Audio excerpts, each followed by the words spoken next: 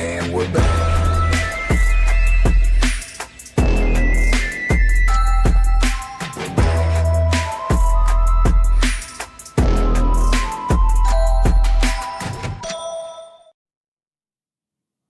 Welcome to the start of the Road to the International 13. It is that time of the year again for us Dota fans to enjoy the best Dota and where the best teams come together across the regions. Zenok, this is a very exciting time. How are you feeling? Feeling great. You know, it's always good when TI time comes around and, there's only 16 teams this time around, but that just means that the competition is that much more fierce. Also means that we don't actually say goodbye to anyone until it actually does get to that bracket stage, which is really cool to see. You know, everyone has a chance to be able to make an upset happen, which we've seen happen in the past.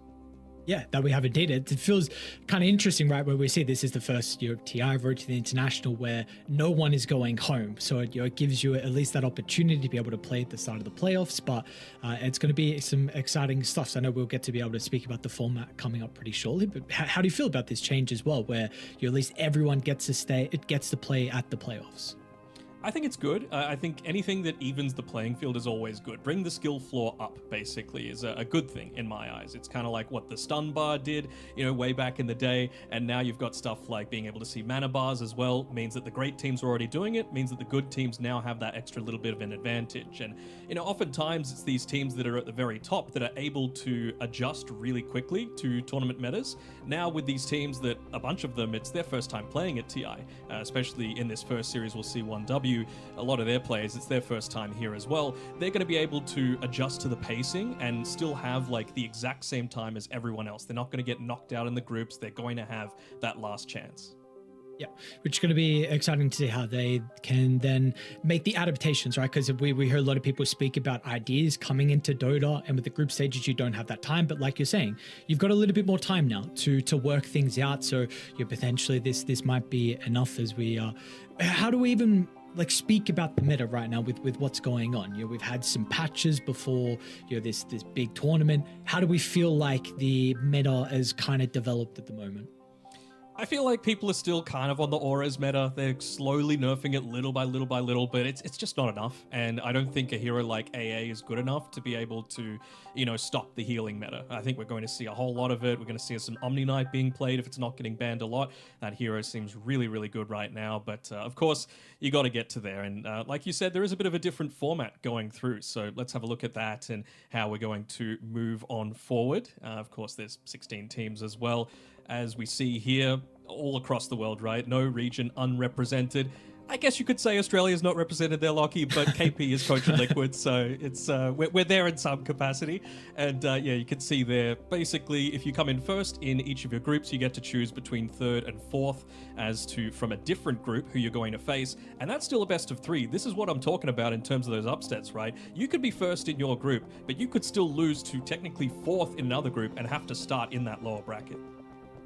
Which would be devastating. We know what can happen in the lower bracket. At least this year and last year was a little bit different with there not being any best of ones, but still, I believe no team is still yet to make the grand run all the way from the lower bracket into the grand finals and be victorious. So we know how important it is to have at least that second life. And like you're saying, there could be an upset in those seeding games. So we'll see. Of course, that is still a couple of days away. We're going to be starting with the group stages. I'm sure we can even get the groups up on screen pretty shortly and see kind of where everyone is positioned. Again, we've got 4 groups with 4 teams. And do you have kind of a favorite, or of course, like everyone likes to say, like a group of death? When you take a look at these groups, is there what are your takeaways?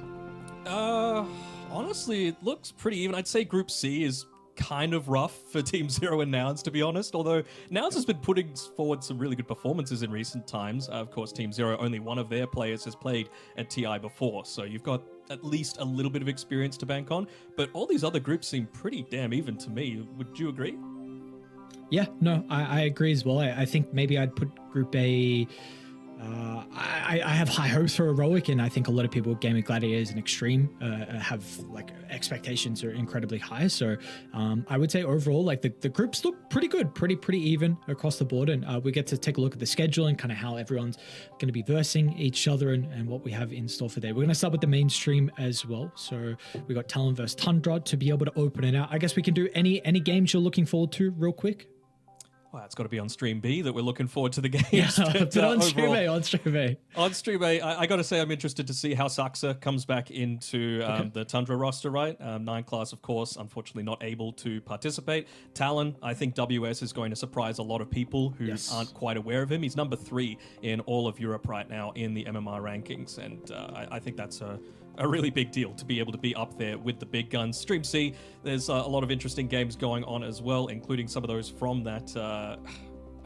I don't even call it a group of death. It just seems like a clear top 2 and bottom 2 there, with Falcons especially looking to top out that group. But I think it should be pretty even across the board. Speaking of Falcons, by the way, I think they are the fan favorites coming into this one. 22.5% of people said they're going to win the international, followed by Spirit and Gaming Gladiators. Do you have a favorite yourself, Lockie? I would agree. I would agree with how everyone is kind of putting their votes. I will be a little bit biased towards Liquid. I'm hoping the results at the recent LAN, and maybe KP was the they've always had like an extra analyst. They've had a coach and analyst. Now they have 2. Maybe that's the thing they were missing. So expecting good results from them. But no, I think with everything you're saying about the fan favorites, those teams are doing incredibly well, I would expect. What about you though? Gaming Gladiators are probably my favorites. They've just come off a Esports World Cup win, which was obviously enormous for them. Although they did just get knocked out in, I believe, a Fisher tournament, just in the group stage, basically. So hopefully that's not a bad sign for them based on the 7.37 patch that we're currently on. Is it 3.7, 2.7? I don't know. One of the two. 3.7. Yeah, I think it's their year. They just got to dodge Spirit. That's the big thing for mine. All right. So just got to dodge Spirit here for Gladiators, and we will get to see how they're able to perform as well with their first series. They're going to start off debut here on Stream B, and like we're saying, they're going to be going up against 1W team as well, a team who we unfortunately didn't see play at Birmingham, of course, where OG replaced them, had a really good run, and really for 1W, the only time we've seen them is at Elite League Season 2, where their first LAN, and they made a hell of a run through. I mean, the grand final, 5-game affair versus Team Liquid, where Team Liquid were just able to win. That was an incredible result. That was a LAN with, sure, there were some other Tier 1 teams that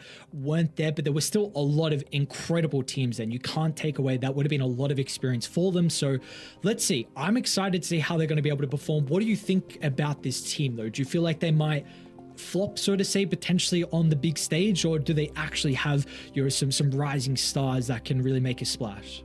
I mean, I think they've been the clear number 2, maybe number 3 team within the Eastern European region for pretty much ever since TI 12, right?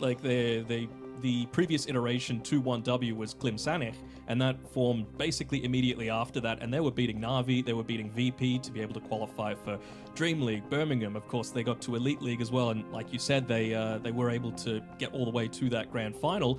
And the important thing is, unlike Birmingham, the raid boss is defeated, visas all obtained, they are here. They are all 5 being able to play together, and we saw at Elite League what 5 of them together on LAN is able to do. And let's see how they perform. So we do have our draft underway. We'll hopefully get into that one very shortly and see where the meta is at the moment as well, because there's a lot of talks of stuff going on, some very broken stuff, a lot of healing, some auras. The carries are looking a little bit different. We're getting Wind Ranger carry. People are experimenting with Mirana. Alchemist is back. You've got a whole lot of other things. I mean, you can. What are you looking for when we head into this? I'm looking for Tinker to be banned a lot because I'm tired of seeing that hero. It's had its time in the sun. And specifically against Gaming Gladiators, I think you got to take away the Enchantress and the Chant from Celery. Those are the 2 things that I'm always looking for, just because they play so incredibly well around it. You always see that 5-minute rotation towards the mid lane, get the mid tier 1 tower, get the power runes, enable Quinn, and just open up the map so heavily. So I think you've either got to understand that that's going to happen if you're letting it through, and specifically pick heroes that are able to stop that from happening, or you got to have some other plan in mind, right? Because it's just worked so well for them. I think it's a 70% win rate whenever he picks up the Chan, and for a good reason. So if we're speaking about playstyle then for 1W, what do we want to see them try and prioritize to? Okay, well, there you go. So they get the Chen. They get the Chen.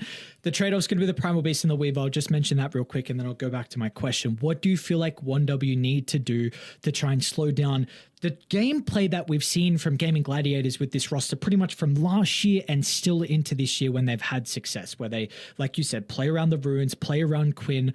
How do you try and address that if you're 1W? I think the big thing is not necessarily addressing the death ball in some sense. It's like stopping it before it even gets to that death ball stage. I think Gaming Gladiators are the best team in the world if the games are lasting around 30 minutes or so, just because they've had so much time to understand how each other play, and it's just when all these item timings tend to hit. And I think the way to do that is just to focus on Ace. Ace is the one that you need to be looking to take care of, because he pretty much in all of their losses is the one with either the lowest kill participation or the most deaths by far. So if you could stop them getting into that Pipe, Greaves, Crimson Guard, all this sort of meta style, then suddenly the 5-man death ball isn't anywhere near as strong. And, you can look to try and take them out in that capacity. So if they put a little bit more emphasis onto Ace, I can still see 1W coming out on top. Obviously, there are a lot of things that you need to be considering, right? That's where the Chen kind of comes into the equation. We've seen Celery solo rat down towers as his Ench or Chen. You've seen how much emphasis Gaming Gladiators put onto the power runes as well. So how are you going to be able to put all of these pieces together of the puzzle to be able to make it work? That's the real question. Yeah.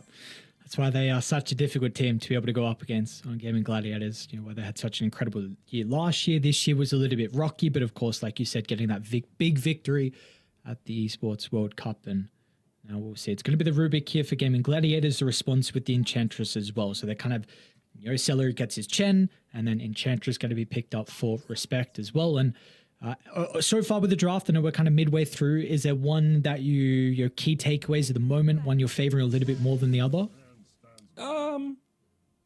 I would say I actually kind of like 1W's draft, just because you're going to be able to deal a decent amount of damage in the early game. You've got the Enchantress as a bit of a Chen response. You can make some of those early rotations, Weaver. And, we actually don't know 100% if it's going to be a Weaver 1 or a Sven 1, right? They're one of those teams that has that flex potential. Even a similar sort of thing with a Primal Beast. Could be mid, could be off lane. So there's a little bit more flex potential there for them in my eyes. Do we feel like though their heroes from 1W are enough to be able to deal with the issues that you're saying Gaming Gladiators often give other teams with kind of the death ball group up, play around the power runes as well? Do we feel like in particular they have supports that are able to rotate early? Sure. I mean, Enchantress, absolutely. Weaver, if it is indeed Weaver, you've got that mobility to quickly get there with Shikuchi, not put yourself in a harmful position. I don't think Sven really cares that much going up against the Slardar, right? Like, you've got the Warcry, you're going to be able to at least have a little bit of protection if you're left on your own in the lane, if that is indeed what they're looking to do. Again, still could be a Weaver 1. But yeah, I think they've got a good amount of burst damage. I think they've got a good amount of stuns. If it is a Sven position 1 as well, you can eventually buy a Blink Dagger or an Aghanim Scepter to be able to get in onto the backline. So I don't hate this draft at all. We'll see the Slardar be opted at the 18th here for Gaming Gladiators, so it gives you another hero that is incredibly survivable if it is the Scepter route that he wants to go down. We've seen the DK be really tanky, but the Chen as well helping out with a lot of the auras. Ooh, I think we've even seen Quinn a couple of times play a mid Slardar as well, right? Which, going up against a Primal, not the worst. Anytime it's a melee v melee matchup, you're pretty happy to have that sort of thing, and you're always in the water as well, so you get a little bit of that regen boost. Another thing too, Dyrachyo has also been playing a lot of the Dragonite mid at the moment in pub, so I guess there is some flex potential here for gaming. This is definitely one thing. I think Dyrachyo has played some more unconventional carries and definitely has a set style, so we'll see heading into the last phase where this one goes. He's been playing a lot of Ricky as well. I've seen a lot of players actually play a lot of Ricky, and it hasn't really been working out too well for them. But, people are clearly just trying a few things. You mentioned the Wind Ranger. I don't personally see it. I don't like the Wind Ranger one, but results are results. It's working for a lot of people, despite the mini nerfs that keep coming out, every letter patch. 10 seconds remaining. I think Naga's going to be the most banned this entire tournament. I'm just putting it out there right now. The hero is busted. Okay. What is it purely the support factor, or is there also the potential because it can be flexed? Sure, there is that potential, but the Deluge is just way too good. Like 330 movement speed, high armor, good attack speed, a slow status resistance reducer. You can use it with your illusions as well. Your song heals. Reel in is not a meme if you're playing it as a support, which is insane. So I think it's just way, way, way too good. Okay. Probably a big reason why we see it first phase ban, and you're expecting that to be the case for a lot of the tournament. So wonder if we'll see any Nature's Prophet come out. We're seeing a lot of that, specifically from Gaiman. They can play it in any role. So if they're able to, pick it up later on into this draft, you've got great tower taking potential then. You've got the ability to, and I think why it's going to be good for Gaiman specifically is that the change to the Wrath of Nature, right? It doesn't cap out at 16 targets anymore. It's just that the damage caps out at 16 targets. So if you've got a lot of vision around the map, you can just shove out all of the lanes with a Wrath of Nature and join into a team fight. And then 1W are going to have to make a decision. They're going to have to say, well, we either take this team fight and potentially lose it, and we lose all of our creeps under the side lane, the other two towers that are being pushed in by creeps, or we have to retreat and potentially we lose a tower anyway because they're just going for a death ball in our lane, and who knows, maybe even someone gets picked off. So I think the way that NP is right now perfectly fits with Gaming Gladiators' overall strategy that they've had for the past few years. Yeah, I've seen a lot of other teams as well, just I should say players in particular, in their pub games experimenting with the Nature's Prophet, the Ironwood facet and trying to be a really big nuisance, and seeing a lot of like mid Nature's Prophet and, like you're saying, the flex potential. So that's another hero that I'm expecting to see a decent amount of so far. But for 1W, we get the puck ban. So they do expect that this is going to be a Quinn hero loss, and that will be the case. The Quap's going to be picked up, and you ban the puck, which is a pretty good matchup versus the Quap. You will not have that as a response now for Chira Jr. Of course, like you were saying, there is potential for the Primal Beast to go mid if they want to, or put it off lane. How do you feel now, knowing the Queen of Pain matchup? They don't have a lot of time as well. No, they don't have a lot of time. I mean, I don't necessarily hate, if it was going to be a DK1 Primal Beast into that, still feels okay. All of that armor really isn't going to do that much against Primal with Trample, so that feels generally all right. I'm just thinking, what mid laners could you look to have against the Quap? Bloodseeker doesn't really fit into this draft at all. It's a great Quap counter. Puck's already banned. Sure, why not? Just someone that's able to rotate around the map, that's able to respond to the Gaming Gladiators Death Ball. I don't know why I have a feeling that this was a hero that there was some stage, maybe it was a couple of weeks, nothing crazy, but we're actually getting Nature Prophet mid a while ago, and I have a feeling it was against this Queen of Pain, where you just have so much overwhelming right click advantage with yourself and the treants, and you can always go back to base very easily, so you don't care about the dagger spam. So this will be interesting to see. Honestly, we were just speaking about the Nature's Prophet. I'm very excited we get to see it now picked up for 1W, and we'll see, at least what I've been seeing, it's been played a lot as the mid lane. So very excited to see your kind of the difference there in play style. But now that we have 5 heroes on either side, is there a slight preference, or do we believe this is a relatively even draft between the two? I think it's pretty even draft. I like the Quap just because I feel like they were lacking in damage, especially early on, and that's what the Quap's going to be able to provide. But if it does get to that, level 20-ish mark, Chira Jr. is going to get Sprout leashing, and that is going to be very, very effective against the Queen of Pain, being able to have that additional source to be able to lock her down. So the fact that you don't necessarily have a reliable stun isn't going to be as much of a factor anymore. So I personally, even though I think Gaming Gladiators could win the whole tournament, I like 1W's draft quite a lot. Okay. How about before we get to that stage, though, with the leash on the Nature's Prophet? Do we feel like Gaming Gladiators, again, we've spoken about a lot, this is a team that can run over a game very early on. Do we feel like they have the lineup to do that? And do we feel like 1W have the 5 men that they can actually combat the early game strength that we see so often with Gaming Gladiators to get to the late game where you feel like they might be a little bit stronger? The thing that's concerning for me a little with Gaiman is that Ace is playing Slardar, right? Which, he's a very, very skilled player, but Slardar isn't necessarily one of those heroes that wants to be building Crimson, Pipe, Greaves. So where is that ongoing sustain going to be coming from? Obviously, Celery can go the mech for the Chen. He's going to have that plus the Hand of God, but it's a lot of other auras that you're kind of foregoing to be able to make this this sort of thing happen. So I still think that they can look to put a little bit more emphasis onto Ace. You know, obviously you've got a mid Nature's Prophet, so he's going to have a lot of levels as well to be able to make a bunch of those early rotations. And I mean, their lane isn't weak by any stretch of the imagination, right? Like, it's a Sven Enchantress. That is not weak at all. All right, let us see. First game here for the road to the international. Very exciting stuff. 1W, how are they going to be able to perform up against the Giants on Gaming Gladiators? See, nothing too surprising. Respect's going to be able to get out of the map, and Yeah. I Good. was going to say maybe drop an observer, but he's got double sentry, so no early stuff going on. Maybe a late smoke from Gaming. Solid info. Big tree. Just scouts out 5 heroes. It's scouting out 5 heroes. Respect was also making sure, sorry, not Respect. Chira Jr. was also making sure to just walk it barely underneath the tower range to scout out if there were any observer wards there. So nice little micro, didn't end up giving up anything.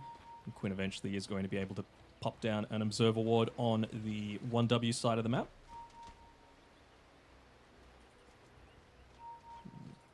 So to me, the way this first, like, 10 minutes of the game is going to go is going to be dependent on A, how well does Chira Jr. go in lane, and can he get into his ultimate to be able to make a rotation onto Ace and, you know, look to kind of hinder him somewhat, as well as, you know, if you are able to get into those earlier, into an early point in the Wrath of Nature, you can shove out lanes very effectively, and you can make a lot of these moves that Gaiman are trying to do a bit more obvious, right? Because if there's creeps hitting a tower and no one's addressing them, it's clear that they're going for some sort of smoke. Okay. Eyes on Chira Jr. and how this Nature's Prophet is going to be able to go. He's already got the treads leveled up, sorry, queued up. And you see how this Ironwood tree is able to perform. What do we think of the Queen of Pain as well? Did get some slight buffs in regards to, I think it was the Fassive? I don't even know. Masochist, I think. So how do we feel like this hero is currently in the meta? I've seen some other people try and experiment a little bit with pubs, feeling like it might be a little bit more viable. I like the hero overall. Again, I feel like it did address a lot of what Gaiman were lacking in at the time, which was damage. And, you know, if you were looking to try and throw back some damage going the other way when they are trying to go for this death ball, you know, something like the Queen of Pain that has the bondage innate ability, it's got a bit of a return damage coming through as well. So you can afford to play a little bit more aggressively, I could say. Top lane, of course, with Sellers Shen. How do we feel about this as well? He's gone for the Seder convert. Is this... Do we feel like there's many that he could have chosen for? Or at the moment, Chen, is there only kind of a couple, or this one in particular that you can go for? I like this one in particular, just because it's going to make spamming out your abilities a whole lot easier with that mana regeneration. Also, going up against Sweden Strong, you just want to be mana burning the Weaver, because if it's a support Weaver without mana, not really doing all that much. You know, the change to making his level 2 incredibly busted, right? Having Geminate Attack and Swarm and Shikuchi was way too good previously. So now that you don't get all 3 at level 2, you know, if he's got no mana, then he's feeling pretty happy. Lastly, bottom lane, we see a bit of a brawl going between Respect and Tofu. Would you say this is a little bit more favored for the Enchantress? No, it seems like sometimes Rubik can have a bit of a difficulty with trading versus especially supports that have some way to be able to get a summon. Yeah, not even just the summon, right? But also just the heal that you get off the back of it as well, right? The reduced damage coming, of course, through the Fade Bolt isn't going to be quite as impactful anymore. So I think, in general, both teams are going to be pretty happy with just sitting back and farming. My eyes are really just on this mid lane. Like I said, Chira Jr. is going to be the key for how 1W are going to be able to potentially open up this game. I wonder if he might even go for a TP back to base pretty soon as well, because he's sitting kind of low. And I don't know if Quinn actually wants to go for like a Shadow Strike build, right? I know you mentioned that, you know, with being able to go back to base, you kind of nullify that, but it doesn't really provide the damage that you need from the early game, right? I think he's just going to be a whole lot more focused on spamming out these waves of the Scream of Pain and enabling himself to be able to make these rotations and be those damage dealers once the fights break out. Dire's bottom tower is under attack. First little objective of the game, we do see the Lotus down bottom going towards Ace top. I think they just got it in time for Sweden Strong as well. Overall, very, very quiet start. Cloud is having a bit more of a difficult time, though, on the Primal Beast. Only 13 last hits at the moment. Creep Wave's in a pretty good position for the Dino to be able to see us relatively well under the tower, but we do see he's struggling a little bit at the moment. Well, Sweden Strong has done a pretty decent job of keeping the wave pushed back. Again, like, this is such a strong lane. I really don't see them killing anyone. If you're 1W, right? DK, very, very tanky. Celery, he's just going to be able to give you the weight of numbers, and he's even getting a nice few D wards now. So now the lane is actually going to swing the game in his favor. What do we want to see out of Celery then? Like, if we feel like Diracho is kind of untouchable at top, are we really expecting a rotation pretty shortly through the gate for the Chen? Potentially through the gate, or it's about reaching that time where he might even be considering going mid, right? As well, we speak about Celery, he's the one being dived. Celery in some danger. They're going to have to damage Son at the tower, but it will not matter. They'll probably get a return kill onto Cloud with the aggro getting chained away to Sweden Strong. It actually will be enough to keep Cloud alive, so very nicely done. They'll strike first in our game one. Although, I mean, yes, it sucks that it's first blood. However, Quinn is just going to be rubbing his hands together, saying thank you very much. Might be looking to get a bottle refill potentially for this mid lane because, you know, like we were saying, it's around that timing. Yeah, there we go. Easy clap. Calculated. Yeah, it's around that 5 minute. That's what he says. Mm-hmm. It's always intentional. Oh, doing really well, Chira Jr. there. He ended up using the fortify just to make sure that his creep wave didn't get nuked down. It's also going to enable them to potentially go for a bit of a dive here. Although Chira Jr., he's a little bit low on mana and health himself, so I'm not sure if he's going to go past the tower. I was even giving tabs down bottom as well. There was a lot of damage put into Tofu along with Ace at that moment, using the Warpine Raider to attempt to help dive the tower. Got a bit of damage into the objective as well. In fact, a decent amount of damage, almost 500 onto it. He's going to attempt jump under. Quinn finds a kill. Doesn't even need the Sonic Wave as well. Now we'll be able to TP back to base. So a solo kill for Quinn's Queen of Pain. Queen of Pain is always very dangerous to have to go up against.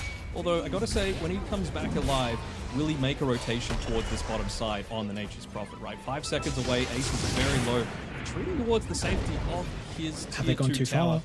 Yeah, Quinn's there. Radiant's middle tower is under attack.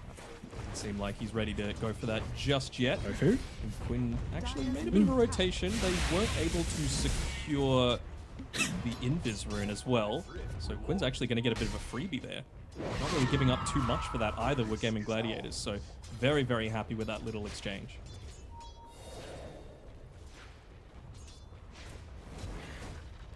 See what he can do with the Invis if there's anything crazy. Still, of course, has Sonic Wave, and we do see Celery hang around the lane. Yeah. Maybe there's a play to be had as Cloud is also aggressively pulling this top wave. They were starting to ping him out. Don't know if there's going to be a potential for that, but we have seen so far, though, 1W, we're really trying to put a lot of pressure onto this bottom lane on Gaming Gladiators, again, using the Enchantress creeps to dive, so maybe there is that potential, like you're saying, because we still yet to see Chira Jr. move to another lane with the teleport, so maybe he'll go bottom, but we'll have to keep our attention on what they want to do next. They got to be very mindful as well. Again, I'm just going to keep harping on about this Nature's Prophet, right? Like, might be using the Wrath of Nature, shoves in the lanes, and could potentially free up a time for him to TP in towards that Wisdom Rune. It's just coming up in 30 seconds or so, and someone's going to need to, deal with creeps hitting the towers or, kills being achieved just ahead of them, because Tofu and Ace, they're a little squishy right now, although they do have the movement speed coming out to them very shortly. Boots finished off for Tofu and Treads for Ace.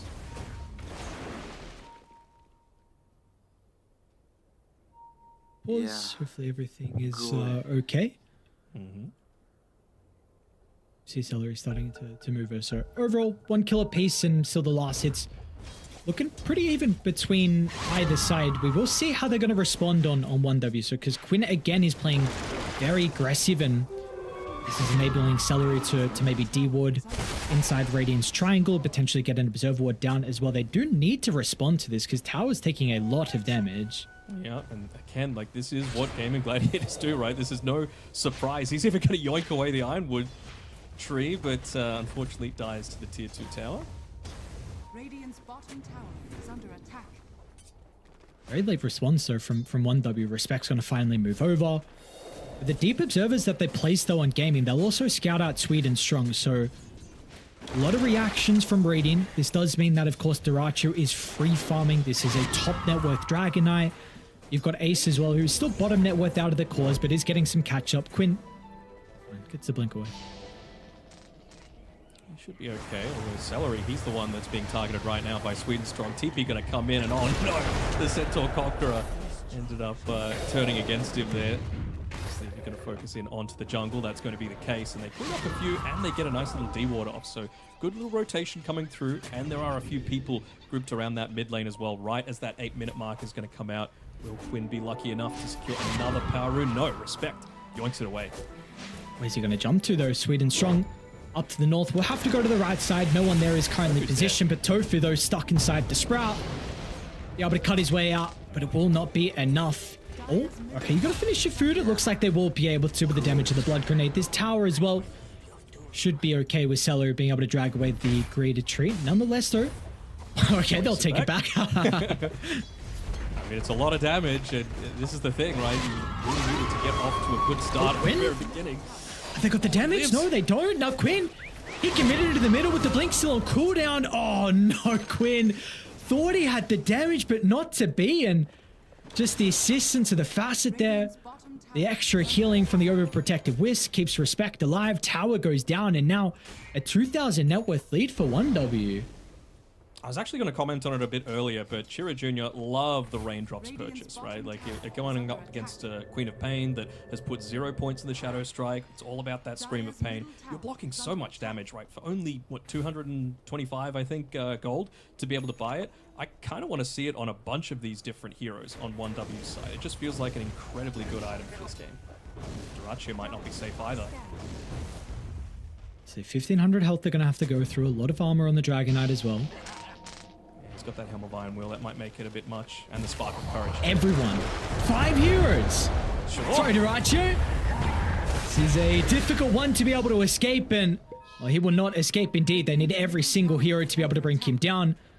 This will leave all the other lanes alone. I mean, Ace is pushing in bottom. Quinn's going to be able to snipe Moonkushi's courier, plus get a full creep wave, and they might not. Okay, they will TP in some heroes to defend the tower.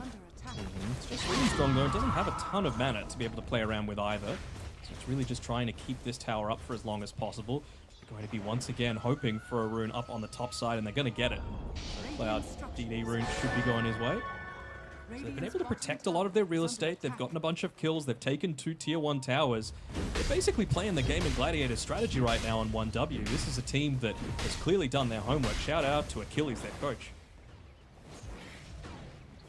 Let's see if this is going to be the advantage they need to bring them into an even mid game. Because we do see that person that you were mentioning in particular in gaming is Ace, who was bottom of the net worth and has caught up relatively well. I mean, it's now Quinn that is fallen a little bit behind, but after getting the tower for Ace, gets close towards the blink. Cloud will TP down before the tower dies, and with the assistance of the Nature's Prophet, there's not going to be enough to keep Slardar alive. Or maybe nice a stun along with the telekinesis. Ace actually able to slither away. Sweden Strong feels like he can continue the chase. He's going to run straight to Quinn on the high ground, and the burst is almost enough, but the time lapse will come out in time. So the Weaver's able to stay alive. Tower will still go down at the bottom side of the map. So their first objective here for Gaming Gladiators. It's very rare that you see Gaiman having to rotate that many people defensively though, right? Normally it's them being the ones proactive a lot of the time, and that's going to enable, like, yeah, there's a bit of a net worth difference. It's pretty much on the supports right now, though, right? Look at Respect. He's looking to build into that Solar Crest really early. You've got a Weaver who's nearly building into the Spirit Vessel at quite a good time. So it's going to be really effective against this heal, sustain style that you're going to get with the Hand of God, with the mech coming up shortly-ish for Celery, and of course just the DK with the Worm's Wrath. What do we want to see out of the DK in particular? Duracho again is, I mean, we saw that one death prior. Okay, mid lane, Quinn blows up Sweden Strong. This time the damage isn't going to be an issue, but Quinn, oh boy, just, disjoints the Stormhammer. And, I mean, we are seeing, there we go. Gives him the tip back. I mean, it was a 4 kill streak as well, so that's a nice little injection of gold there coming through for Quinn, who, by the way, go on the Dagon. So, if you are going to be the one jumping in, making sure that you're getting value out of the bondage innate ability. Just having a little bit of that spell lifesteal coming through is going to be incredibly effective at just prolonging your life in a lot of these things. You can even see from the Ironwood tree, right? It's just stats that he wants at this point. Back to the discussion of the carries, we do see Duracho is able to clean up a stack over at the triangle, and still there are no stacks that have been made for 1W. This was a thing earlier with Celery dropping the sentry down, preventing that. I don't think they have tried anyways, so we do see this network lead continuing to go slightly into the favor of Duracho. Will be the Sunge as his next item, and when do we want to see him kind of start to join some of the fights? Because we know the Sven, could be like a blink next item for Munkushi to get involved. What about the Dragonite? When do we feel like Duracho is going to want to start to show up to some of these early fights? Let's have a look at what he's getting close to. I mean, I wouldn't be surprised if, hold on, bottom side, Sweet and Strong's going to be able to get away. Once he's got the Sange, I wouldn't hate it, just because that's probably going to synergize fairly well with Celery getting the mech and Ace having the Blink Dagger, I believe, coming out to him right now. So they've got a bit of a timing here around that 14-minute mark to potentially make a play on Gaming Gladiators. Do you have a preference on playing the Celery game right now? He's like looking to be the rat himself with his Enchantress. I wouldn't be surprised if he just looked at a lot of Celery replays and modeled his game after that. It's going to be the target of this movement, though. Of course, with the high ground observer, they are well aware of how aggressive Respect is farming, but this is not an easy kill. With 4 points up in the Nature's attendance, they will have to work for an Radiant. They're smoking over, and they're going to be fast enough to protect him and maybe get a rebuttal kill. He's still alive, and where's the team? Finally, they'll come charging into the middle as Cloud has the damage for Tofu. Quinn's going to push them back with a Sonic Wave. It's not enough, though, as Celery still gets chased down, and Ace is now stuck inside the Sprout. With a stun will fly out from Munkushi, and there's just nothing they're going to be able to do. Ace still should die under the 2-2 tower, not actually to be, as 1W will respect the potential of this Slaughter and maybe anyone else to keep him alive. Nonetheless, so we do see how tanky this Enchantress can be. Yeah, small mistake there from Chira Jr. as well. He was standing next to the Illusion Rune while he had the Corrosive Haze on him, so could have yoinked that one away. Instead, Quinn's going to be able to get away with actually finally getting a Power Rune for himself. Enables him to stay out on the map, feel a little bit more safe to be able to just go immediately back to the lane and farm. I like what I'm seeing, though, Dano. We got a very even game. I mean, I definitely would say even myself, I didn't have as high expectations for 1W, and I think you said, you feel like gaming the team that you feel like will come out on top here for the international, and we see at the moment 1W really bring the fight to them. I did like the draft, though. Come on, you got to give me some credit. Yes, of course. You did, yes. Sorry, apologies. You did say. No, that's all right. Yeah, Respect, like, he's literally, like, it's like I'm watching Celery play right now. He's just putting himself out there, being this roaming ward, giving so much space to, potentially play alongside Swedenstrong, right? I love supports that are able to, as soon as they're 6 or as soon as they hit their timings, are able to go for a kill just with the two of them, right? And it's not just the two of them, because at any point in time, Chira Jr. can look to join in. He's got the Maelstrom now. He's building into the Glipnir as well, so a little bit more of that control that they're going to look to play around. I think they know that he's farming in this quote-unquote safe area, though, because they've made the jump. And it's a perfect read from them, though. Chira Jr. It's going to be the second death of the game here for the Nature's Prophet. And they've got a creep wave that's, never mind, a little bit far away. It's a creep they've actually taken over, so won't be able to maybe convert that into some damage on the tower, but a really good move from them. They might be able to go mid, though. This tower doesn't have a lot of health. Using the Co-op Illusions right now to be able to tank it up. I mean, I wouldn't hate Duracho joining in, and, like I was saying, once he's got the Sange, once they've got the mech, once they've got the Blink Dagger, they really weren't scared at all about what 1W were going to be able to throw back the other way. So that's just a good understanding of how, not necessarily like playing the player versus playing the hero. When you've got a Nature's Prophet, you know that you can farm in this quote-unquote safe area because you can just TP anywhere. It wasn't safe. Gaimin knew exactly where he was. This time for Respect, it's not safe as well, so they'll get the kill. It'll take a while. Let's see. I don't know if there was any read of the Observer.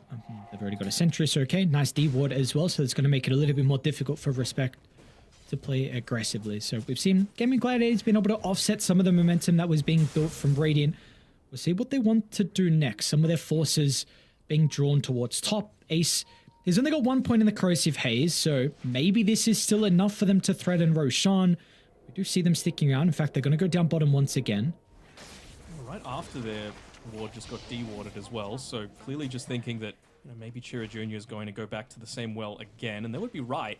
Although he's got some pretty good micro on his tree in here to be able to scout that one out before it reaches him. So nicely done. Just those little plays, right? Not sending the tree in just straight to the neutral camp, using it as that extra scouting potential. He's dead if not for that.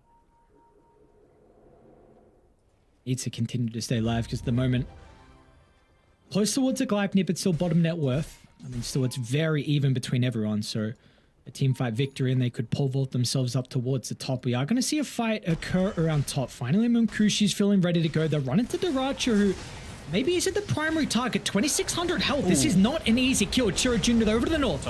They'll jump in over towards Tofu. They want to deal with the Rubik and turn to Ace next with the blink up shortly. We'll be able to jump down to the low ground. It looks like the TP will be successful, but they should be able to. God Strength activated with Chira Jr. here as well. It doesn't seem like there's going to be a response from Gaming Gladiator. So they were the team that wanted to fight into this objective, but it's going to be 1W that actually get the first ages of the game by the looks of it. They were so close to being able to claim more, right? Went for the Sven stun onto the small camp just to try and get that splash stun onto the Dyrachio DK, but not quite able to claim it. But I think they're going to be very, very happy to secure Roshan. Can't they fight now? No God Strength. You might be able to force the issue. Someone's able to catch them though. Chira Jr.'s going to look for a TP out. That's a nice spot. Dyrachio won't scout him out. They've got vision, however, from Sweden Strong with the time lapse already used. They'll at least get the kill onto the Weaver, which is a consolation prize, and probably this tower as well. Okay, yeah. 1 kill, 1 tower. Feels okay, right? It doesn't feel amazing. I actually wonder if Gaiman might consider just sticking around here, farming a few ancient camps and prepping for that Tormentor, because it's only coming up in about a minute or so. It's going to take them so long to be able to get down to Chira Jr. to try and go for a kill here, so they've planted their flags. Respect. No God Strength. They're looking to try and target down Dyrachio. Cloud once again with a charge through. This time do they have the damage? With the Hand of God's going to come out. Salar is falling low. They haven't addressed Quinn with the Queen of Pain untouched at the moment. Finally, the Pulverize is going to be there. Quinn's in some danger. Can he get the blink away over to the high ground? Quinn tries to escape. This is giving Dyrachio now some moments to be able to right-click down some of the heroes. With Chira Jr. gone, has Munkushi got the damage? Finally, God Strength is back online. They'll be able to close the distance onto Ace on the high ground, but the Slaughter only has Tofu nearby, but Tofu will snipe the Aegis. Ace surviving for much longer than expected, but he will still be killed off nonetheless inside the river. So a 2 for 2 if you include the Aegis. Not too bad all things considering the Munkushi didn't have God Strength for pretty much that full duration of the fire. Yeah, I think the other thing as well is that you didn't finish your food with Celery. He got away on about 50 HP and he was able to cast Divine Favor 3 times in that fight. So providing 6 regen per second, 20 armor to a lot of these targets that you're trying to go on. And when you consider it's, a Nature's Prophet, pretty much exclusively right click. Weaver, not that strong right click right now, but a Sven absolutely, without the God Strength, is going to nullify a whole bunch of that damage. So the fact that they were able to get away with like a relatively even kill exchange there, I think it's not bad for 1 win, but again, I feel like it's been the case this game that it just could have been so much better. A lot of almosts coming through for me. Yeah, we're seeing inside this replay in particular how difficult Chira Jr., his role is inside the team fights. It's very hard for you to position yourself in the Nature's Prophet. You TP into the middle, all of a sudden you've got a Slaughter jumping on top of you, you've got the Queen of Pain burst damage, the DK up in your face as well, and we are seeing he have some, there's a couple deaths in a row now inside some of these team fights, so we'll see if he's going to be able to continue to have some success as the game goes on. What for him actually even in particular, how should he be taking this fight? Should he be TPing last on the outskirts? Do we want to continue to see him TP in so aggressively? I think you can, just because you are building into a lot of stuff that's going to be able to protect him, right? Like you've got the Solar Crest now on Respect, so that's going to provide a whole lot of additional safety. You're building into a Hurricane Pike for yourself. So again, just being able to, like he was caught inside of his own Sprout that time by Tofu, I think, in that previous engagement. So just to be able to get out of a few of these things yourself is going to be such a big deal for him. I think with the Gleipnir, with the even just the Dragon Lance provides a whole lot of extra survivability. Is Munkushi here though? No, should be fine. Oh, he has it. Okay, now they're all funneling towards top as well for 1W, so this should be a tier 2 tower that's going to go their way. Meanwhile, Gaming Gladiators have some heroes on the opposite side of the map who will get the Tormentor, but we'll see without their forces kind of nearby to protect it. I think this should go down after the glyph. Just trying to think of what you would actually want here with the Rubik. Obviously, it's not an amazing game. Like the Ag Shard with the Warcry would be kind of nice for Tofu to be able to steal away now that he's got the Shard himself. But I think he's going to be very, very happy just to take that Shikuchi for himself. I mean, we were casted some of those China qualifiers. We saw Ponlo in particular with his Rubik. Any chance that he got, he was able to do just a massive amount of havoc. Seeing that maybe they were going to try and force the issue with the double damage rune on Munkushi, but unfortunately there's probably not going to be a fight, at least an opportunity for them to take the fight. So they will actually smoke on 2. Playing behind Munkushi is going to try and shove the wave up. I don't know if they might have Tofu... seen. Yeah. It's daytime, they would have. So how are Gaming going to be able to respond to this? Celery and Ace kind of clumped up together. Tofu really feels like he's just acting as a smoke breaker right now, using his Watcher vision as much as possible to be able to provide that extra safety. I think we should be able to get away with just that, although Duracho... Quinn's not here. Yeah, and Duracio's hung around for a little bit too long. How long's left on that smoke? Can't be too long, yeah, just about 5 or so seconds, so just playing Tofu's going to run safest first. possible space. Tofu, Going to be able to get the start. Cloud, no, he's not actually. Now, Ace with the counter initiation in the middle. This is going to buy them enough time for Quinn to TP in. Chira's indeed. And may have isolated Chira Jr. as well. He is in, and they need to protect him. The rest of the team's going to try and run over, but Chira Jr. still doesn't have the backup. Can you take the fight 4 on 5 now with the BKB? It's going to get activated from Duracho with the turn. Cloud in a lot of danger. Look at the damage start to rain in the crits along with the minus armor. This was just a messy fight. 1W. They tried to take it into the home of Gaming Gladiators, but now they're going to lose a 4th as well. Ace snipes respect on the TP. And they lose no one. Maybe an opportunity where you catch Tofu at the start, get rid of the Rubik, the spellcaster, before Quinn's able to get there. But that is not to be. An incredible fight for the boys on Dire. I mean, if you ever say that supports don't decide games, just watch that replay, right? Tofu in the perfect position, not only to be able to protect his carry, but also scouts out the smoke, gets away himself because he's already got the Shikuchi stolen. He was right in the right place in the mid lane as well, putting his life in danger to be able to just force a little bit of pressure away from that lane as well.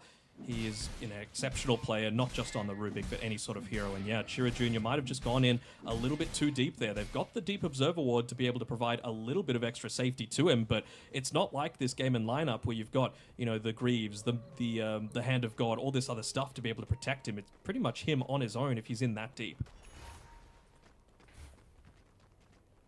I mean, he's still 3rd in net worth, but we really see him have a difficulty to stay inside some of these team fights, and you know, maybe the damage is going to be a little bit lacking now with the Crimson Guard picked up from Ace as well.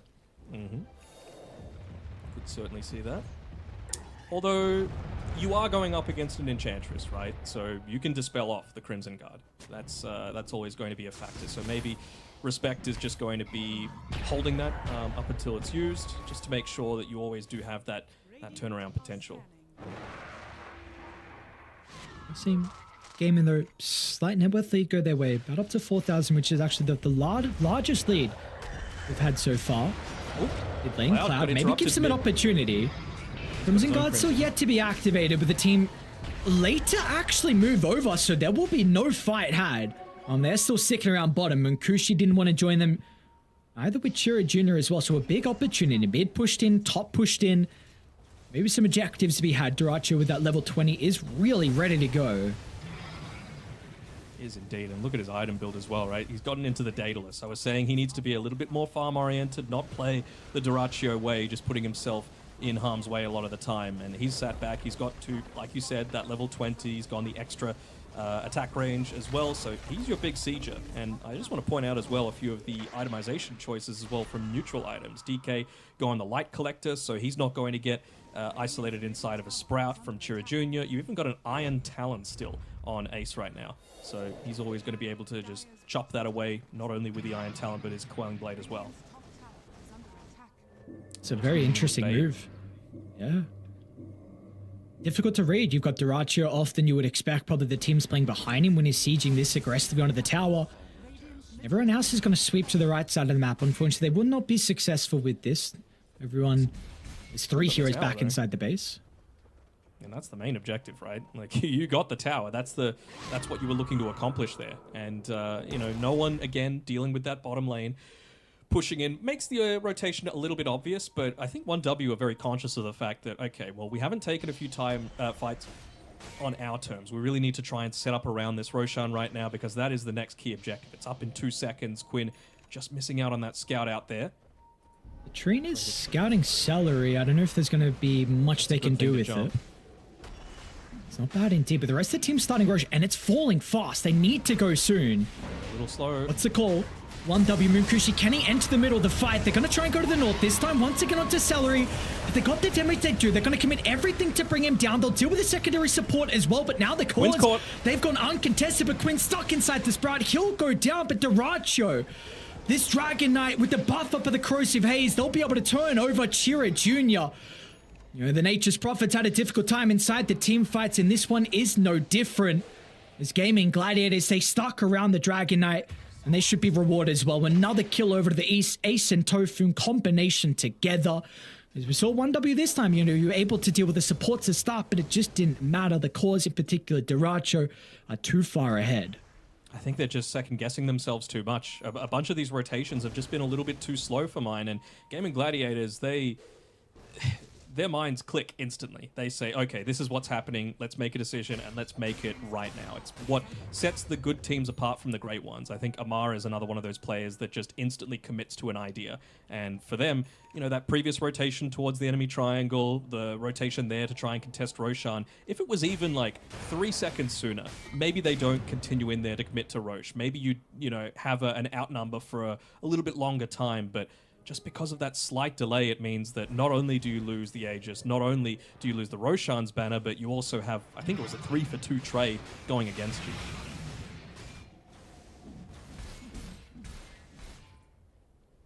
See, there's momentum really starting to build for GG. Back-to-back fights. Dyrachyo starting to get untouchable. Satanic queued up for him next. See how they're going to... You know, this is one thing about these players and teams that do not have a lot of experience. How are you going to be able to slow the game down and find a fight that might work in your favor? Is this the fight? Very clever by Celery as well, though. He was farming the camp inside of the 1W triangle and made sure to keep that Satyr Banisher there. He wants to be able to get rid of that Crimson Guard if Cloud ends up popping it to try and survive himself. Natal? It's just gone. River Quinn? Be able to get rid of the shield rune. Quinn's in a lot of danger, man. Look at this. All right.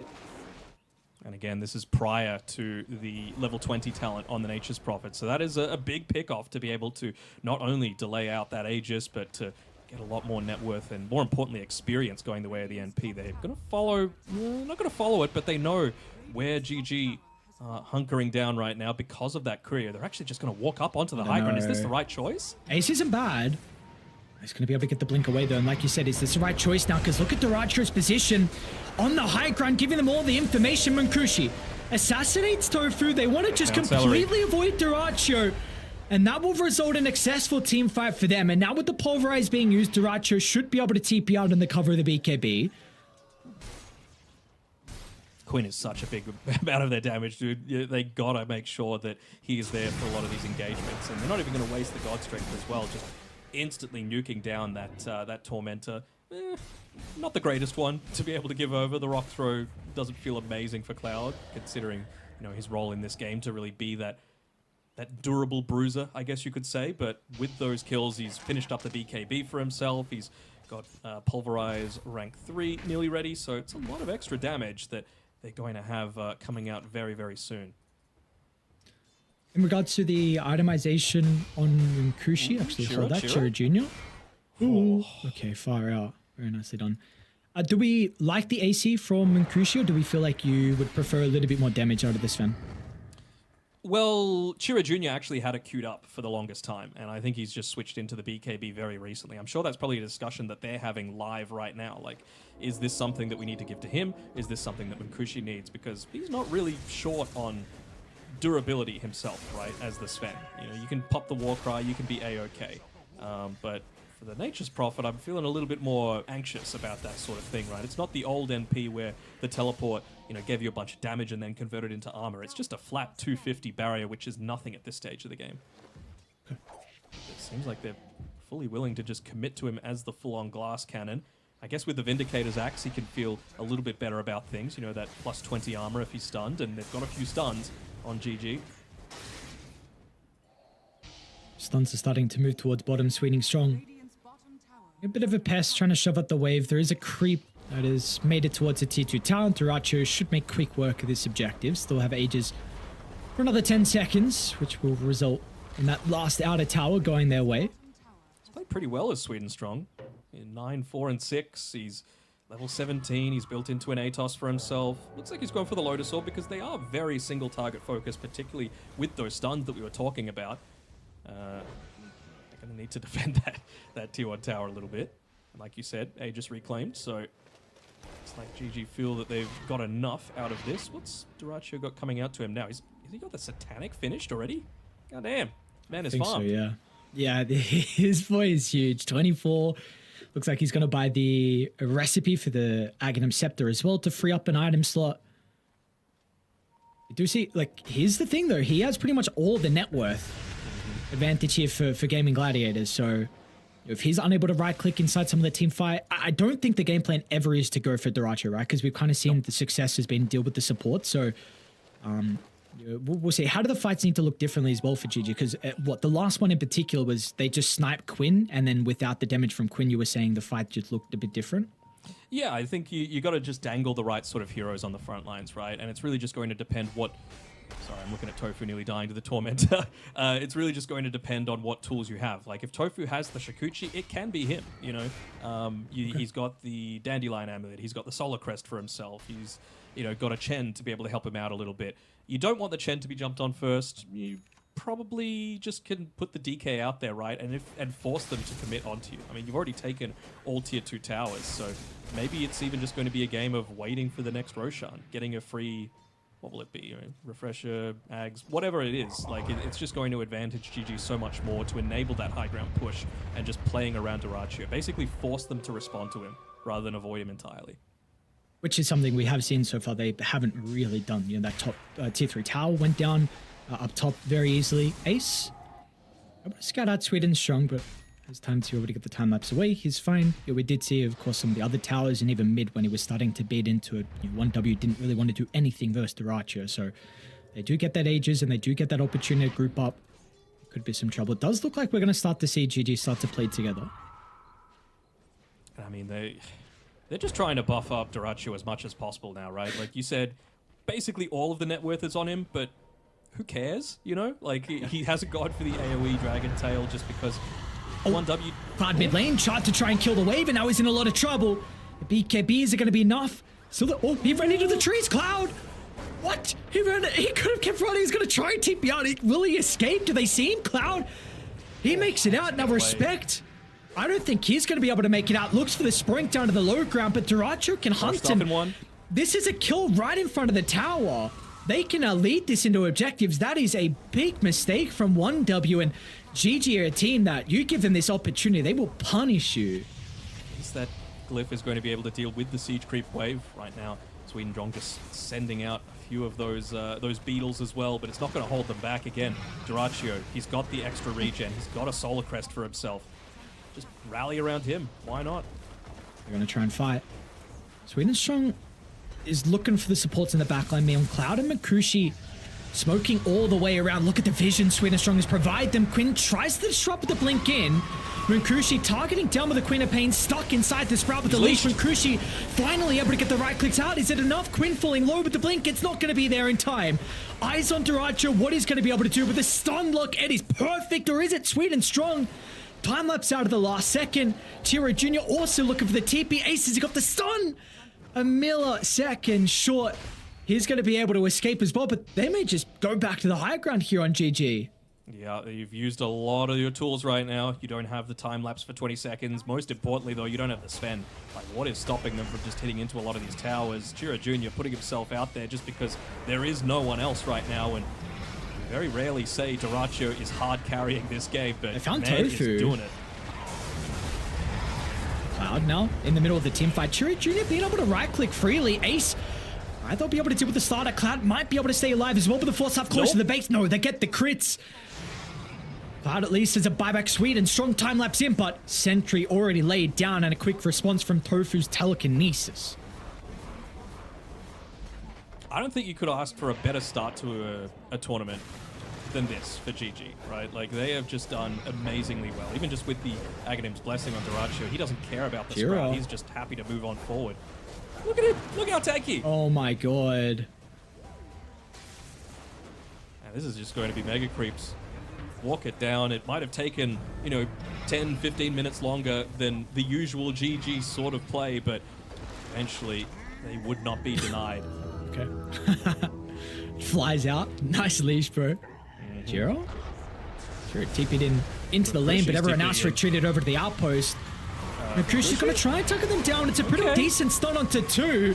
Now, but the quad held into place as well. Quinn in some danger, but they're lacking the damage. And we've seen that be the case onto Dyrachyo. Dyrachyo does not care. Stands his ground. They just don't have the answers towards the Dragon Knight. He's going to go uncontested. It's only one death for him. They'll be able to deal with Tofu, but it just doesn't matter in the end. This goddamn Dragon Knight, Dyrachyo has made it look flawless so far, and might be able to get respect. Ace is there in the nick of time. Respect will go down as well. That should be it.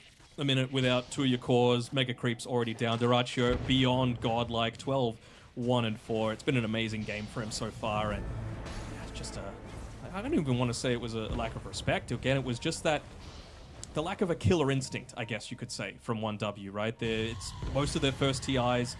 They just want to be able to do the safe thing, but oftentimes the safe thing isn't going to get you the win.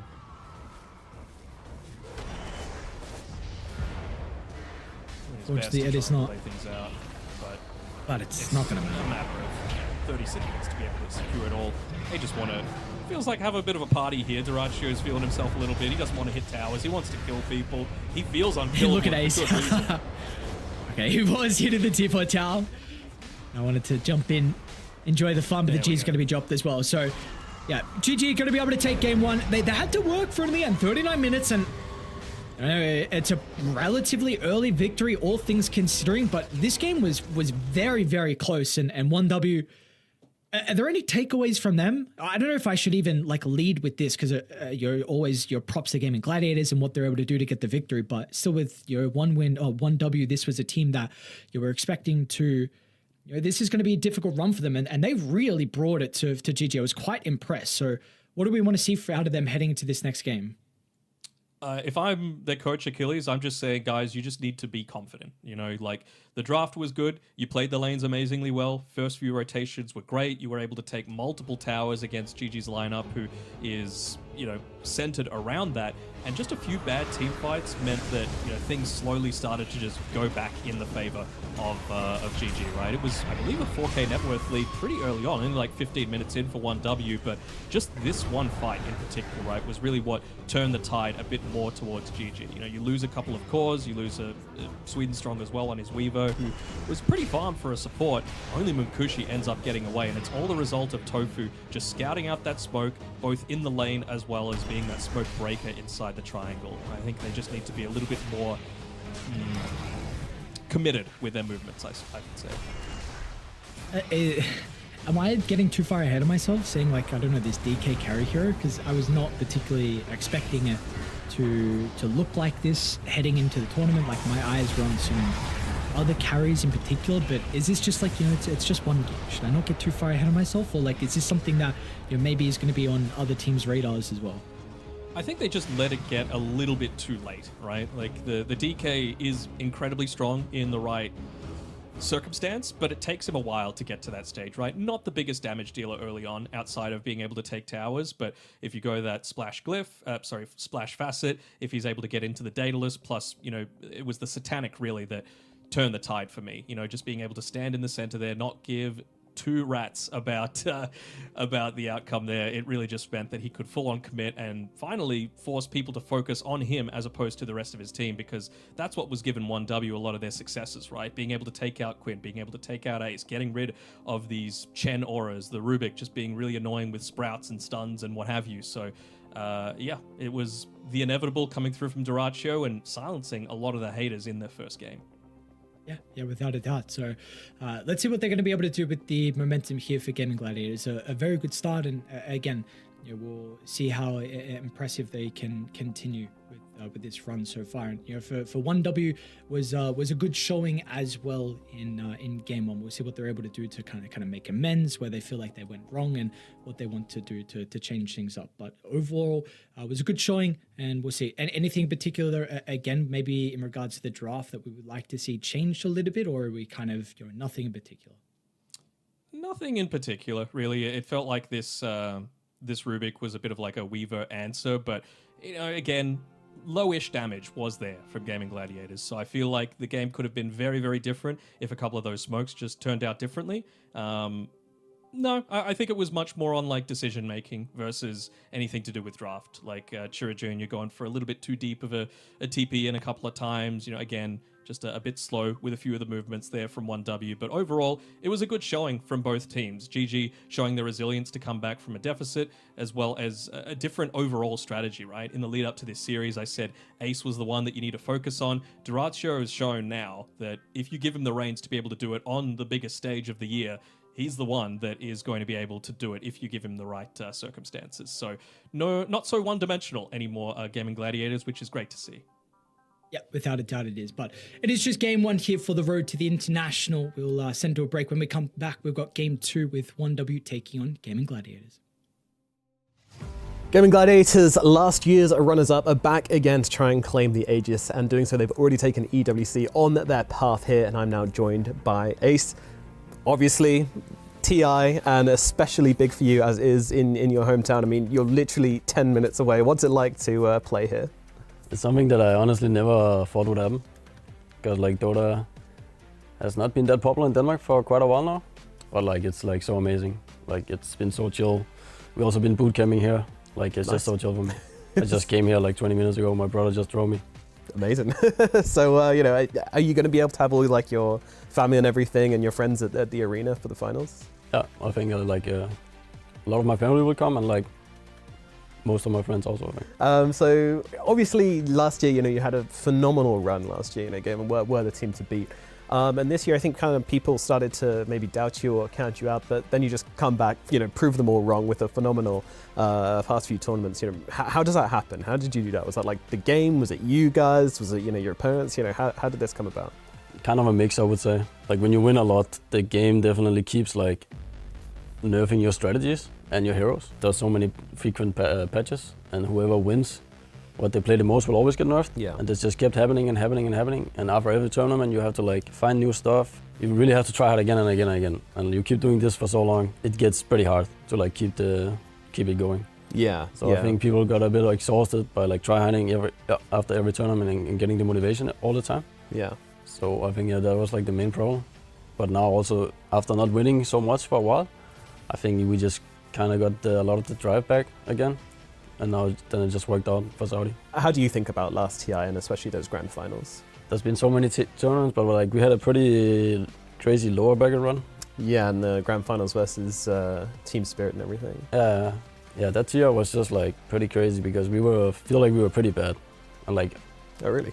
Yeah, like we went pretty much like straight to lower bracket, I think, almost. Like, didn't we have like full lower bracket run almost? But somehow we just managed like to claw through games and then make it all the way to the final against Spirit. In that final, we did not play what we usually play, like in the semi-final, every games before that. That's also something we had talked a lot about and like worked on. Mm-hmm. That like, why did that happen? Like what happened in that final particularly? And I do think it's something to do with some players. They do set TI, they regard it as like way above everything else. Yeah. That can easily create like this bit of pressure. Yeah. That can go to like choky mindset and this kind of just happened for us. So hopefully, like we talked a lot about it, but hopefully it's not really something that's going to happen when we're going to play in this final. Yeah, well, I mean, obviously it didn't happen or did it happen at EWC and you learned to kind of beat it, What was the...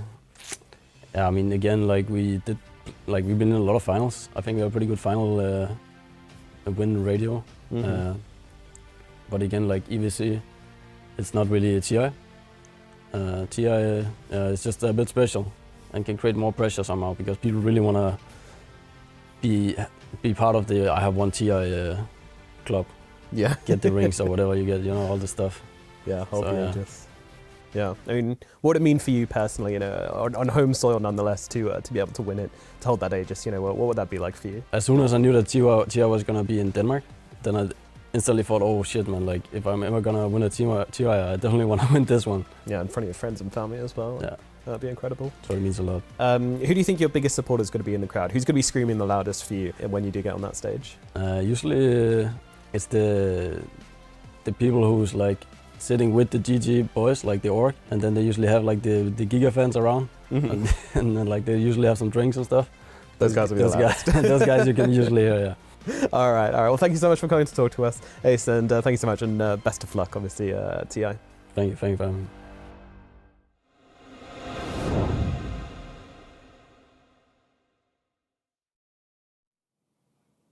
And we are back with the road to the International Gaming Gladiators, able to get their first victory on the board. It was a good game nonetheless from 1W, unfortunately just not enough to get them over the finish line. We'll see what we have in store for us heading into our upcoming game. Denok, we saw some of the bans in particular were what we were expecting overall in regards to some of those really strong heroes. And you mentioned like the Tinker, the Naga to be addressed as well. And just before I guess we get underway, we can even see some of the results that are going on the other stream, because we do have your two other streams, and all those streams are going to have 5 best of 2 games. So Extreme were able to get game 1 over Heroic, and then we saw Tundra take down Talon as well. So we'll see who's going to be able to get that first 2-0 on the board when we head into this upcoming game.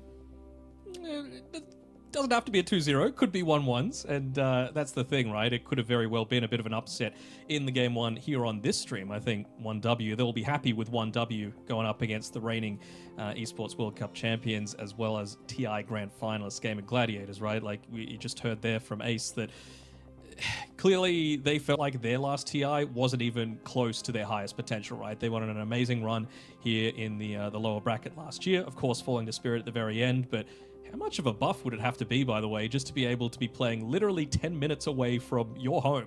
If you're playing just as the hometown hero.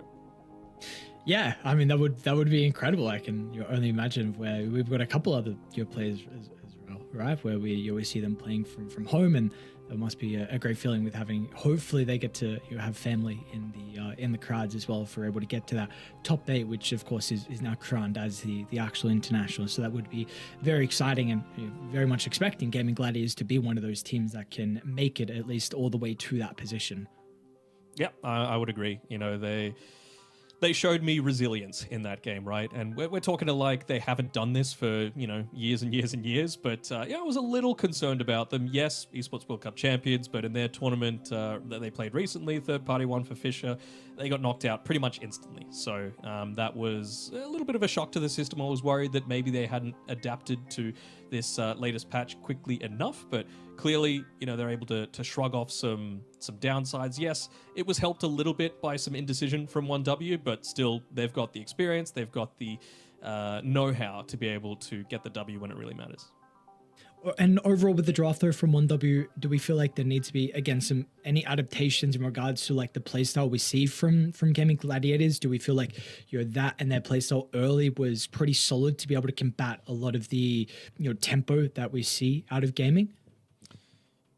I think you could look to do it 2 ways, right? Like you can look to be counter-initiating against what Gaming are trying to throw at you because you know that it's going to come, right?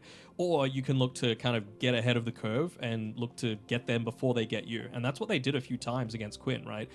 So the fact that Quinn was even able to get the first blood in the mid lane, not first blood, but a first kill up against Chura Jr. was huge, but then again, they were able to catch Quinn a few times. They were able to catch Celery and Tofu a few times. They were able to nullify Ace's effectiveness for quite some time in a lot of those engagements, right? So I think they're clearly just backing themselves to be able to say, look, we're good enough and we play fast enough to be able to beat out GG with what they think is best. So I could see them doing it again. It really just, from one win side, comes down to decision-making. From GG, decision-making is all there in my eyes, but maybe just a tiny bit more damage for the early game is what I would be looking for from them. Okay. In regards to 1W as well, like who do we feel like you just overall for the team are going to be looking at to be like, I don't know, maybe the main shot caller or like you're the decision maker for this team? Who do you want to lead them and stand out? Because again, this is a very inexperienced young team. You'd honestly probably say Sweden Strong is maybe the most experienced out of all of them, with his stint on Navi where he played at the Last Chance qualifiers. I believe there was Arlington Major as well. But how do you even go into a team like that and make discussions when it's very difficult to have that one person who has a lot more experience? Yeah, I mean, he has a lot more experience. Who knows? Maybe the hierarchy in the team is based by age. If so, Cloud's going to be the one that they're all looking up to, right? Even though he's only 24. I'm talking like he's a freaking boomer. But, it's one of these things where it might just come down to a team that doesn't really have too many egos. Obviously, they've come together after TI12. They've had a lot of good results on the board. They've made grand finals. They've beaten out a lot of the Eastern European mainstays to be able to get to a lot of these tournaments, and they're here at the road to the internationals. So I think it's just going to be another one of those things where it's going to be very hero dependent. It's going to be very timing dependent. Like I don't think there is a main shot caller. It might just be like a hype man, that they're looking to rally around. Okay, maybe the coach can be that hype man as well, where you rally around him, and then I guess in the game he can't particularly help out that much, so maybe someone needs to fill the shoes, and we'll see which will be the case. We do have a draft actually getting underway very shortly, so we will see what the adaptations are going to be actually heading into this, and where the priority is overall with the meta as well. Do we feel like there is even a side that's favored, being Radiant and Dire, and again in regards to like first pick and second pick? I don't think so. I don't think there is like a big favor in my eyes. I'm a second pick enjoyer, but I think there are a lot of kind of busted heroes that maybe first pick are going to enable you to get this time around. So that might be the thing that kind of swings it one way to me, that first pick might be a bit better here at TI 13. So we'll have to see how it all pans out. I mean, I think there are some like busted heroes, but there's also very team-specific bans that need to be done. Like Quinn's Monkey King is insane. I think, again, Celery, Chen Enchantress, you got to get rid of them in my eyes, or have a legitimate way to be able to deal with them, which clearly, again, they just got on the front foot and they were pretty successful at doing it, delaying the mech timing, delaying all of these different auras. So, I feel like 1W are probably going to look to go to a similar sort of strategy again. It's just a matter of, are they going to be able to execute it a little bit better this time? This is the time where the coach really earns his keep. If Achilles is able to just drill into them that you had that game, guys, don't feel down. Like, don't feel like it slipped away from you. But if you continue believing in each other and yourself, you can get the W. Yep. We do have some cores that are yet to be banned out, some changes. We saw the Lena ban last game, the Wind Ranger and the Sniper as well. And we will get a couple of them left through the pool. And it's actually going to be the Primal Beast once again. So they felt like this was not their issue. This was their response to the Chen. And what I make of this is they feel like this hero is incredibly strong. You have the opportunity for 8th pick. You can get the most broken thing you want to, and they choose a Dino. So let's see. Yeah, I mean, I don't necessarily rate it quite as highly as a lot of other people do. You can see there Achilles sitting in the screen making the decisions in Chira's seat. I don't know, like, BKB piercing ultimate is always going to be a good thing. High magic damage is always going to be a good thing. A form of initiation is always going to be a good thing. I guess eventually having break as well with the Aghanim Scepter is really effective too. But I feel like there's more broken stuff out there, particularly with flex heroes, right? I think Sniper in particular. It can be played 1, 2, and 4. We're seeing a lot more position 4 Sniper. We're seeing a lot more people take the reduced duration, faster damage instances on the Shrapnel, and you can see here from Gaiman, they're just going to go down that sort of route.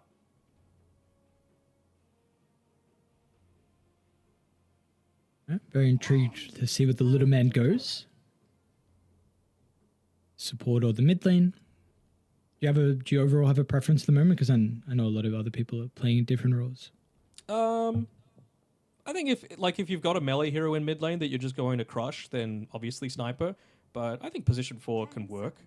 People build it very differently as well. Some people look to go into like I see Bobica play it as like pretty much a carry. His first item is Treads and then into a Mjolnir as a position 4 sniper. No way. So, yeah. Oh my god. Like and I think it's like a Daedalus after that he looks to go for. So some people like to go for a little bit more of like a versatile build up, you know, go into a few Wraith bands, maybe like a Glipnir to at least provide some of that control to the rest of your team. I think the days of the Kanda is kind of done with the Aghanim Scepter, but I think just that high amount of burst damage that you're able to provide from range with the facet, the non-ghillie suit one. I don't know what the name of it is off the top of my head, but it just feels really nice.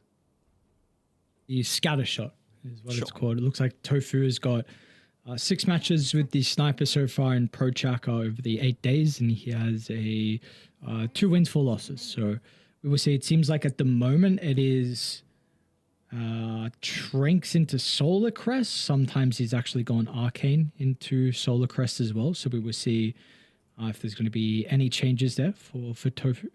Yeah, I think actually Quinn was also playing sniper, if I remember correct. Correct. Never mind. He is okay.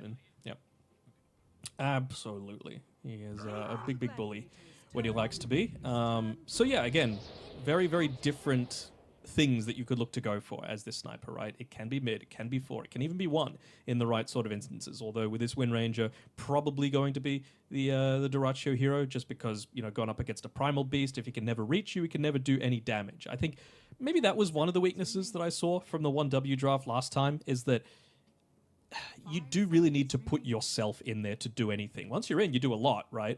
But it took quite a while for Cloud to be able to get into that BKB, which meant that his impact in that game, once, you know, a few more of the stuns, a few more of the group ups, as once people started like living through the initial burst, he really dropped off in effectiveness quite heavily. So I think they're just saying, you know what? We think our strat worked relatively well. We're going to pick pretty similar sorts of heroes. Of course, the Enchantress going up against the Wind Ranger feels pretty good too, just to be able to spill off the win run. What do you feel like are some of the better ways to address a carry Wind Ranger drafted early for a team? Like, what are 1W going to be talking about here to try and deal with this hero? I guess you are a little single target, although you can go the different facet, I suppose. So maybe just going into a lot more of this, like, you know, your Solar Crests or your Glimmer Capes, like stuff to buff up one person in particular, so that whoever gets going on, they're the ones that are going to get saved. 4 stars, you know, all the sort of things that I just mentioned, right? Or just being able to like lock her in place and not have to worry too much about the win run, about getting away. So maybe a puck is something on the cards for 1W. The concern, of course, is that then you're going to have potentially a puck into a mid sniper, and the sniper is just going to deal a ton of physical damage to you, and you're not going to get a ton of farm in the lane. 5 seconds remaining. This is a Sweden strong classic though, right? With the Marcy often getting played from him in the position 4. Trying to look at Cloud if he has any range heroes that he likes to play in the offlane, and it doesn't seem like there is particularly many for him. So maybe this is just going to be the Marcy with the Primal Beast. We do see the response so from gaming with the Jakiro, so kind of nice, especially with the lane to be very frustrating against the Marcy, and you've got a triple ranged at the moment from GG. 10 seconds remaining. Yeah, I mean, if it's dual melee as well, that dual breath is going to be very, very effective. We've seen a lot of actually success with the Jakiro over the past month, both in pubs as well as different tournaments. So I could very well see why Gaming Gladiators have gone down this sort of route. Just on the Marcy, 1W actually released a bit of a promo video for their TI 4A. It's called Rampage Battle for the Throne, and Sweden Strong is actually cosplaying as Marcy in that one. So give it a quick YouTube, help him out a little bit. Because and Munkushi's anti-mage, and he's got like the full bald cap and mohawk on as well. Looks great. Okay, not bad. You're going to go all the way. You're going to do the content. He's all dressed up for it as well. For sure. Conquer. Huh? I mean, yeah, feels pretty good just to be able to, if you're going to have all of these melee heroes that, again, need to get in to do the business, then, you know, having something like Conquer that X-Mark's really effective, Torrent really effective, you know, Cleave going to hit onto everyone. Feels like it makes a lot of sense to me. And you've still left things open, right? You've still left this sniper as a potential mid or a potential position 4.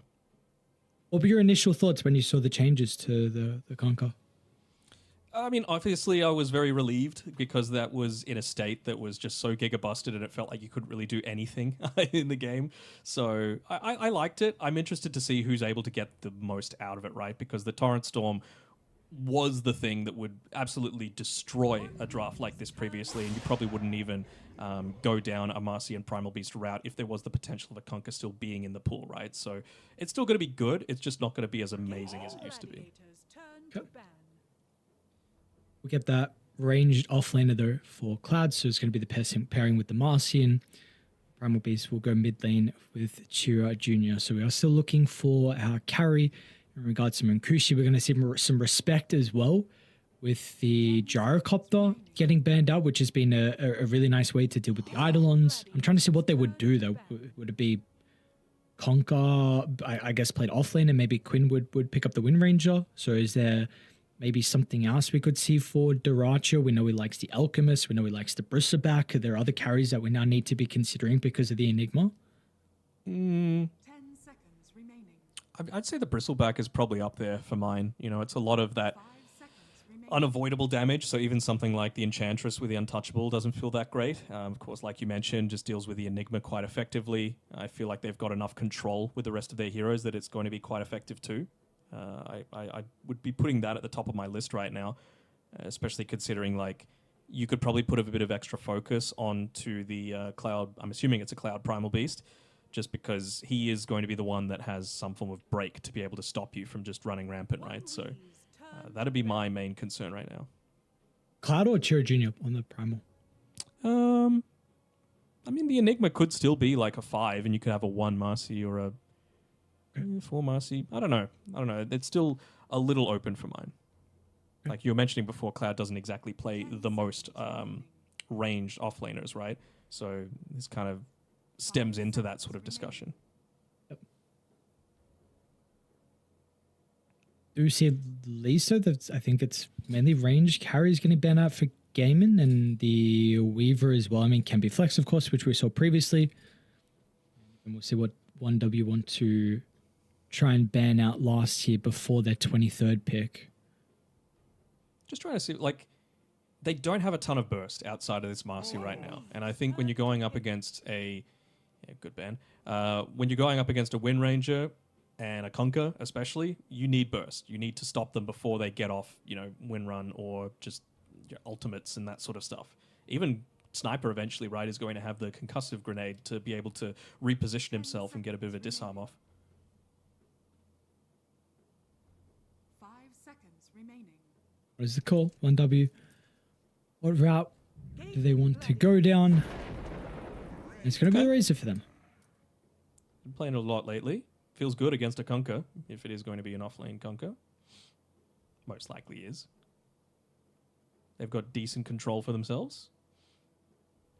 Not burst, but you do feel... Seconds remaining. It's like a Game and Gladiators-esque draft, right? Like, I think they're trying to beat them at their own game, which, props to them. It's a hard task. A lot of people have tried to do it before and haven't. There's a reason GG are at the very top of the favorites for winning this whole tournament. But, they nearly did it in that game number 1. It just came down to a couple of decisions, and we are going to see that Alchemist. So physical damage going up against, most likely, the Eidolons being played by Ace by Cloud in the offlane is going to be very, very effective. Not really wanting to deal too much magic into that as well. And it does feel like Dyrachyo, they're giving him a bit more of a free reign to be able to be that legit carry for a lot of these engagements. So the question is, where are the other heroes going to be played though for gaming? A lot of flex between them. And it will actually be the Quinn picking up the Wind Ranger. So Conquer is going to be played from Ace in the offlane. Let's see what utility he wants to go down. High Tide is currently the facet that he has chosen. We'll see if he will continue to stick with that or not.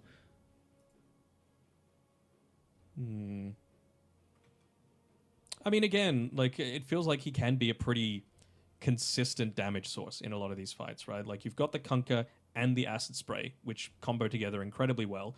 You've got, Eidolons that are going to be dealt with, so you can't really, like, split push all that effectively. You've got now 3 heroes that pretty much need to commit heavily deep into a fight in the Razor, the Marcy, and the Primal Beast. So I don't know. It feels like this game is a lot more set up for success, at least in my eyes, for Gaming Gladiators. Okay.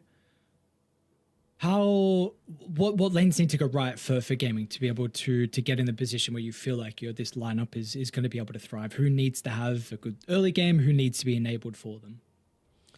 I think like you should be able to get out of that safe lane in a pretty good spot. Although anytime you've got like a tiny Enigma or a Marcy Enigma lane or something like that with some reposition capabilities, you've got to be very careful of that Eidolon. Understanding the Eidolon status, because if Celery gets put out of position, even if he dual breaths and does whatever, he's probably dead, right? Similar sort of thing with the Alchemist early on prior to hitting onto that level 6. I can very much see them putting a little bit more emphasis onto making sure they're able to get out of that lane in a pretty good spot. But yeah, for GG, I think this game is a little bit more clear cut for mine, and I'm interested to see even what build Tofu goes for. Is he going to be a tiny bit greedier himself? Is he going to, instead of pursuing that like Solar Crest Tranquils build that he usually goes, maybe it is going to be like could probably still Tranquils into like a Boots of Bearing, but then beyond that go into a Glipnir for himself or something like that, just to provide that little bit of extra control.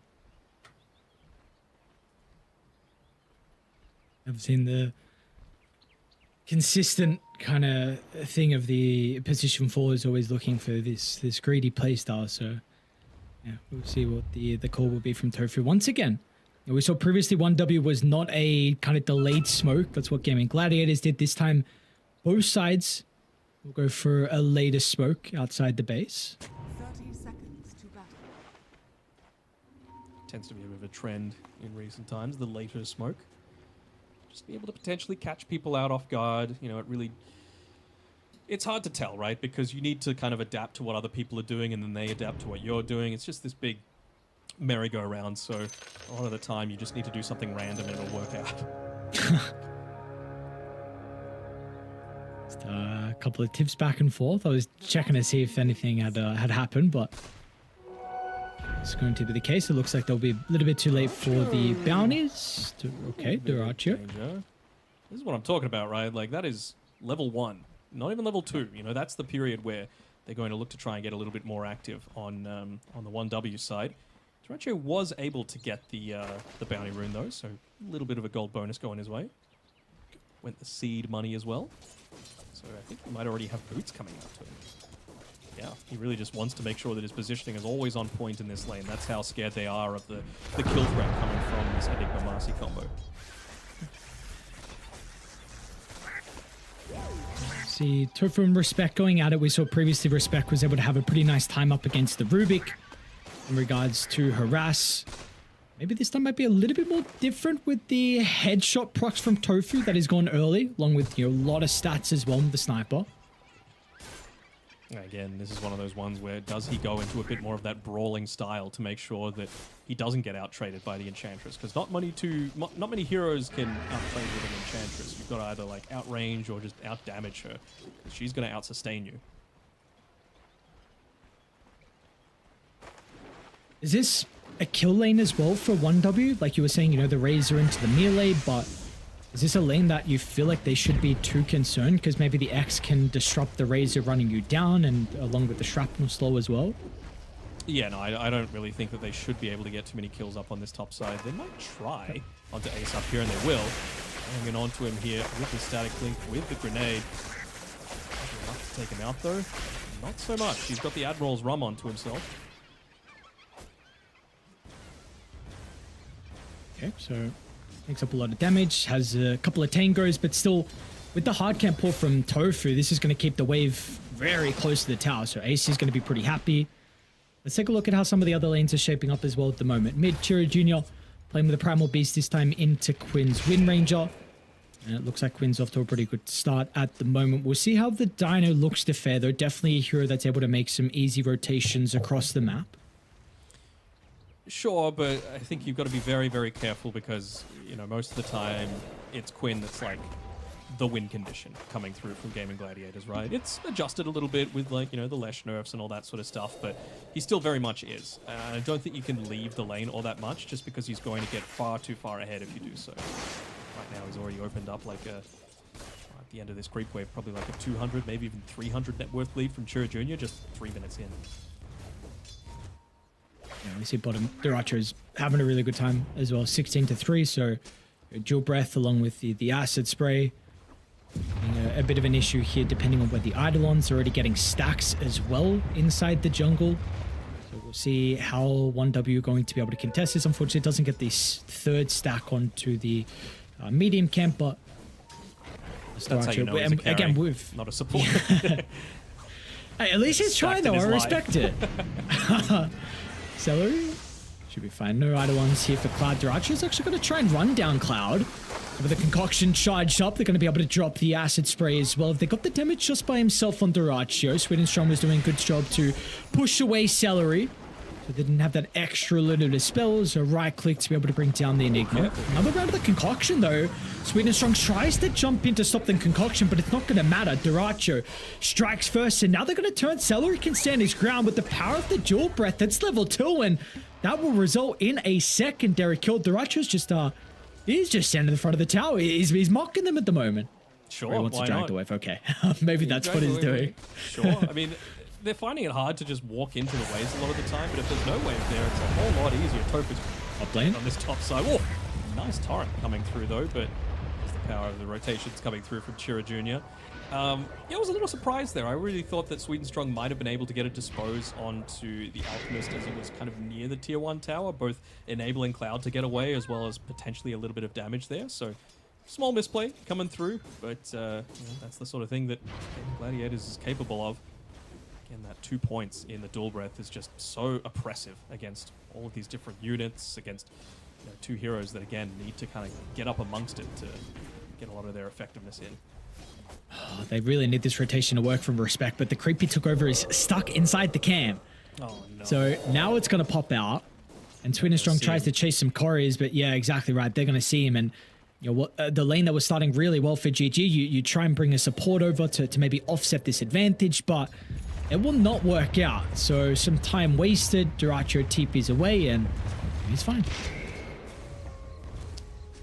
All that time, like, yeah, Chira Jr. rotated, he got the kill onto Tofu on the top side, but Quinn has no cares in the world right now. He's nearly level 6, he's got 400 more net worth, he's looking to scale quite nicely for himself, and again, it feels like these are heroes that can be at very different areas of the team fight, and if you consider like how Marcy does her damage, how Razor does his damage, how Primal does his damage, like, it puts so much pressure on Cloud able to get They're all coming. Okay, top lane, Duracho and Celery are going to come through the portal, and maybe they'd expect one person to come through, but not a second, as well as Duracho. And now they're going to turn to Respect. Sweden Strong unable to really do too much, and Gaming Gladiators on a roll now. Can start to get pretty scary. All of a sudden, net worth lead up to 3,000. This is what I was talking about in terms of like effectiveness of this draft. It just feels like they cover a lot of the weaknesses that the 1W draft has. It feels like they're not unkillable, but it's going to be very, very hard to like divide and conquer here, especially considering the style that they've got. Kushi is willing to commit again here onto Ace, and what a torrent, being able to just stop him in his tracks. The kind of bonus movement speed from that new innate with the Admiral's Rum, along with the phase boots, we saw he was able to get out of range of the static link as well with the help of the torrent. So I'm going to think about maybe poking Munkushi down. Respect will move over. Enough of a deterrent to push them away. We've got a rotation out of Chira Jr. with a haste rune as well, so it looks like it's unnecessary to get the kill into Tofu, but he might even think about Ace, but not be the case, so he'll charge on forward, take out his anger on a courier. Sure, why not? They'll be able to get at least this 7-minute wisdom rune for Ace, so getting him closer to that ghost ship. Again, if they're looking to commit very heavily, now you've got ghost ship plus ice path plus, you know, torrent. That's even without like concoction being considered as well. So it's a lot of stuff that you're going to have to avoid on 1W to be able to make it work. I'm just not so sure that they've got the draft to be able to do that. You know, a lot of their heroes are very committal.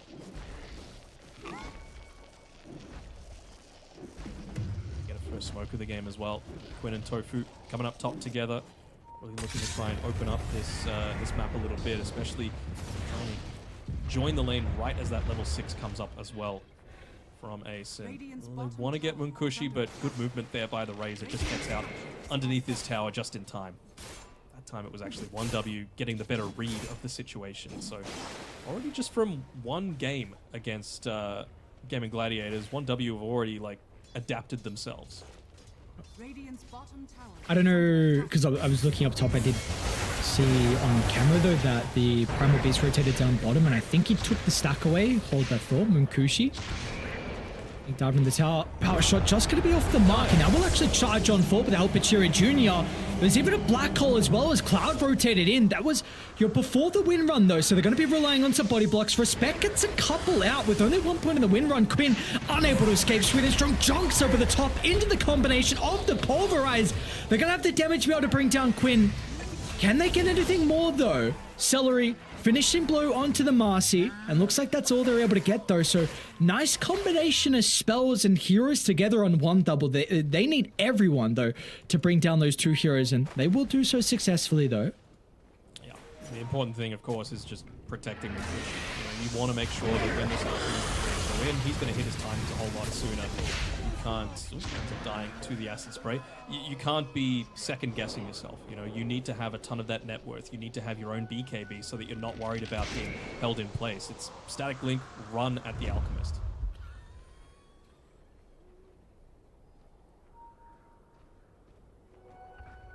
See if they can strike back here though from GG. Smoke again. Quinn's going to be leading the charge with the double support. Celery does have the macro pyre online. Looking to try and combine with Ace, but 1W have been able to dodge this back over towards their triangle, which they are posturing on top of the stairs, and Sweden Strong will run straight into them, give them the vision that they need, and looks like they should be okay. They didn't reveal anything. Okay, jumps to the low ground. Sweden Strong. He's got Chira Jr. along with Respect here. So the Radio Ranger's going to run straight into the members on 1W, but Quinn, he doesn't care. They don't have enough to deal with the mid laner, and now Sweden Strong, he's going to be caught out in the tree line as well. So another bit of a messy engagement. I thought it maybe would have favored 1W with the Primal Beast and Enchantress together, running to the high ground of the Wind Ranger, but not to be with them lacking the damage. Now Quinn has a DD as well. They did see the Observer Ward placed down just because of that sentry quickly dropped by Sweden Strong, but it's still another kill that just goes their way. Another couple of kills actually that goes their way. They're probably going to be able to transition into something else, although really not wanting to give up too much of their map here on 1W. They're going to try and protect that tower as much as possible. They're still holding on to all of them right now, realizing that if it does get to that late game, you would probably take the Enchantress and Marcy combination versus the Jakiro Sniper. So, just getting them into the stage where they're very scary, getting the Razor as much of this map that is able to be farmed as possible. And that map is starting to shrink from Munkushi, especially with the rotation through the portal. Nice scan though, really good read. Munkushi's going to be able to avoid the gank, and it could have been a very big pick-off for Gaming Gladiators, because we see him in the involvement so far up the Racho, 4-0-1. That kill may have continued to put Munkushi further down in regard to the net worth, but he's able to avoid that. Does look like tower's probably going to slowly go down unless there will be a response from 1W.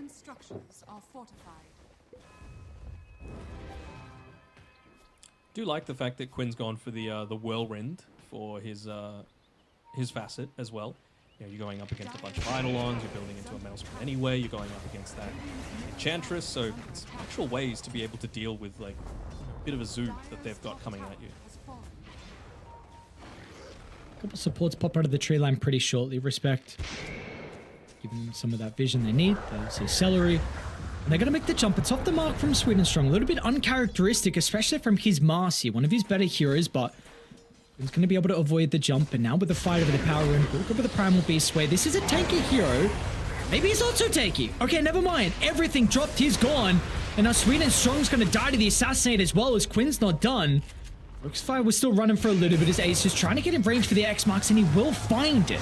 Another drag back, and look at the Racho here for the cleanup and to get involved in the tower. And Primal Beast thought was going to be a little bit tankier, not to be. And now GG, a lot of map control going their way. lot of map control going their way, and I really feel like 1W thought that they would be a bit more on the front foot this game. You know, just the Boots of Bearing first item choice from the Enigma, really trying to enable both the Primal and the Marcy and the, well, honestly the whole team to be able to dish out their damage. But right now, they're just melting. You know, they don't have any of those defensive auras that they're looking to try and play around. You gotta say Ace doesn't have it yet either, but I think he's got a Blade Mail coming out to him very shortly. So again, that's another one of these ways where he can't be the one that gets static linked anymore. You're just going to end up taking out your own life if you're Munkushi. Is it too late to slow down this Alchemist, Denog? Because I'm seeing Durachio's net worth, and I don't know if it's going to stop anytime soon. Yeah, no, I'm not sure it is either. It feels like he's just kind of in his groove right now on the Alchemist. And I mean, does he have a bunch of stacks for himself? Absolutely he does. It's Celery and Tofu that he's looking to try and play around. So this is only going to go from bad to worse from 1W. Just use the concoction for a little bit of that extra damage once it pops on itself. Max efficiency for Durachio, big reason why he's top net worth. And we see they are eyeing up Chiro Jr. once again. The Ice Path Macropire with Quinn was enough previously. This time they're going to be a little bit off the mark here with the Ice Path. So Chiro Jr. is going to be fine. Another fight for the Power Room, but of course, always see Gaming Gladiators bring the numbers, and they will get lucky again. It's only a regen. Quinn will still be happy with that, closing in on the Maelstrom. Maybe giving Durachio a wisdom rune as well. They're just saying, it's your lucky day. Christmas has come early, my man. Everything goes to you. Stacks, lanes, wisdom runes, whatever you want. He is paying them back tenfold. 4-0-2 right now. Nearly finished. They step too far forward. Let's see if they're going to be able to bring him down. I mean, Sweet and Strong runs towards the back to try and make it a bit of an issue for the support to protect him, but with the Assassinate, they'll deal with Munkushi. Now is there going to be a lack of damage? Ace tries to step out of range. Meanwhile, Quinn, there is a threat of the Black Hole. Cloud continuing to cancel it. Not going to be able to get it off, and Quinn steps over. They do have another round of the Onslaught up in a couple of seconds. Quinn won't be chased down, though, with Celery positioning Ice Path to protect him. It looks like they're going to go for the easier target instead, as the Chikiro puts himself on a silver platter. And 1W will be happy with that. It will indeed, and it was one of those cases for Munkushi, though, that he ended up static linking the Blade Mail Conquer. Yeah, it was a little deep. They punish? No, it didn't, but did he get over the cliff? Oh my god. He didn't make it. Oh my god. I wonder if Quinn's going to like go through the Twin Gate to try and help him out, or if he feels confident enough with that Chemical Rage popped to be able to get away with his life. Looks like he will be. But yeah, Munkushi ended up just killing himself with the static link there onto the Blade Mail Conquer. Probably would have lived even through the Assassinate if he didn't end up doing that. Aggressive posturing from Raiden in the mid lane is going to result in a kill onto Respect. They were smoking down to bottom to get Durachio, but now they're going to turn to mid. We saw this previously in last game where Respect was able to stay alive long enough, and it's going to be the case once again as Cloud is ready with the Blink Black Hole.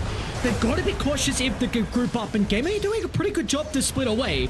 Tofu will go down to stop, but still with the damage, it's lacking. Finally, Cloud, he sees an opportunity for the Black Hole to clip onto 2, and the control is everything they need. It's going to enable Munkushi to get the damage, but it's just kills onto 2 supports. They don't get some valuable kills.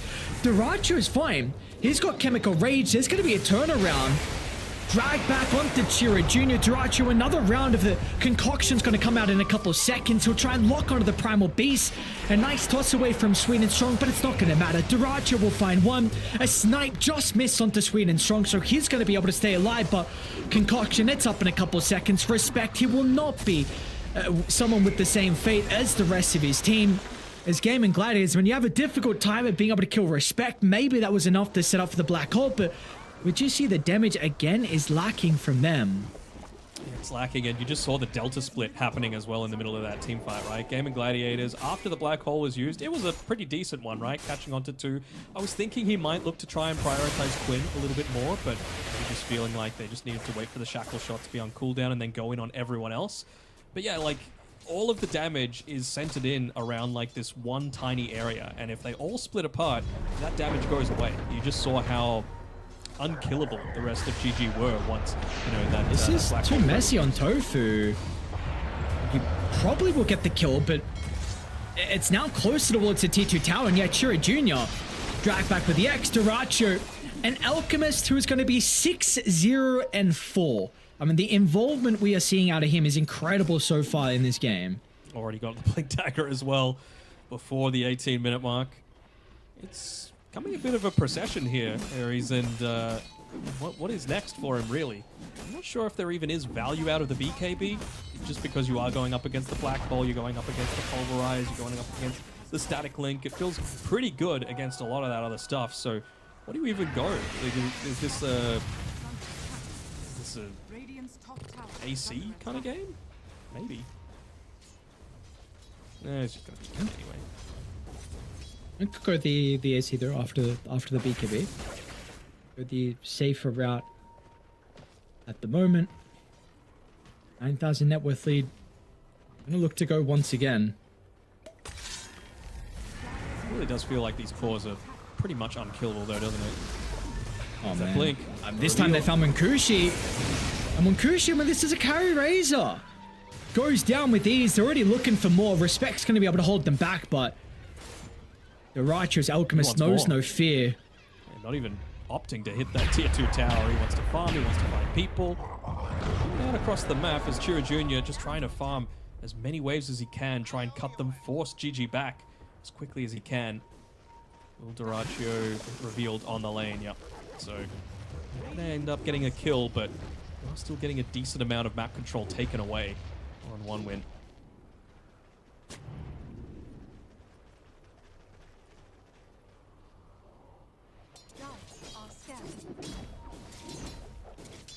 To scan at least, they will have a bit of a read that someone's on the high ground. Chira Jr. does try and snipe the wave, and they already hear in response, Ace tipping down to the outpost. The Dino is being a little bit of a nuisance, but finally he'll be cut down. See what else they want to try and do on the map now. The waves are in an okay position. It's the kind of thing that you have to do at this stage, right? Like, you're not going to come back playing normal Dota. You got to try and risk it for the biscuit. You got to go cut some waves. Maybe not have it be Chira Jr. be the one that does that. You know, respect one is Enchantress who do a little bit of lane cutting himself. You saw how long it takes for him to be able to. Uh-oh, they're ready. Yeah, he'll be fine, but maybe not afterwards. Duracho finds the stun up to 2. And again, Munkushi's going to be the initial target. They've got the slow thanks to the corrosive weaponry. That helps Celery get into place to land the ice path. And yeah, Duracho, this is an incredible start to him in regards to the road to the international, and honestly everyone else as well on Gaming Gladiators. But I mean, the carry for GG is looking really goddamn good. Dire's bottom tower has fallen. It's that versatility. That's what we keep talking about, right? Gaimin have a very set way of playing, but I wouldn't say they've thrown it out the window, but they're putting a lot of teams on notice, saying, you know what, Duracho, we rate him. There's a reason we've stuck with him through all the flames, through all the stuff. I mean, they've won countless tournaments, right, with this man, and I mean, he's showing them why he's one of the best carries in the world. And just taking enemy wisdom runes as well. Level 18, 21 minutes in. Dire's middle tower is under attack. That's a beast. Everyone else is keeping up with him as well. Quinn, run to Chira Jr. We'll have to activate the BKB to try and mitigate some of the damage out of the blade mail. Are Chira scanning. Jr. not going to be able to escape. You see Quinn making sure he holds onto the shackle to stop the charge away. We'll use it now with the rest of the team coming nearby.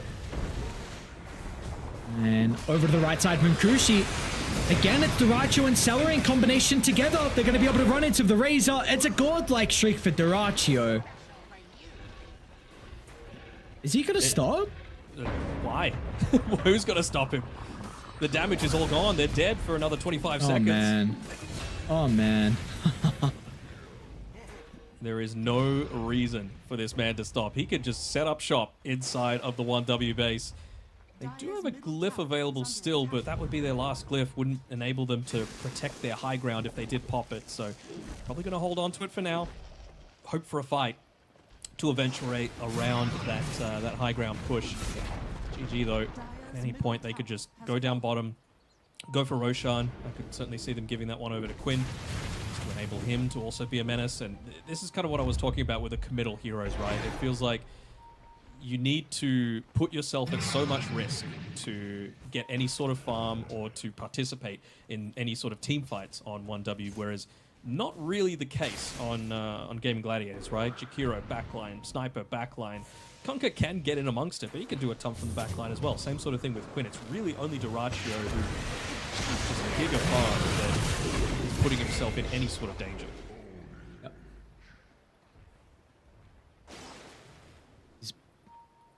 Put himself in the perfect position, so. And again, down bottom, Duracio's going to jump.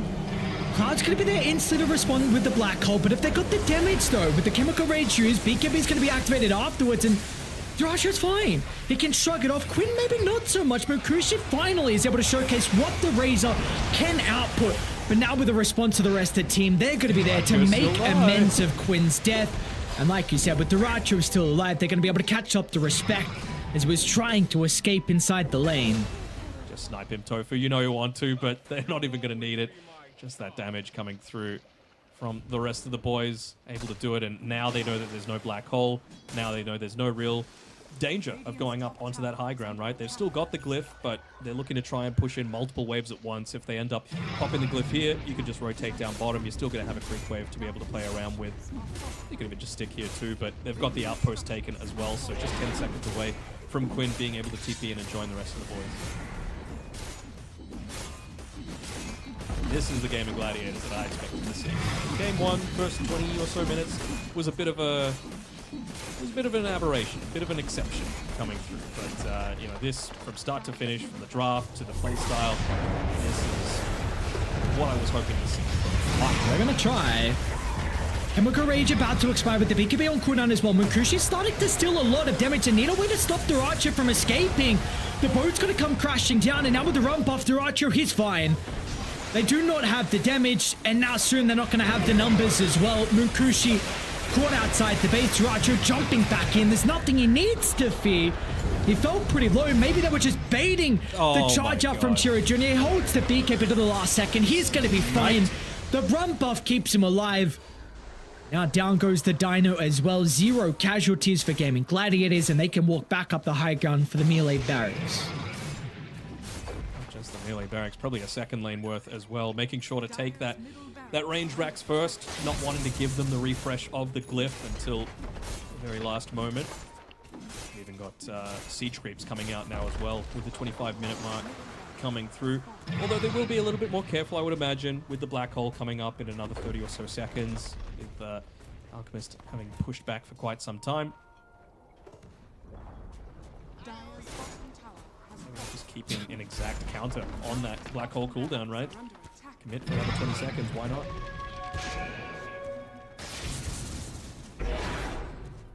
It's not a bad rune for Tofu.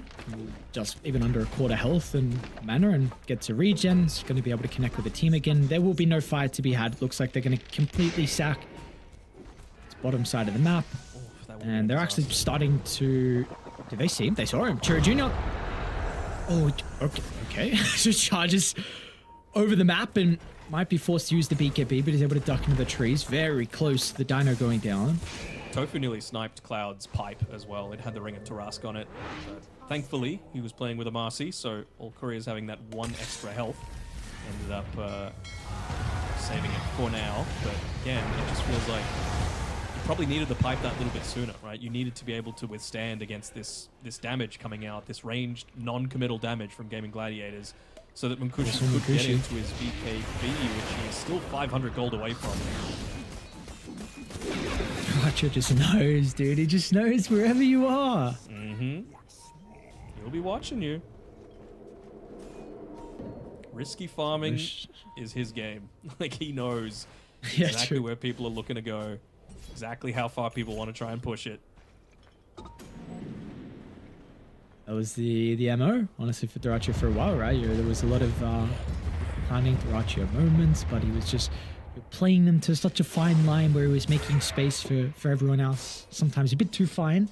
Like you said, he knows. He has an incredible read on where people are positioning, and we've seen that really be the case so far this game. I mean, this has been a masterclass performance on the Alchemist. 11, 0, and 11. Well, he's only died once, right? He had that one death in game 1, so the DK now in combination with the Elk game, this is a really incredible showing from him. Very impressed. He really is the modern day Eternal Envy, isn't he? Like, the 50-50 coming through is kind of the way that Dyrachyo was playing, but he's playing like a god this series. Just waiting for anyone to show themselves and start charging up that concoction. Never mind, just goes and starts blasted into that tier 3 tower. No glyph available for 1W. They have to make a move right now, and they still don't have the BKB for Razor. He's going to need to sell his wand or something just so they can fight into this. They're going to go soon. They do. Buildings are falling. They'll try and jump the front along with the backline, trading some chaos to set up for a big black hole. Cloud is trying to find the opening. But Quinn, he's able to finally run into the Enigma, so with the attack cancelling the blink, Cloud just has to use the black hole, but it's just not good enough. He needed a multi-man ultimate to somehow bring them back into this game. Munkushi is only stolen 50 damage as well, so it's not enough for them to turn the tide. Dyrachyo can soon jump back to the middle. It might not even be required. They are just crumbling. The net worth lead, it's too much for them. G's are going to be dropped, and Gaming Gladiators will start their run to the road to the International with a 2-0 victory over 1W. Well-deserved 1W, not able to get the 1W at the end of the day, and yeah, what a performance, what a clinic put on by these boys. And a couple of home country heroes, you got to consider CY as well in all of that, but yeah, no, certainly it was one of the performances that we've seen so far from the past few months. I don't think we've seen too much more of a dominant performance than that from any team. Yeah, no, really, without a doubt. That was a great showing for them and how they would really hope to start their run here. So very impressive overall, and we'll see how they're going to be able to continue. Because again, I mean, gaming, you know, what's the group looking like? You've got Heroic and Extreme are the other teams they have to go up against. So this is hopefully... I was going to say confidence builder, but I don't really know if they need to build the confidence. I think this team, without a doubt, has got that at the moment. So a good start for them. If you can't be confident after winning the Esports World Cup, I don't know when you can. You know, like that would give me confidence. I'll say that much. Yeah, without a doubt, they're probably over the moon, and yeah, we'll see if they can continue to lead that into a potential success here. The road to the International and then TI as well. So we get to go through some of the highlights, but I mean, it's 16 minutes in, and we see Dyrachyo 13,000 net worth lead, and yeah, he's diving T2. So like, this is just an incredible showing from him. Very impressive. Honestly, very intrigued on like how teams are going to look to address him overall with his hero pool, because it does feel like, you know, some heroes like the Alchemist is quite strong. The Bristleback at the moment, there's been some talk about how strong that is. We saw the Dragon Knight was first phase banned as well. Keep in mind in the second game. And I think also now I'll raise a question to you, because we were speaking about it when the Primal Beast got banned. Got picked in the second game. Like, do we feel like 1W maybe have a bit of maybe wrong is too strong of a word, but we saw both game 1 and then game 2, they first phased the Primal Beast, and game 2 they had the overall first pick. So do we feel like maybe they need to readdress this idea they have? I think they just need to change where they place him in priority. Because if you're first picking Primal Beast, that means you think he's an S tier hero, right? I think he's like an A tier hero, but not quite S. You know, you could start off the second phase with him, for example, to be able to, you know, address something that you think might be lacking. But you just saw how effective the sniper was, for example, right? It just gave Gaming Gladiators a ton of flexibility to put it wherever you wanted. It's very viable in a bunch of different builds, a bunch of different specs, a bunch of different item builds as well. So yeah, it's the sort of thing where you just need to consider like how much of your draft are you giving away early on, or is the hero actually that busted? Nagasaran, go ahead, pick it first. You can be purely support this entire road to the International and the International, and I would still be all in favor of picking it first. But yeah, I don't think Primal Beast is quite there, but you know, you live, you learn. Again, they're not going to get knocked out after the group stage. Every single team here at the Road to the International has a chance. Yeah, and that's definitely going to be one of the exciting things to see, you know, that chance that every team is given, and where they can, you know, position. So because you need to use a chance, you don't want to be put into the lower bracket for the boys on Gaming Gladiators. So a great start for them with a 2-0, 1W. We'll see what they're going to be able to do to make amends into their upcoming series. For us though, on Stream B, we're going to be moving over to Group B as well. We got the debut of Cloud9 up against G2IG. It's going to be an incredible series. Very excited to be covering that one. So we're going to send a break. And when we come back, we've got our second series of the day. We'll see you guys soon. I'm here with Xnova from G2XIG. First of all, how are you doing today? I'm feeling pretty good, I guess. Have you been to Denmark before? This is my first time. First time? Yeah. So I think that the last time that we spoke was in Singapore at TI there, where quite famously you had to play on stage alone with the teddy bears and all the rest of it, and the crowd were chanting for you. How have things been since then up to now? How have they been for you? It's been really rough for me for the past year since I never really made it out to any tournaments when I'm back in Boom. And yeah, it's really refreshing to be playing with G2IG right now.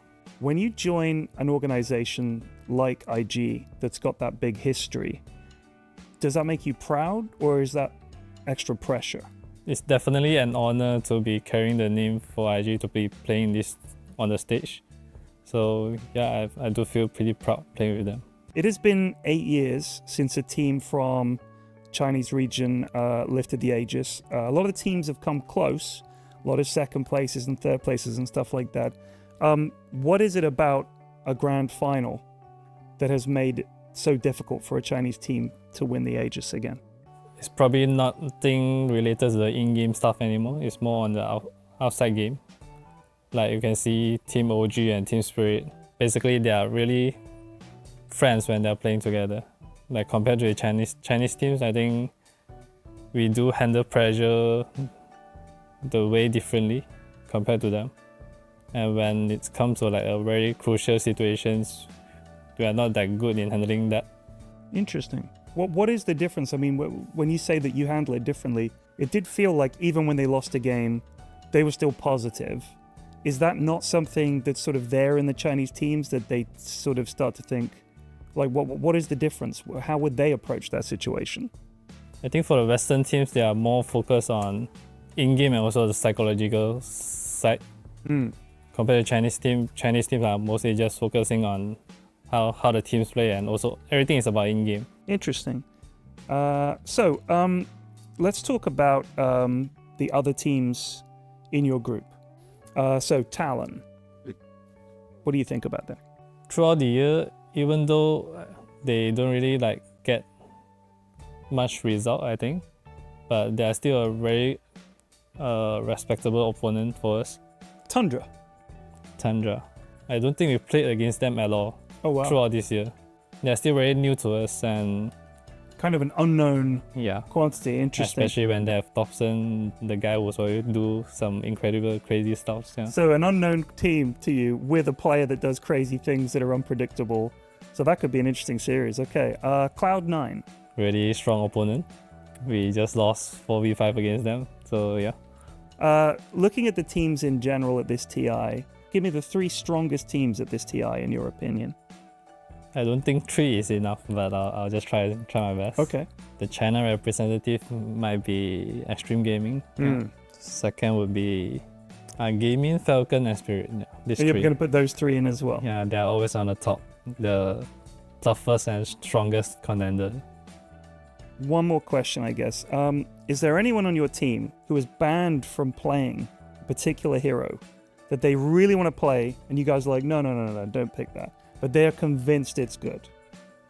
I don't think so. You don't think so? Yeah, maybe just Jack, since he always wants to like join in the scrims. And have you played with Jack? Yeah, I did. Okay. All right, well, Xnova, thank you so much for taking the time to chat with me, and best of luck in the tournament. Thank you.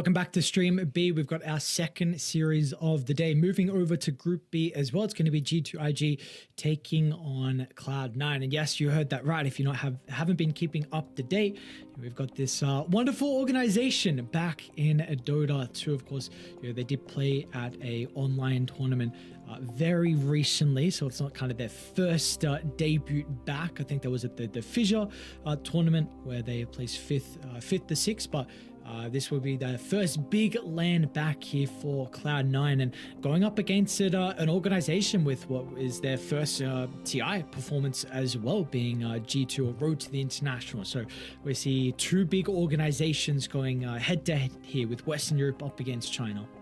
That's right, and just to throw you a bit back, take you on memory lane. Last time Cloud9 was in Dota, Snaking was playing off lane for them. Last time Cloud9 was in Dota, Ace was playing mid for them. You got 2 TI winners. Last time Cloud9 was in Dota, they had the man, the myth, the legend, Eternal Envy playing carry for them. And obviously, man is trading stock options now, but clearly he feels like Dota's not the place for him. Interesting as well, though, you mentioned that online tournament. These two teams, the last series that they've actually played against each other competitively, I'm pretty sure, is against each other. So that was one where Xnova mentioned it in his interview there with Pyrian Flax.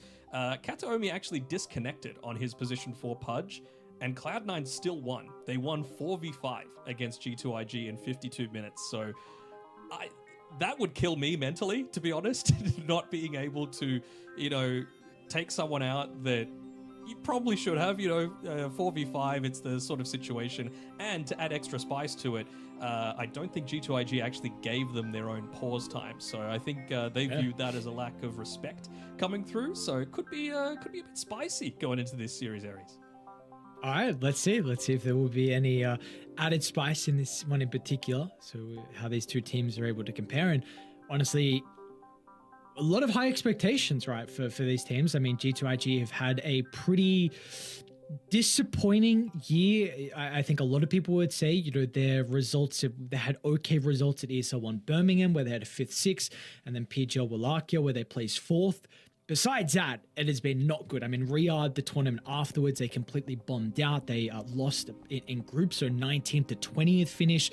And this is like an organization again, and just the 5-man lineup, you would expect this team to have some good results. With that being said, though, all these players have placed really, really well at LAN. We've seen top 4, we've seen 3rd places, of course, with like nothing to say in particular, Xnova as well in the past. So these are players who have placed really well at previous internationals, and I think their counterpart being Cloud9.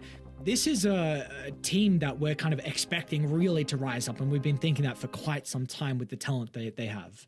Yeah, for sure. And the thing that really strengthens that for mine is Fishman. I still think he's one of the best in the world at being able to get vision down on the map. I think he's incredibly good at it. He's increased his hero pool. The one downside that I do still see to them is that we're seeing both, we saw it in the last series, a lot more of this ranged carries looking to be picked a lot of the time, and Watson's no exception. He's looking to do a similar sort of thing, but the thing is, Fishman's hero pool doesn't exactly fit like the melee 5 mold to make the laning stage a little bit more manageable. When you think Fishman, you think Chen, CM, Bane. Occasionally you'll see a Clockwork, these sorts of things that are a bit more ranged. They're not really the brawling style. I guess you could call the Undying was another one of his main staples, but we're not really seeing that too much lately. So I'm interested to see what sort of strategy they end up going for. I want to see what they're able to make work. And I'm interested to see what DM's take is on the new facet for Doom as well. I think it's called Impending Doom, because you and I both think that the existing facets are kind of meh, like they all have pretty significant downsides to your net worth. This new one still has a downside, but it's just a tiny bit of damage, which I feel like when you're casting Doom, it's just for the Doom properties as opposed to the damage, It's still going to be enough to be able to get the kills. So I'd be surprised if he didn't go Impending Doom. What do you reckon? Honestly, I don't know. I honestly have no idea. So I'm excited to see what the preference is going to be. I think I took a quick look at some Dooms in Dota 2 Pro Tracker, and it seemed like there wasn't like a set facet that everyone was going for. So no, yeah, Impending's only like 5%, which I think that's really low, to be honest. I think there's no downside to it other than the damage, whereas the others give you a massive hit to your net worth, which feels, a lot worse, obviously.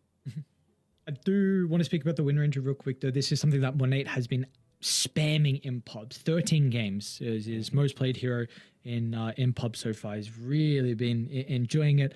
I was not able to see Baboka's heroes. He's keeping that one private, so I'm not sure his. Oh, you found it? I couldn't find his. Okay. Lots of sniper. This is the Mjolnir dataless sniper from position 4 that I'm talking about. So we're seeing a bit of that.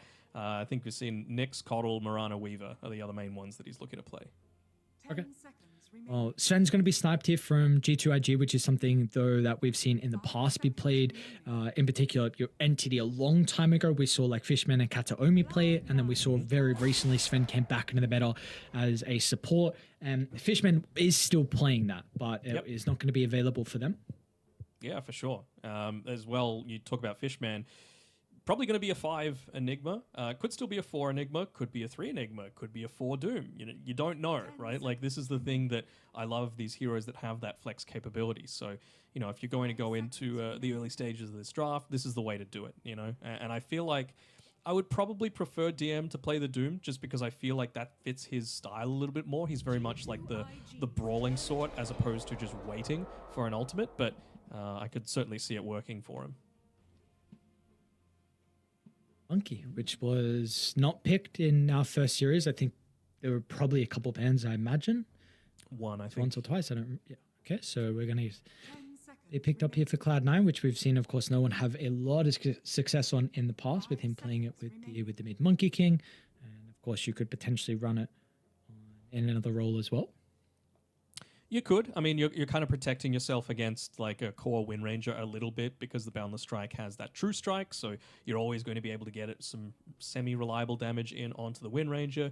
There is some flex potential. I feel like if you're going to pick it for mid, which is probably the most likely, it's one of those things where it's like you generally want it to be a response to something that you're going to be able to crush in the lane, right? And now I guess what it does do is limits what you're now able to pick from G2IG's side. Like, you're not going to pick an Ember Spirit, for example, because you're just going to get demolished in the mid lane. So, something like Sniper could very easily work, although, I mean, we've seen Nothing to Say play it a lot. We've seen, like I said, Baboka play it a lot. Monet's no stranger to the Sniper as well, though. Ooh, love me some JT Timber. Or Nothing to Say Timber. Either. JT's played it 16 times as well in pubs recently. That's the most played hero he's got. So he's spamming it. You all know JT Timber is definitely one of his best. And we have seen in the past kind of the matchup with the Monkey King carries gone back and forth, where Monkey used to be pretty nice versus Timber, but then some of the spam in the lane could be a little bit frustrating to deal with. So we'll see. Watson, he's got an opportunity. He looks like he's half asleep is what he looks like. What he wants. Yeah, this is a ranked 1 carry. He's got a diverse. No, not anymore. Rank 4. Okay. Previously known rank 1. Yes. Honestly. Expected better out of you, Mr. Watson.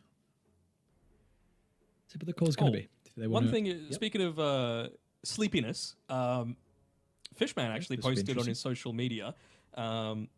Cloud9 paid extra for the team so that everyone has separate rooms, including the coach. So I think some other teams might be sleeping in pairs. And I'll ask you, as someone that has shared a room with me at TI11 and someone like me that snores, how is it different having your own room versus having to share with someone that might make all sorts of noises during the night? I'm sure it matters a whole lot. We know how important sleep is, and for a team to be able to even just like get full downtime as well and just decompress by yourself and kind of, maybe if it's watching something or if you want to go over scrims or whatever, I imagine would be very beneficial. So I'm kind of surprised more teams don't take that route. I honestly don't know how many do and how many don't, but it's cool that they are. Yeah. Yeah, there's plenty of introverts in Dota, and you need that ability to recharge just being alone, Like, that is certainly a valuable thing. Oh, Disruptor coming out, huh? I mean, I think Kataomi's actually played that a little bit from the position 4 role as well. It's another one of those Fishman staples, but certainly they've kept up a little bit of flex for themselves here with this pick. G2IG probably flexing between the 2 and the 3 at this stage. I would have to guess 1 win range, a 5 Sven, and a 4 sniper, probably. But it could still be a mid sniper, and a 4 is yet to come.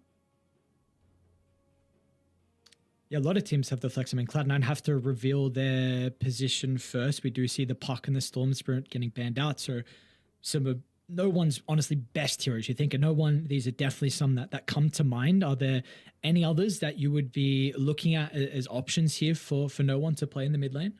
I mean, let's just have a look at what they're lacking in terms of the team, right? I feel like they don't necessarily have the greatest start to the team fight, right? The catch isn't that amazing. I guess, you know, if people are running away, Disruptor's good, but you're probably not building into like a Blink Black Hole. You're probably not building into Blink on Doom for a little while. And Monkey King, I'm assuming it's still being played as a position 1, probably wants to farm. So just anything that's able to get in onto the front lines, Puck banned, Storm banned, very, very wise coming through there from G2IG. I think Puck would have been the perfect pick here. But, I mean, what even is there left for them to be able to go? Could they... I mean, it doesn't really resolve that issue, but I think we're not seeing enough OD, to be honest. I feel like you just... Astral win run feels pretty good. You deal a ton of damage to a Timbersaw. You protect... like if it is going to be a 1 Sven, for example, you don't care about the armor bonus that you're going to get, so... There's plenty. Oh, Lena, sure. Fine by me. Okay. And some flex still, right? So potential mid, potential safe lane. I mean, a lot of people are playing the Lena safe lane at the moment. So we'll see if it goes back to the classic mid for no one and what the response is going to be from G2IG.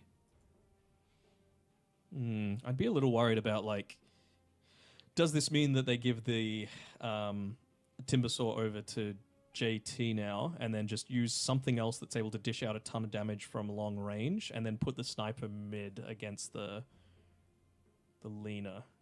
Because I can't think of anything else that you would really want against the Lena. I just think, like, if you're playing this Lena 1 Disruptor 5, for example, big danger of getting dived underneath your tower. I think they nerfed the Light Strike Array level 1 to just have a 1-second stun as well, so you're really not holding people in place for that long either. Yeah, and then, I mean, you'd feel like Disrupt the Monkey King would be a little bit more survivable with getting dived, so... Yep. So what are they lacking on G2IG? Well, what do they need to kind of cover to find out? It's going to be the Bat Rider, so... 4-bet, probably. A hero that, yeah, we've seen played as a support a lot very recently. I mean, some people have kind of been attempting to flex it, but it looks like that's probably not going to be the case. Nothing to say we'll pick up the sniper, and it will be JT onto the Timbersaw as well. No one is playing Monkey King mid too, so let's see how this matchup's going to go versus the sniper. You were saying, you know, sometimes it could be very frustrating to play into the hero. Yeah, for sure. I mean, I feel like this is the sort of game where G2IG could get, maybe not well ahead, but they could easily win 2 lanes. I think they might break even in 1, which obviously is a great launch pad to be able to set yourself up for the game. As Xnova, little grin on his face. You always love to see that, clearly feeling confident. But yeah, I'm expecting to see a lot of tower dives coming out from this this offlane from G2IG. You know, you're going up against the Lena, you're going up against the Disruptor. You've got 2 heroes that don't need to right-click heroes. You just use your abilities to do a lot of the damage. Tower's not going to aggro onto you. They could be in a lot of danger there. So looking to try and play around that glimpse as much as possible. How do we feel about kind of the mid to late game? Is there a team that we feel like has the easy time to execute some of these team fights? If we're talking team fights, you got to say that it's going to be Cloud9 coming out on top, right? Like if we're talking super late, you're going to have a Blink Ag Static Storm on Fishman, you're going to have a BKB Blink Black Hole, potentially into a Refresher as well. Whereas G2IG, it's much more of that pick-off style, right? Like you're going to have a Blink on Sven, stun someone up, Blink Shackle Shot, pick someone off.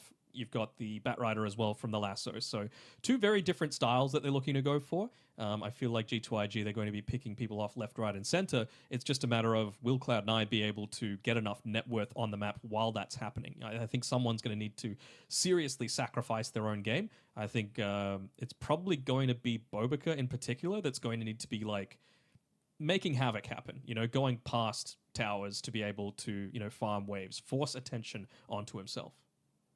Okay. Well, we'll see if that will be the case and if Baboka is able to play that role to get the team over the finish line. We do have our first game getting underway here with the second series of the day. A couple good lucks. Have fun bros are out as well. So we saw some ideas in the previous series in particular, with the Primal Beast for the boys on 1W, and we already see a bit of a different priority heading into this. Cloud9 going for the early Doom, which is now flexed with Kataomi, and then the Wind Ranger as well from Renee. And like we were saying, he's been spamming this in pubs and to a lot of success. So we'll see how different kind of the styles are going to work for the individual teams.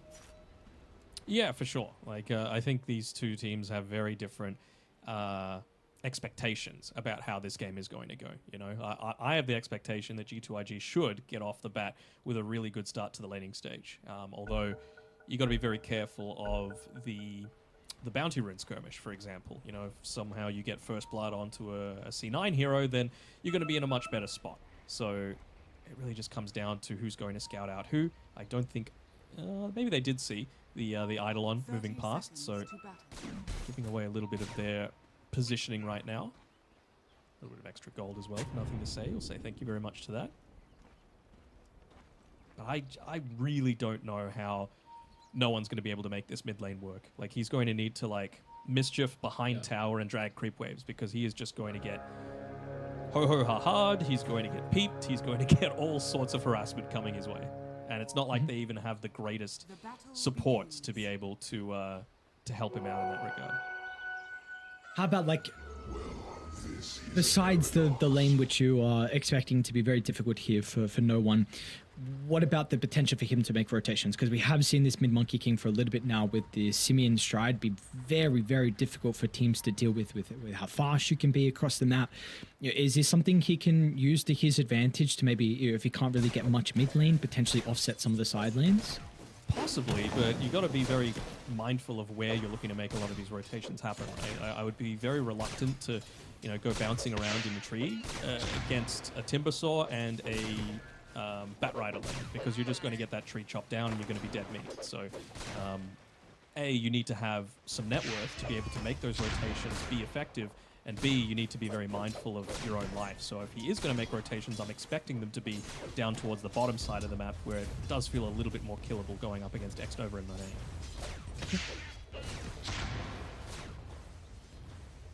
See as well, we have not really gotten a lot of teams that will attempt to flex the Doom. So we were speaking about the Facet.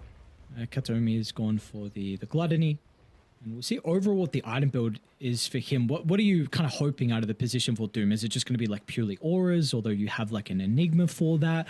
Can they both go auras? One goes one route, the other goes the other, and then that means they can go into maybe some more greedy items earlier? What are we hoping from these two heroes in particular? I think you could still go into it's not necessarily an aura, but it can eventually be one. The Veil on the 4 Doom feels fine in my eyes, and you still leave the enigma to go down a bit more of your Boots of Bearing, your drums, your pipe, all that sort of stuff. But later on, it really depends if they're envisioning the game extending for longer, because I think you could get away with a Midas potentially this game on Kataomi. We've seen so many games where he just has a crazy amount of net worth. Bottom lane, X-Nova is getting possession of the tower. He's going to be okay. I'll quickly talk about top. Fishman actually almost going down. Looks like that will be the case. Baboka able to find first blood. That's a solo kill here for the Batrider. JT was nowhere to be seen, so very nicely done. This is what we were expecting though, right? What do they have to be able to stop this from happening? It's basically just Glimpse, and I think it was used at the time, so no real danger of just going deep underneath the tower. Again, as long as there's a creep wave there, you're not really right-clicking all that much. You can use Flame Break, you can use Napalm, you can use Firefly, you can use all of Timbersaw's abilities without right-clicking him a single time, and he's just going to have a horrible time in this lane. I did want to speak about top and then go to mid, because I saw no one was actually having a pretty good time, but then that solo kill was there for nothing to say, and now it seems like it might be very difficult for no one to play. We got the double Wraithband, triple Wraithband now coming out with the extra levels in the shrapnel. So no one started well, but we'll see how that giving up the solar killers, if it's going to make the lane even more difficult. He's looking to try and do his best, but again, you walk up, you get right-clicked a few times. What are you supposed to do against this? I wouldn't even hate seeing him put a single point in the take aim just to be able to use that active, get that little bit of extra attack range in. Just keep bullying him away. Make that rotation from the Monkey King just feel so much less impactful. I'm seeing bottom lane start to be a little bit chaotic. Nova's going to be the initial target. Tries to turn with the Stormhammer. It's like, is that enough though? Katsuomi should be able to chase him down. Another round of the Chain Lightning. Better abilities to be able to find with the Devour. Number 8 as well will be forced to win Runaway. So we are really seeing this bottom lane be quite oppressive for them. Yeah, for sure. And they're even doing a great job of denying all these creeps underneath the tower as well. That's a lot of experience. That's a lot of gold just going away from G2IG. They might even have caught Monet inside of the idol. Can they get in front? Oh, they got in front. Well done. Is it enough though? Monet should go down almost to the neutrals, but not enough in the end. Really well done. DM is able to just get in front with the Eidolons, like you were saying, and this is a great start for them down bottom. Yeah, for sure. I'm actually a little surprised at how farmed Watson is up on this top side. He's gotten plenty of last hits. Yeah, you're not really all that concerned about the Timbersaw in terms of the damage that he's able to output for you, but again, there's a reason he's number 4 in the... I don't want to say the world. I think I saw Skem hit like 15k playing purely support, which is nuts. Not here at TI, unfortunately. Unfortunately not, but yes, that is crazy. He's always been a very gifted player. Fishman rotating down to bottom. They are really trying to shut down the safe lane, and it's like they should be able to do so. No one forced to jump over the trees, but Boka's going to come down as well and assist with G2IG. So it does look like actually no kill will be successful. And importantly, no one didn't TP for that, so nothing to say can't look to commit super deep to pushing in this mid-tier 1 tower, because it's just so quick with that Simian stride to be able to just get straight on back to the lane. I guess that's no one's mentality, right? Look, if I can't farm the wave, I may as well be doing something. Well, he's in trouble. Yeah. Okay. Glimpse. Got him. They got him range. They're going to be able to bring it down though. The TP will come out. Boundless, unfortunately, is still on cooldown, and no one will respect that. Wanting to overstep the boundary. The top lane Watson also getting pressured a little bit under the tower, but JT doesn't have the greatest mana. He's got a pretty full stick as well on Watson to be able to protect himself. How are these power runes looking to go? Bobica looking to try and protect the top one, but it's actually a amp damage coming through. Very happy to get that. Should be able to secure a bunch of last hits with Hold on. Looks like he could maybe go on to Bobica, but not going to be the case.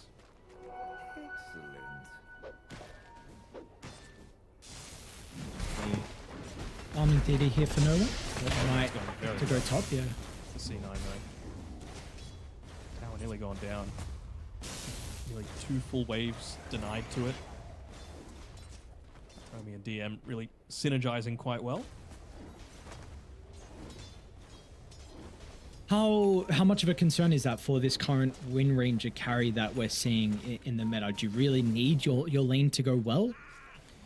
I don't necessarily know if you need it to go well, but you need to like keep the areas of the map that are available to you intact for as long as possible, right? Because you're not the greatest farmer early on. You know, you need to be able to feel safe to power shot a bunch of creeps, or even just use the power shot to keep your tower alive by nuking those lane creeps away from you. You need to get into that maelstrom. That's your real farm accelerant. But with opportunity mid lane, Fishman, they're going to be able to get the glimpse back and look at the rotation. Watson actually TPs into the lane.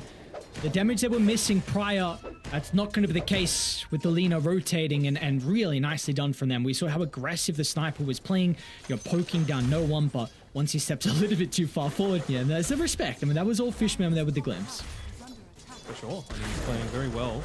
Again, just playing around that observer ward. Just caught a glimpse of him there. No pun intended. Pulling him back underneath that tier 1 tower. Although, you see what happens, though, when that sort of rotation does happen.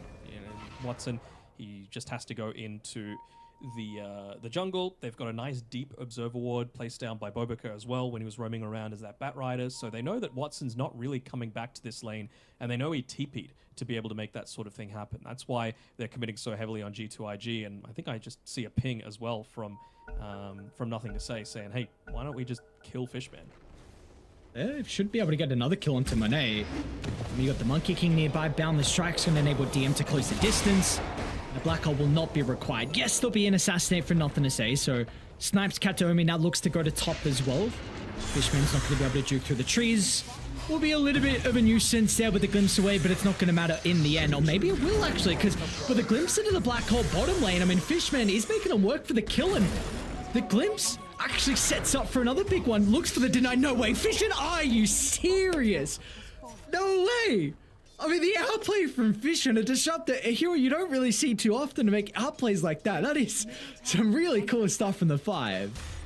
For sure. I mean, that's the sort of thing that a disruptor is able to do. It's one of those pos 5s that you can legitimately carry the game as him. You know, just a single glimpse can suddenly turn a team fight. You know, a Blink Ag Static Storm can lock an entire team in place and just turn everything into your favor. And he's kind of styling on them at the moment. Yeah. Very impressive.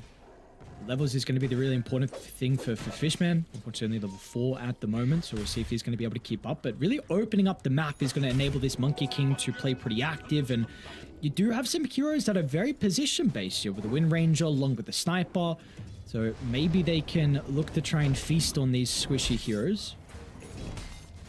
Maybe, but I think for now, Monet, like, he just needs to be very conservative, right? Like, he needs to push himself back inside the jungle. This is probably the safest place that he can be right now. And this is that period of time that I was talking about for Bobika to really put in work. You know, he needs to be the one making a lot of predictions around the map. He needs to be the one putting his body out there to be able to say, hey, kill me instead of my carry. Because he's probably got the best escape potential, but even then, like, again, you're up against a disruptor. You just need to get Thunderstruck and pretty much dead.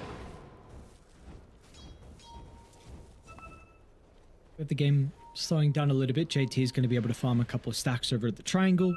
Make himself towards the Kaya. And everyone else maybe starting to hang around the mid lane. Will be a regen rune, so nothing too crazy. Big active room for no one to be able to make moves across the map. Kataomi's got his Doom available as well, so that's going to feel very nice for him. Just softening up a neutral camp right now for no one. Well, he's keeping up somewhat in net worth. I really thought that this, like, it's a 700 net worth lead for the Sniper versus the Monkey King, right? But 10 minutes in, I thought it could honestly be much worse. I was thinking of a crushing when I saw this lane initially. I feel like the next couple of minutes are probably going to tell whether he'll have a pretty solid game or just be like a mediocre performance on the Monkey. We'll see how... He's only got 2 points up with the Primal Spring, so if he's able to keep up in farm, and again, if they want to continue to up the pace, I mean, you got Pipe. I guess it's actually still a fair bit away considering how expensive the Ring of Trask and the recipe is, so seems like you're okay. I mean, Watson's been uncontested so far here with the Lina, but your reading don't particularly want to up the tempo too, because Baboka Bat Rider, we've seen in the past, this hero can be quite greedy. They might be able to get a kill onto Fishman though. Disrupt the steps a little bit too far forward. Oh, that's gonna look so for the Static Storm TP. Good. Okay. Oh, now you see why I like Fishman. He just does these little things. I mean, he's doing what I feel Bobika should be doing, right? He's putting himself out there. He's slowly delaying things. He's making them go for him instead of farming. He's forcing them to use, like, a bunch of mana for himself, and he's still getting away. And I don't even mind him using that Static Storm, right? Because Watson doesn't even have boots at this stage. Like, he just wants to farm. Same sort of thing with Kataomi. He's happy to just sit back and let Devour do the work. He's going to get into that Blink Dagger soon-ish. Maybe they're looking to rotate now that... I thought no one might have the Maelstrom, but hasn't picked it up quite yet. I'm not sure how effective this move is actually going to be. For a 5 by the Power Rune. X-Nova, unfortunately, just going to be the only person they'll run into. Stun to 2, and it'll be okay. So they'll split away. And no one does pick up the Invis, but again, not really much they're going to be able to do with that. They are still clumping around the mid lane, so really wanting to try and force an issue. Is he, like, can you not see him at all? I can't see him. No, I can't see him. Yeah, okay. No one pops out. I'm gonna run to X. Again, is this the person you really want to doom? Gonna be able to get the glimpse back. Nothing to say on the low ground. Is a little bit hesitant about putting himself in a position where maybe they can turn to him afterwards. So a kill will go the way to Cloud9, and now probably the tower as well. We've got the Eidolons maxed out along with the drums. This will be hard to defend if you're G2IG. I don't think they're going to have the luxury of being able to do it, right? Like, Bovica can't do it on his own. He needs someone to be able to back him up, and you're not quite yet at the stage where Nothing to Say is going to be able to dish out enough damage as well. Like, maybe if Monet had his Maelstrom, they would consider defending that tower with the Whirlwind facet, but he just doesn't have that damage output at this stage, and for JT, they're feeling like he needs to get into a little bit of that, I guess, protection of his own. Going into the Pipe of Insight, it's going to provide a whole lot against all these Maelstroms, against the magic damage coming through from the Enigma, the Doom, everyone.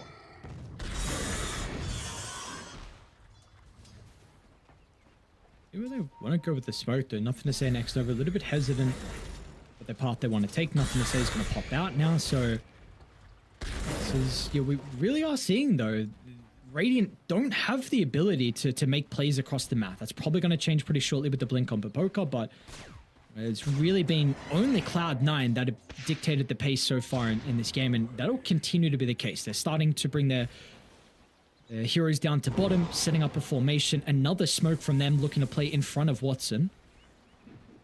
Again, though, I think Cloud9 are very happy to take this game slow. You know, you're playing with a Doom. You don't have that Blink Dagger yet. You're playing with an Enigma and a Disruptor. You can just upgrade Nothing to say. so heavily. The glimpse back, they'll get it. They will respond this time though. The sniper out of position. He doesn't have a lot of health to be able to survive through the damage.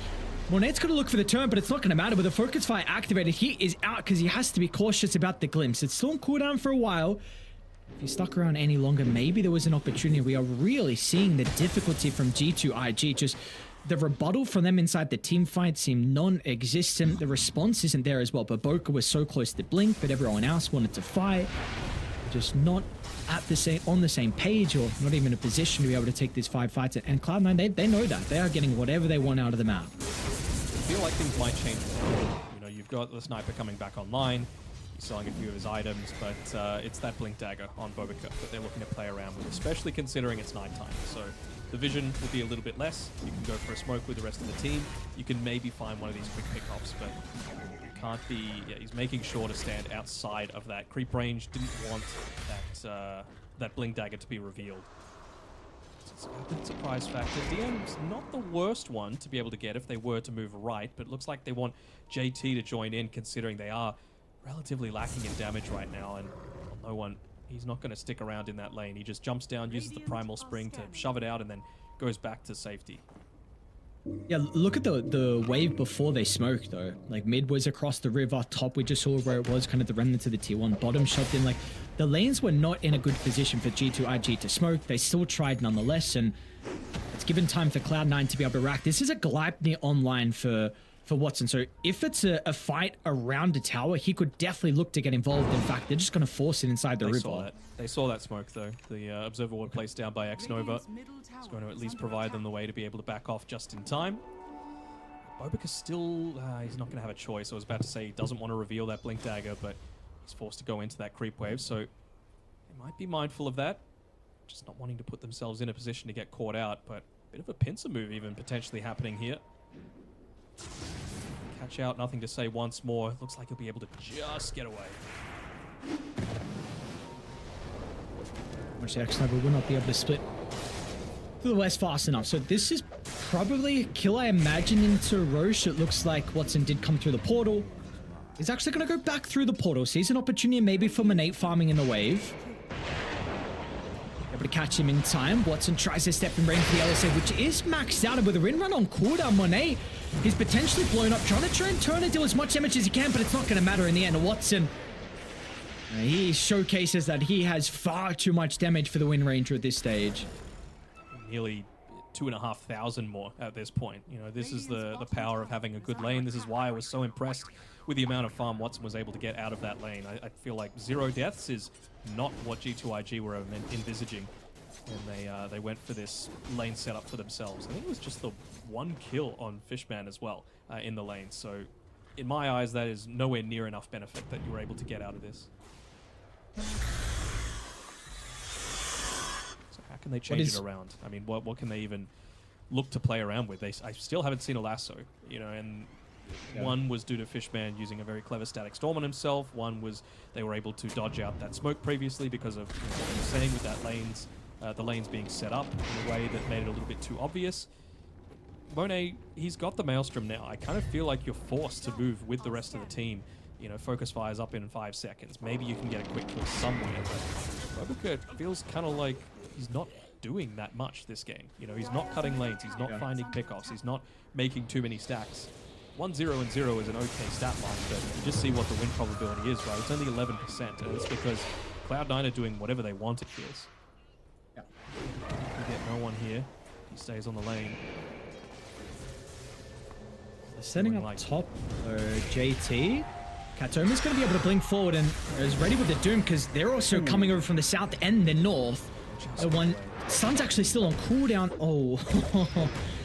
Okay, so is able to escape, puts the Doom on cooldown, which could be something. I mean, it's a 6,000 deficit, but yeah, let's see what you can do now once the Timber gets back out of the map, and maybe it's just time. Maybe that's actually just what it could be for them. Yeah, I could certainly see that. Again, though, they need to fix these lanes. And mid lane, DM's doing a great job of just keeping it shoved in. Someone's going to need to address this. JT right now has probably the biggest amount of burst damage available, so he's going to say thank you very much for the net worth, but what do you do now? Like, do you group up together? Is this a little bit too obvious? I kind of feel like it is. Just have a look at some of the vision placed down by C9 as well. Very defensive, so they should be able to scout out any sort of movements quite easily. Even just Katomi with his positioning, going to be standing in front of his core in the tree line, making sure that if anyone does reveal, he's got that blink dagger to be able to just pipe away. They're going to be too slow by the looks of it. Rish will go down. They're going to be here to potentially contest as Katsuomi.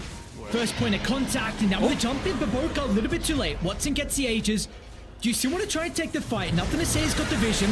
Starting to pummel into Watson, who's stuck inside with the Roche Pit. Tries to turn with the protection. Watson getting enough damage out to deal with the Wind Ranger, but now it's not enough in the end. With the buyback out of Katomi, they've jumped onto the sniper. They're still going to be cautious though. DM with the solo black hole over the right side. Watson's need to be able to get the damage required to kill off JT, but it means they're not dealing with nothing to say. Finally, they can turn.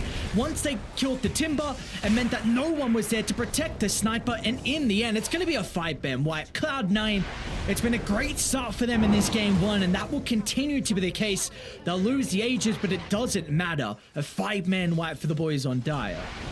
And a pretty easy 5-man wipe as well. Again, it's Bobuka just coming up a little bit short in a bunch of these engagements, right? He blinks in, tries to go for the Aegis snatch, tries to get a big lasso play away. Katomi, he's very happy to give his life up for the cause, you know? Pops the smoke, gives a ton of information.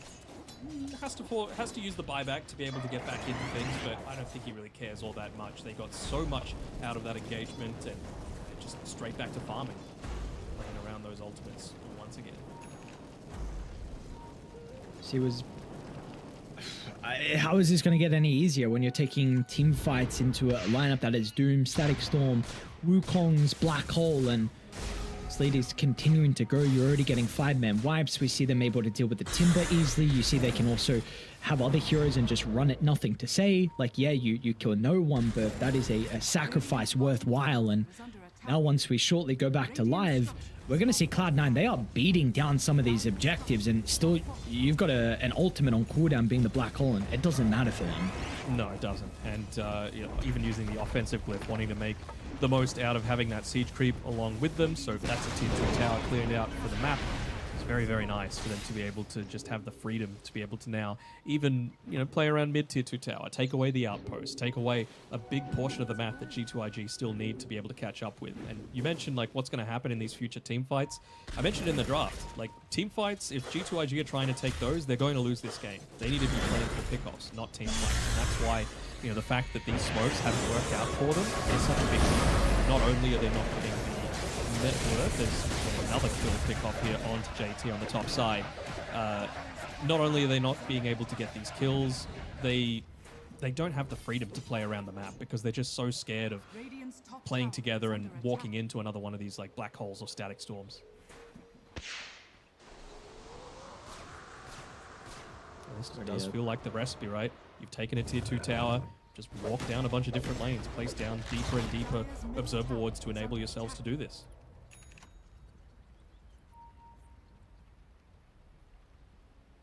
See, you're going to cut mid to go for another objective if you really want to. Maybe they'll play this one a bit slower.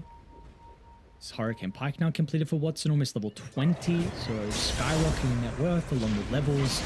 They have gotten a lasso onto it, a pretty valuable target. DM stuck around for far too long in an area where the Radiant, they can still control this given the right case, and that is not a bad kill at all. Consider, I mean, Team's second in net worth, so your first lasso of the game, I believe, and let's see, maybe they can get a tier 1 tower now. Or maybe not. Yeah, he stuck around for far too long. Normally, I'm a big DM fan, but not sure what man was doing there. I mean, they only have 2 wards out, 3, I guess, on the map, but with so few people on G2IG being revealed and lasso still being available, it was just far too deep. So they get a tower, they'll open up the map a little bit for themselves. At least this means that they can feel free to play a bit more on the top side of the map, because bottom side feels kind of like a wasteland right now. You know, there's no tier 2 tower to be able to play with. There's no vision that they've got outside of one, I guess just one observer ward to be able to play around with, but it doesn't exactly provide them with most.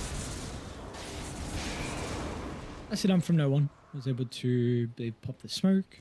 Scouts out that movement from the Sven along with the Wind Ranger. And that will give them time, at least information, to be able to find the Tormentor as well. I believe Shard, who did that go to? Went to Kataomi.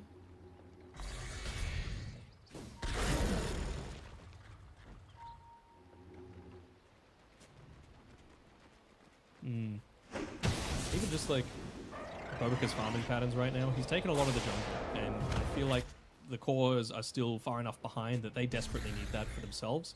He's looking to build into an Ags, and it's going to help. I think it's like semi-team fight, I guess you could say, considering your lasso and 2 instead of 1, but it's going to be a long time until he gets there. Yeah, he switched off for an Aether lane, which I'm totally on board with. Like, he just needs to be playing as deep as possible. Stay away from the Disruptor, basically, is the name of the game for him, because that's the main person that's going to be able to catch you out without expending too much in the form of cooldowns. Might be time to go again for Cloud9. So Bearing online. They're starting to huddle together. They've got some pretty decent wards. Still the cliff ward by the secret shop. You got a very deep one down to the south of the map. And maybe we'll scout them, a farming rotation, but see where they look to try and go with the smoke from them. I'm sure DM is saying, get back here, give me the smoke. What are you doing? There we go. Gets the smoke kiss from Kataomi. Who are they going to walk into here? It's Bobuka. That's the person that you do want to get caught out. He's got the greatest potential to potentially escape, but he's only going to be up in 45 seconds. It's not the worst death. Could have possibly shut out that lane a little bit quicker, but at least it means your cores are still able to get some semblance of farm. They're hunting some of those cores though. Kataomi, a wrong guess on the blink. Nothing to say he's actually going to think about turning. To be a pretty valuable kill as Monade's going to try and charge in the middle, but the Static Storm gives an opportunity for the Doom to be laid down, and now no one with the counter. Lands the Wukongs. He's in some danger, but once the boys show up, Watson goes uncontested again with the Lina showcasing her raw damage output, and nothing to say.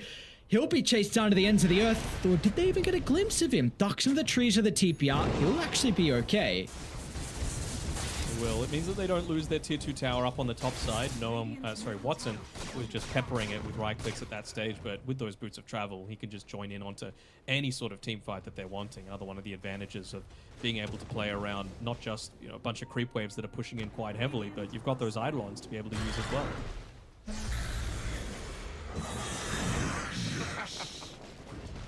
The one is underneath the observer ward, so yeah, it's going to give Provoker an opportunity to be able to jump on forward, but the Big is still available. No one wants to turn, but nothing to say up on the higher ground as the sniper really got the damage output. No one wants to jump over the top, gets close to the sniper, making it very difficult for nothing to say to feel free to right click, and Monade's not going to enter. Let's see what the Wind Ranger is able to output. Locks onto the Lina, but it's not going to be enough in the end. They will pay some respect with the BKB expiring, almost able to get the glimpse back. That was nowhere near enough, and it was all because of the Crimson Guard, right? DM just pops it, and that Wind Ranger just feels so ineffective with all those shots going everywhere, the arrows flying around. They tickle at that stage.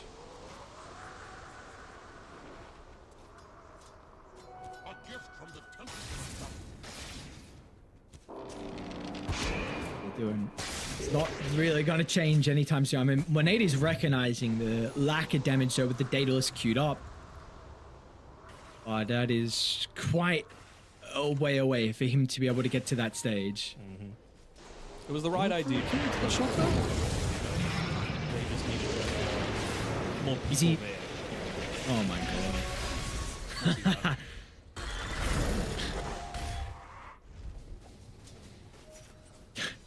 Okay. Double Bracer, Solar Crest, Gossamer Cape. He's got 2200 health apparently on the Disruptor. So, quite tanky. It's a cool build. Yeah, I mean, the Gossamer Cape feels nice against the Wind Ranger, right? You know you're only going to get hit maybe like a few... Not halving the damage, probably like 5 quarter. So Don Forstuff's going to be able to get the Doom target out of threat. Looks like they're going to try and make the attempt onto X-Nova, who should be okay unless Watson's going to be able to step in range. It's pretty deep inside Radiant's territory, but apparently it doesn't matter. Baboka now offers an opportunity here with the lasso, but he's like, team? Anyone? No one's there. No one was actually there to try and use the lasso. JT, his teleport scroll was on cooldown. Monate had one available, but he didn't want to go back. Feels like very, very disconnected team right now here from G2. I think that was one of the issues that Bobak has had on previous teams, is that he can be a little silent in a lot of their games, right? Like they need him to be able to speak up. They need him to say when something is available, and it felt like, you know, he was assuming that his team was behind, and you know what they say about assuming. Radiant's middle tower is under attack. Over to Roche they go. This time it will be at least the Roche without a contest afterwards, so Aegis into the banner and a potential higher ground siege soon, which I suppose still is something that, you know, we need to, I would say Cloud9 need to be a little bit more cautious on, with the ability for them to position themselves and, you know, maybe find a lasso into blowing someone up. But JT inside the river, make it to the high ground. They are wrapping on all angles. I think they got a glimpse. I don't know who pinged, but is that? A rough idea of where he was, and I'm sure that the rooster crying out saying it was daytime was like, oh, I gotta get out of here. They could probably see me at this point, but still able to get away with his life. Still Watson though, he is having an absolute banger. Didn't want to be shown up by Duraccio with a carry performance. Not quite at that stage yet, but you know, certainly starting off incredibly well. 8-0 and 4, no deaths. Really building into the Monkey King Dar as well. Pops out of the invis, says hello to X-Nova. And another kill for them onto the Sven. 8 deaths. And a godlike yoink from Watson. You are a true friend. Yeah, I just don't see X-Nova when I see Sven, you know? Like, it just doesn't fit his style. I want to see those big team fighters. I want to see the Phoenix. I want to see the Bane. I want to see the Disruptor even from him. Ivan. They're not giving that role this game, and see they are struggling. Maybe not necessarily too much as a result of that, but just overall they're having a lot of difficulty for G2IG. This T2 tower is going to go down. Looks like top lane is going to be the choice for them. They're not on the high ground. Are they going to start? Lasso's going to be popped. Counter initiate's going to be there in regards to the Doom, but keep in mind, Watson has got the Aegis. They're not even going to kill him. Watson gets out. No one gets out as well. Like, if you can't kill them then, when are you going to be able to get someone? Yeah. I mean, I suppose they didn't have JT there. They forced his TP back, but he wasn't actually there for that engagement. So you've still got the Timbersaws damage yet to come, but I see no BKB yet for Watson as well, right? So if it does extend out, not only do you have this late game Enigma, late game Doom, late game Disruptor, very, very strong, you've also got a 9-second BKB, probably at about like the 37 or so minute mark for Watson that you're going to have to deal with, which is pretty scary considering he nullifies almost everything that the Timbersaw is able to do.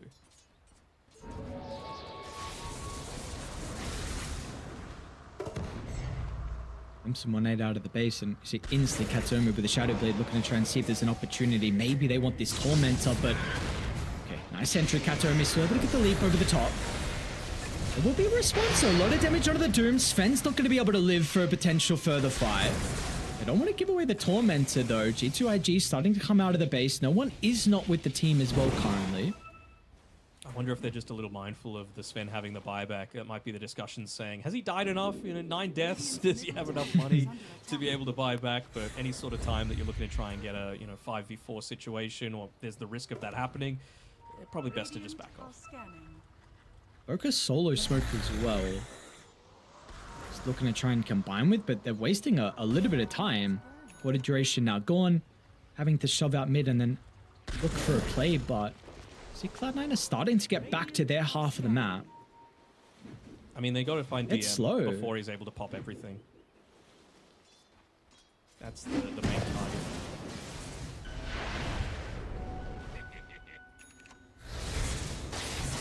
To be able to claim anything.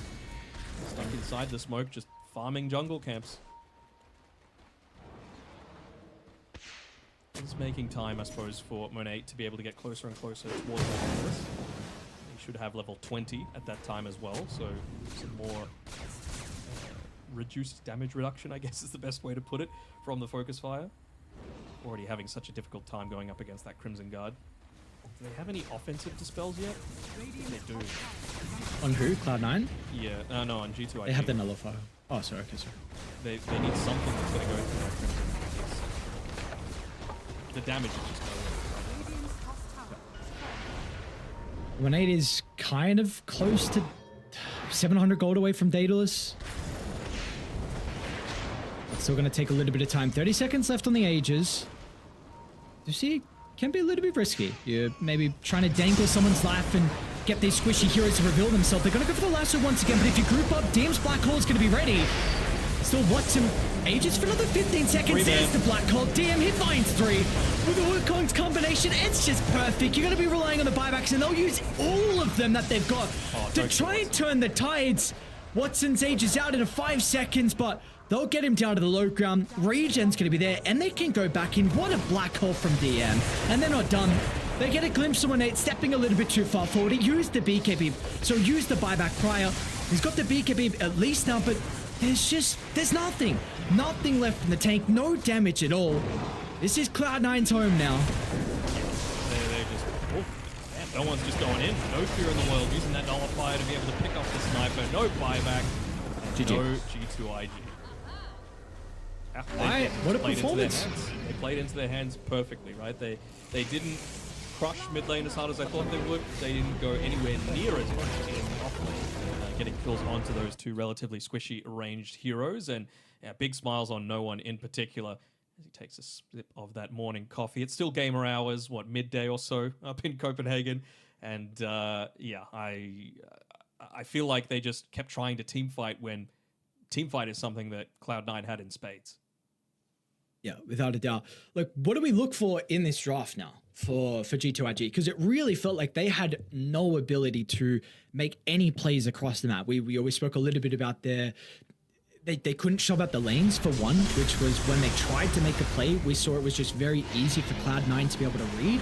But then again, you're waiting 15 minutes or so for your position for blink. So that means that we saw Cloud9 be able to take a little bit of the map, get some kills, get some objectives. And then when you got the Batrider blink, your sniper was difficult to play with, your Wind Ranger was difficult to play with. Like, these heroes do very similar things. It's maybe a little bit different now because Wind Ranger is a bit more AoE damage with his passive. But regardless, they are still very similar. So do we just feel like we want to see next game G2IG just go for a draft that they can actually play Dota with and make some plays with? It needed an identity, their draft. It felt like they were all kind of on different pages doing different things. Bobica, if you're going to give him time to have the last pick, so that's the hero that's meant to kind of tie everything together for you. It didn't, and he was kind of left on his own for quite some time. MVP. What would you even say? Watson was the obvious pick, but am I biased? Fishman was kind of dominant that game. honestly, I was thinking about DM as well, but I don't know. I feel like DM's game was pretty easy though, right? Like, Okay. he just pressed his auras, you know, and he hit a good black hole at the end, but like, it wasn't the most complicated game for him to play for sure. The laning stage was really good. I'll give him that. Him and Katomi did a great job. I'm happy to give it to Fishman. I think, we saw that glimpse down to bottom with the.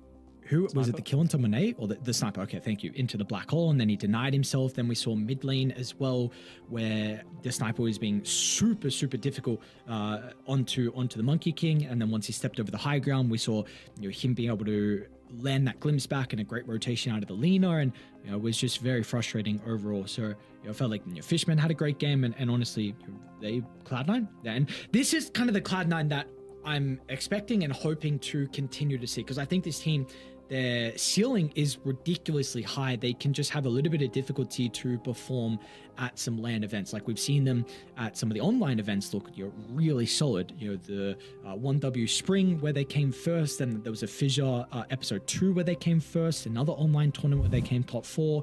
But then we've seen like Elite League Season 1, they had some difficulty, and then Riyadh was 9th to 12th. So this is still like, overall, when you look at it, this is still a team that hasn't been together for too long of a time, but you have Estini coming through as well. Estini was like, it seemed like he got a lot of praise after Noun's run at last year's TI, and when he joined Entity or Cloud9, a lot of people were very happy to see that. But this is the team that I think a lot of people are just waiting for them. They have the caliber to be able to have these good results. They're just waiting for them to get there. And this game showcases that they're on a good trajectory. Yeah, for sure. And G2IG, they want to change course pretty damn quickly, because that was not a pretty showing coming through from them.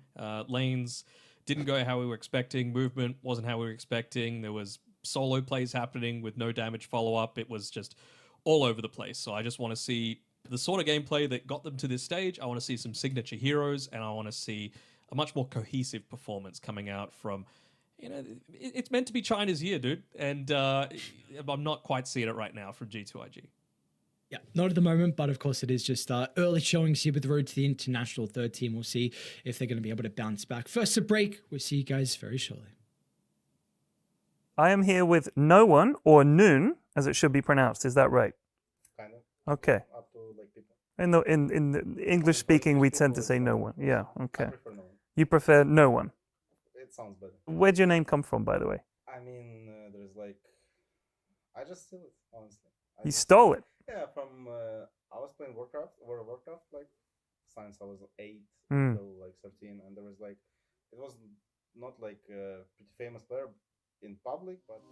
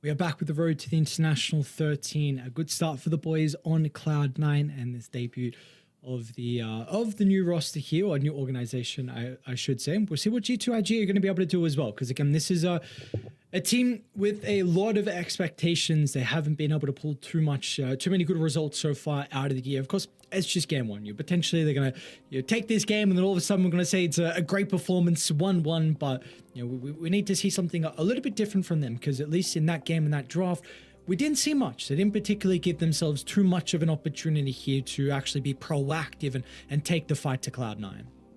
If you ask me about G2IG at the very start of this tournament, I would probably say they are the team with the biggest difference between their floor and the ceiling. And we saw the floor in that game number one, right?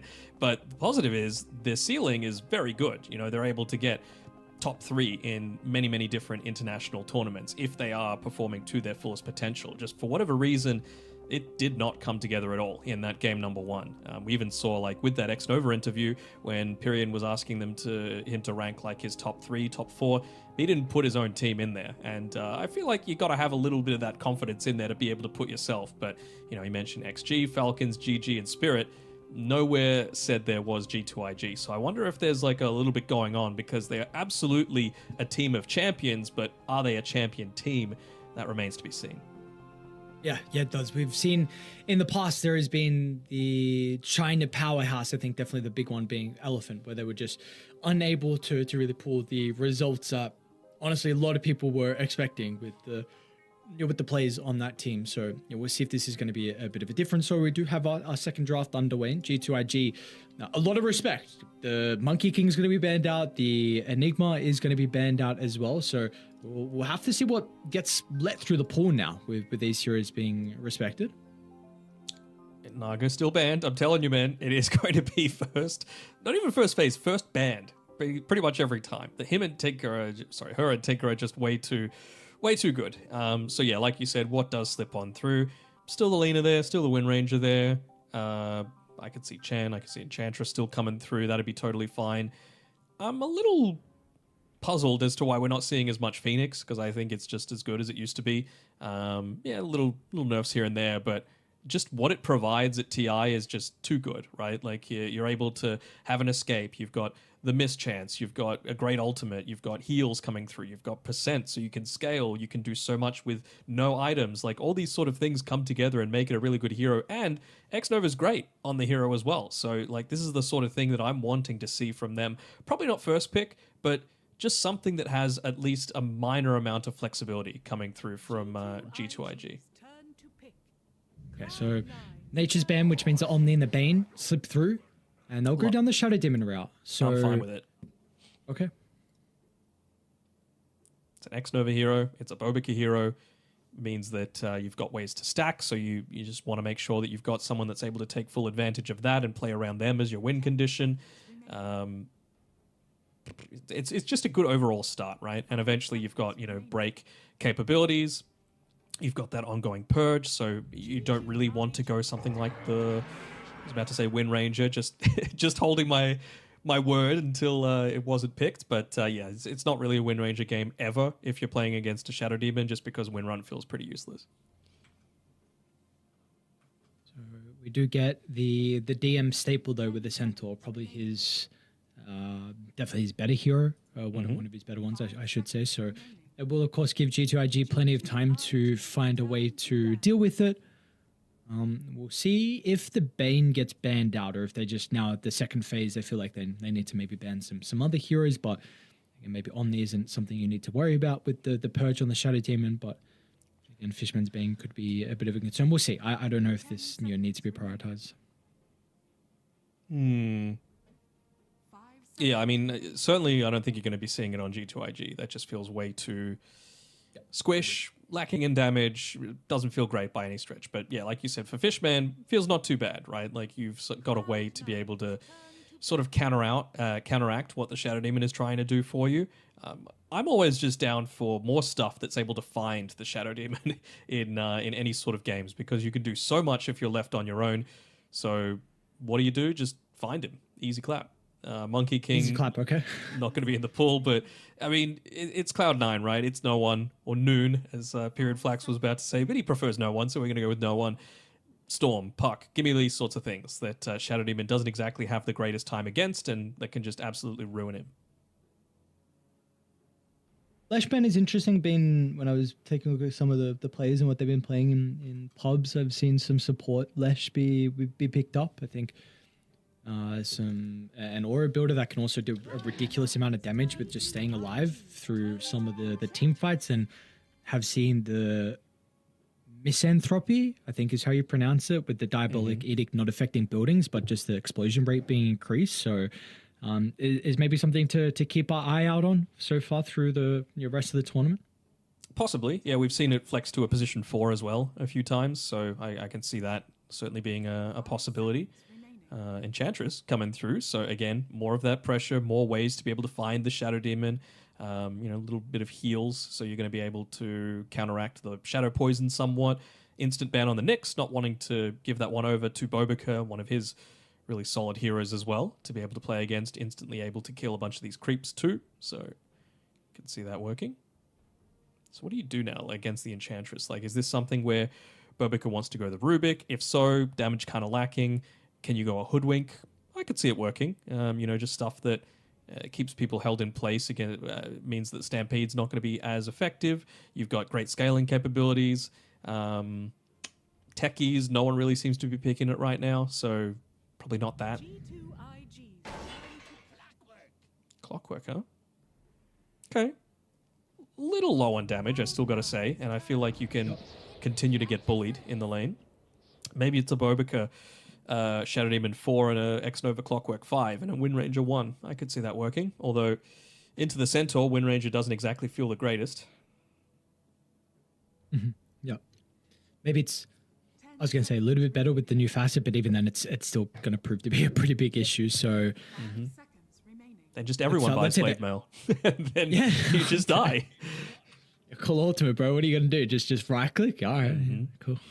So, yeah, they still believe in the win rate. I mean, you just lost one game. It's nothing crazy. But again, 1-8 has been picking this a lot, and we've seen Nothing to Say play it previously. But again, really want to see some other heroes and other ways to make plays. And definitely would say the Clockwork is able to do so. The Shadow Demon can be a little bit more as a playmaker. I mean, you really depend on other heroes as well. And there's the Phoenix. I mean, this is a hero you're asking for, right? It's a good hero. I feel like a lot of people have forgotten this, but it's TI time and people are going to remember. We haven't seen any Tiny either. I think maybe... No, the nerfs won't too much. I think people are just used to seeing him be giga busted. So he'll come back eventually once we get to the stages where the games start to drag on a little bit further. Once, people remember that repositioning is a really good tool to be able to have. High amount of burst damage. I can see it working.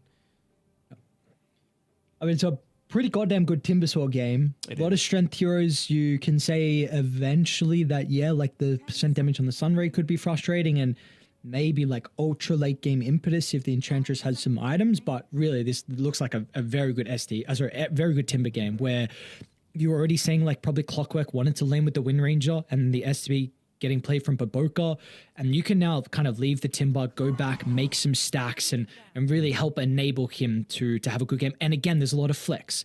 Maybe you can't actually put it mid because we have actually seen like DK do really well versus the Timber. With that being said, I haven't seen them match up like within the last month. If anything has changed, especially with him not being universal anymore, but seems like overall you'd be pretty happy with to put it off lane.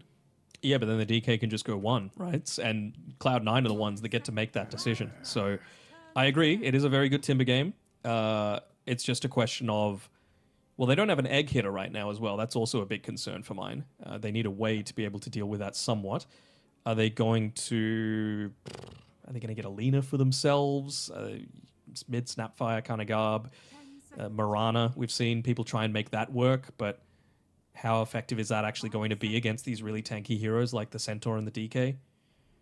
I was going to say, my issue with going for an egg hitter last, though, is like, again, where is their playmaking? Like, maybe the Clockwork and Timber can play together, but it might just be a similar issue to what we saw previously. So, I mean, I very much agree that you're lacking ways to deal with the egg, but then they could just go back into the same fault that we saw in the last game. I would have liked the Mirana. I feel like you can play make somewhat with it, right? You get Arrow set up with the disruption. You've got Cogs plus Arrow. You've got a high amount of burst damage. You've got an egg hitter. So it's a very good ban coming through from C9. And again, like, you are lacking heavily in stuns, right? Like, you might be able to hook in onto the Phoenix and you might be able to, like, Timber Chain, get a bunch of burst damage, but you're probably not going to kill the Phoenix. Like, Egg's going to come out. Sunray's going to come out. Like, right now, they need a way to actually stun the Phoenix in position and kill it, because it is going to cause way too much havoc if you don't. I'm trying to think of heroes that Nothing to Say can play, because like he's been playing a lot of Puck and a lot of Ember in pubs, but into DK, you really, I mean, they're good matchups for the Dragon Knight. I'm trying to see some other options for him to run. Your Primal Beast is currently banned. I mean, he's got a very large hero pool, but the DK can kind of make it a little bit more tricky on what heroes you want to play mid. Can you go Ursa 1 against the DK and Centaur, and it's a bit of an egg hitter, and run the Wind Ranger mid? Yeah, I don't mind it. Okay, they're Puck. Sure. I really didn't mind your option, to be honest. Your choice. Would have been that, or like Alchemist would have been my choices. Maybe even a Lifestealer, but no one's really picking Lifestealer. I don't know if they can Ursa as well on Cloud9 and see what the decision. I feel like you just put DK1 and then you can like Ember here, and I think it's fine. You want want stuff to find the backline. Sure. Okay. Feels pretty good in my eyes for C9 in this game. Oh, Watson TA too. Yeah. You say that a lot about a lot of his heroes, honestly. He's very diverse hero pool. Yeah, I think Cloud9 will win this one. Okay. So there's the slight changes that we see out of G2IG. You're not going to give them an advantage here with the draft. You feel like Cloud9 still have got it? I don't see the damage coming from the Shadow Demon and the Clockwork. I think this game is going to be so heavily on the backs of JT and Nothing to Say. I don't necessarily know if there's going to be too much different happening in the safe lane in particular. Like, Monet is probably going to get bullied pretty heavily. X-Nova not going to be able to stop too much of that. It's actually X-Nova playing the Shadow Demon, huh? Don't know how I feel about that. You know, I was totally on board with everything that you were saying about Bobica playing the Shadow Demon, have him be making a bunch of stacks for JT to be able to pick up his farm. You could even say the same sort of thing for Nothing to Say as well. And, you know, having Bobica there as like a shield for Monet would have been really nice, but I don't know. It just feels a little odd to me. X-Nova is a Shadow Demon player, and he's a very good Shadow Demon player, but I'm not sure if this is the game for it. I think a concern for me that I see is how G2IG are going to be able to deal with the eventual two supports playing mid with the Dragon Knight. Again, we've seen this in the past that the Puck into the DK matchup can be very frustrating, not only because you have a point target stun, but also just like Puck doesn't really have the ability early game to be able to shove the wave out and pressure the Dragon Knight with this little kind of chip damage where DK can sustain through that. So Tower's going to be very vulnerable. You've got an Enchantress that can rotate. The Phoenix can be there, and Shadow Demon Clockwork from the boys on G2IG. Like, it feels like that can be very difficult. So the map's going to be very open. Then that can help a TA get Roshan, and then we see once you've got an open map with traps everywhere, it can be a little bit more frustrating. So I do also favor the Cloud9 draft slightly, but I think I prefer the G2IG draft more than what they had at least in last game. But I still like Cloud9 draft. We also get the curveball coming from the Puck as well, so get to see a few little cheeky ones coming through from Nothing to Say as we're getting one at the moment as he's walking towards the rune.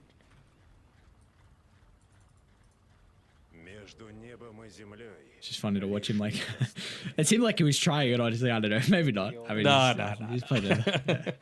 Give him more credit than that. Come on. Yeah, sorry. He's played a lot of Puck in pubs so far. Are they going to be able to get up onto the high ground before the smoke breaks? They will. So right now, a slight advantage to G2IG with some of their movement. Fishman with those overprotective wisps as well. be in a great position to be able to stop any sort of gank.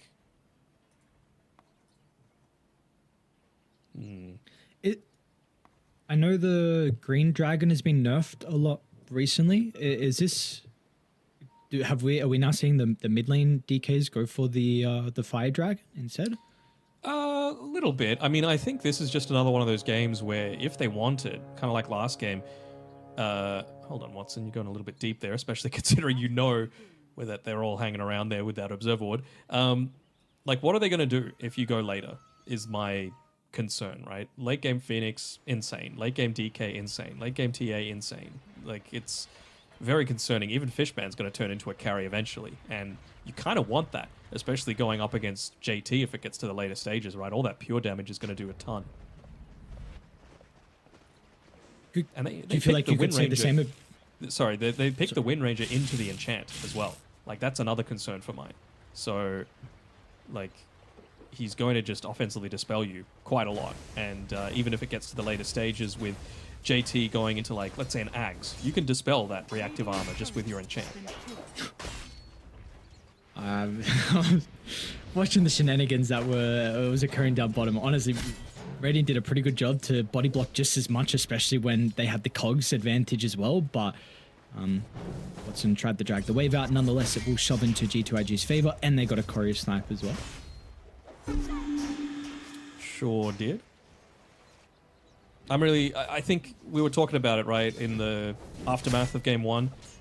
Champion, a team of champions is G2IG, and I feel like they're going to need to channel that if they're going to come out with a win here. Like, if Nothing to Say can somehow even break even with no one, that's going to be a huge tick for them.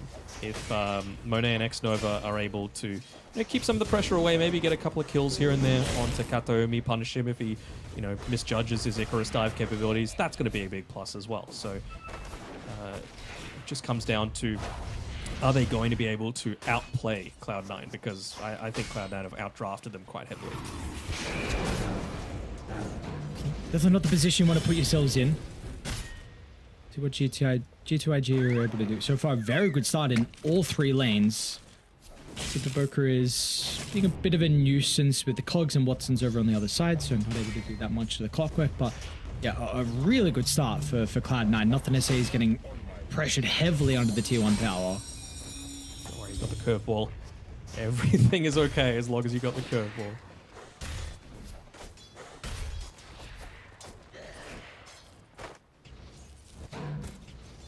They have just gone back to the well with a lot of the similar sorts of things, right? Timbersaw happening again, Wind Ranger happening again, and it didn't exactly give them the greatest amount of success in that game number one, right? At least this time around, they've got a puck to like guarantee that you're going to get some Timbersaw damage coming through, or you're going to guarantee that Clockwork Battery Assault isn't just going to get run away from. Man, nothing to say. Nearly dying, yeah. I don't know. Maybe we didn't say it enough as well. If we go back to like old No One days, his Conquer and DK were his best heroes. I mean, sure, you pick up the Storm. Oh, hang on a second. No One. Okay, Fairy Fire is going to be there, but still the damage almost enough. I mean, No One's got a very diverse hero pool. You can think of his Puck, his Storm, his Ember, but then also those days when he was playing like the Conquer and going like, he was really the Radiance DK builder for a while. This is without a doubt one of his better heroes, and he's bodying mid lane, and this is to be expected as well. Again, the stun onto the orb. See how much pressure it's putting, and I was like, where does he go? Okay, maybe he does need to test the curveball a little bit. Oh, straight back to the lane. Nope. But I mean, kind of like what we were saying about Watson earlier, I feel like you could do a similar sort of thing with No One, right? Like, I would say his Puck and his Storm Spirit are very signature for him as well. His Death Prophet as well is very signature. Sure. Like, so many things that this man is able to do. It's a reason why he was at the top of his game for quite a long time. And there are very few people his age that are still like known as some of the best mid laners in the world. Yeah. And honestly, I don't think it gets spoken about enough at how he was able to move over to the position one. When I was watching his games on OG, I was very impressed with his performances. I felt like he was not potentially the issue with what was going on there. So always excited to see it. Always great to see No One still back in and having some great success on a really young, a roster with some new talent as well. And Watson showcasing 26 and 5, botting and bottom, and 15 and 0 here for JT. And you know, again, like we were saying, like you don't have the Shadow Demon now to make stacks here for the Timber to maybe get ahead. Old G just catching strays. Who was the problem on Old G? I don't know, but I'm just saying I think he looked very good on a role that wasn't his. That wasn't his. That was good shit. I know the ins and outs of that team. I just can't reveal who the problem was. Absolutely.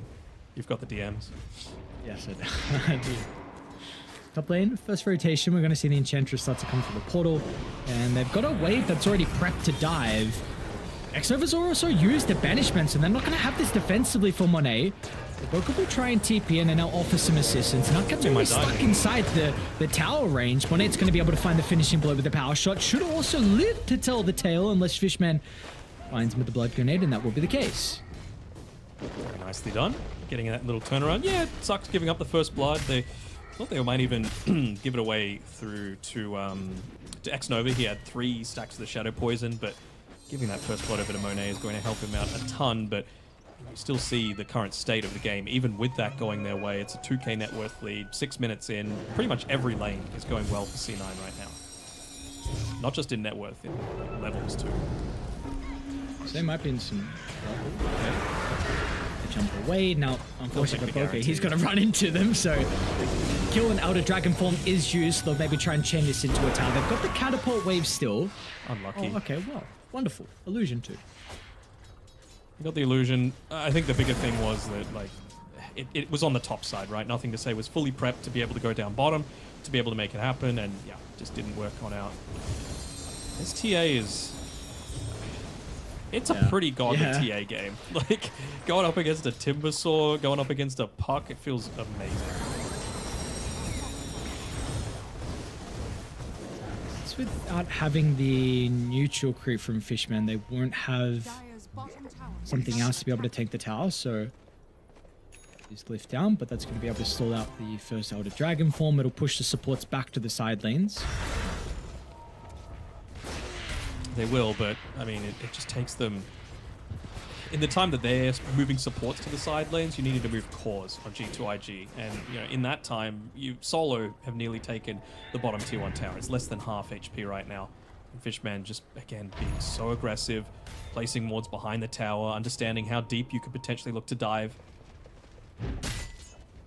So frustrating to have to play against. But he's gone the double braces once more, so you just need to commit so much to take care of this Enchantress, and it's really not worth it at this stage. But you have to. That's the frustrating thing. You don't want to, but you have to. This time Fishman's going to show with the creep. And they will push Nothing to Say away, so no glyph. And shortly, a tower that's not going to be in a position where they can defend it. Another creep wave's going to come out. Damage has been dealt. He's needing to be very, very cheeky. They're going to stampede for him. Well, Cheeky is what he's been, but it's not going to... Will it? I mean, he's playing on a knife's edge. Nothing to Say might tick out of the Bulgarian. 5 health. It's going to look for the deny fate. Well done. I mean they protected their tower too. Like, that's a pretty big move, you know, just to be able to get that rotation away. Oh, Katami gets the regen rune though, so even though he's sitting pretty low, he's happy to go for this dive onto Bobacut. And he's just going to die slowly. One more Fiery Spirit. Oh, dodges it, I think. He lives. Alright. A couple of little wins going G2IG's way.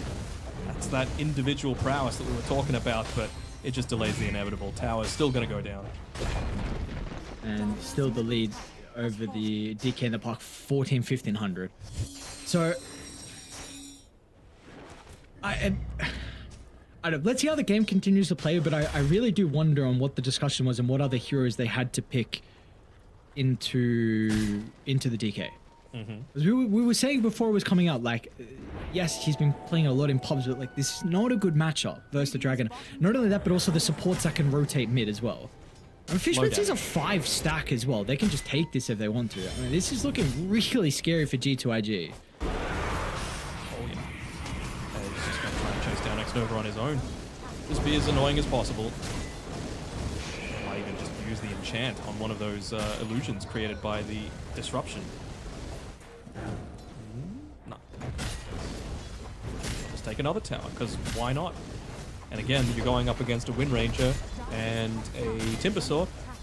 Lots of unavoidable damage. Blade Mail feels pretty godly, especially considering like he's maxed out Retaliate on DM. They're not going for kills in that lane, so the fact that they were even able to, you know, have him be assisting in one is a big bonus for the Sentinel. Should be able to get Kataomi mid lane. Second kill, maybe? They're gonna miss some of the damage with the spells being off the mark. Kataomi tries to get the dive away, not to the low ground, but do they know he's there? Duke's over to the right side. Kataomi tries to dodge the blood grenade. Okay, he will go down. He takes a long time to get the kill, and is that going to give them an opportunity for anyone else to die? Doesn't look like that will be the case. So finally, they'll get something. Good God, if he got away from that, I would have absolutely lost it. That is just knowing every little intricate juke point, every facet of the map, all those sorts of things, just to be able to get away. And X-Nova ruins the party with a Shadow Poison.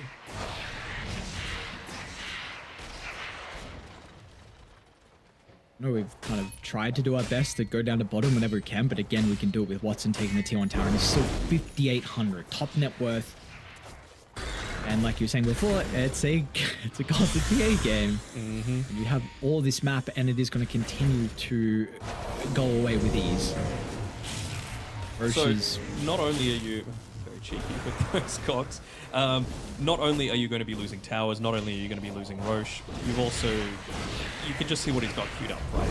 Aghanim Shard coming through. Amazing game for the Aghanim Shard. Not only are you resisting a lot of the damage that the Puck and the Timber are able to throw at you, you're also just enabling them to be locked down for so much more with that silence coming through from the Psionic Trap. Means that, you know, eventually, I'm sure they're going to look to synergize it. Well, no one's already got the Blink Dagger, actually, with that. So you'll have a dead Puck pretty consistently this game, I'd say, once you get those few extra items. Just give it maybe 4 more minutes or so. Are we in desperate times where someone... was going to be out. This time it's onto the Enchantress. Stampede to maybe help them close the distance on some of the reinforcements. DK is here. The Fishman is making him work for the kill. No one able to jump over the top. Hold some of the clockwork. The boat got unable to escape, especially with the Breathe Fire being on the mark. So a 1-for-1. Took a long time to be able to take him down there. That's his third bracer, and he's got the Seeds of Serenity as well. Wouldn't hate seeing him go like casual raindrops, but he's rushing into the Solar Crest, both to enable his team, further the Roshan taking potential, more minus armor to enable Watson just to be pretty devastating to have to deal with. And JT, you are dead, mate.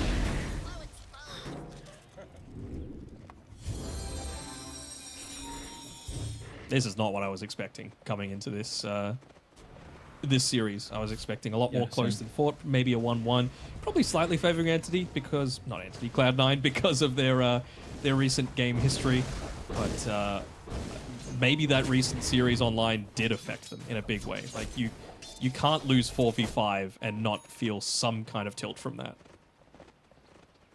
I have to imagine they probably learned a lot from that as well. I mean, they're going to go again at the Enchantress. They are a little bit closer, but this time the nades can be here with the damage that was maybe lacking for them to blow them up and then stop the reinforcements for firing a rebuttal. Let's see if they can re-control their triangle, though. Potentially a bit too late. I mean, that was coil and focus fire for a position 5, though, with 4 heroes rotating. Bobika wasn't involved just because he wasn't there and he doesn't have the rocket flare skilled up yet. Like, you're giving up a lot just to get a position 5 who's already pretty tanky. So, I don't know. I hope for their sake that it's going to be able to... that they're going to be able to turn the tide shortly, because right now they're just getting outscaled, they're getting out-leveled. You're starting to hit into some of these bigger timings as well. DM starting to build towards the pipe, and once again, it does feel like they've once again drafted a very single damage type heavy draft. Like, it is very magic heavy on G2IG's side.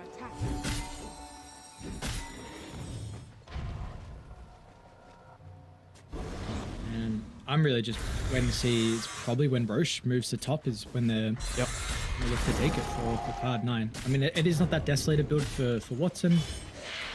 But nonetheless, he's been really happy with what he's been able to get out of the map. Like, they are already starting to occupy right next to the tier 2 tower, and we see again, this is without the Aegis Vantage. Maybe they're actually going to try and make the attempt on Monet. Potentially happy with forcing out some reactions, which they will get. Fishman's going to be locked inside the cogs. Monet will try and do his best to turn here with the focus fire, but the damage is still lacking until JT gets involved. Coil will snap instantly. Kataomi always has a threat of the supernova, and they will not continue to go for more from G2IG. So the tower kind of protected again. I don't think that we're really trying to force it there from Cloud9. Getting some reactions out, it will be the Enchantress that goes down, but they had to bring everyone. I had to bring everyone in again. It's just an Enchantress. Like, that's the thing. You still used Focus Fire. You still used Dream Coil. I suppose they've got the attitude that, look, we're probably not able to kill anything else anyway, so we may as well get the kill while we can. We may as well protect our tier 2 tower and not just sit back and do nothing. But all that time, Watson was just inside of his ancient camps farming. Like, he's got the Aghanim Shard now, like, right at the 15-minute mark, and he's halfway towards the Desolator already.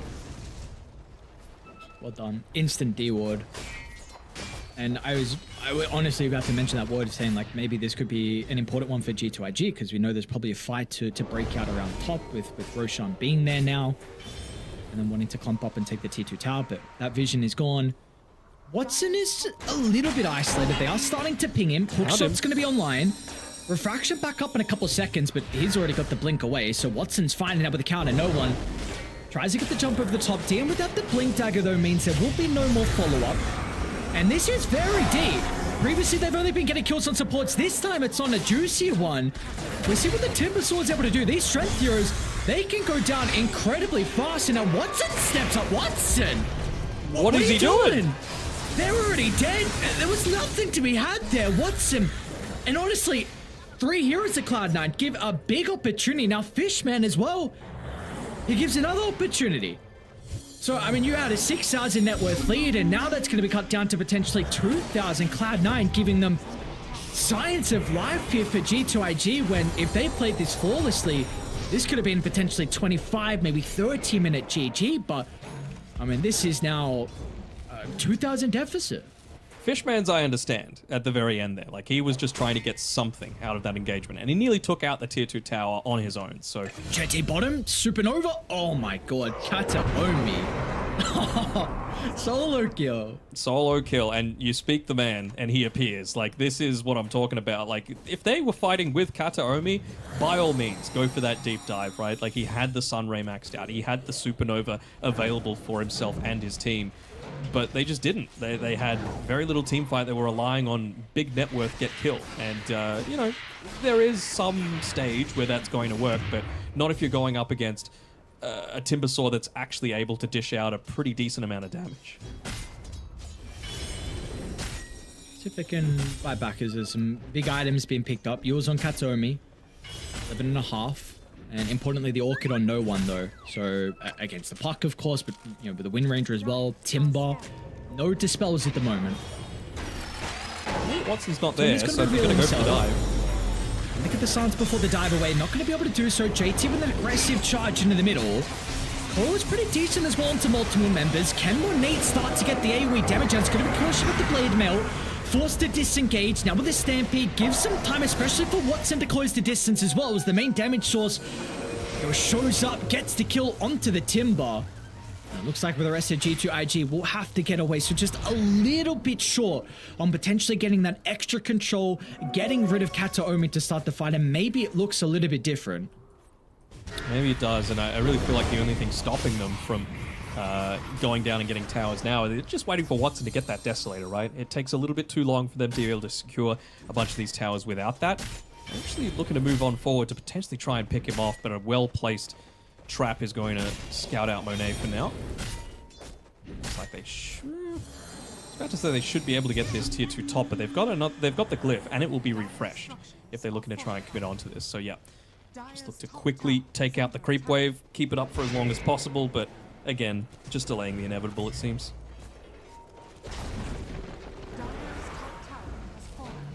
What was the win probability before all of that shenanigans happened? Only 65%. I'm surprised. I would have had it at least 80.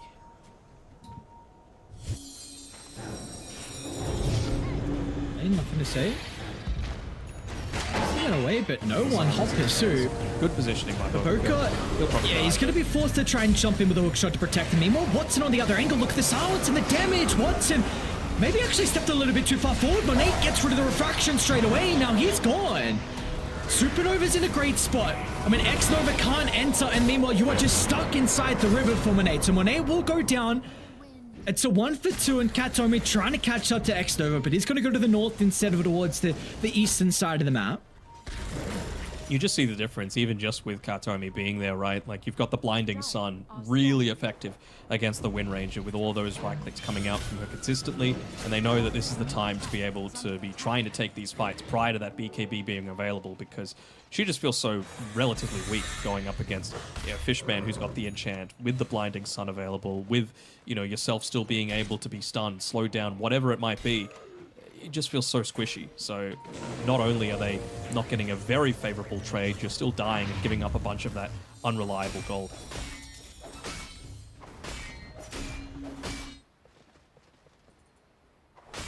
Are we seeing any signs of life though for G2IG in regard to like maybe something in these fights that they could look to, you know, further use to their advantage? I mean, it's a 6,000 deficit, but we have seen they've been able to get some kills and some important ones as well. It's hard to say, honestly. Like, you've got now a Guardian Greaves on JT, so not exactly what you want to see a Timbersaw buying a lot of the time. But with that being said, it's kind of necessary considering you're going up against the silence from the TA. You don't want to get caught out by that. So at least he's going to be a little bit more active in a bunch of these team fights. I think I still need to see them playing a lot more around, you know, hook shot into Blink Timbersaw combination onto Kataomi, for example, before he's able to do anything in a lot of these engagements. If they can accomplish that, you might say that they're back in this game somewhat, because it might mean that Kataomi needs to itemize even more defensively than he has right now. And speaking about the defensive itemization, I mean, it's a very long build-up for nothing to say with the Lincolns instead of something like a US Scepter. So he's going to have a difficult time still with showing up to fights, and we already see that Cloud9 are feeling strong enough to be able to force down this Roshan. So there will be no fight to be had. G2IG looks like they're just going to keep this one up. It just dies way too quickly. No real point in contesting it. The other one's taking damage as well because of Fishman being the one to tank it up with that untouchable. So now Watson can actually look to play that bit more aggressively. He's got the second life to be able to do so. He's got the Desolator building into the MKB as well. So just another way to be able to deal with that Wind Ranger. They've already got so many different ones, and it's just going to improve from here on out. Radiant's middle tower is under attack. I respect it. Baboka using his full health pool to try and farm one Ancients. You gotta get some farm. It's in a sad state, Clockwork, right now. You know, I think the cogs need to be overpowered for it to be pickable, because you don't do much beyond like the laning stage and early mid game. Alright, everyone was there for it.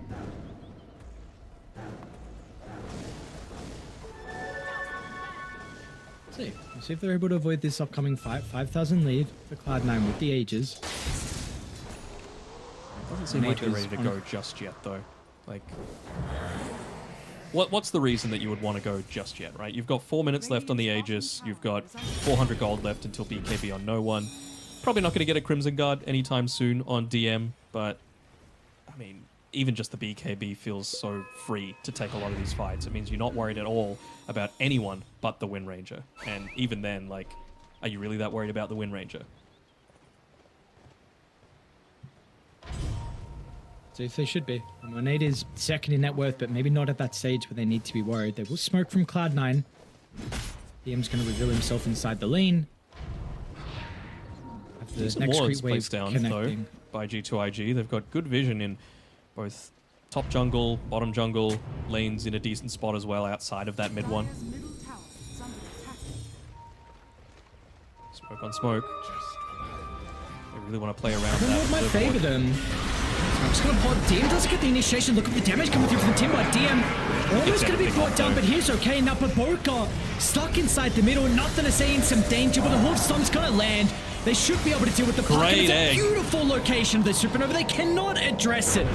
All they can do is just split away. JT to the west, but they can hunt him down. There's going to be no escape for the Timbersaw. Watson and Cohen hot pursuit. Meanwhile, no one. He also was able to catch up to X-Nova. JT actually will be able to get some further distance away. Maybe they're just going to leave him. Feels like will take a little bit too long. So he will escape, but again, no one. He was able to catch up to the secondary support. And back to mid they go. So yeah, I mean, we saw it was an okay start. They almost dealt with the Centaur, but he got everything off, and the egg was really perfect on the high ground for Kataomi. That's the key thing, right? Like, he was able to pop everything, right? Blade mail used, pipe used. It means that you can't really commit super heavily on Monet for that team fight. It just feels so awkward, right? That they need to use everything onto him. He's not the one that you want to start on. You want to start on Kataomi for these fights because you saw how impactful he was. It's up to no one who doesn't really have anyone nearby. You look for the BKB TP out, and no way to address this, so no one's going to be okay. That's not able to get away as well. No tier 2 tower mid, no tier 2 tower top. Don't really need to venture down towards the bottom side of the map just yet. I was actually looking to go for a bit of a solo kill here.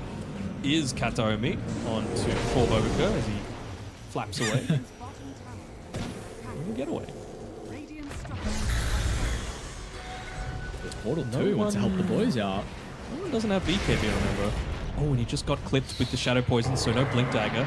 Able to join the rest as DM, they want something, and they'll take it, even though it's just X-Nova. Worth it at this point if it's going to open up that bottom side of the map. Take all outer towers, and maybe they could wait for the next Roche, maybe they wait for the Tormentor, maybe they wait for even just the Wisdom Rune. But they are still very firmly in the driver's seat. Out they are. High ground is gonna be the call. So Cloud9, not much to stop them. Half duration of the other dragon form, with the Dark Troll summoners as well to work with. This tower's gonna fall fast. They found, I was about to say they found nothing to say. He's hanging around on the left-hand side, so they know there's no puck.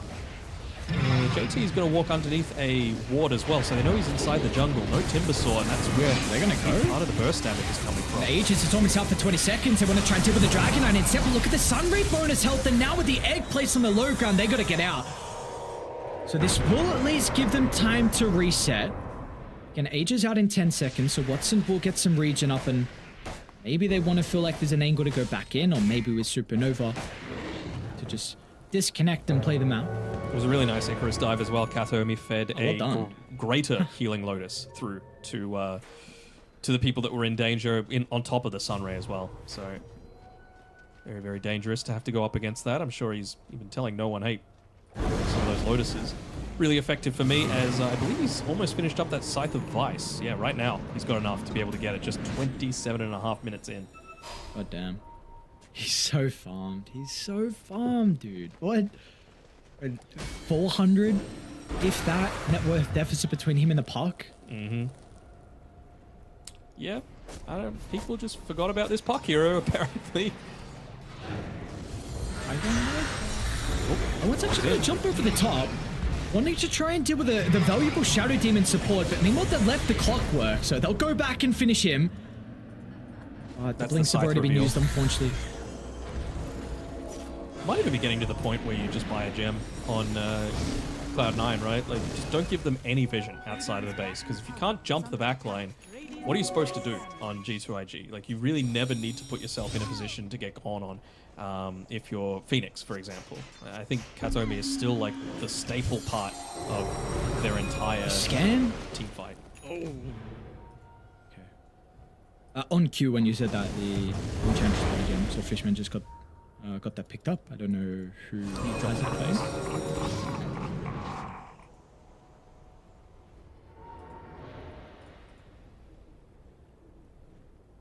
Is continuing to go. 12,000 net worth lead, 28 minutes in. They are kind of moving down bottom to deal with Kataomi, who's a lot of net worth. Would be a big kill if they're going to be able to find him. They should be able to do so. Stampede. got to do something. They've been fighting really well, maybe just Radiant's using the bottom fear tower factor, I guess, to force them to want to back off and not commit forward for the kill, but that is their first tower that they've been able to get the entire game, Lockie, and it's one that does open up the map a fair amount, right? They're going to need to protect this vision, though, because, like we were saying, gem freshly purchased by C9 means that they're just going to be able to sweep across the map together. No one going to be the one holding it. He is by far the tankiest on the lineup. Where is their vision right now? It's really just that one, huh? I've got There's one not inside the much. ancient. Yeah. What do we need to continue to see a little bit differently for G2IG in these upcoming fights? It's 9,000 deficit. What has to change though? I'm thinking. Trust me when I tell you, I'm thinking hard about what needs to change, because not much is changing for SD, not much is changing for the Clockwork. I guess you do have the Aghanim Shard now on X-Nova, so that's a nice little bit of protection against the silence coming from the TA especially. So I'm sure he's looking to try and use that onto Nothing to Say as much as possible, but it's still such a rough game to have to try and come back from. Like, where is the damage going to come? It honestly has to be Monet, right? He's so close to his level 20. You would love to have that prior to this. They know that this smoke is going on, though, with the trap underneath the regen rune. But with that Daedalus and, you know, Enchanted Quiver, Glipnir, it's a lot of damage coming out.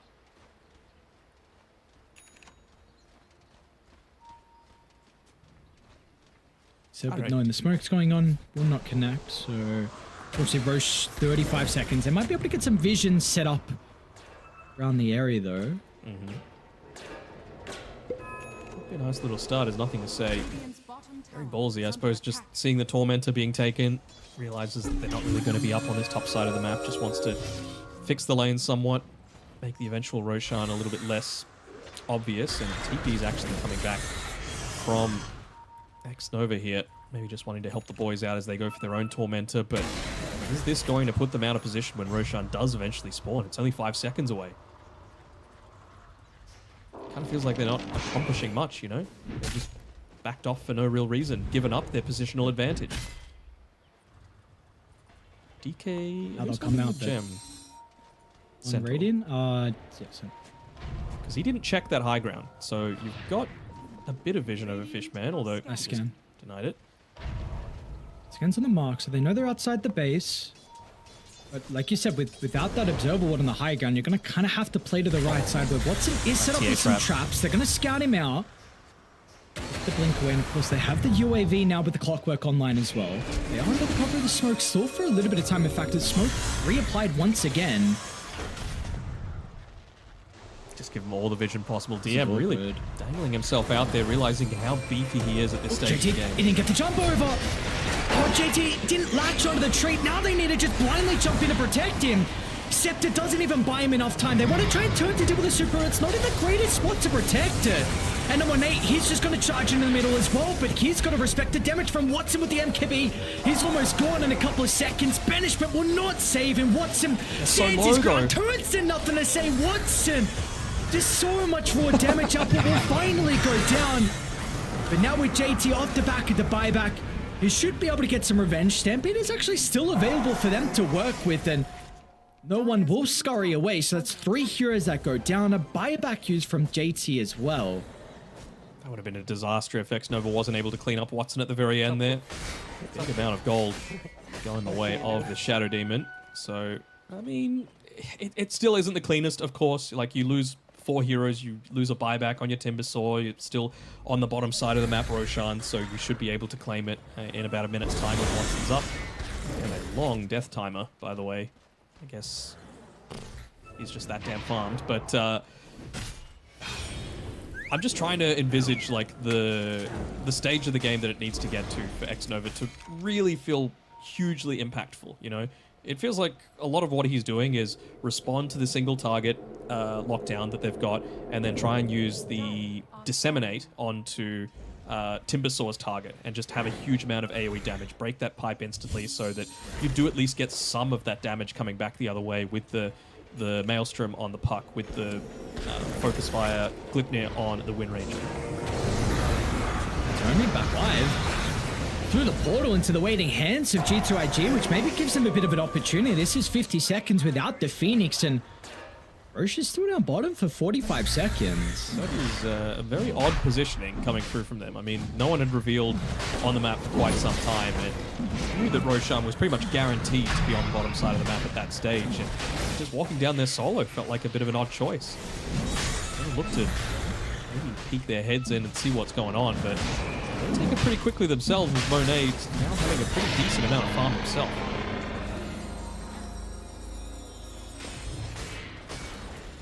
Roche's banner onto JT. Age is going to be given over to Monet. Looks like he has to go the satanic route, especially with all the damage that we're seeing come back from the retaliate. Mm-hmm. Nothing to say is able to get into that Aghanim Scepter, then well, it's pretty good with all of that damage coming out from the Enchanted Quiver, from the Witchblade, from the Maelstrom. At that point, he's only 1,000 gold away, and maybe this Aegis is going to be enough to be able to stall it out. He even gets a free Aghanim shard as well. Not bad. Not bad at all. Still feels like he needs more though, right? Like, yeah. We've seen really ultra late game has been, the dataless is even something that we've seen very often for the pucks, and see Charisma, we haven't seen that in such a long time, so it still needs a lot of items, but I think really the main thing you were saying, right, is the fact that this Aegis is just time for them. Yeah. It still needs to be very careful on top of everything, right? Because you're still going up against a TA who's got an insane amount of burst damage and the Aghanim shot. You walk one step in the wrong place, you're dead. He's got nothing to be able to save himself. It's all like... Onto mid lane, onto JT, but X-Nova's going to be there. So the banishment to try and protect him. San's going to be worn off. The counter's still going to be there. DM finds the opening. Hex is also onto the win range, and they just lose the agents without a response. They need the puck to hold them into place, but a defensive supernova kind of counters the coil. Ultimate's expended between either side, but still, you're pretty happy with that for Cloud9. You get the Aegis. Now you do not have this slight advantage potentially for G2IG, and we see still this has to be picture perfect for them inside the team fights. It's a lot of damage that was output, but not much result, right? Like very, very quickly able to take out the Wind Ranger, but no BKB was forced by Monet. And, you know, this is the advantage of having a farm position 4 like the Phoenix that doesn't need a Blink Dagger, just able to dive in with all of that extra vision provided with these TA traps. Comfortably able to do so. Yep. Oh, look at the burst potential. Oh, he No, missed we it. went to the aggressive banishment accidentally. Now, Watson is in, but maybe once it doesn't matter. Look at the raw damage output. Monet tries to get back to the high ground. It's just alive. The MKB from Watson. They will respect them still nonetheless. I mean, you got the kill onto the puck. You're not going to try and dive up at the high ground, but man, we just see Monet cannot run into the middle. Absolutely not. Like, you just have so much of that turnaround potential. You've got so much of the evasion pierce. You've got blade mails. You've got retaliate coming back the other way. It's pretty devastating, to be honest. Even just going for... Pretty rarely that you don't see Centaurs going the Stampede cooldown at level 20. He is all in on the retaliate, even going for the talent for it. And I mean, imagine if it gets to 25, retaliate aura. Yeah. What are you supposed to do at that point? Yeah.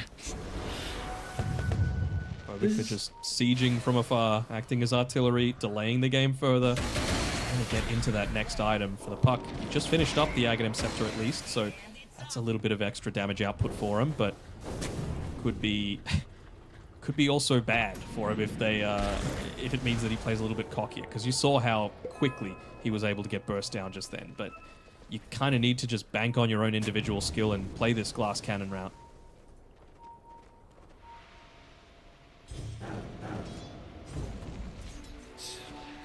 Very fine. I mean, one team fight is really what we've been waiting for Cloud9, just to completely break open this game, get high ground, and full set of barracks to be their advantage, because they will push incredibly fast with their lineup. And this is a DK build that we see from a lot of the carries at the moment. And the scan probably means he's going to be able to get a kill on some Baboka as well.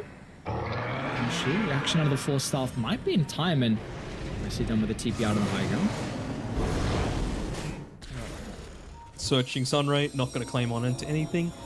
It really does feel like the delay game. for the first time though, I do see like an avenue for them to be able to get back into this on G2IG, right? Like if Nothing to Say is able to get into his level 25, then suddenly Dreamcrawl with this immunity feels really good. If the Wind Range is able to have an undispellable Wind Run plus Aghanim Scepter, then you are reducing a lot of that damage that's coming back your way.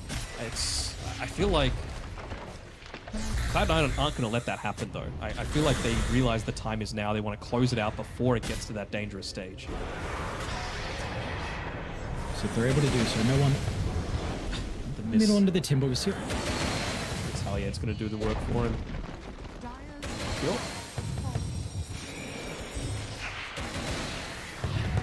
Does make life a little easier for everyone, though, not having to worry about towers, just dealing a bunch of free damage in a lot of these fights. But I mean, you even have to look at... Fishman's got a Moon Shard on his Enchantress, so life is not necessarily easy for JT either. This is the point that I was talking about. Late game Enchantress is a menace for this Timber. You can still just enchant off the reactive armor and then go to town with right clicks. the hidden ones have blessed me. Yeah, I mean, we're seeing the difference in supports with their scaling, right? I'm sure that even late game is definitely not the worst, especially with your items. You know, some save and the aggressive like percent damage, especially now with the facet. But you're unable to keep up. You know, the clockwork in particular. Scepter's okay to shove out the lanes and maybe give you information, but it feels like you are just not competing with the Enchantress and the Phoenix. And 19,000 lead, and maybe this will be the fight for them. Smoke on smoke. Nothing to say once again is going to be caught inside the lane. X-Nova a little bit too late to get there with the banishment. Now he puts himself in the firing line. It's a lot of When damage. he tries to enter the fight, it's a decent amount. They almost get the Phoenix before the egg, but it's just not fast enough. Monade's able to juke down to the south, but unfortunately, DM, well, he should be able to lock onto JT. Do they want to continue to try and hunt the Timber Sword down, though? JT, another round of the Timber Chain up in a couple of seconds. We'll make it up into the high ground. DM slow in pursuit. Everyone else is starting to Well, he's funnel got focus towards fire him, again. JT. Considering about turning Monade as well, waiting in the trees. How are they going to enter this, though? Monade tries to go for Watson, but Watson, BKB is like, brother, you are not winning this fight. Just run back the other way. Don't even try it. It's DM now. It's like, okay. Blade Mail. I mean, you can attempt it. Blade Mail, retaliate, very cool stuff. It's not going to matter in the end. It's Watson TPing in the blink. Katsuomi with the north. The pincer is there. Cloud9. It's just incredible stuff from them. A 5-man wipe. You just lose the Enchantress. Well, the team fights look so easy for them. They do indeed. You might even be able to go into the left talent on the DK as well. Never mind. He just wants to live. Totally understandable. I mean, they were going for a pincer move of their own. It's just Nothing to Say got caught out about 5 seconds too early. I think that could have been a drastically different one if he just wasn't caught at the very beginning, because Phoenix was in their sights. They would have been able to burst down Kataomi. But yeah, just not quite able to synergize together, and I feel like that's been the case the entire game, right? When was the last time we actually had a legitimate 5-on-5 fight? I feel like it's been one of the big critiques overall, G2IG. Entity and being able to be on the same page. So the case once again, full set of barracks down bottom. Mid, that glyph is only going to slow them down. Still a creep alive there in the base. So the backdoor they have to be concerned about. They're actually got the kills. Get away.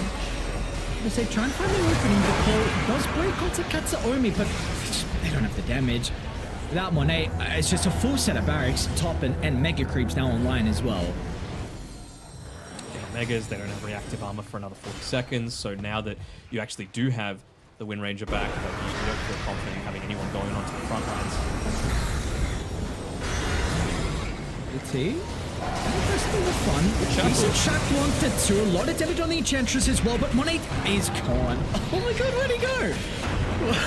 Nothing to say, he's gone. Team's gonna be able to catch up the puck. They're all dead. And this game is over. It's been over for a long time as well. Cloud9. Like you were saying though, this team played against G2IG in an online tournament leading into the road to International. They were able to get a 2-0 victory, and that is the case once again. And they're looking pretty good. They are. They're my dark horse for this tournament, right? Like, yeah, you could probably say G2IG doesn't have the greatest form leading into the road to the international, but these guys are always around there. You know, top 6 certainly isn't beyond them by any stretch of the imagination. Anything can happen, though, of course. It is TI as we see a few of these team fights coming through, and you just have to see the deep on dives that they're trying to get. It just costs so much to try and get absolutely anything, and they do when JT is able to be involved. This was the one that I was like, you're kind of just trickling in, my guys. Yeah, one by one, and maybe this is where we saw an opportunity that arisen for them to find a way back into this game, but then the net worth lead blows up to 5,000 once again, and unfortunately a bit of a lifeline that was almost given to them, so to say, was not enough for them to pull their way back and maybe have a 1-1 tie. No, it was not, and I'd have to say, like, it's been a pretty convincing day for the victorious teams, right? Like, yeah, GG were a little bit spooked in that start to game 1 of the previous series, but this just felt all C9. This game, I would probably say it was a little bit more on them doing things correctly, whereas previous game, you know, G2IG were all over the place with their teamwork, with their team fights, with how they were looking to take team fights, even just coming down to their laning. At least that was an improvement this time around. Monet had a lot of net worth. He didn't die that many times, but even just the draft of the Wind Ranger, it might be a really strong hero, but into a Centaur plus an Enchantress doesn't exactly feel like the recipe for success. No, not at all. And standout player, who are we feeling? I mean, Watson kind of dominated. So did Katomi, though. Okay. Up to you. Can Katomi? I'm happy to give it to again. Sure, Katomi or Watson. I'm easy with either one. If I had to decide, probably Watson, just because of his game 1 performance as well, just to kind of tie it together. But there were so many times in those fights where prior to the Lincolns being up on the puck, even after it, right, just dives on in, yules the puck, scythe the puck is dead. You know, they just were able to pick him off almost exclusively because of Katomi, and it felt like if he was present at a team fight, C9 didn't lose. You know, it really was that cut and dry. That one little avenue for a potential comeback was off the back of Katomi just not quite being there with the rest of the team. Yep. So it's a great performance overall. I mean, Cloud9 looking incredibly strong. Excited to see how they're able to continue to go here in Group A. Of course, you have 2 other series to play, but this is a very good start for them. Yeah, they're going up against, I believe, Tundra and Talon are in their group, which I think there was 1-1 between the 2 teams there for that. We've also had some 2-0s across the board, and I believe in probably the surprise of the tournament so far, I think Team Zero took game 1 off Falcons. So the favorites for the whole tournament against the massive underdogs, we have to say. Game 1, 32 minutes or something like that. So it really goes to show that you got to be watching all of these games. We got to be watching all day, because really we could get surprised a lot of the time. That we can indeed. But second series of the night is done. We're going to move over with 2 brand new teams. We've got Spirit taking on Beast Coast. We'll see you guys after a quick break. I am here with No One, or Noon, as it should be pronounced. Is that right? Kinda. Up to like people. In the English, I mean, for English we tend people, to it's say No One, of course. Yeah. Okay. I prefer No One. You prefer No One. It sounds better. Where'd your name come from, by the way? I mean, there's like, I just steal it, honestly. I just stole it. Yeah, from I was playing World of Warcraft like since I was 8 till like 13, and there was like, it was not like a pretty famous player in public, but like I just saw some clips of him playing, like, you know, like with 30 FPS gameplay, like he just for 100 viewers. I like the nickname, basically. So first of all, your preparation, like all the teams have talked to us about their boot camp. All the teams seem to have come from Serbia this year. Did you guys boot camp in Serbia as well? Yes, we are based in Serbia. And how did your boot camp go? What was your preparation like? It was kind of late because Watson had visa issues, and we only started at 26. So we came at 26, so we had only 5 days of boot camp. Tell me about how you got into Dota. Where'd you grow up? What games were you playing? And then how did you come to Dota? I grew up in Kherson, Ukraine. It's my city that I were born. I was playing, as I said, I was playing World of Warcraft like since I was a kid. My family was pretty poor. I was just playing video games, maybe hiding from the world, I would say, in the video games. And at some point, some guy showed me Dota key, and like I was like, what is this? And I saw the TI 12 that now we get second place. I read it about them. They're like won first CI like $1 million. I'm like, it's crazy. And I just wanted to be a cybersport player from the start. I like the game. And when you started playing, did you think this is the game that I'll be Yes. a professional? Really, straight away? I mean, like before even I joined the game, I was like, I want to be the professional in this game. Obviously, as a mid player, I've looked at some of the heroes that you've played a lot of. Storm Spirit, Void Spirit, Ember Spirit, Puck, Lesh, DK. Is that a fair sort of set 6 heroes that you like to play? I think that there's more. Like, which others would you put in that mix? Earth Spirit, Invoker, comes to my mind. Recently? Yeah. You think Invoker is back as a hero, viable? I'm not sure. We have to see how it's gonna be played, but it felt strong. That like we played against it. I played it once, and it felt really strong. But it's different than Invoker now. It's like auto attack Invoker. Yeah, no auto spawns. attack, the old school auto attack Invoker. Yeah, just double raise band, Witchblade, and you just go in. It's pretty fun, I would say. Just a couple of general questions. I want to gauge your opinion about the other teams in your group. So I'll give you the team and you tell me what you think, what you expect from them, okay? G2 XIG.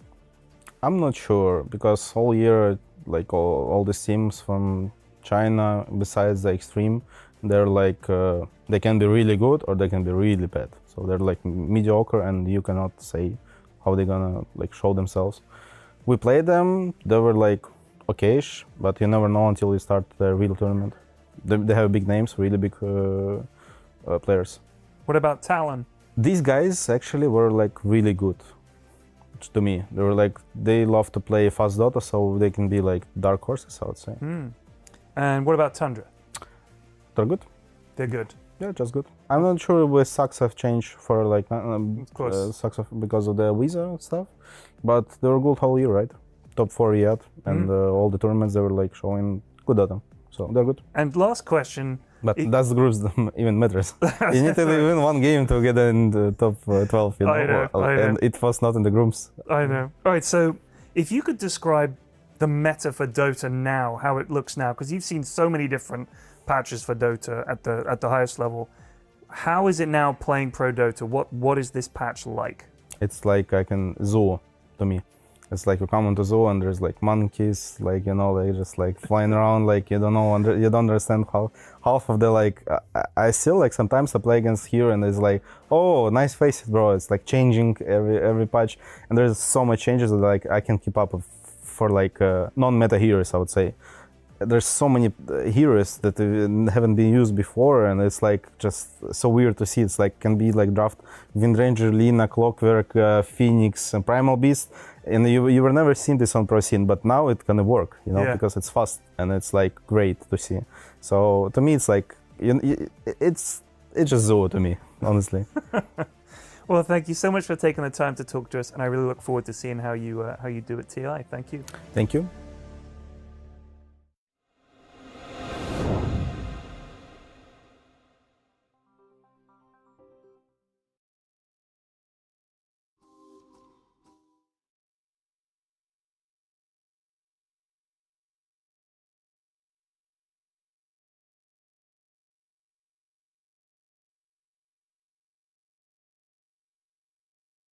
Moose or Mose? Which would you prefer?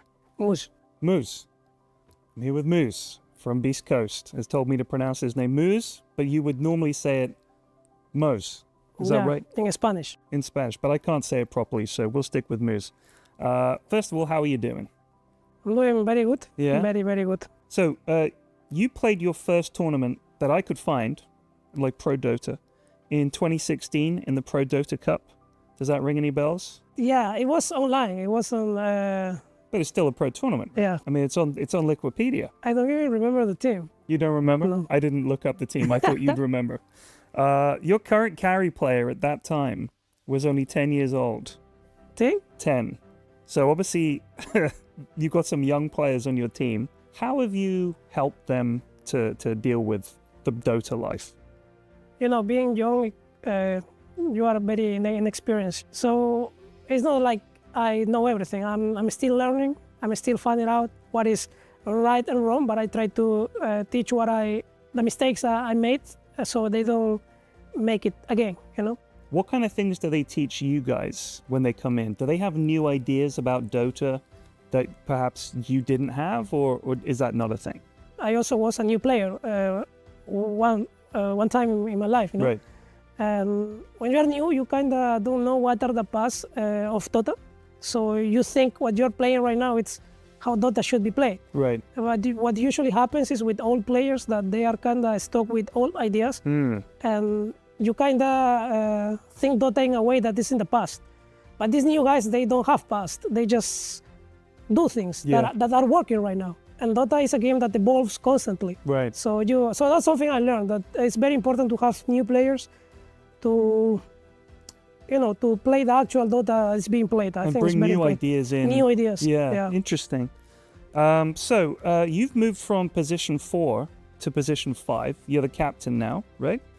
How has that transition been? Well, I transitioned like a month ago. I don't remember how much time, but it was like 6 months maybe. I used to play 5 Okay. professional before, but it was a long time ago. It was like in my early years of my career. In the past, position 5 was looked something like, just give me a lane and do whatever you want. Place a water here and, you can go do whatever. Stack a camp here or let there. me carry the game, Right. And right now, it's not like that anymore. Right now, the support has to be actually really good, So this is a very inexperienced team in terms of TI. Like the young guys have played a lot of Dota, but they haven't played much Pro Dota, and 3 of them is their first TI. I know that you're saying that you guys are learning from each other, but what as an organization are you doing to give them confidence? I think they have this kind of personality that they don't care, which I find it could be good and bad. It could be good because they are not afraid of anyone, which is a good thing. But it could be bad because sometimes the ego goes up when you are like an inexperienced and you have suddenly success. So you need to know how to calm that down, But for my team, I told them there's no hierarchy here. You and me are the same. That gives them the power to do whatever they want, whatever they think is good in the game, After we just discuss what is good and wrong. So it's about finding the solutions for those things. That's brilliant. I want to ask you about the other teams. You just give me an idea of what you think of them, okay? So Aurora. We played a bit against them. I think they are a good team. I like their offlane player. He played like a lot of roles, so I respect that. That's it. What about Team Liquid? I mean, Team Liquid is Team Liquid, a very strong team. Always happy to play against them and beat them. What about Team Spirit? Same, the strong teams, best of the world. Which teams do you think at this TI are the strongest teams? Give me the top 3 teams in your opinion at TI. The top 3 teams for this tournament are Falcons, Spirit, and Gladiators. Okay. Moose, thank you so much. That was some great answers. I really appreciate it, and all the best in the tournament. Thank you. Thank you.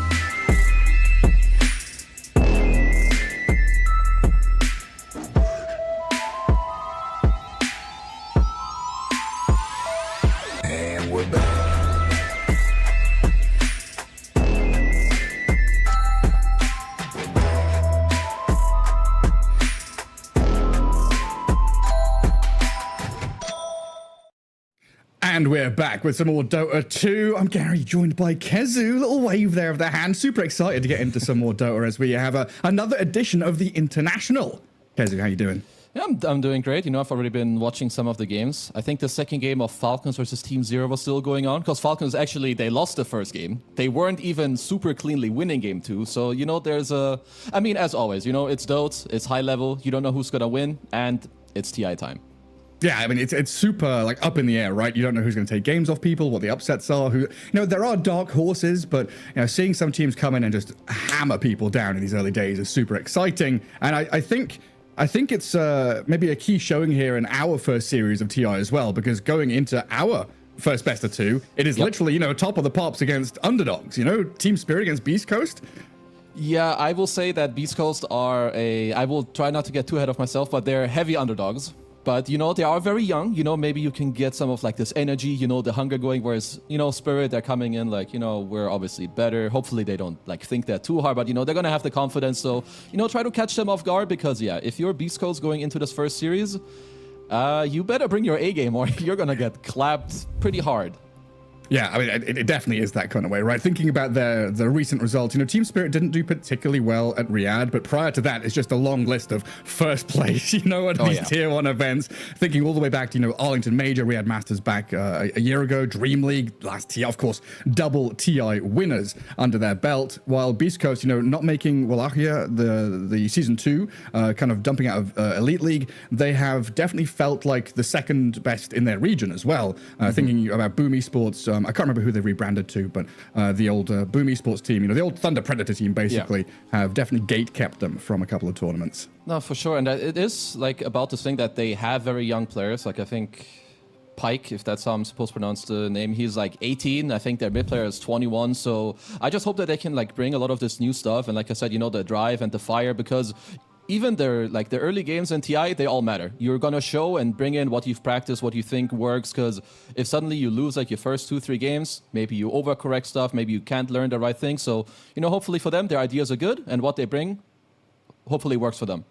Yeah, I mean, it's kind of been a phenomenon that's happened throughout esports, but I think very apparent in Dota, where we used to have, thinking back to old TIs and old majors and things, middle major, etc., had like 7-day-long group stages where you would play for 5, 6, 7 days, and you'd have that evening, that night to think things over. Your coach is looking through replays. Now, we've got 2 days of group stage. You're banging out games. You don't have time to adapt on the fly. You need to have prepared already. And that is also like another thing that, I mean, it's what makes the best teams. They know exactly when the game is over why they lost. They're like, this pick was wrong. You needed to go these items, or we had to take this fight differently. Like, when you lack experience, it can be really hard to come up with the right conclusion. And like you're saying, 2-day group stage, you're going to play multiple games on the same day. You better hope that everyone is putting in the right work, that people understand, that your coach is ready and understands what's happening. Because, yeah, you need to adapt on the fly. And do you think this puts like more emphasis on draft? I mean, definitely yes, but it's also just, I think it's important that these players feel good. That's at least one thing I'm going to be looking at for Beast Coast, because like I'm saying, they're like young. Comfort levels? Yeah, like comfort high, try to keep them good, keep them on the heroes they want to play. Even if you have to correct, like, try to just make sure that it's not too much and you stick to your stuff. And like we're saying, if you lose a game, it's really hard to figure out what is the correct conclusion. But they're going to have to show that to us. It's not up to me to tell them, oh, you should have done this, that. They're there, they're playing. It's their job. Yeah, it absolutely is. And I guess coming back to what you're saying, this kind of experience and knowledge of how to fix mistakes and how to change things on the fly. I think very often, I think it as well, kind of in simplistic terms, experience, thinking, how long you've played the game and how much you understand about the game. But there's that kind of meta level of experience of understanding the differences between knowing different parts of the game and how to adapt that. And now we're coming into this a new era of Dota, right? A completely new patch. We've gone back to, 7.00, where they had added talents. Now we've got facets and innates and stuff. It is a completely different beast. I mean, you just have also, like, all the time, like, Dota has new items or different items, or heroes get reworked. Like, you have Tinker is very strong right now. I don't think there's, like, not every team will play it, but he's a completely different hero from what he used to be. You have all the Pavises and Solar Crest with, like, auras, like pipes, and all the other auras, like Crimson, still being very strong. Like, the game can get out of hand very quickly, which is also, we always talk about it, the draft matters, your lanes matter, your itemization is just all these things have to come together. and then hopefully you get to play good dotes. Because at least when you're playing these games, you don't just want to go down without a fight. You want to make sure that there's some Dota to be played, because that's like step one. Well, there we can see one of the men on the screen. Well, we saw him for a second there, Mariano, the coach and leader, really, of Beast Coast. He was given a lot of free reign to kind of build this squad, this newer, younger lineup. And, of course, he's going to be that anchor of the team as a coach. Of course, he's not playing in the squad. Moose there on our screen is going to be the actual in-game leader, which, has become very, very common in Dota now, right? It used to always be the dictator, the guy in-game, the puppy, the Kuroki, whatever. He is the captain, drafter, leader. You listen to the shot calls. And over the past 4 or 5 years, I want to say, we've had that delegation of responsibilities. I just don't think that it works anymore. Like, Dota keeps developing. Like, first of all, everyone is getting better. There's more things being added, like you said, facets, innates, talents, new items. Like, heroes work differently. It's kind of, it needs to be like a shared work. Like, whoever is strong needs to be able to like call. Like, I mean, all of these players have like tens of thousands of games. They need to know what the hero needs to do. It can't just be, like your little puppeteering everyone. Oh, do this, do that. It's a shared effort, Mr. Gary. I like that one. Puppeteering, yeah? How long have you been sitting? A ringmaster, clown, circus patch. Puppy's not at TI, though. It's unluck. It's next time. Next time, you'll get him. So, yeah, draft is on our screen. We've already kind of waffled on a little bit. We're yapping away. Seeing a couple of these bands already come out. The Tinker you mentioned. Doom, Nature's Prophet, another one of these very annoying kind of laning into mid-game heroes.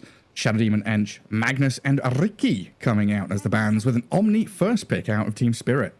Yeah, I will say there's not too much crazy stuff going on when it comes to the bans. Maybe Ricky, but there's been a big influx of mid-Ricky being played in pubs.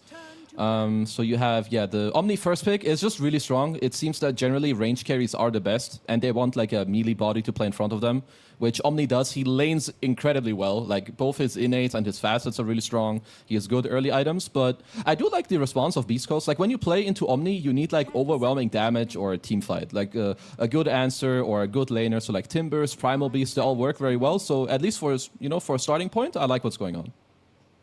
Beast Coast's turn to ban. Sniper and Rubik going to join them all. Why Rubik here? Is that just an all-round kind of catch ban? Yeah, I mean, it's just really strong against Omni, right? Like, it's impossible to not give away a good spell when you're playing Omni Knight. Purification, Repel, Guardian Angel, like all of these are good. And you just want like a chill range 4 in the lane. So I think these bans just kind of make sense. Yeah, and I guess it's been something El Misho has used quite successfully through his career. Probably one of his signature heroes as well. So good to... It's always good to see like that bit of homework being done, right? Yes, we talk about the underdogs of Beast Coast and Team Spirit, the big dogs, and you said it's not a time to relax or be lax. They're definitely showing there that they've put the work in. I mean, you can tell, right? Like with those type of caliber players, when at some point you just understand that it doesn't matter who you're playing against. You need to be on point, on form, be prepared. They also have a great coach in Silent. Like there's no time to slack, really, especially in Dota. Like, everyone is on their game. If you're not on yours, it doesn't matter who the hell you are. You are very likely going to lose. What was it? Techies and Rubik, they're most picked as Beast Coast. Just looking back at some of their stats. Lina, another hero that over the past few weeks has come back into that carry role and has looked pretty damn good. We even saw Watson playing it earlier on as well and just stomping people. I mean, this hero is just really incredible. Like I was talking about a bit earlier, range carries just seem like they have the upper hand right now. Like your Nature's Prophets, Lina's, TA, Morphling, Luna, like all these heroes and what have you. So I do like that Beast Coast are going for it. I will say that I have not yet seen the best answers to like these range carries. They generally suffer when there's multiple heroes that can get on you. So maybe like a Tusk position for a mid hero that can jump you. And now also for Spirit, can they maybe find a hero that can like also threaten the Lina within the mid game? Because yeah, if Lina gets to stand her ground from high range with frontliners, she will destroy you. So it's kind of on you to find a way in the draft and through gameplay to not let her do that. Yeah, like whether it's, a sly ward to give that bit of vision on her, hunt her while she's farming jungle, like before Gleipnir, because Gleipnir Lina is just such a menace. But it always used to be like, oh, pick Spectre against these ranged heroes. You've got Lina, Drow Ranger, pick Spectre. But it's felt to me that over time, like Sven was another one. Like, carry heroes that can jump are no longer picked to jump. You want some kind of Clockwork or Tusk, some like meaningless support hero, little pos 5 who's going to go in and die. I mean, another problem with like Spectres is that, like, if I can put it in like a simple term, is that net worth can fix a lot of things. Generally, Spectre has low net worth and loses her lane, whereas Lina is like an insane laner. So yeah, your matchup is good, but if you lack 2 items, it doesn't really matter who you are. So she will just stand her ground. But I like this answer here from Spirit. You need heroes that jump and like get in. Also, when you have Omni, you lack catch, like all these Tusks, these bad riders, they kind of give that for you. And perhaps you can even take like a melee, like offlaner as well then for Spirit later, like adding another layer on top of it. So I really like this double pick from Spirit. Yeah, because the DK gives them a lot of flex, right, across all 3 core roles. Yep.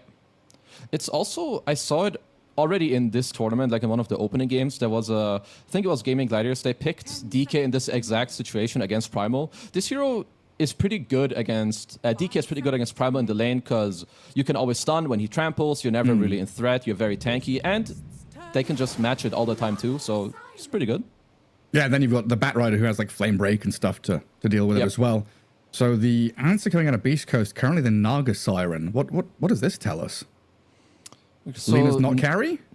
No, Lina's still carry. The thing is, like, with Naga has had a lot of changes too, where now when you net someone, you can, like, you have the reel in kind of built in, and Naga support is honestly very strong. Like, I don't know why, but Song on its own already heals. It used to be on the shard, but it does it by default now. So it's just a similar story where range carry, you have the body plus 5 with the Naga, you can stack some camps.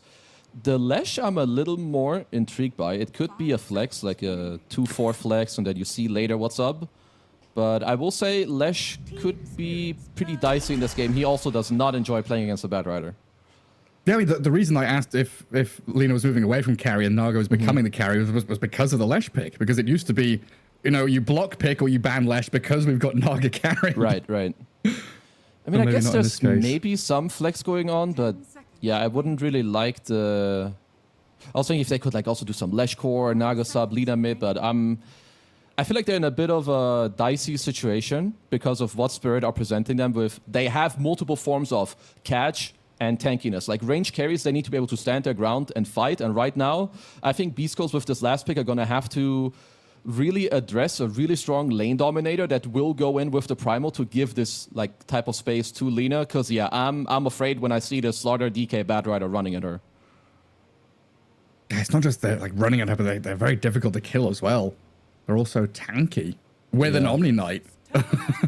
Yeah, like dealing damage. Like, I don't know, can we add in some pure damage or something here? Because you got Dragonite, Slardar, Omni. It's ridiculous. I mean, that's probably one of the reasons why they did want this Lesh. Like, he has a lot of pure damage, especially if you take the facet where you don't push towers, but you have like insane damage on your Edict, and your ult, like also you have a lot of like magic damage. So that's one thing they want. But like if I'm looking at, I would love to be Omni Knight in this game. Everyone goes in for me. Everyone has catch. I can literally repel anyone and I'm happy, and they will just keep going in. So yeah, I do think it is going to be on Beast Coast to find like a really clutch last pick to bring it together in the draft. Beast Coast's turn to ban. I'll go the puck, the Marana.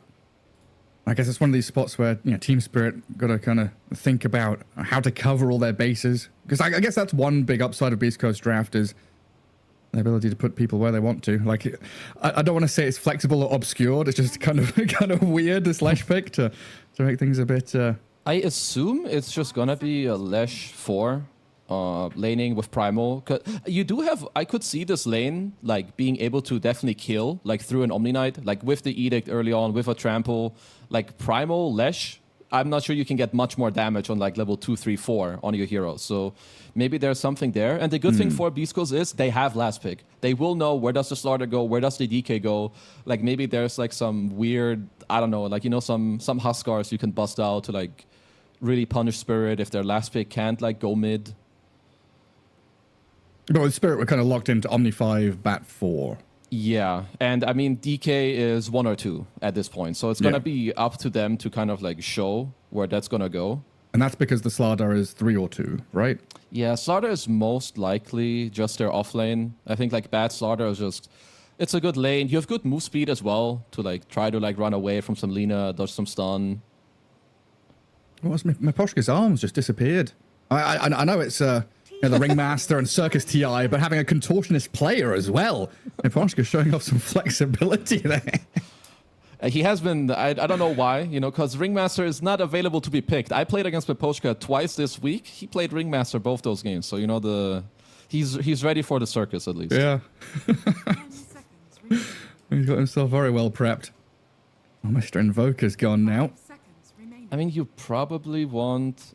I mean, Beast Girls aren't sure either because, like we've been mentioning, there are some options open, of course, for Spirit. Like, they could pick a carry, like they could go for a range carry, or they can put the DK into the safe lane and also pick a new mid. Just something tells me that I would like this to be a range hero. Because, yeah, if it's a new carry... Okay, so Storm for the mid lane, which, again, just very good with Omni. There isn't too much catch, right? Like, until there's, like... unless you get netted, which you definitely can play around. And even if you do, there's an Omni to back you up. Yeah, I think this pick is very good for Spirit. And there's also this kind of defense through aggression, like defense through offense as well, right? Like, yeah, you've got Repeller's backup, but you've also got Blink Stun Slardar, Blink Stun DK. Like, I guess triple Blink heroes is what I'm getting at with the Bat DK Slardar to maybe hit that big reset button and just save the storm. But yeah, last pick for Beast Coast here is going to round out the draft and do some heavy lifting. It's potentially not the easiest pick to find because the bans are quite on point. There's no DK already because it's picked. Puck Tiny were taken out. They will go with the Timber, so perhaps it's also a way where they put the Primal into the mid lane and just put... Nope, it will just be the Timber mid. So all in all, I think it's a really good answer to all the other heroes. I think you don't mind the Storm too much when it comes to like the lane matchup. But I will say this does not address the Storm's pacing like after the laning stage. They don't have the best answers unless maybe you get like a Yule on the Lash or an Atos on the Timber. But in terms of how it brings their draft together and how it addresses everything else outside of the Storm, I do like it. Okay. Yeah, I guess you're going to be itemizing into it, right? Like you said, this kind of Atos, Yules, and then Lina with Gleipnir is going to give some kind of control. But it's that kind of extended control, that continuation of the team fight that you're going to need here. You've got damage. You've got this Primal Beast and Timbersaw. The Lashrak, the Lina does an incredible amount of damage. It's just navigating your way through these fights is going to be challenging. Yeah. I mean, they have damage for days. They literally have like at least 2 of the cores that I would say deal unlimited damage depending on how long the fight is with like Timber Primal. The only thing is lanes are incredibly important because all these heroes like Timber, Primal, Lina, none of these heroes, they don't really defend each other. They all want to do their own thing. They need someone else to set up for them to deal damage. So if they fall behind, I can see the game get like pretty tough for them, but they do have good lanes. You have Naga, Lina, you should lane well. You have Primal, Lesh, which is a bit of a question mark for me, but I feel like they should do well. So for me, it's a lot about the lanes and like the first type of runes. Who is it? Storm that's going to set the tempo? Is it Lumpy on the Timber? Because yeah, like the first minutes will decide a lot of what this game will look like. Right, like who's making those first moves, right? Do we move into side lanes? Do we move from side lanes into mid? I guess a common thread when you're playing against Storm is always to try and kill him pre-6. Is that something they could look at? That's a rough kill, I feel, because you need a Lesh 4 to maybe Moose can do it on the Naga, and like if they can do it quickly, it's hard, but it can work if Lumpy has a good game. So I feel like it's not something you can fully plan, but rather like, oh, I'm gonna be 6 before him, I deny some creeps, come mid, and then it happens. Just on the fly. Exactly, like cool and calm. What was that? The hand. I mean, don't you feel like when you use your hands sometimes, like you have like a bit more emotion, Gary, when you speak, when you cast? A little bit, yeah, but I don't know. Usually I'm in the supermarket, like doing the Italian hand signal, like what are they doing? Or I'm driving. It's like, what are these guys doing? What the heck? I like the Italian. I don't know where that came from. That may have been more random than me, but. I like just the generic, Italian hand signal of what are you doing? What are you doing? I'm with you, Gary. Yeah, I don't know about the DJ, spinning the vinyl or whatever you're doing over there. The cool calm and I will take the blame, guys. I'm sorry for derailing Gary here. He's easily influenced. Oh, I'm sure momentarily we will get into the game, but yeah, lanes and the early game, Mr. Gareth Bateson is very important. Maurice Goodman. For a second there, I forgot your last name. I was very, very close to upsetting when I was going Gareth and then B, there was half a second where I was about to choke. But yeah, we are paused. We'll be in the game shortly. Don't worry about us yapping away. Just some classic Dota 2 caster stuff. Looks like we've got everyone back in the lobby, so should be go when ready to get ourselves into game one of this best of two. It is the international, the group stage, and it's Team Spirit taking on Beast Coast. And as we said in the little bit of pre-show we had, this is absolutely top of the pops. Team Spirit multi-TI winner, looking very good on form heading into this tournament, and Beast Coast a lot to prove. I mean, it's just for sure, like, they're gonna be the underdogs, and everyone knows this. Like, it's not a secret when we talk about it now. So it's up to them. If most likely this has to have been something that they've practiced. Like, everyone has been playing these Naga 5s, the Lina carry. I've seen Lumpy in my pubs as well. He's looked good. So they're just gonna bring their A game, and then, as long as you have a good draft, you just let your Dota do the talking. Gameplay will handle the rest. So let's just see what they're able to show. What about the chat wheel lining, though? You can let that do the talking as well, can't you? You definitely can. But I think, especially when you're winning, it does a lot more talking for most teams. So, another layer of... we'll also have to see. Because I will say, Mr. Gareth, that most voice lines aren't that great, actually. No? Where are you getting this information from? Have you looked at Sheepo's tier list? You got it. That was... First one of the day.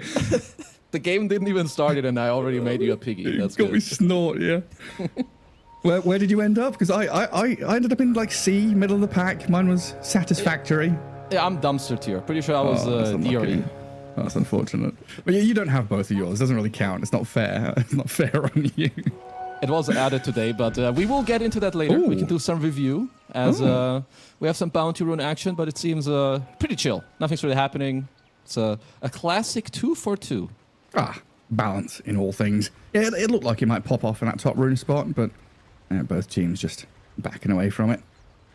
So Timber up against the Storm mid. Lumpy is such a good username. Lumpy against Larl. I think Larl is like an S tier name as well. Oh, it really is. It's funny, it's good, it flows well. Like, you can make memes out of it too. But it's also the fact that you tickle the roof of your mouth when you say it as well. I mean, you're a caster, so I feel like you care more about these names. Now, if he has this name and he plays well, then to me, he's like a god. Oh, yeah? Yeah. So he becomes Larl God. Yeah, but you don't have to say the god part. Why not? Because the Dota shows it. Like, am I showing my age? No, this is the problem. Like, when you call yourself Lara God, like, you're just stupid. You don't need to put if you're good enough, people will call you that. You don't do it yourself. You see what I mean? Yeah, but it's very confident, isn't it?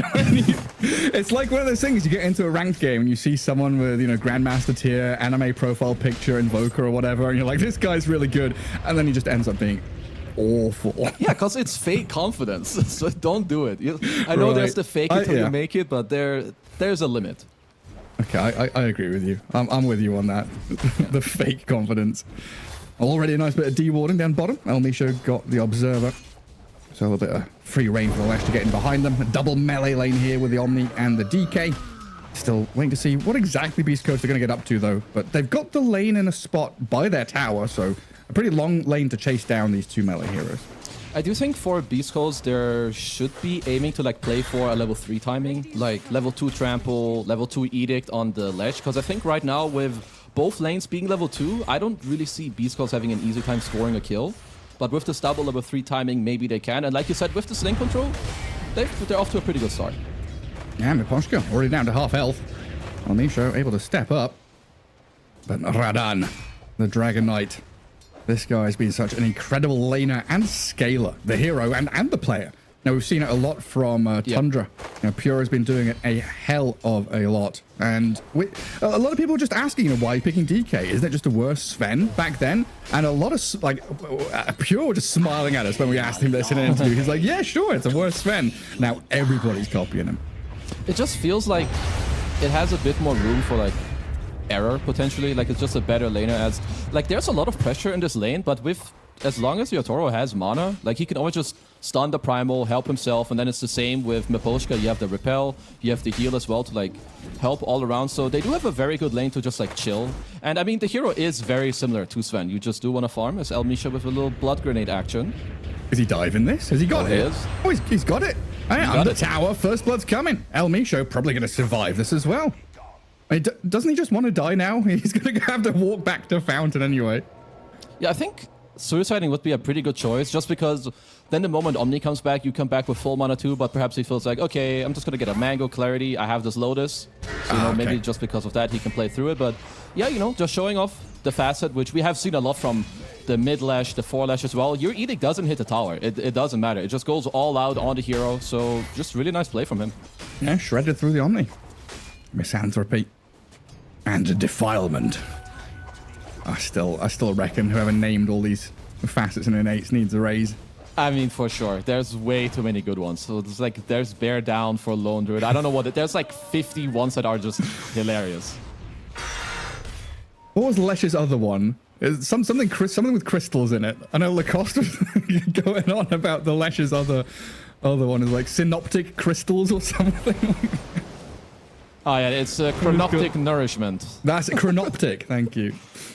I've never even heard chronoptic before, so DOTA, it teaches you many things, even in English. It's not even a word in English. They made it up. Oh, that's great. So it teaches you fake English. Yeah. That's classic. Oh, this game. I've not seen that in a long time. Small camp stacked and pulled by the Omni Knight, so it looks like he actually is able to drag that lane back. Contested here, though, by Primal Beast. Forcing the stun out of Radan, but a dive on the tower. And Parshka really getting bullied in this lane, focused and sent all the way back behind his tier 1. I mean, so far, I think Beast Coast, I mean, of course, Spirit are happy with this lane because the DK is free farming, but with them, like, getting a kill out of it is very good, and I like what Moose is doing with these illusions, because I've seen a lot of different skill builds from the Naga, like Net and then only the Deluge, if that's how you're supposed to pronounce the third skill, but he's taking these illus to just block the camps and not, like, mirror stack the triangle. This is really cool. Yeah, very interesting. Oh god, El Misho, he went in for it again. This time gets turned on by 2 heroes, forced away, and a flame break up top. Oh, nearly gave the opportunity for Collapse to get the crush in. And Panic able to step away, and actually with that ensnare, dragging the Batrider back under tower. Damage from Pike's Lina, not quite enough. And Collapse, yeah, able to force the Lina back, save Mira's bat for now. Another Blood Grenade, though, and a Dragon Slave thinking about it. Pike gets it up, lines it, takes down the bat, and they're even looking for Collapse here as the secondary kill. He's pretty speedy. Oh, and the net, reeling it back in. Light Strike Array, the stuns for days, damage is coming, and Pike, he's got enough mana for that Dragon Slave to finish it off with a double kill. A 3-0 lane stage victory here in both side lanes. Yeah, easy clap, nerds. What's up? This is just what you... Oh, Miposhka. Feel the burn. He's nearly dead, barely surviving thanks to Mira and Larl's arrival. Oh, Lumpy nearly slices him. And the Chakram here, level 5 Larl, that's the situation you were talking about. Lumpy's hit level 6 before that Storm Spirit takes him down. Mira gets a trade, but it's still 4 for 1, and it's the Team Spirit cores that are dying. Oh, the body blocks. This is... Oh, nice, Lash with the body blocks. Oh, can't quite stay in front of him, but Lumpy with a Chakram. Oh, I don't know about this. It just needs a bit more damage. Oh, the Whirling Death comes back up. This is just full-on SA Top classic. lane again? Shut up, Kezu! There's more people dying! Collapse! He's in trouble! No, he's not. Never mind. JK. If you were good, you would have. Yeah, if you were good, you would have known he wouldn't have died. So, but it's okay. You can interrupt me. It's all right. But this is classic SA dose. Everyone is everywhere. Shit is happening. Everyone is dying. Moose is stealing the wisdom rune, so this could be a double-double. A double-double? Okay, hold. Moose. Who's taking the bottom wisdom? That's also very important. Mr. Moose with the net. I'm watching. No one's taking it. And Moose escapes. It's just going to be Vitali on the Primal. Pretty nice. So he could just be level 7. And at least for now, Beast Codes have exceeded my expectations for what would happen in this laning stage. Squeezing out some kills bottom, squeezing out 2 great kills top with just like the ensnare, the net, getting them in, reeling them there, getting them hit with the stun. Yeah, just looking good so far. We haven't really seen any like moves out of the laning stage yet, right? The laning stage hasn't broken down properly either yet. Is this something we're still waiting for Beast Coast to do? Or are they happy now to extend the laning stage? They're definitely happy with this. I think like laning is a bit more sus maybe nowadays. I think lanes can be pretty long. It's like more on where can like your supports move and do you have any gate rotation? So I think for now it's just mainly the supports. Maybe they can go here to Lumpy, look on the runes, and snare hits. Yeah. He traps the Storm Spirit, but Mira and Lol, they turn on Moose. Some revenge finally in that mid lane as Lol bottles up the haste and is even looking to chase down El Misho. I'm thinking about it. The Team Spirit brought 3 in there.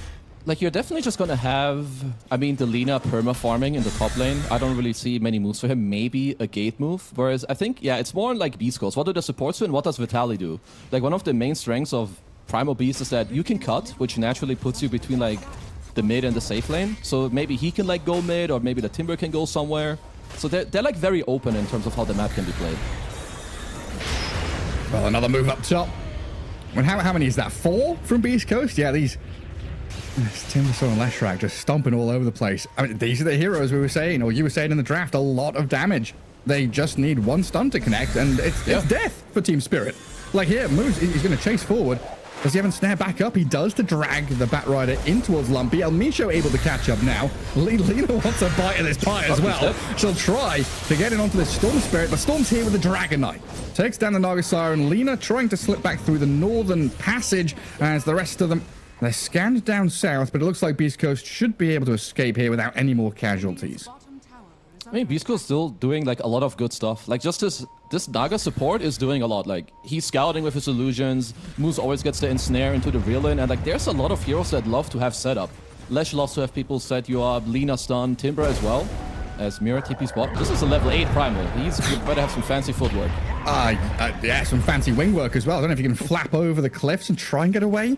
It looks like Mirror's found a spot there. A bit of safety from the Primal Beast, but it's not safety from the Timbersaw. He cuts down the trees. He goes through the canopy, kills off the Batrider. This is, you said it 2 minutes ago, right? Classic SA Dota. This is just relentless, non-stop aggression. And you see it on the map as well. Double observer wards up in the Radiant Triangle. There were 5 sentries from top rune down to bottom jungle, all dewarding Team Spirit's vision as well, which they have managed to now replant. But this is just Beast Coast hammering at them. No, this is really nice to see, because I feel like you don't see it from all that many teams where it's just like full-on aggression. Everyone wants to like stack the jungle, farm this camp, get your 2-3 item timings, and then go. Like it's mainly like OG gaming gladiators who can like play really, really fast. So I just love to see teams bring their style. Beast goes up 3k gold against Team Spirit at 10 minutes. This is amazing. Incredible start to the group stage. Beautiful stuff. I mean, I like the bringing up of OG and Game Gladiators there, because it really is like them. You know, going for these cuts behind tower, looking for that kill into wave cut into tower pressure. Something Beast Coast are trying to exploit, and are exploiting expertly here. Like Vitaly taking up position in this bottom jungle, cutting away the chance for Miposhka to sit behind one of his cores, makes things very difficult to try and hold on to the mid tier 1 and defend it. They'll go straight on him as well. And Miposhka he's being a walking ward at this point. He's scouting, see who's there. Storm Spirit will zip over. Miposhka does survive. At least gets himself out of danger for now as Radahn and Lol maybe looking to strike back. The little piggy Naga Siren going to get stunned up and controlled. There we go. Okay, I thought maybe Beast Coast could like disengage more cleanly, but Spirit, they do bring the numbers and get themselves a kill, which I feel like if they don't kill the Naga there, they might just lose the mid tower. Repel was on cooldown, but Spirit with a good kind of rotation. But I feel like they're still not too happy. Like now it's more on like what do Spirit do to like kind of break up this early game? Like can they try to make a smoke with like some active rune and like maybe go top, help collapse, like open up the tower and kick out the Lina? Because if the game goes at this rate and Pyke just gets a freak late near timing, this could be scary at like the 15-16 minute mark for Spirit. Yeah, but it's like, how do you make these moves before the blink on Slardar? Yeah, it will have to be with like bat smokes and just lassos someone, but he's still level 5. And he's also dead. Hard to lasso people when you're dead. Because I think he's not even close to 6. Like he just hit 5. Which means they need to like farm stacks, but joke's on you. It's Mr. Lumpy Man who's farming the stacks. Lumpy's here. A couple of them do get grabbed by Radahn and the song of the Siren. Up, he's fine. Mo's. It's nap time for you, Team Spirit. Okay, I like how they're using the heroes right now, because a lot of the times like some people be like, oh, we need to bring everyone here, but no, like look at the map. Lina's farming top, Primal's farming bottom. You have the perfect 2 heroes with Naga Timber to steal the stacks, but also the perfect heroes to still get out if they bring numbers. Look at these dire heroes swarming top. Oh, Collapse, you're close to your blink dagger, Collapse, are you? Sniffing this one? I don't think so. He does not see it coming, and his raindrops will offer little protection against the onslaught of damage that comes his way.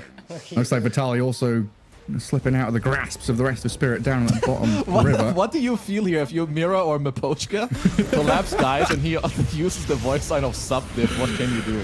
Yeah, I don't know, man. Oh, that's a good snipe. Oh, the Storm takes so much damage from the Edict and the Onslaught. Chakram coming in onto Mipochka. Timber Ching, Lumpy trying to get in there, but they'll go with the Primal Beast. Slap down instead. Just hold on to the spells of the Timber. Okay, well, Spirit will need to find a way to kind of strike back because Beast Coast, they have everything ready. They're looking to steal another Wisdom Rune. Like, they also have this Atos on Timber, which is great. Like, especially with the Chakram facet, you already have so much damage. You can set yourself up with that too. And that's another Wisdom Seal. Jeez. He's gonna die for it this time, though. Yeah, so at least they do get the kill because, yeah, they're bleeding XP. Mira is still not level 6. JK, he is level 6. He just didn't skill Lasso, so he tried to bait the caster, stupid. You've just lied to like 20,000 people. But then I immediately redacted my statement into correction. You see what I did there? I'm an honest person, Gary. This behavior is unacceptable on a TI stream, actually. Yeah, my bad. Road to TI, Gareth. Please. Right, sorry. It is the road to TI. Well, no one's grabbed that Eastern Wisdom rune. Come on, he's not stealing this rune, right? He is. Man, Moose worked so hard to steal theirs, he gives his life away, and then they just forget about their own. Yoink. Well, that's at least very good for Spirit, because yeah, any kill for them right now is like really big. You're down 4k gold, you need XP, you need to like try to come back, because yeah, they're gonna need 1 or 2 kills to... Oh, Mr. Moose will be on the receiving end once more. Now they're on the hunt now. Team Spirit find a snipe. Forcing a reaction out of East Coast as they do get in on top of the Slardar. A lot of damage dumped his way and collapse. And hands his life over for an unstoppable streak on this Lina. Is there a chance for them to just like slip into Roshan now? Is it too early for that? Yeah, I think... So when you're up this far and you don't have incredible Roshios, I mean, they have okay heroes to do it. But I think like right now, when you're up this much, you want to keep your map control. If you go Rosh right now, it's a bit too slow. So maybe like wait another 1-2 items, like a few levels. So like maybe 20-minute mark, I think is where Beast Coast can kind of look for it. It just felt like one of those moments where, you know, oh, we defended tier 1, we got a kill on a core hero, it's time. And then I looked at the clock and it's like 15, never mind. This game feels like it's far more developed than it actually is, even though that win probability, 76% chance for Beast Coast already at these early days. Yeah, see, honestly, it seems pretty accurate for me, because at least for now, like, it's gonna be a lot on Beast Coast to keep up the pace of the game. Because Spirit, yeah, they're a bit slow right now, but like their next 1-2 item timings, like if this DK... I think Radan is working on his SNY right now. Collapse gets like Blink plus 1 item. Larl has like Witchblade plus some Kaya or whatever he wants to work for. Like, they will be very strong. So Beast Coast want to keep up the pace. Well, El Misho is going for the classic support build in this patch. Arcanes, Solar Crest, and then think about some braces probably down the line. Was it JMN? Vincento posted out. Yeah, I mean, it is like pretty good. Supports. Like, you tank up yourself, you can help your team with the Solar Crest. It has great build-up, so it just feels good. But you do have another, like, playmaking ability now on Spirit, with Mira having the Blink Dagger, so Beast Coast need to make sure that they don't overplay their hands. Because, like we're saying, they're up 4 or 5k gold, but this game can turn very quickly. Oh, yeah. It's going to come down to these team fights and how they execute it as they go in. The Primal Beast starts on Mipochka. Omni Knight, the main focus here, and he is dispatched with quickly, and they got the Storm caught up. All netted and slain quickly as Team Spirit lose 2 heroes, and they are on the run. Okay, I mean, again, just nicely done with a good movement to the top lane. Lar was able to dodge the Gleipnir, but, I mean, there's more than that. Then suddenly, the Atos comes out from Lumpy on the Timber. So just all in all, good stuff. Like, the Atos into the Blink. I'm a big fan of the itemization right now from Beast Coast. It's all just, like, amplifying the speed of the game and keep going forward. You build Atos, you catch them. Now you go Blink, you can catch them more, and people just keep going in. Because, yeah, you're up 6k gold, play like it. Keep the pressure on. Yeah, don't let them farm into their next items. And Laurel in a pretty forward spot, honestly, given the positioning of Beast Coast. He didn't know they were coming around the corner here, but he does zip away, managing to break free of that control Beast Coast was offering, and Omni Knight behind him obviously helps. Yeah, it's just they know, like, because this is like a big difference maker. If there's one Larl, like if he's here alone, he's straight up dead. But the good teams will know who needs to play with who, like, because you can't just leave this bot lane to nobody. So in order to play it, you need your Omni and Storm to be here. In the meantime, you have just your Toro and Collapse who keep farming up the top lane, because yeah, I think Spirit, they're gonna resort to farming. They're gonna want some double, maybe even a triple BKB timing. Like all their 3 cores are gonna work towards that. And when they get that, even if they're down 5k, 6k, 7k gold, they have a really strong fighting chance into Beast Coast. Yeah, then it's like posing the question of how are you going to break high ground, Beast Coast? You know, how are you going to kill towers and objectives if we're just standing there with 3 BKBs? Because yes, we've seen how quickly they can kill heroes. We'll have another crack at it here onto the Storm Spirit. Again, the Omni Knight offering that protection though for Larl. Mirror, what's he up to? Nice farming jungle, cutting waves, being a bit of a nuisance. Chilling. I mean, you can definitely tell what Spirit are working towards right now. Everyone, like, you just keep a very open map, spread Beast Coast as much as possible, and out of any info, you push in all the waves. Like, even just Mirror on the Bad Rider plays very aggressive, cut some waves, you know, kill some creeps, and when they have their item timing, they're gonna look to fight. Because this game, even in just the last 1 or 1.5 minutes, it went from a 6k lead to a 4k lead, with just very small macro map movement. Yeah, Mirror's like, if I die, I die. I'm gonna make them work for it. But if I'm the one dying, then that means my cores are farming. Okay, so it looks like what Beast Coast want to aim. This is nice from El Micho. Finds himself a stack, so he's definitely going to clear that out. I think what they want to do here is just kill the 20-minute Torm instantly, like on the Spirit side. Then maybe they can just... Because after 20 minutes, you don't really want to play here. It's going to be Radiant, Roshan, so you want to like get the hell out of the top lane, take the objectives before, then leave. So I would kind of like that if that's the idea. Oh, Spirit know that this is happening. Oh, yeah. Yeah, they've got a read on this. All smoked up. And the Tormentor is going to die pretty quickly, but it should leave Beast Coast looking a little worse for wear. Let's see how they disengage, if they do. I mean, Lumpy, Pike, the Lina, she's shown, the jump from Mirror, Lasso is there. Storm Spirit comes in, but the Song of the Siren, is that protection enough to try and save the Lina? Pike is barely surviving, gets up to high ground, the tower hit, he cracks the whip, the miss uphill, but the Storm Spirit zips on in for the kill. Now the Naga Siren in trouble as well as Team Spirit. This is what they are so good at, picking their moments and striking back. Oh, this is pretty devastating for Beast. He nearly lived, but Miposhka popped the repel really early on Yatoro, so he could just keep hitting through the Song, because it honestly looked like he could maybe just keep running and TPL, but yeah, Song wears off, Lal ends up jumping him as well, and it's just... They found a really good opportunity. I don't think there's many teams that would... Because the plan was to kind of wait for 2-3 BKBs and then fight. But they see that, yo, Beast Coast, they're going for this Tormentor, they're going to be out of position, let's go there. So just great gameplay from Spirit. Just how quickly they take that opportunity as well to slip into... Oh, you're going to watch it back here, yeah. They jump onto Lina, they find the right target. Decent attempt at a reset from this Naga Siren, but Omni Knight giving DK that time just to hammer into Lina, and then the opportunity for Storm to get the kill. There's just so much damage. Like, all Collapse had to do, and he did do, was put Corrosive Haze on the Lina. And like, just repel Haze on the Lina with Yatoro hitting him, basically got him killed. Now they want this fight top, and not only did they do that, now they also got Roche for themselves. And with the state of the game, this should have definitely been Beast Coast Aegis.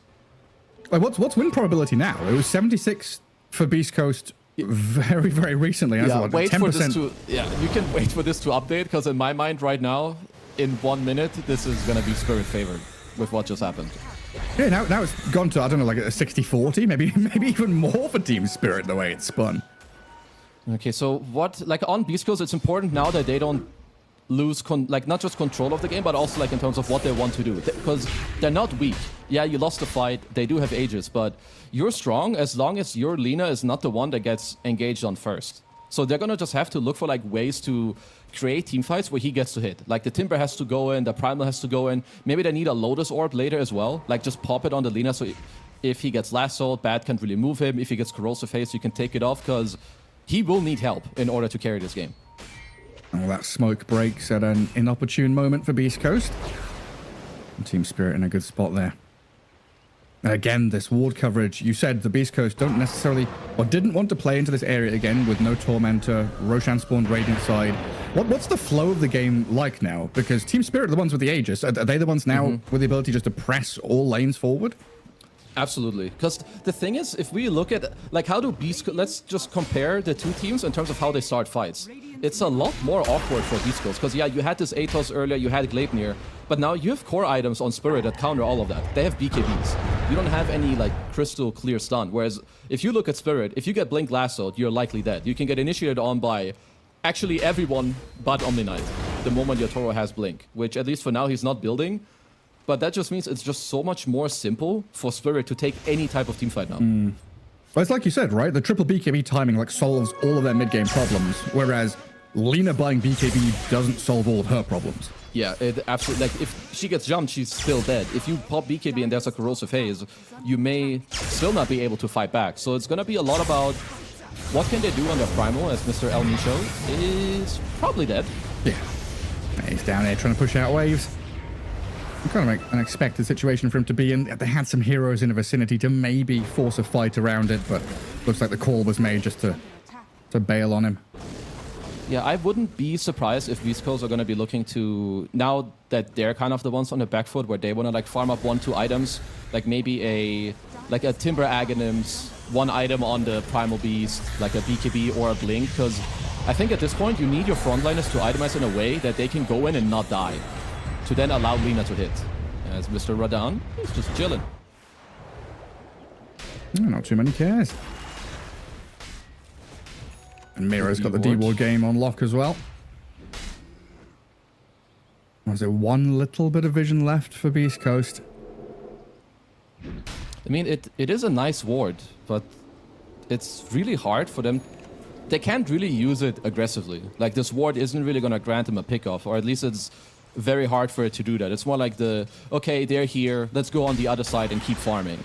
Because I think on them right now, in order for them to win this game, they need to find their win condition. Like whether it's through the right itemization or talking about how they want to take team fights. Because one more lost fight and I think this game will be out of hand. It's kind of wild how quickly it's changed though, right? Where Beast Coast are the ones setting the tempo, and Team Spirit just come in and shoot their drummer. Now there's no rhythm, there's no anything. They're just sitting there, you know, dead in the water, kind of like, gotta farm, gotta wait. And now, like, our Beast Coast just, of course, they're waiting out the Aegis timer. But what's the next play? Is it wait for Team Spirit to make a mistake and fall into a trap? Because I don't see that happening when they're the ones just running straight into your northern jungle. Song of the Sirens here to try and trap the Storm. We'll see with an Onslaught and an Ensnare if they can bring down Lal. Light Strike Array is there. The damage is coming, and Lal, first life down. Aegis claimed up. Aegis. It looks like Beast Coast, yeah, just backing up. They don't want that continuation. Collapse is in, though. A stun onto Lumpy. Lal and his BKB showing what he can do. Split Earth not really going to connect there. And they've got a lasso on his Primal Beast now as well to drag him away from safety and into danger. Was that a Daedalus on Just DK to have a full Daedalus? Yeah. Oh my god! So where did that 1k crit come from? Ah, right. Yeah, this hero is nasty with like a couple of... It's like, you know, the first two items, it's like you keep farming, then you get your BKB, you can kind of fight. But this one item after BKB, like right now, this guy is so strong. And he's able to skip Link because he literally has 3 heroes that will catch for him. He doesn't need any more real defensive items because he has an Omni Knight. So yeah, and like what you said earlier, this game changed so fast. Sometimes this is just what it's like. Like, Beast Coast have a lot of really strong early game heroes, like minute 5 to 15. You also, like, you build this Atos and Blink on Timber. It's like a lot of like these early mid-game items, where Spirit, you know, they went for like the more, you know, the bigger buck items. You know, the triple BKB, this Daedalus on a DK. Like, this is not a 1k lead. This is fake news. Like, in terms of how the game is, this is like a 10k lead. In terms of what it should feel like. So Dota Plus, you don't know what you're talking about. I'm calling it out right here, right now. Yeah, it very much is, you know, this kind of momentum-based Beast Coast side versus the timing hit of Team Spirit. He's pretty alone. I mean, but he's so tanky, and he's got the Nightfall. I like how that is just a universal thing now everywhere. Yeah. I heckin' love the Nightfall.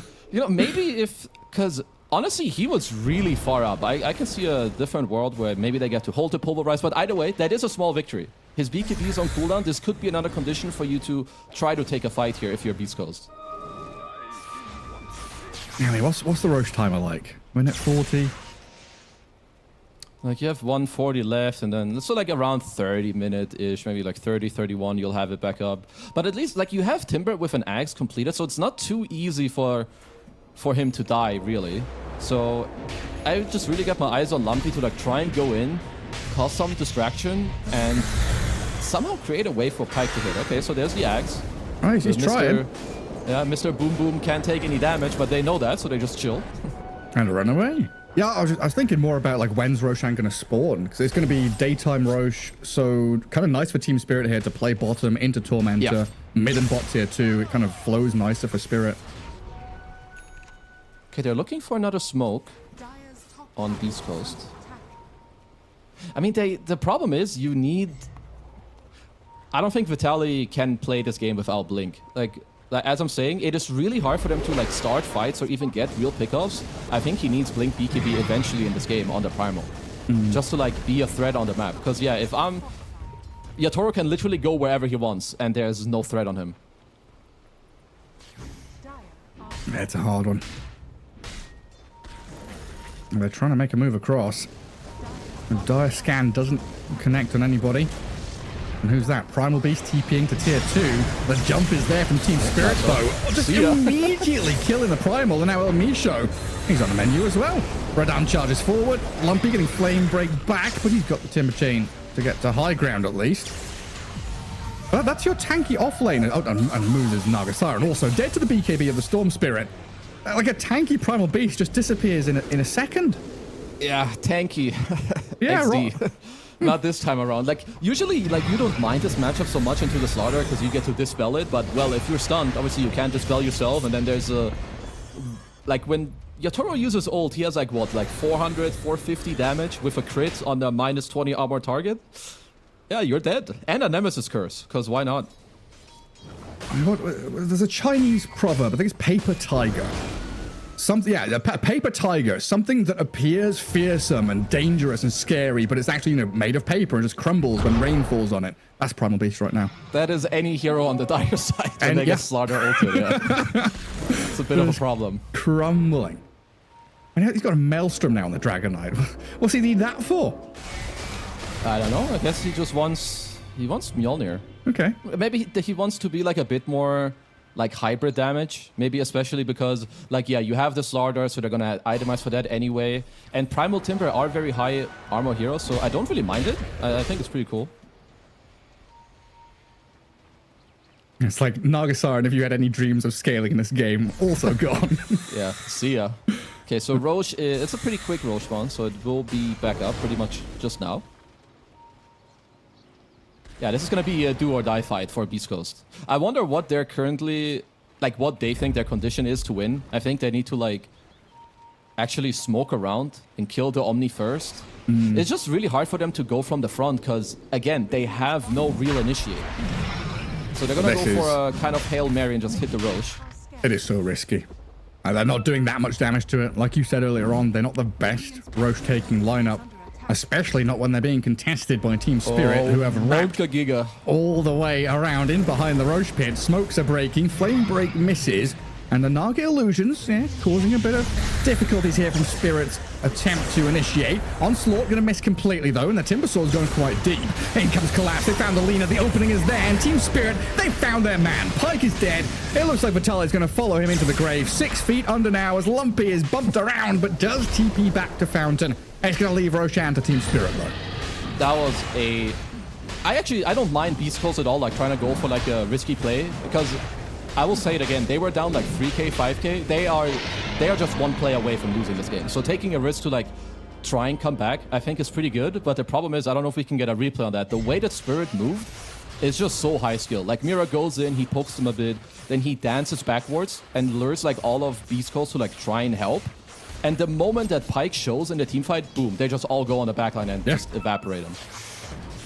Yeah, it's incredible stuff. I mean, at that point, though, oh, hang on. We've got a kill on Laurel here. Mr. Laurel. They've got stuns. That Atos into Splitter, that's perfectly timed. Like, you could see the Storm kind of lift his arms, getting ready to ball lightning, but just about connected. Okay, that is a very needed kill. But yeah, at this point, it's hard for Beast Coast until they either get a Blink Hex Like, so Timber obviously has the blink already, but they need this condition to start a fight cleanly and get someone killed, and they do not have that. It's like the only way for like that I see for them to come back in this game. Yeah, and that point you're making about them going into this Roche pit and trying something, it's one of those classic, you know, game situations where they're playing to win rather than playing to not lose, right? They could drag this game out and kind of think, okay, we do a little bit of this, a little bit of that, and Team Spirit would just ramp up and get a massive advantage. East Coast are looking for that little weakness in the armor to maybe exploit. Yeah, like I will not say that it's the best move, but for a young team to just try to play to win, and I think the moment that they don't realize what they like, because I think right now they're lacking the idea of how to win the game. Because I think if they knew how, they would itemize Blink BKB on Primal or maybe a Hex on Timber. And because they don't have that, I feel like they're reaching for the next best thing, which is like a risky play to try and win. And that's why I respect it. But this could just be, you know, their inexperience coming in at least a little bit. I mean, you're playing against one of the best teams, and I think right now they're getting a little bit outplayed on like the small things. How to move on the map. What do we need to do to like take the next fight? Because yes, Spirit, you can tell very cleanly they know what's up. And it is the classic showing of, you know, kind of win lane, lose game kind of thing, right? Where you know, a lot of emphasis has gone into laning here, building a draft that's going to get them that early advantage. But Dota 2 is a game that shifts so quickly with, you know, a matter of minutes passing by. And right now, this map entirely belongs to Team Spirit. I do think they also did pick up a gem earlier on Miposhka, which is just, I mean, it's just a very clean way as Vitaly. Good job on not going through with the onslaught there, because he definitely would have died. But yeah, when you are up in the game, you want to make sure you buy a gem. I don't know who's holding it, or if maybe Larl lost it earlier. Larl lost it, Lesh picked it up, and it's in the fountain right now. Well, either way, PSA to the people in pubs, if you're up a lot, buy a gem. Just make sure your mid laner doesn't feed it away like Larl, and you're good. That's your PSA from Kezi. That's a plus 400 MMR right there. The so, more Gary, you can know. We should make a little series. I think Jenkins has got them all covered. That's true. The but funny they're little bad. videos. You know, they're funny but bad. Shout out to Jenkins. Fighting words. He knows I love him. Oh no, wait, that's Slax's one, isn't it? No, it's both of theirs. Do you want to make another one, maybe? No, we but can make a third one. Jenkins' one is like him saying do, and Slacks is doing, you know, the mouth instruments. Yeah, Slacks is like the high skill one, whereas, you know, Jenkins is like the scuffed but funny version. Yeah. Oh, there got the lasso. Lasso into the damage of the DK. Lumpy, just disappears. Dead for 80 seconds. Now Primal Beast trying on the Dragonite, but does nothing. The Primal Beast, useless. This Dragonite, he's got Aegis as well. 4,000 HP, Satanic Daedalus, Aegis. Good luck breaking through it. Yeah, they just don't have the means right now to deal with it. Because it looks very simple what Spirit have to do, right? Dragon goes on high ground, Dragon hits tower. Any hero comes in vision of Dragon, gets lassoed. If they go on Mr. Dragon, he gets Omni Knight, Guardian Angeled, or Repelled. So it's like, how do you break through it? It is not from the front. If they want to fight, they have to go around. And I will say it is incredibly hard to do that. I don't know, yeah, what did Bilbo do? He didn't kill the dragon, did he? He just came in and stole some magical items. I'm pretty sure he went for like a drive and run, or hit and run. Hit and run, yeah. Well, that's the final fight, isn't it? Primal Beast dead, slain by Radan. The Dragon Knight comes out with a double kill as he just broaches the base, kills off towers and heroes as if they're nothing. And absolutely now disgusting. He's got a butterfly as well to just make everything worse. Okay, so double racks, last tier 3 gone. They will respect for a little bit. Maybe you have to go the other direction. You know, think about Shrek and what Donkey did. You have to make the dragon fall in love with you. So are you saying they should go to their room? I mean, Leshrek's kind of a donkey, right? Kind of. So we need El Misha to get out of his seat, go into Team Spirit's room and say, Roll a Yatoro, I D20 love charisma you. check and say... Okay, he's getting reeled in. Oh, reel him in. He's got no Aegis anymore. His Dragon Knight's still very tanky though. Satanic and BKB still ready to be used. And you can even see there, Radan is under no pressure whatsoever. Hands off keyboard, doesn't press his buttons because he doesn't need to. Yeah, you were like, he has his BKB Satanic ready. He didn't even use it. He was just healing to full off of like, I guess Vlad and his passive Satanic was giving him lifesteal. But yeah, I think all in all, a very good showing from Spirit after the early game. Like the way that they clawed back in the mid game was very good. I'm still very happy with what Beast Coast did in like the laning stage, how they moved around. But it's just when you play against these amazing teams, you need to be ready at every single second of the game for what they can do. Like how can they come back in the game? You need to always think ahead, because around this Tormentor, they were caught off guard heavily, and that's where they lost the game. It was one fight, right? I'm not remembering incorrectly. Literally no, it's one fight. Because it was what, like 6-7k lead, one team fight around that Tormentor, swung the game, and then the next fights around Roshan, etc. But it was always, we see Lina, we catch Lina, we kill Lina, the fight is over. Yeah, it's like, it's one fight, and then you pair it with, I will have to talk about the itemization a little bit, as here we see the fight, like, you're up 6k, but if your Lina gets jumped, haste, and this happens, your fight is just straight up gone.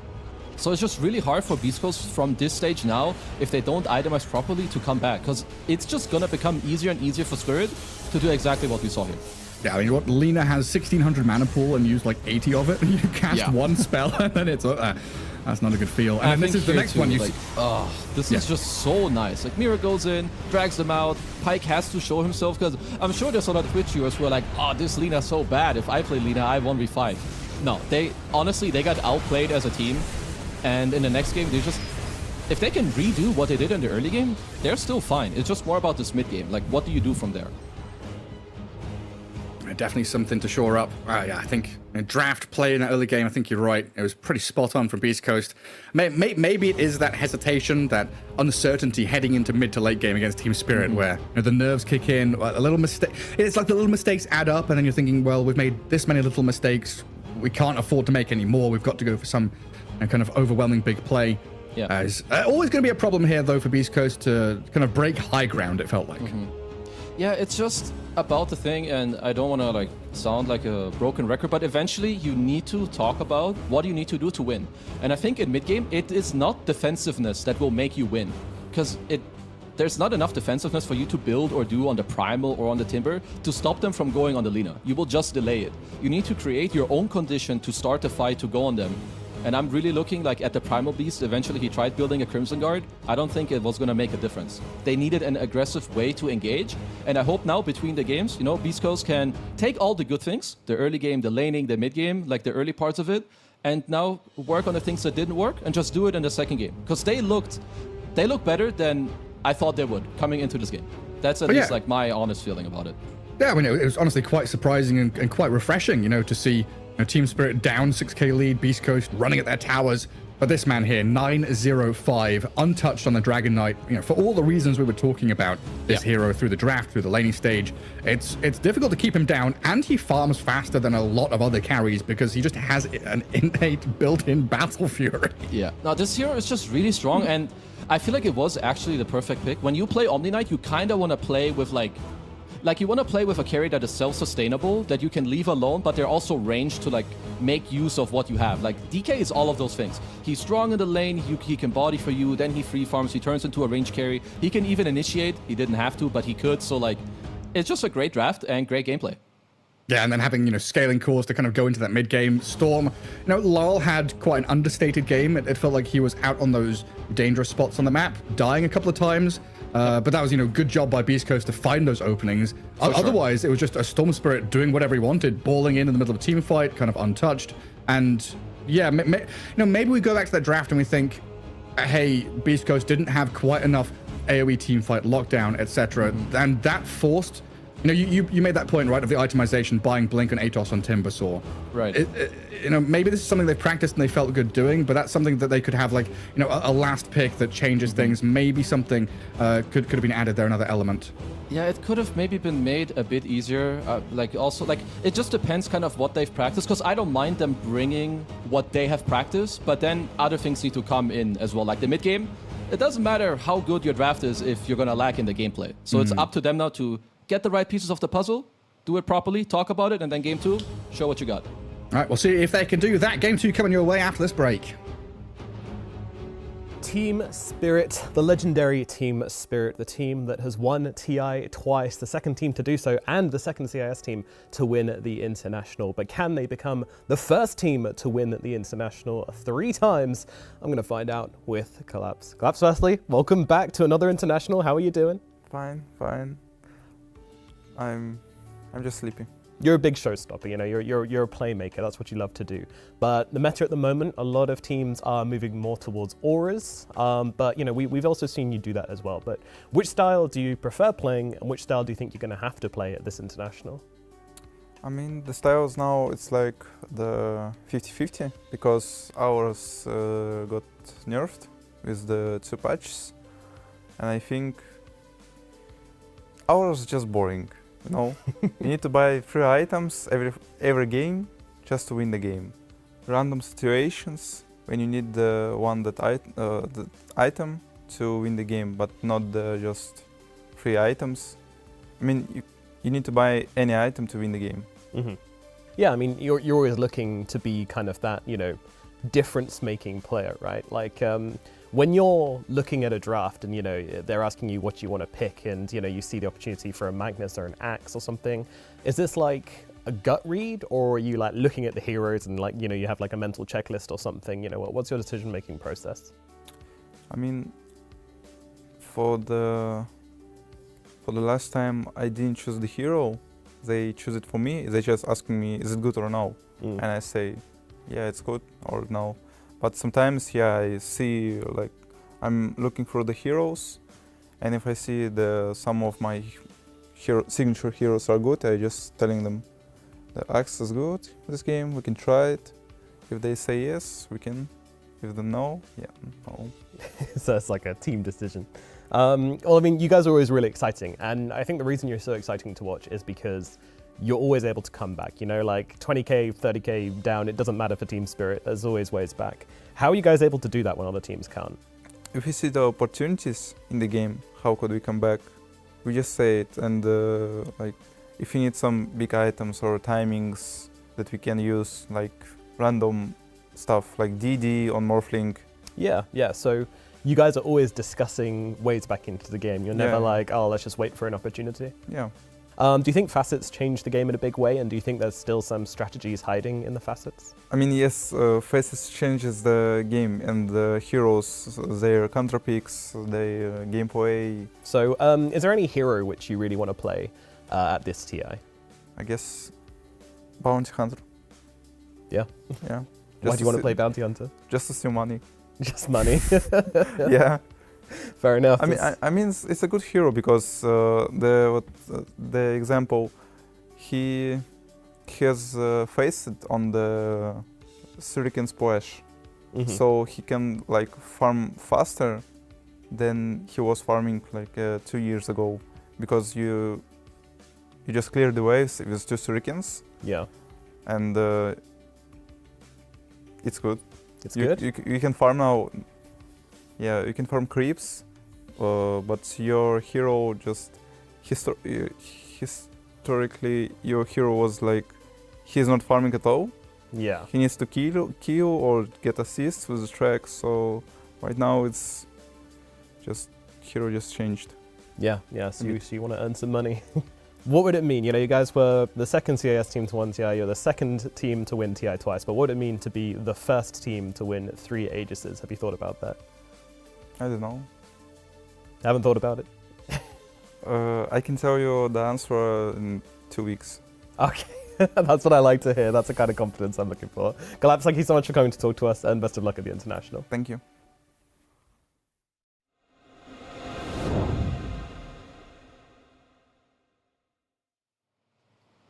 All right, yeah, nice to hear some confidence out of Collapse Day. You know, obviously keeping some of the stuff under wraps, don't want to reveal any strats. But heading into game 2, it, I don't know, after the 15-minute mark, it felt very comfortable for Team Spirit. I mean, absolutely. Like, especially because they know beforehand that we're kind of losing, but I mean, they're just good. They know like their power spikes, and they know that if they like halfway win a fight, that the heroes will scale like very well, because as we touched on, Beast Coast use a lot of like items and net worth early on to like kind of push their lead. So their moment kind of one thing collapses, the entire game will as well. So yeah, Spirit, of course, they know what their draft kind of has to do and how to come back in the game. But my focus is going to be more on Beast Coast, because yeah, they are the underdogs, but what they showed was very good in like the first 15 minutes. It's just they need to be clean and try to stop Spirit from getting this comeback play in the game. Yeah, it makes me think a bit about playing poker, playing Texas Hold'em, Beast Coast very all in this kind of situation, right? You're literally just every hand is all in. I'm shoving. I'm shoving, right? And Team Spirit are like, okay, well, that's your pot, until they were I've got pocket aces, I've got pocket rockets right here, and they just, slammed them with it. And I think that's also just a thing, like, even if you have a plan, because I have to commend Spirit on what they did, you could very clearly tell from what was happening on the map that they just wanted to wait.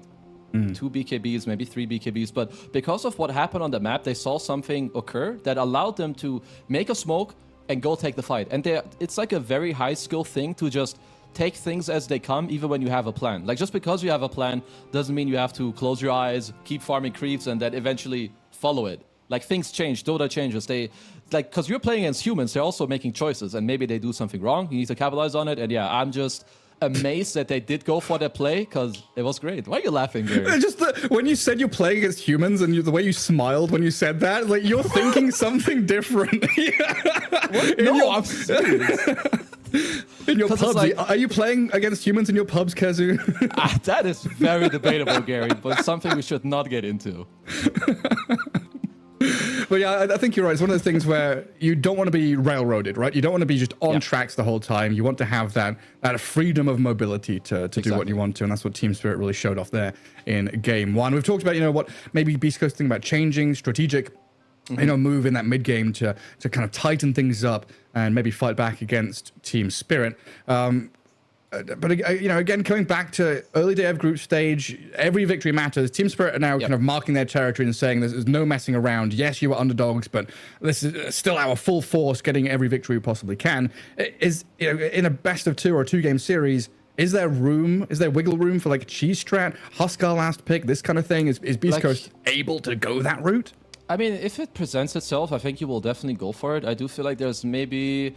They don't have to do a complete overhaul of their draft. Maybe showing Lina on 13 that early wasn't amazing, because I feel like it made the follow-up picks for Spirit very good. I don't know if it was more of they have Omni Knight, they probably want Lina, let's take it ourselves. Because I think their response later on to protect it was maybe not ideal. So I'm just looking for a small swap up. You want your draft to make the gameplay as easy as possible. I don't think they need to fully change it. But I'm sure there's 1 or 2 small things they can do to just simplify their gameplay. And I guess that Timbersaw last pick also, we need damage. We need someone who can deal with this Slardar, this Timbersaw. It definitely felt like a necessity. Yeah, I don't. That's the thing, right? I don't really have any problems or qualms with the Beast Coast draft in general. Maybe just the Lashrak was a bit of a question mark in that slot. You mentioned the Lina being so early picked, but there are reasons for everything that they did. Yeah, and honestly, even if you kind of question it, they were up a lot in the game. El Micho on the ledge got first blood, he got some kills here, did good rotations, they had good item builds, so at the end of the day, they had a draft that was playable enough to be up 6k gold. So if they could keep up more clutch gameplay, obviously they could still win. So it's more up to them now to realize, what do we want to change that the next time we're up 6k gold, that it's easier to win from that position. I was thinking, maybe Vital is the one that I should be looking at here. Maybe if he was on a Darkseer or an Underlord, an Aura carrier, right? You talked about that late Crimson Guard and the Primal Beast not really remedying anything, not really feeling too good. But maybe if he was another hero that had Greaves and Crimson Guard, his last 10 games, I'm looking at all his heroes. It's Underlord, Doom, Brewmaster, even Greaves, Crimson, Assault Cuirass.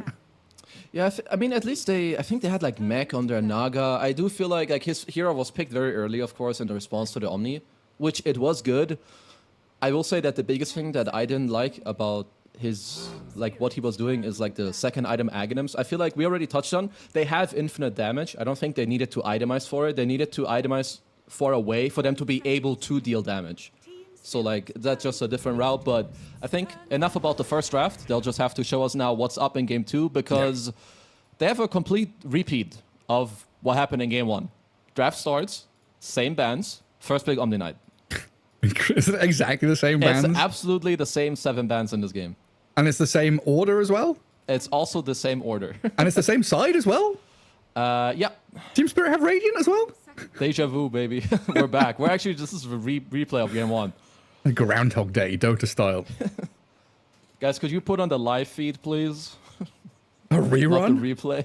Yeah, oh my Watching God, a that's good. rerun. Wait, this used to be pretty common where you'd get these repeat drafts just go back at it against each other, maybe with like one hero changed. But it feels like in recent Dota, there's so many viable heroes that we don't see that often anymore. Yeah, I agree. I think it's also just like I will say that people have gotten smarter about it. Like you don't have to be stubborn to think that.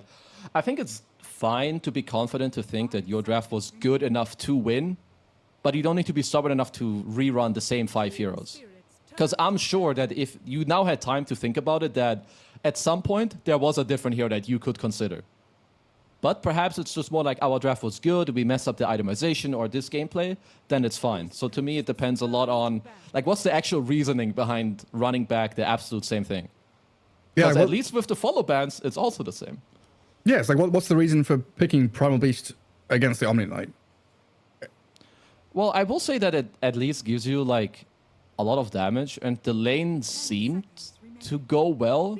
Like I would hope that if Beast Coast run back the same thing, where I will say that this is good. Instead of banning the Wind Ranger, you ban the DK. I feel like DK just addresses the Lina like just more actively. You can go through the gate, you can build this blink and like try to get on her. So I like the swap up of the ban, but I still wouldn't be surprised if Spirit like run back a Tusk or a Bad Rider on the 4. Like it's the same story. You're playing against a range carry, you want to be able to jump her in the backline. Marana and Kunkka. Completely different stuff. A weird looking Bad Rider on my screen here, Gary. The humanoid strat. Like is Marana an elf? True. She's not a human. Omni Knight and Kunkka can be brothers there.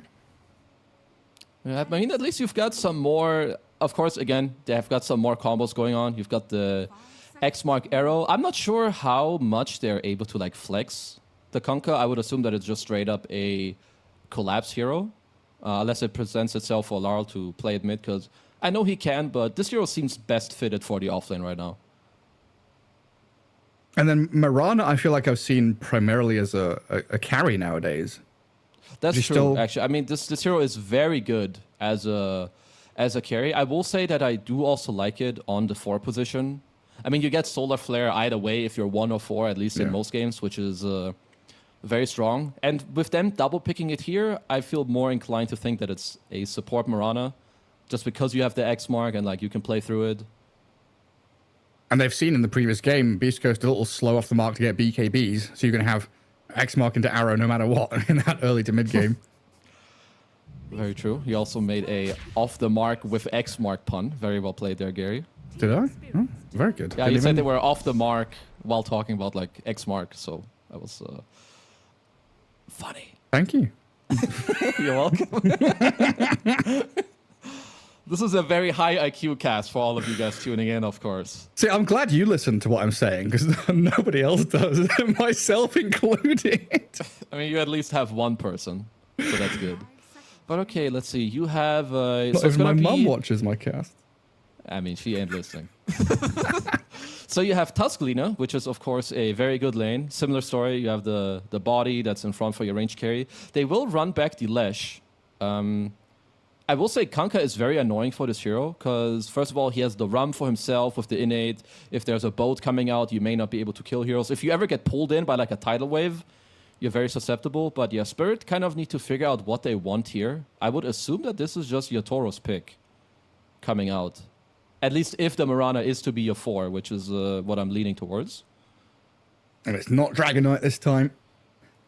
He's in the bin. This is very much Beast Coast hitting the go button again, though, right? Same hero, same style. I mean, arguably Tusk is even more aggressive than Naga Siren. I think so. Yeah, like you have Ice Shards, we've got the tag team. I will definitely say it's a more aggressive approach, and I do like it for the save, because yeah, sure, Naga has a save too, but Tusk is just, it's like more, like it's just straight up, right? Like you have some dude gets boated or arrow comboed, you can just snowball save him.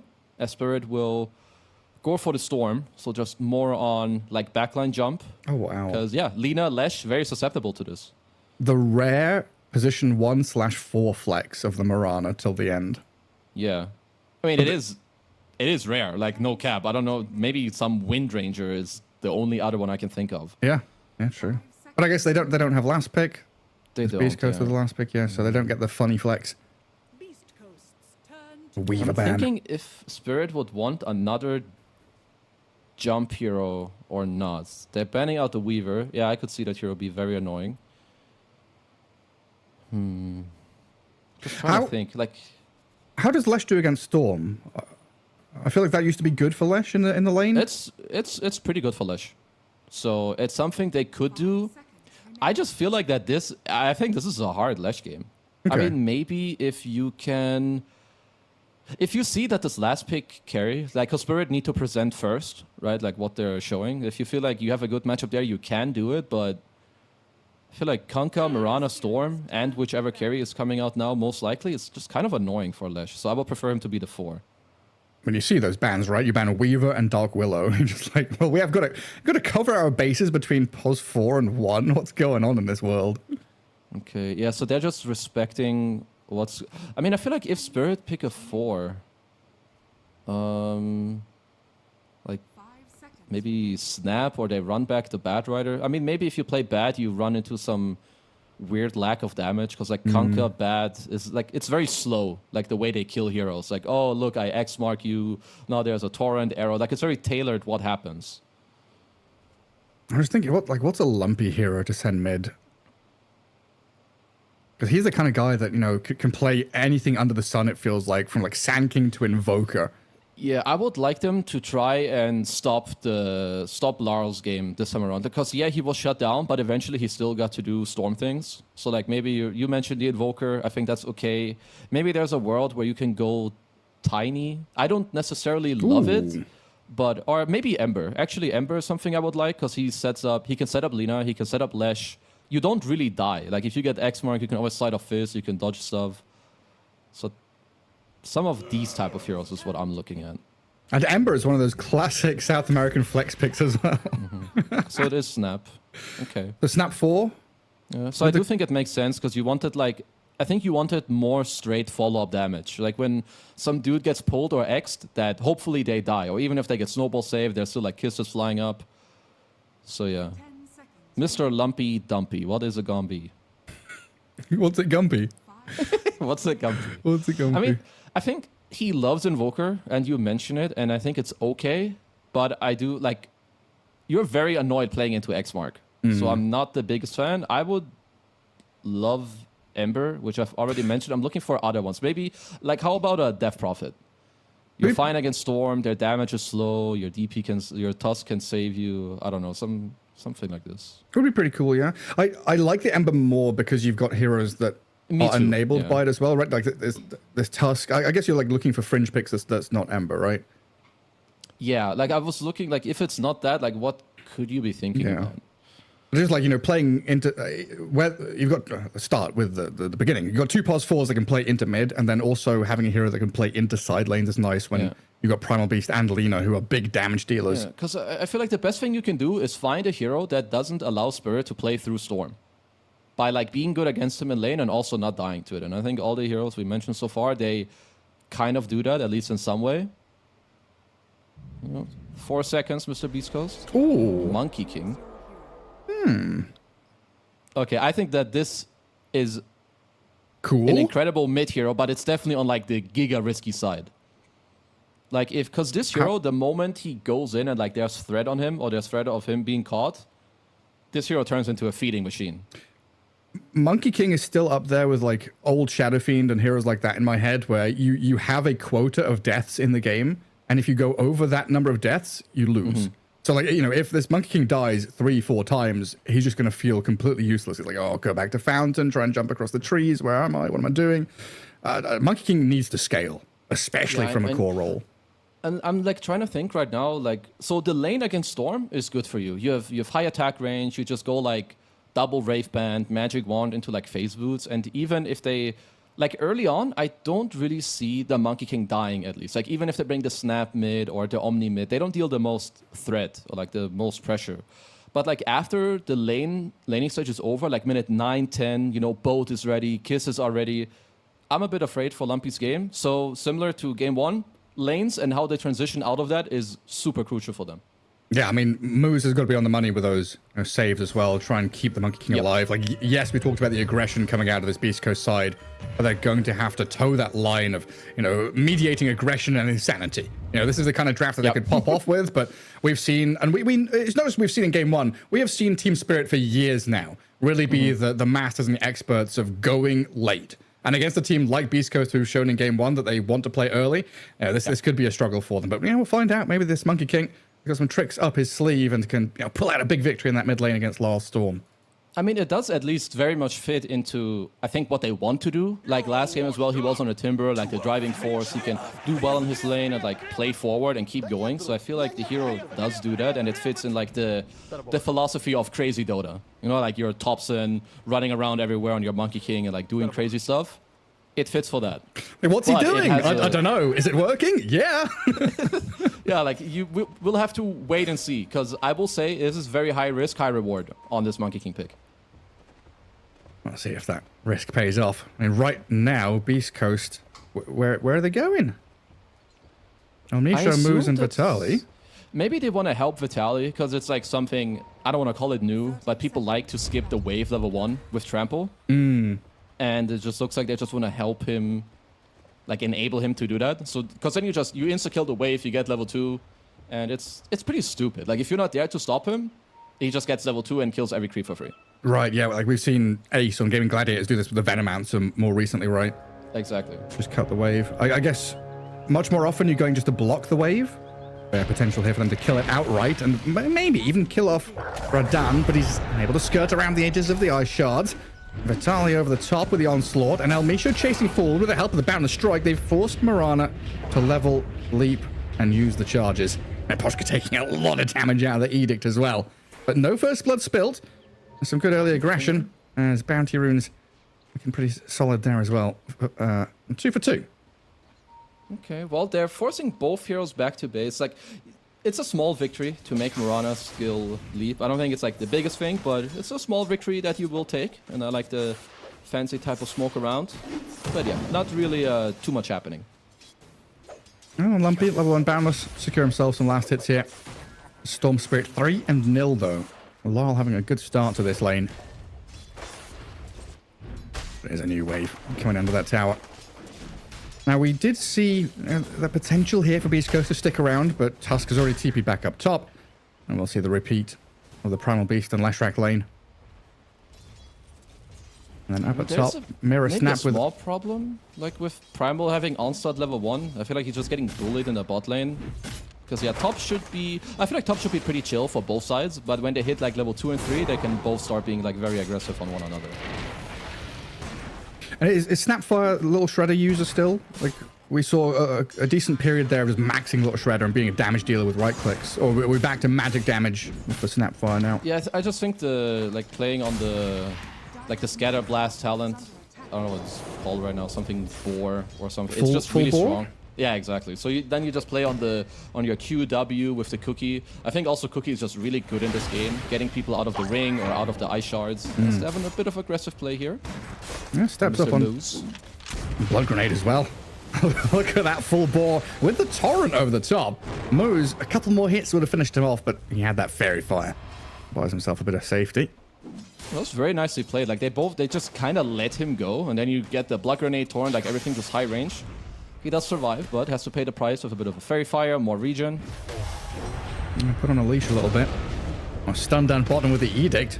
And Poshka, oh, he's seen this story before. This guy's good. He's coming in, good. Trying to trade. Has he got another leap? Another hit from the arrow. Not quite enough to take down the Lash. 2 games in a row, he finds a way. And I will say that perhaps this time around with Poshka, maybe he didn't expect it. Because that arrow actually nearly hit him. Last time around he didn't skill stun level 2 on Lesh, but this time he did, allows him to get the kill. So Elmisho again with a very nice early performance. Yeah, incredible stuff. Finding something out of nothing. And Primal Beast feeling pretty good about that as well, getting some decent last hits in. But they've not really stopped the Mirana from farming. Now Radan's still up there near the top alongside the Kunkka. And Collapse. 15 last hits for him, undisturbed in this top lane, as Moo's going to snowball dodge the Cookie play, grab that Lotus.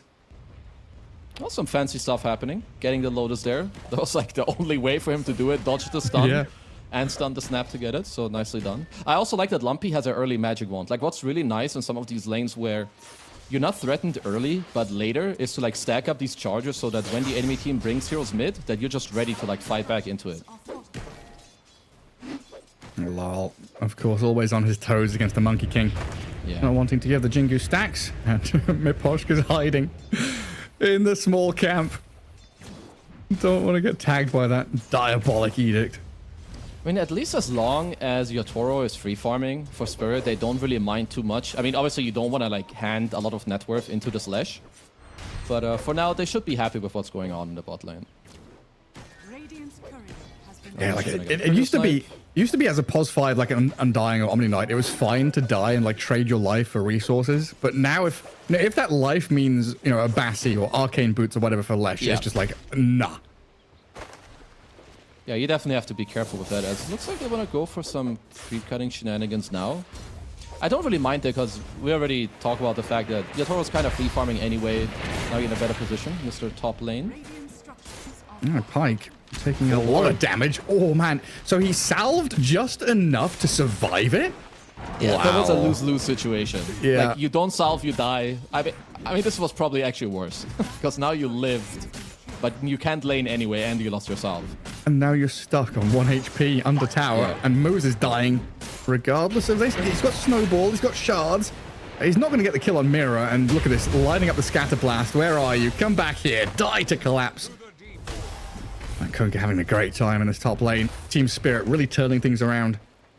And this is just why the small things like matter so much. Of course, we haven't seen the top lane like in depth, but what happened just now, I don't think it's supposed to happen in this lane. Like there's some small outplays going on with like trading, the way they're using resources, because yeah, this top lane is getting a little bit out of hand right now. Yeah, with every passing minute, there's that damage from the full bore Scatter Blast. Pike is still skirting the edges of this top lane, not really wanting to get too heavily involved. But it's like with every passing minute, there's more and more pressure on the Monkey King, right? Yeah. I mean, because I would actually love right now, like maybe one thing you can do is you leave your Primal one-on-one bottom, like maybe you free up El Misho to move around the map. I mean, for now it looks like they're trying to pressure Mr. Radan in the bot lane. Has another lead. Yeah, he gets over the trees. And Vitali, he's going to slowly try and chase this one down. El Misho is being met by Miposhka. Looks like Radan should eventually die. 30 seconds on the leap charge is not going to have any chance of survival. Right, nicely done. I was not too sure if they could get this kill, but I think Miposhka was getting ready to like move middle and help on the roofs. I will say that hold up, I can't say anything because Pike is dead. You said that perfectly fine. Yeah, but Lumpy, take it over, Gary B. Oh, he's hasted. It's a hasted Monkey King. Yeah. Oh, Sir? He's self-juked. The torrent after the Scatter Blast. Oh no, he's being kited so hard. He should still get this kill though. He actually had to place a ward. Oh man. And now they're trying to dive onto the tower, onto Mira. Moose is here with a snowball and a good connection from Beast Coast. Now step up the pace and get the Monkey King unlocked. Enabling Lumpy to get a double kill. So important for them. Very big. Also, they should wait around for the Wisdom Rune. It's in 10 seconds. Because, yeah, I wanted to point out the mid lane. I know Storm is supposed to lose, but I'm not sure it's supposed to be this bad. So Lumpy putting on a pretty good show for us right now. Collapse. Yeah, he's trying to X-lock himself. Nice try, kiddo. Not this time. That's big, though. Like, he just kind of completely offset this early game with one move on the Monkey King. He does well in the mid lane, as he should. Goes top, gets a double, and steals the Wisdom Rune. And all of a sudden, it's like a sigh of relief, right? All that weight lifted off your shoulders because it's starting to look a bit doom and gloom for them. Now, a 1k lead for Beast Coast. Definitely relieving the pressure off of that top lane, at least for now. But is this a lane that Beast Coast want to... Well, hang on a second. Bottom Miposhka in trouble again. Vitali and El Misho just slaughtering the Omni Knight. I mean, I said the same thing in game 1. If I'm looking for two heroes that deal the most damage with like their combined levels, I'm not sure I can find a better combo than Lash Primal.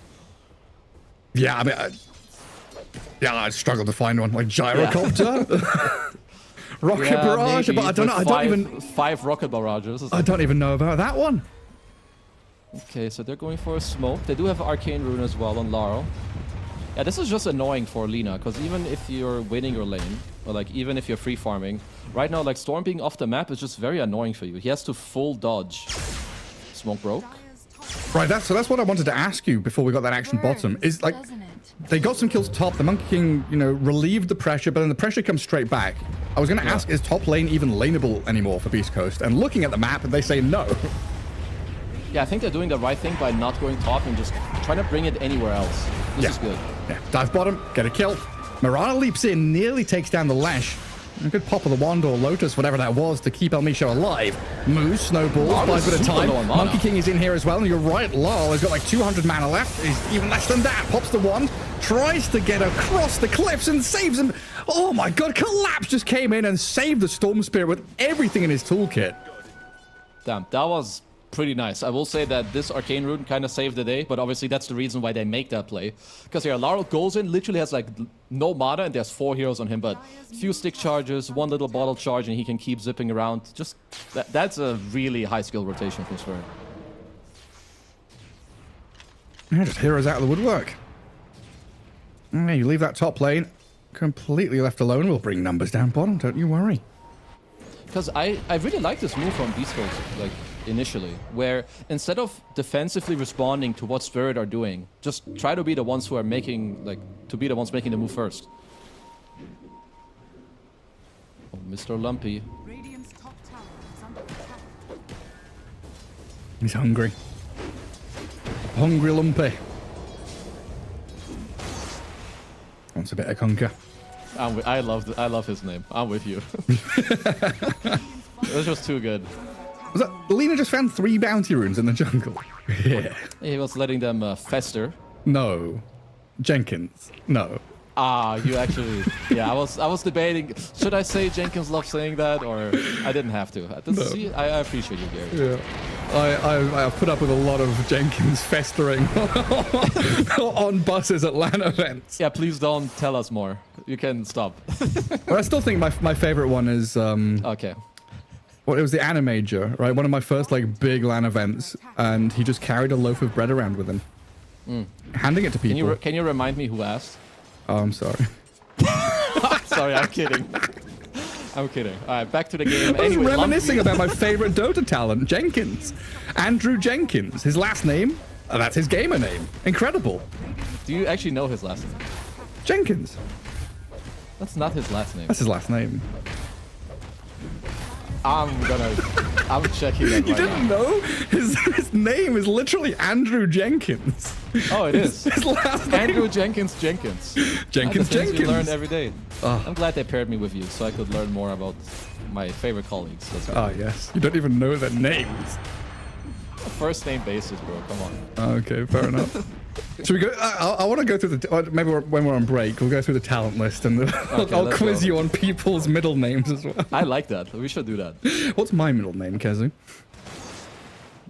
You seem like a Simon. Nah. Gareth Simon Bateson. That's not a bad guess, but it's not anywhere near. That's a good English, a good British, middle name. Good attempt. Yeah. Anyway, Dota 2's happening. It is TI. It's 4-6. A little bit of slowing down of the match though. A bit of a lull in the past couple of minutes, but now the action picks back up. See, we yap and we ramble, but the X mark into boat collapse comes in with a bit of a bang and a wallop thanks to the Mortimer's kisses, which turn into ice with his skin. We need, or rather Beast Coast, because I know their game is looking good, but the problem is that they're in a similar situation as in the last game. Like, when it comes to shutting down the opposing team's carry, Spirit have a way easier time in doing so, because, again, they just have a lot of catch to, like, get on this Lina. When you compare it to Mirana, like, Yatoro has leaps, he can get away, there's no, like, clear blink initiated. So on Beast Coast, there's only, like, 2 ways, in my opinion, for them to play the map. Either Tusk is always ready to save Lina when he's farming with Snowball, or they need to make their own aggressive moves. There's no in-between. They will lose on map state every time if they do anything else. And it feels like their kind of MO has been aggressive moves as well. And when we had this kind of lull in the previous game, it went from hyper-aggression, getting kills, looking good as the East Coast, into lull, into losing the game. So when things slow down, it feels like, Beast Coast kind of thrive in that chaos. They want that bit of action. Okay, so perhaps I assume they're waiting for this pipe on Vitali. He's like only 500 gold away. He has to finish his Ring of Tarask. Because a bit of the problem of the map is they lost their top tier 1. They're really close to losing their mid tier 1. Like the next time any creep wave goes there, the tower is dead. And with this pipe timing, like maybe this pipe Maelstrom, they need to find aggressive moves. But if you think about it, those items, they don't really help you achieve that. Sure, like a pipe helps you in the team fight when it's happening. But why would Spirit hand you a fight if you're not catching them? Like, it's their choice to take the fight or not. And you would argue that Spirit are not really a stupid team. You know, they're pretty smart, actually. Yeah, I mean, Collapse is up here, soaking up a lot of damage, even thinking about turning 1v3, fighting back with his blade mail. He does have to spend the boat. Oh, lol. Yeah, finger on the trigger there, gets away from Moose and Vitali, who was stepping up in the mid lane. 14-minute rune's about to spawn, and the DD's grabbed immediately. He fell for the trap. He's being hammered and walloped by the Primal Beast as the kisses do land back in towards Moose and Vitali, but they've sidestepped the majority of it. A good move from Pyke and the bros to like be around the rune, because yeah, Larl, you know, maybe overstepping, but I mean, he just doesn't expect Alina to be there, so overall, very good kill for Beast Coast. But yeah, what is that kind of stepping stone? These items are going to help you. You know, you're climbing Mount Everest here. Team Spirit's Mount Everest. Beast Coast are climbing it. You don't have a base camp. You don't have that initial kind of move up the mountain, but you have your oxygen pack. You have, you know, your climbing gear and shit. What's that first move? Like, do they need a blink? Do they need Tusk to have something? What's the deal? I think you can make moves. You need to be creative, because again, when you don't have catch, going from the front just means the enemy team has choice if they take the fight or not. They need to like smoke around or try to bait something like what they're doing now. Like those are like their, because you have the pipe, you want to use it, right? You want to find a way to force them to fight you. Can we keep this in the analogy of the Mount Everest climbing? I'm sorry, I'm not able to do that. They need to be creative and just get a helicopter and fly up the mountain. Yeah, I think they need to call Jeff Bezos, actually. Give him one of his, or Taylor Swift for a private jet, maybe. Private jet, get up there. Because right now, Team Spirit are just very, very challenging opponent. Stepping into that top jungle, holding out the mid lane. They've killed off the tower. This map is getting small for Beast Coast. Something else that could happen for Beast Coast, because they have a better Roche lineup than like last time. You have Tusk with Max tag team. Like maybe in like 2-3 minutes, they can find a way to smoke into the top side and like get a Roche kill. At least for now, they've kind of found Collapse. Yeah, it's a good kill. Yeah, stunned him down. Killed inside the Wukong's command. Should relinquish control of that top jungle and maybe give a bit of space to Beast Coast to press into the mid-tier 1 at the very least. But Lowell has other ideas.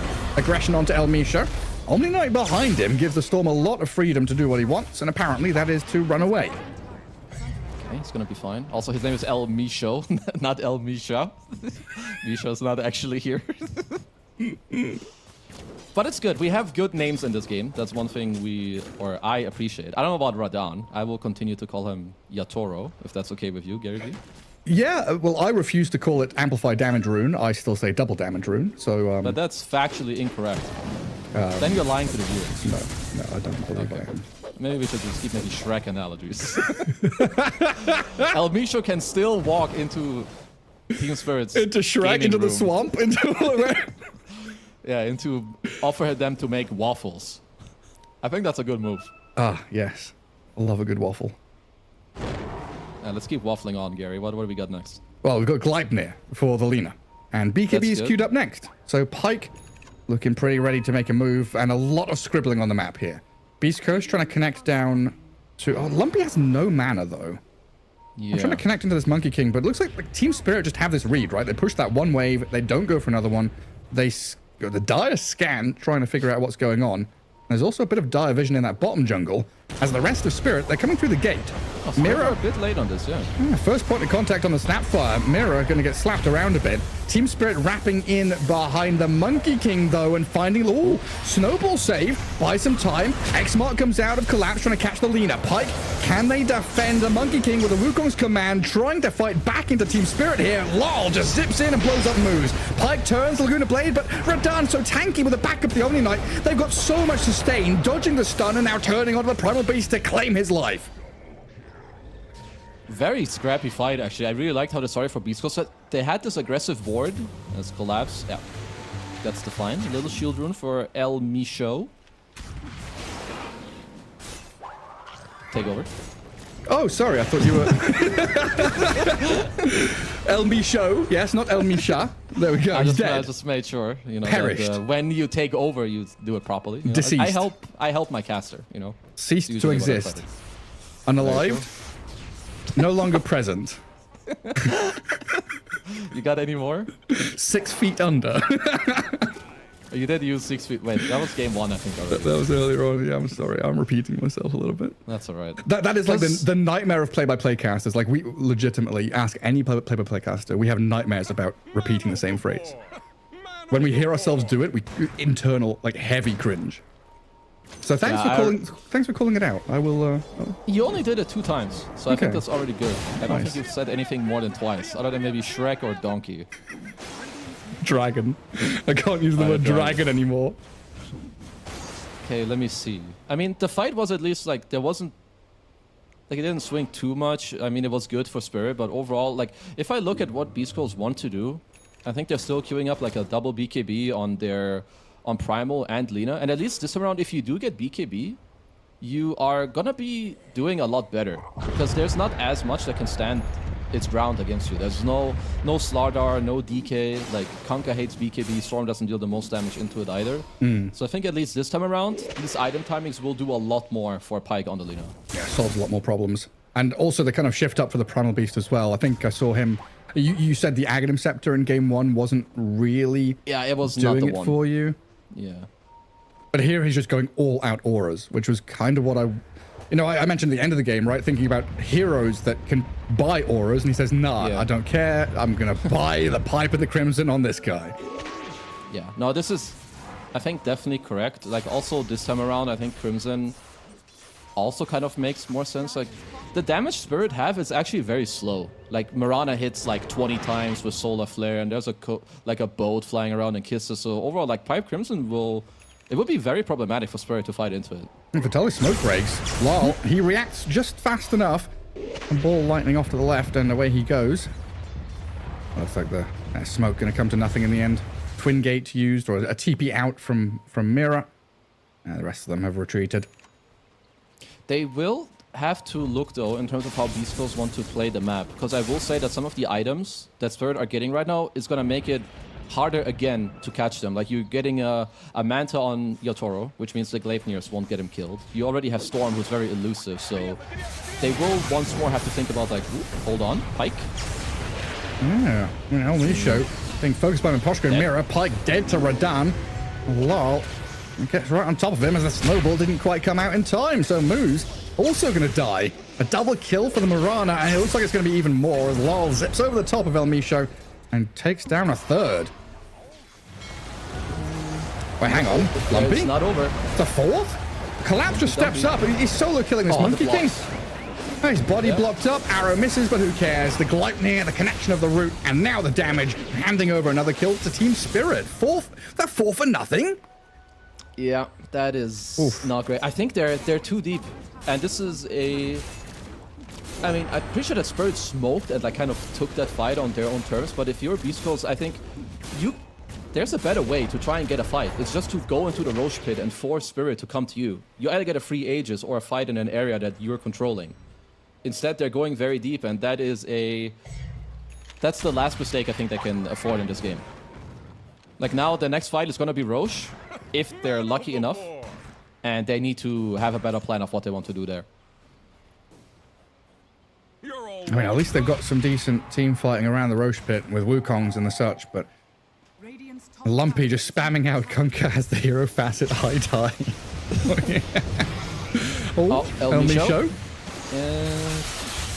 Is he dead? Yep. Yeah, he is. Deceased. No longer here. Vanished. Vanished. In heaven. Probably. For 28 seconds. Oh, they're smoking top, because Spirit have a pretty nice lane ward that's actually seeing all 3 heroes right now on the Beast Coast side. Do Dota heroes go to heaven? I feel like it depends on who's playing it. Collapse. Oh, they've got the high ground vision just in time to see the Lina and Pike. Oh, it's just the big kill there for Team Spirit. Out on the map, find the primary kill they want to, and they're pushing out other lanes at the same time. That's very smooth. And looks like that's just gonna be gate into Roche.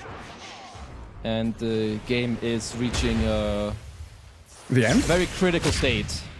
Yeah, we're slowly heading that way. Oh, full bore misses. By It does. The kisses don't, though. They're all on the money. Wow. I was going to say the exact same thing. Wow. Wow. So Collapse is dropping the different chat line this time, but I think the meaning has changed since he last Yeah, I used think it. it's the polar opposite now. It's just free Roshan here. And again, kind of a quiet game from Radan. You know, Dragonite, Mirana, not really doing too much in the first 20 minutes, but with this Aegis, he's just going to run at towers, going to take down Beast Coast's entire base, it feels like. Yeah, I think it's just because they understand. Like, Beast Coast, again, they're going for, like... I mean, they have more auras than last time around. Like, and you know they have the Solar, Pipe, Crimson. Like, they really want these fights, and they need them. Where instead, Spirit, they know that they can chill a bit more. They have, like, very good matchups. They have very elusive heroes with, like, the Storm, Mirana. We just chill. We farm. When we're ready, then we take the fight on our terms. Stealing Tormentor as well. A free Tormitorm. Lovely. Yeah, it's kind of interesting. I mean, we used to have this kind of rock, paper, scissors thing in Dota, right? Where auras beat team fight, and split push defeated auras, and team fight defeated split push, kind of thing. Yeah, where I mean, at some point you need to take a big team fight, but here Team Spirit are just doing everything. Yeah, because it's also like, it's a fine line. Like, obviously, like, if you have auras, it can beat split push, but then it needs to, like, you need to hit, like, a critical timing, or, like, play the map properly, or switch up your plan in between. Like, maybe now in hindsight, we can say, you know, the Pipe Crimson is really good if you get to take team fights. Like, are you gonna get to take the team fights? So maybe you go, like, one defensive item, so they can't fight you, but now you get the item to make them stop playing the open map with, like, the Blink Dagger and so on. It's just the reason why Dota is so complex. Like, everything changes because if one dude builds a specific item, maybe it needs to change yours, or it needs to change the way you need to play the map, as El Micho is getting pirated by Mr. Collapse. Oh, yeah? Yeah? What do you want to call it? Sucker? No, it's absolutely right. He has, in fact, been pirated. Yeah. Sometimes you need to come up with nice ways of saying, oh, he's getting X boat comboed by Collapse. I'm a caster. He has been Walter Raleighed. He's been blackbearded. He's been red-bearded. He's been grey-bearded. Oh, yeah, all the pirates should have... Oh, my God! Oh, hang on. Snowball. They're still dead, though, probably, right? With the tidal wave, they're not fine. Pike is dead on my screen right now, and Storm Spirit will zip back to safety. Collapse and Laurel have just 1v3'd. X mark back the Primal Beast into more damage as Miposhka arrives in from the left-hand side. This is just a signal now that Beast Coast have very few options left to them when Laurel and Collapse have this much freedom to do whatever the hell they want. Yeah, this is... I mean, also, like, I want to commend, like, Spirit's warding. Like, they have this aggressive ward top. Now they just... The only reason this play just happened is this bottom lane ward, which is outside of these sentry ranges, apparently, that just allowed Laurel to jump and, like, get the kill. Because, yeah, they just know what they need to do. They're playing their draft and their heroes, like, very, very cleanly. Yeah, I mean, that is unfortunate there. That the Observer ward in the lane is just outrange the sentries. Yeah. Collapse really is in form. Looking very good here in game 2 as he just sets up everything. He had an incredible laning stage alongside his Snapfire, who was like up at the top of the net worth for a long time. And now he's just walking into dangerous parts of the map. Speaking of walking into dangerous parts of the map, Lyle just zips up to high ground. Has a bit of a poke at the tusk. Deny of the Observer ward from Mira. Yeah, I mean, like, now you're up so much gold. It's just really hard for Beast Coast to, first of all, try and play the map, and second of all, try to figure out what you need to do. So, like, how do we regain the map? What items do we need to get anything done? Lumpy being toyed with a little bit. Can Collapse find him? He's trying. He's got a kill on Observer ward, and the torrent lands on the Monkey King. Well, he jumps down, trying to fight this here as Lumpy has a backup of Moose and Pike, but the Marana, the damage output, incredible from Radan, and Collapse is still alive. Inside the Wukong's command, now blown up by the Lina, finally dead, but Radan with this damage output, shredding through them. Lol arrives on the scene of the crime, a double kill for your Marana, Leshrac in the pit, about to drop as we'll see the tusk disappear. A 5-man wipe is incoming, and Collapse drop in the chat wheel lines as he goes, yeah, you got me, good job. You did all that for me. Come on, dude. That's your line. Nice commercializing. Nah, but anyway, I don't know how much damage Collapse tanked in this fight, but a lot. It was a whole lot. Obviously, you can't pull it back up. My eyes weren't good enough to, you know, figure it out because I'm stupid, but it looks like it's just another type of game where, like you said before, Yatoro chills. The moment he gets dataless, he eventually joins the fight and just annihilates everyone. Oh, I see. He took 2,130 damage from Monkey King. So was that 3.3, 3.5? Oh, it's total damage 3,621. That's a lot. Bad. That's a lot of damage. It's a lot of damage. Radan gets out of the Gluttony and throws one back into the face of Pike as well. And high ground not broken yet, but I think the spirits of Beast Coast definitely are. Yeah, it's this could be the last fight of the game. And if they run into Collapse, that would not be the target they want. Radan. Oh, the Marana's a good one. Oh, so much protection. Oh, God. Oh. Hey, look at him go. What? This guy, I mean, yeah, you just called GG there. I mean, there's nothing else you do after that play. Yeah. No, I respect it. You go all in, but Herb Derp, you know, you go on the Marana, he gets repelled, like really high skill. But then, you know, Collapse gets like a 4-man torrent double bolt on them. Yeah, it's time to exit the building. They got plundered. That's what happened literally. There. Oh, dearie me. Super performance out of Team Spirit there in game 2. You know, game 1, a little bit of shaking in the laning stage. Beast Coast looked incredible in game 1 in the first 10-15 minutes. But man, game 2, a different beast here. As Team Spirit say, no, stop. No funny business. This is our series. Like a game 2 again, I see like some good things from them, right? Like a lot of even like the movements, like here in this highlight, they're up 2k gold. But yeah, in this highlight, it's definitely just Larl who's like dodging a lot of spells with like 100, 150 mana with his little arcane rune. But yeah, like Beast Coast's early to mid game is really, really good. But I feel like their exit or like their transition from like the post-minute 12 mark, like something is going wrong. Like they're slowing down too much on like the wrong heroes, and then other heroes who are supposed to farm, they're playing too aggro. There's a disbalance, and I hope that they can try to look at that and learn from the series. I mean, who needs Torrent Storm on Kunkka when you have Collapse playing it? With the amount of just really nicely placed torrents he landed here, even without X Mark. That was nasty. This guy set up his own boat with his body. Tell me anyone who's gonna do that, Gary V. Yeah, I don't know. And then this one where he tanked, you know, just short of 4,000 damage. Blade so mail that's up. A full BKB Monkey plus Primal Beast, Wukong Ring, and Alina kind of hitting you. I mean, I would love to be a Toro in this fight. Hands off keyboard, press 1 leap and right click. Yeah. What's up, brothers? Attack move. You got the smart attack move turned on. You just press it once, and off you go. Gorgeous stuff out of Team Spirit. Good attempt from Beast Coast, but it, you know, going into this series, always felt like they were going to be the underdog. They were the ones that had to pull out something magical. And again, game 1, they had a bit of that magic about them, a bit of that early aggression, a bit of chaos. Just like you say, that transition period into mid game, into late game, decision making around objectives, not quite as sharp. No, nowhere near as sharp as Team Spirit. No, definitely not. I will say that for Beast Coast, they're showing me a lot of high individual skill, right? Like the fact that they can lane against them, be up early, and make good moves is very good. And it's easier to fix how you play as a team as opposed to your individual skill. Like either you skill today or you're not, right? So at least they have that to mesh up, but they're going to have to look at these replays and figure out how to combine the skill with team play to then fight into the tier 1 teams. Because this is really night and day difference when they played against Spirit as opposed to maybe some other teams. Right. I mean, you brought up, you know, Gaming Gladiators, OG, earlier on, and this type of, you know, this arena of gameplay, or this style of gameplay. And they very often just bring 5 heroes, right? Something we didn't see here from Beast Coast was that commitment to the bit. If you're going for a bit where you are all out aggression, you have to bring that aggression non-stop. Every smoke gank was a 3-man smoke, or every move was 2-3-man move. They never had that. I guess it's also down to synchronization and itemization that you touched on too, right? You don't have that connection of we're all ready now.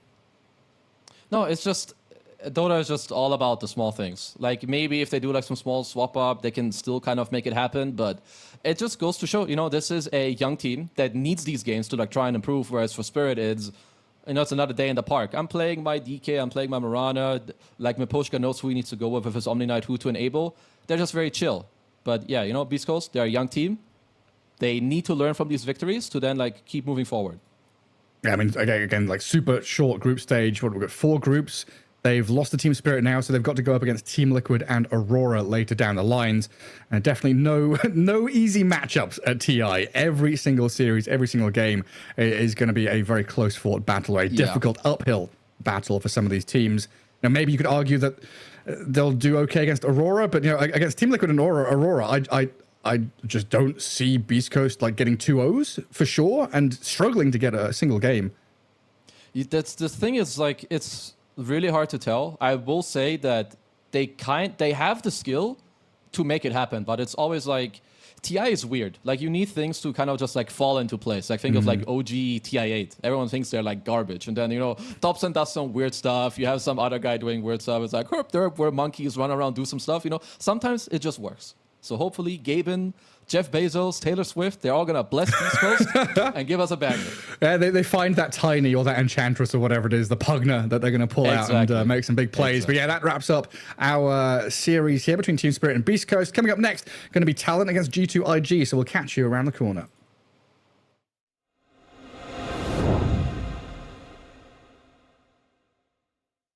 Talent Esports are a promising mix of fresh talent under the experienced leadership of Pai Lai Dai, but how are they going to do? I'm sitting here with Makoto to find out. Makoto, welcome to the International. How are you doing? I'm doing fine. Good. So obviously you're somewhat new to this team. You've come in somewhat recently, and yet you're also the only player on the team that has done the International before. So how does that kind of work within the team? It's very different than before because I'm used to be like a junior, like compared to my other teammates, but then now I become like maybe like the second oldest in the team, and then it's just like a new experience also for me. So how have you kind of adapted to that? Are you kind of more of a teacher, a leader than you were in your previous teams? Not really. I'm just like a quiet guy, and then like I didn't talk that much either in the game, and then but also the Rosra, I think they are all very chill. They are very friendly, so it's not hard for me to adjust to them. So the vibes in the team, what are they like? Is it good? They're good. They're very good kids. I mean, like, they just being, like a normal human. Normal humans. That's good to hear. So obviously in the past you've been coached by Sunbi, who's a big coach in the region. Now you're under the coaching of Pai Lai Dai. So what's Pai like as a coach, and how does he compare to Sunbi? I feel like they are quite similar, but also different in the same way. Like, I would say Pai Lai is more chill than Sunbi, but the Sunbi, he know what he want in the game, so he just like directly say it to the player. He say it like in the very friendly way. So what's the kind of vibe like between you and Aurora? Because obviously you know the players very well. So what's your relationship with them like? We're very close with them. Like I still talk with 23 or even Jabs, like, or even Q. Like we are very close. We still friends at all. Very nice, very nice. So what would it be like if you were to have to play them in the playoffs? It was gonna be, I think it was, for me, it's gonna be fun. Like, especially meeting your ex-teammate and then just meeting your friend in the tournament, it looks fun. Absolutely. And who would win? Talent. That's good. That's good. So how does this TI compare to your last TI? How does it feel coming into it? I think I would say I'm more relaxed compared to the last two TI. Like maybe I just like having more experience, and then like and also like the vibe in the roster now quite different than the last year, because last year we have so many expectations, so I feel like we pressure ourselves, but now I feel like we just gonna play our best and then like do hope for the best. Yeah. I see. So you're feeling a bit more free this time. Yeah. Yeah, that's nice. So, what's your biggest strength as a team, and what's your biggest weakness as a team? Biggest strength on the team, I'm very good at laning phase maybe, and then but my weakest probably I don't talk that much either. I don't communicate like openly. Yeah. Looking at the other teams in the tournament, then who do you think is the strongest? For now, I would say GG or Team Liquid. Okay, that's interesting. So, I mean, obviously both did very well in the last tournament, but you know, Falcons were stronger throughout the year. So, why do you think Falcons have been overtaken? Maybe just like they're very different team compared to like GG or Liquid. Their playstyle quite different. They focusing more on like Marine, and then like also the Skitter. He's like a very aggressive carry player. So, I think people are just not used to it. Like, it's hard to like adapt to them. All right, so obviously, as a mid laner, who are you most looking forward to playing against at mid? I think Maureen, because I never meet him like in. Oh, actually, I met him in Tundra, but last year, but it was so long time ago. But yeah, I don't have much experience playing against him, so it's quite interesting, I think. All right, we're looking forward to that one for sure. And finally, Mikoto, what would it be like if you did end up being the first SEA team to hold the Aegis and win the International? How would that feel for you? Obviously, gonna feel great, and then maybe just feel happy, and then yeah. All right, awesome. Thank you. Thank you very much for coming to talk to us, and best of luck at the International, Mikoto. Thank you.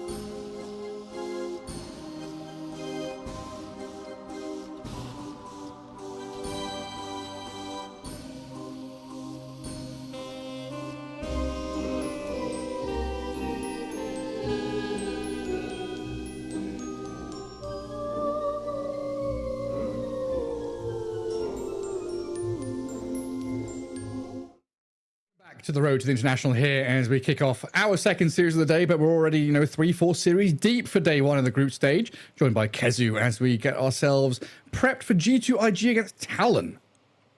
Yeah, and actually, so these two teams have already played today, and it looks like Talon 1-1 Tundra, and I feel like Tundra are actually like a really strong team. Yeah, they have a stand-in with Saksa because 9 class couldn't make it. And G2IG, they actually dropped both their games to Cloud9. And we are always like, we have to remember that these series, they mean a lot because it's very easy after you lose a game or you lose a series 2-0 that you like overcorrect what is happening. I mean, in the instance of G2IG, they probably need to swap up something small because like they did go 0-2. Whereas Talon, they looked very competitive against Tundra. They looked very good. So it's more about, again, bring your style, adjust as you go, and just trust that it's the correct thing to do. Yeah, it's like, I don't want to call Tundra the favorites, but they were a favorite going into TI, right? They looked very good through the previous events, top 3ing some of the big events that we've had in recent history. And then even with a stand-in, it's still a high-level stand-in, right? Oh, yeah, I'm not sure you can get, like, out of the people who aren't, already at TI playing, right? Like, I'm not sure there's much better stuff going on. But, Talon is just a team that I think we don't know, like, too much about. They have a lot of, like, younger players on the scene, newer players on the scene, too. Like, their offlaner is someone that I've played pubs with. His name is WS. I think he was the first one to hit 15K. Yeah. This guy's good. When you hit, like, the new benchmark of MMR from, I will say, like, not carry or mid, you were pretty damn good at the Dota 2 video game. You're cracked. Yeah, you're straight up cracked in Dota 2. Yeah. But yeah, like these are, some players who have been around a little bit. Joe Kamakoto, seen them on a couple of teams here and there, but never to super high levels of success. They'd maybe, make a run or take a series off of someone, but going deep in tournaments is something that's quite new to them. And then you got, kind of newer players as well, like Akashi kind of popping in here and just being, a very solid position 1 player for Talon, especially when you compare it to like the old Talon roster, right? Who were a star-studded roster, and you bring in these new guys. It kind of felt like that changing of the guard that OG had, where it's like, okay, these are the best of the region. This was the best of C, and now you're bringing in the new guys. And the new guys have like almost replaced the old ones, right? Talon has gone from being the underdogs, the new dogs, to being these are the guys. These are the dudes. No, and I think this is just definitely what you need to do. Like you take some experience and like you pair it up with like the new kids on the block. The people that pop up in your pubs that are like owning on the heroes as Makoto. He was on like the old Talon with like 23 Savage. Like he got 3rd place at Riyadh. Like this guy knows what's going on and he looks very good in his game. So it's like kind of on him. Like maybe he can drive the team forward. You also have coach and like Pilai Dai. And sometimes it's like very vague what the coach does, but I think with a team that's like newer and you have more inexperienced players, like just having another voice that like helps, like facilitate the ideas and how people feel and just the communication like helps you improve. It's like really like invaluable. So it's just something that has to be mentioned because they're young players who are performing very well. Yeah, it's like it can be a bottleneck for better teams, right? If you look at like the S tier teams, I guess Liquid is a good example of this, where they start off with one coach and Blitz is that that one point of contact where everything goes through him. Then they add jabs. Now they've got KP as well. So initially, having that coach where it's one point of contact, everyone's on the same page. So everyone's doing the same thing correctly. But then once you get to that next level, that next echelon of Dota, right, you need people to be thinking for themselves and like adding layers to it, which Talon haven't quite reached, but they're definitely on the way there. Yeah, and I think like now here is just about.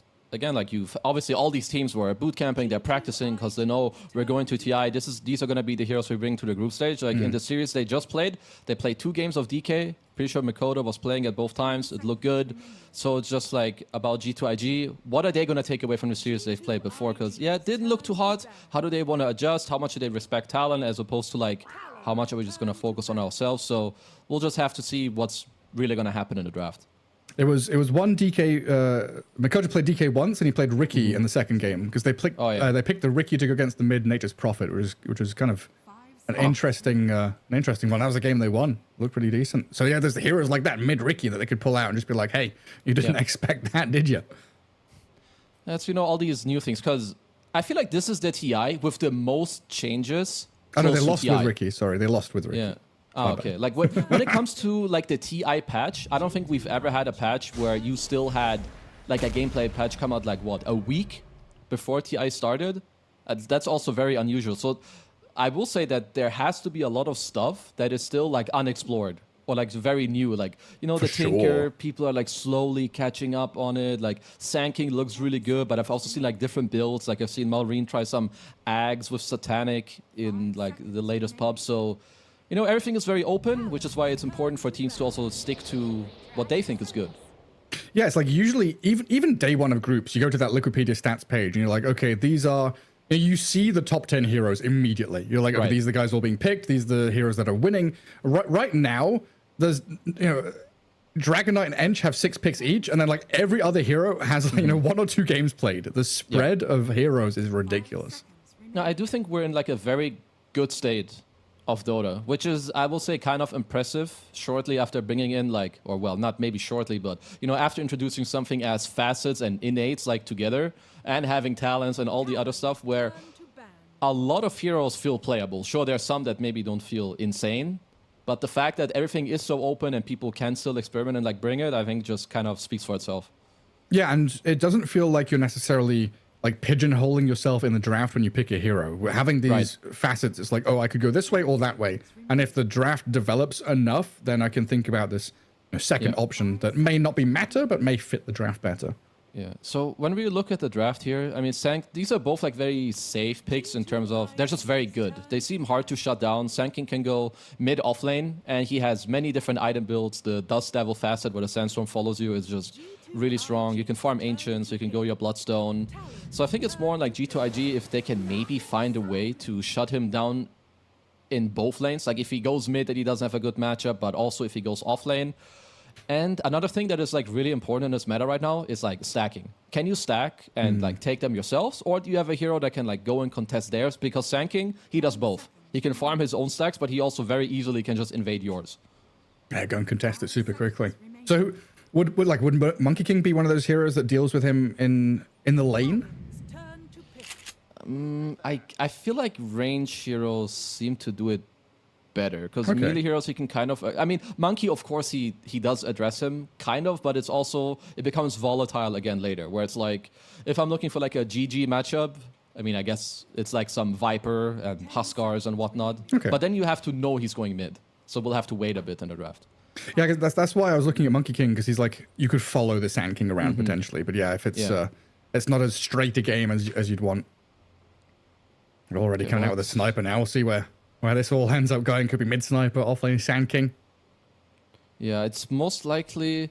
I think G2IG were the ones to play mid sniper in the last series, but it's definitely most common right now to play it as a support, because your shrapnel is insane with your facet. Like you just have, it does all the slow and all the damage in like 1 second, and also you can stack your triangle. You have really high range level 1. Like just again, it's like a new support in the meta as of like maybe 2 weeks ago. The pos 4 one, yeah. Yeah. I mean, Baboka for sure can play. I don't know if he played it in the previous one, but we've seen him love these kind of weird pos 4 heroes, and Sniper was definitely in his repertoire for a long while. Okay, so you have, well, Talon are definitely presenting like a lot of team fight and like long range and like area control, right? Like Shrapnel, there's gonna be an egg, there's a Sandstorm plays down. But I will say that they have, both their supports suffer from the same thing. They're backline heroes that suffer if they get jumped or ran at. So I wonder if G2IG like kind of want to look into that, like some more jumpy type heroes like in the backline, like Storms and whatnot, something that we saw Spirit do. Primal Beast kind of also fits the bill. Yeah. Probably does it even better because he can do it, but also build pipe. This is a goated pipe game. SK, Shrapnel, Phoenix. Hello, Pipe of Insight. It's super good. Yeah, Rush Pipe, you are now the initiator to set up the Snapfire and the Wind Ranger. And we didn't really talk about the Naga Siren here, but similar to game 1 we saw in the previous series, right? Just going to be that position 5, stacking, scouting with illusions. Absolutely. I guess it's just solid, right? It just seems like it seems good. Also, Song has so many different usages, and yeah, you can stop the stacking from Sanking, or at least you can put eyes on it to kind of see what's happening. I will say that I really like this Alchemist pick from Talon. I think when you have these supports like Phoenix, they give you a lot in the game, but not so much early on. Like you need to help them get out of the laning stage. So generally you need like a strong melee carry like some CK or Alchemist. So this fits very well. He can also gate and like maybe go bottom, help offside the lane. So I'm a big fan of the Alchemist here. Yeah, it's like you want like you said, right? Phoenix and Sniper kind of fog heroes, sit behind, wait for their moment to shine. Right. So you need heroes to play through, right? You need to be absolutely kind of piloting the draft with the Sand King and the Alchemist. Like, maybe not necessarily the Sand King, even just the Alchemist playing forward. You know, that classic Alchemist, Medusa, whoever it is, sit on a tower, go press into a tier 1, and we've got your back with team fight. And I think also it feels really nice if you're playing offlaners right now and you don't have to rush Blink Dagger. Like Alchemist will naturally go like Radiance, Blink, BKB, most likely. Because if I'm already thinking ahead to like 15 minutes and G2IG have a pipe on the Primal and Talon have like 2 Blink Daggers, like one on SK, one on Alk, their team fight is pretty weak. But instead, if Alk can go Radiance, Blink and your SK just mirrors the Primal and he like goes his own pipe and suddenly now it allows you to actually fight into them instead of like just straight up losing. And we're kind of sold here on Talon being offlane Sand King, the 4-5 in the Sniper Phoenix, and the carry Alk? I guess it could be mid still. The Alk, you mean? No, the Sand King. I think the Alk is definitely the carry. Let me see if I feel like Sand King Sniper is just a good enough lane for you to just like default it into the offlane. Like if they're laning Naga Windranger into Sniper Sand King, I think both lanes are they're chilling. Yeah, it's just DOTA is just one of those games where, like, if this was Entity, if Talon was Entity here, we'd also have the conversation about position 4 Alchemist. Yeah, with absolutely. Kataomi playing it, right? Like that slipped into my head, and I was like, Phoenix is this offlane or some shit like that. Yeah, right. It's like that's something that Talon could do theoretically, but like the chances are so low, we're kind of not touching on it. Yeah, I'm trying to think about Mikoto's last pick. Well, I know that his pool is, of course, very high. And they've got to kind of pick blind into this. G2IG have the ultimate last pick there for themselves. And right now, looking like it would be nice if your mid laner can like go to the side lanes, because if you think like all these heroes, they're actually very static. Phoenix, Sniper don't move very much. Sand King, Alk also want to be in their lane, so if you have a mid hero that does the same, literally you have no moving pieces on the map. I think like you need some dude that is gonna, take some runes or like, maybe like some Storm Spirit, this type of stuff. You just go around. Pango doesn't seem great just because there's like a Primal. Does Ember fit in here again? It was a hero you were looking at in the Could have been okay, series. but he also got banned. Okay, so they banned Storm themselves. Oh yeah, he did get banned. Whoa. Who's that fella? Okay. Probably just a little Earthshaker in the mid lane. I will say that with also the changes he got, like with the Slugger facet where you bowling the corpses away that you kill, it's the baseball. Yeah, it's really, really strong. Okay, fair enough. I mean, I guess they must feel like that there aren't like too many bad matchups, which I will agree with. Shake your lanes very well, especially melees, but also against most range heroes. I don't really see any super cheesy pick. Okay, we'll just be a Pango. So like what was the pick there? Like Earthshaker does very well against these kind of park, whoever ranged heroes. But if that's banned out, like is it because it just feels strong on the Earthshaker, I guess? I think he probably just feels good on this type of hero. There could also be something like that the two supports actually they lack a lot of damage. Like if the Naga and Snap go mid, if you're like a strength hero, you probably won't die at all. Like at least early on, right? You get netted, Cookie, it's like, okay, I don't care.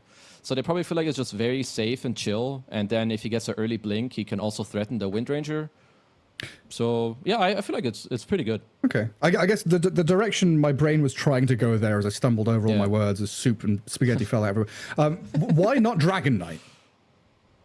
I guess DK is just, I will say that DK is the more susceptible version just because there's like Primal and Snap. I think you prefer playing more into like physical damage as opposed to this kind of stupid Mortimer's Kiss as every time it's up you might die. Whereas Shaker, I think he just lanes a bit better and he likes to play. He doesn't put himself like into harm's way as often to like be susceptible. Okay, we'll see how it all goes. Pretty tasty draft from Talon. So Akashi, Alchemist, Mikoto, Earthshaker, and then we've got that Ponyo and Joe Cam support duo in the Phoenix Sniper, WS Sand King with the Dust Devil facet as well. Man, it's Alchemist seed money. Just free gold. Give me extra items. What does he buy early on? It's generally just, I think, more stats is what I mean, some people have tried like going level 1 bracer, which I think you can do, but I don't think I think you just go like 2-3 gauntlets, stick, and tango, and then you turn it into like a bracer. Just a lot of stats, so you can sit in your lane, so if primal goes on you, you're like fine and you're chilling. So that's what I would expect. No free bottles for anyone then. Yeah, not if you do that as a carry. I think, wow, you better have the best mid laner in the world. Yeah, he's pretty good. This Makoto fella. We'll see how it all He goes, is pretty though. good. He's But then, incredible. how do I feel if my carry gives his gold away to the mid laner? Then I just feel like my carry thinks he's bad. Right? I want my carry to think that I'm gonna own these clowns. Or your carry thinks he's so good he doesn't need it. He's an alchemist. See, you just reverse-minded me. That's true. Maybe that is how it goes. Just take the script and flip it. Yeah, it's easy. Find a table and turn it. Very easy.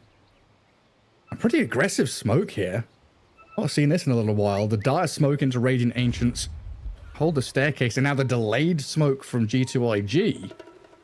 So where do they want to go? I mean, this is like some of the more, I guess, common smokes where you try to end up with like the enemy triangle because it's nighttime. Maybe they didn't take some watchers. So they just wanted to smoke late, at least for now, to like get a ward out. I think I'm pretty okay with that. You can also see that both teams place like pretty safe mid wards. Like they're not going to get scouted out very easily. So just a chill setup to the game. Yeah, also an interesting ward down in that bottom jungle. We'll come to in a second. As it looks like bounty runes contested here at the bottom spot at least. Ponyo and WS step up into X-Nova, Monet, and Nothing to Say. X-Nova, the one to grab the bounty, so 3 for G2IG. Okay.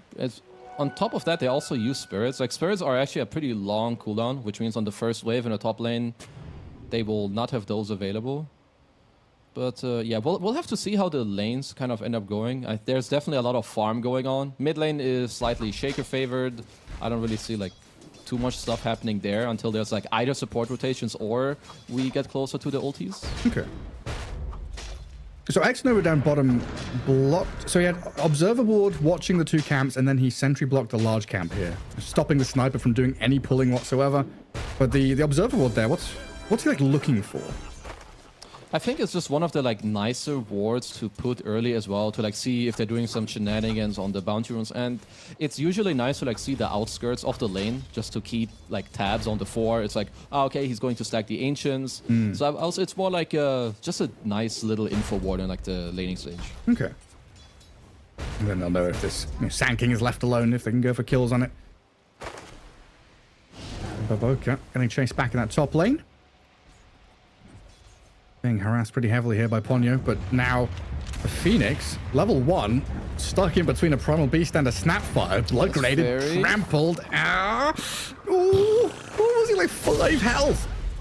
Akashi, chuck the stun of the Primal Beast now, but very fortunate there to survive on the Phoenix. Well, this is why item builds and starting items change your game. If he doesn't have a Fairy Fire, he looks like a noob and feeds First Blood. But like this, now they can fight back with the Salve. Maybe they can be the ones to get First Blood. It looks like they might just do it. There we go. First Blood for the Alchemist.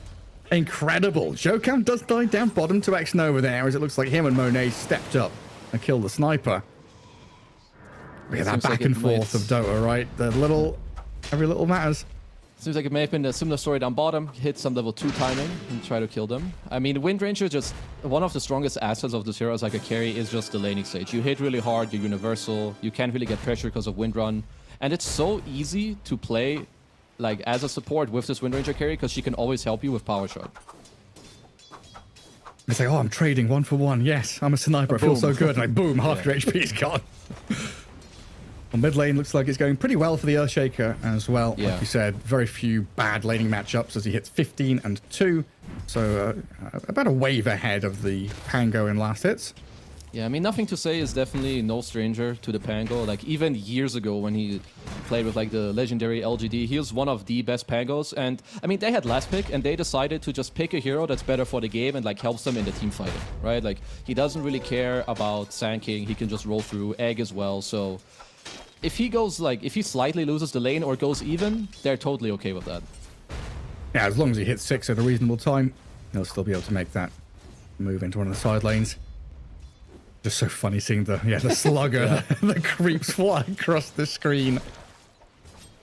Naga Illusions scouting out the sniper on the right and even pressing forward onto WS, who's forced to use the Sandstorm and the Burrow Strike just to get away from the grasps of G2IG But here. they're being very annoying. I like how they're playing this bottom lane because like these range heroes like Sniper, they want to play on range and like stay away from you, but then you always have an illusion on you and like they're not even committing. They're just like sending an illu, using the illusion like power shot, and they're dropping like a lot of HP and like resources. So yeah, I think G2IG's bottom lane looking very good. It's a real rough one to play into. There's a Sand King. And nothing to say. Empty bottle. 4-minute rune about to come up as Mikoto has been cut away from that top one. And down bottom, Sniper has been netted up as well. Monet off the mark with the power shot, but he's got the follow through nonetheless. All good. Shackle did connect, so you know sometimes you miss a spell. Happens. Not the biggest deal. Another thing I'm trying to think ahead on is like one thing that's really nice when you have out safe lane is that the wave is always pushed. As for now, he's just gonna protect himself, or maybe more than that. Forced a cookie. I mean, Ponyo very eager to get involved there. Again, stepping forward. So the lane is always pushed. Yeah, which means like they have really nice ways to, I think, to go through the gate and go bottom. Because, yeah, they're playing this really strong lane with, like, Naga Windranger, and Windranger is kind of designed to, like, win her lane as a carry, but lane is pushed, it makes it really easy to, like, go through the gate, it's not as obvious, like, even if it's just one Phoenix or one Alk, like, that is something that, if a team like Gaming Gladiators play Alk, they will always look to abuse that, so I'm just seeing and checking if that's something that Talon want to look towards too as well. And I guess same story with, like, stacking, pulling, and general jungling for the Alchemist as well. Yeah. If he's not under any real threat or pressure, he's fine, as Mikoto does get dived. It's Nova and Baboka both arriving here to kill off the Earthshaker. And give nothing to say. A nice bit of respite there from that laning stage. That's a very nice move, because the thing is, generally speaking, Shaker is supposed to like win a little bit in the early game, then get level 6, as JT might be on the receiving end. As at least they abuse him being 1v2. But yeah, now nothing to say, hit 6 first. They pressure him. Are you like with the statue? Shaker's statue's got the creep stuck. I was going to say this. Hilarious. Well, it's like that. That's done a lot of work, honestly. Like, I feel like the tower. I mean, it's probably going to die anyway, right? But it probably would be dead already. This is okay. He did get Echo, so it might force him to back off. He also got XP from his little statue, which is also funny. Maybe he wouldn't even have had Echo at this point. But Ponyo's here with a haste rune. Yeah, this guy likes to get in with the Phoenix. I respect that.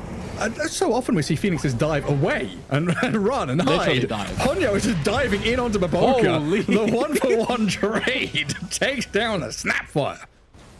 So I liked it until the very last 2 seconds. I guess I still have to respect it, but he did die first, so that is a little painful. But it happens. WS. Shackled up. No escape for the Sand King. And he pops the Lotus. Oh, hang on. He's out of there. He has escaped. Very nice. They need to try to get him to level 5. He is somewhat close to it, because yeah, like level 1 and 2 Sandstorm is like kind of meh. But once you get to like the 3rd level, you can start skipping. It doesn't really have any cooldown, and you can clear stacks. Which I don't know yet if they have any, but usually when you're Sand King, like when you have a Sand King or Timber offlane, you need stacks. It's like way too good to pass up on it. As there's only one on the right. So unless Alchemist has been stacking for the Sand King, then they only have one. Yeah, that's not happening. The Sniper makes one, grabs the Wisdom. Yeah. And no Wisdom stolen at all.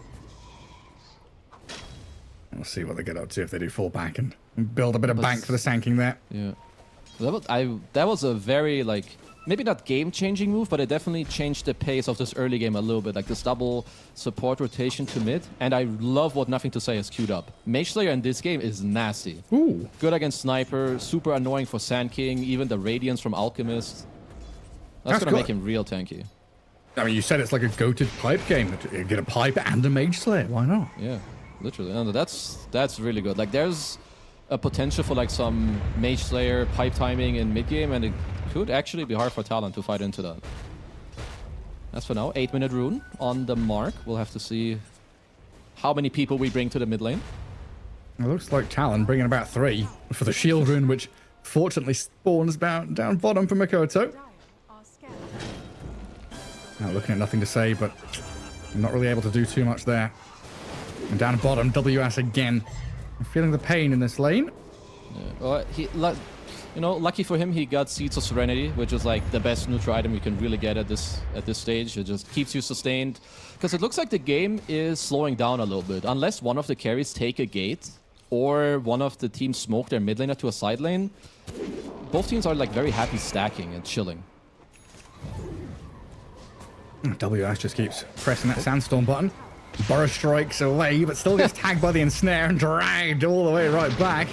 Oh, nothing to say.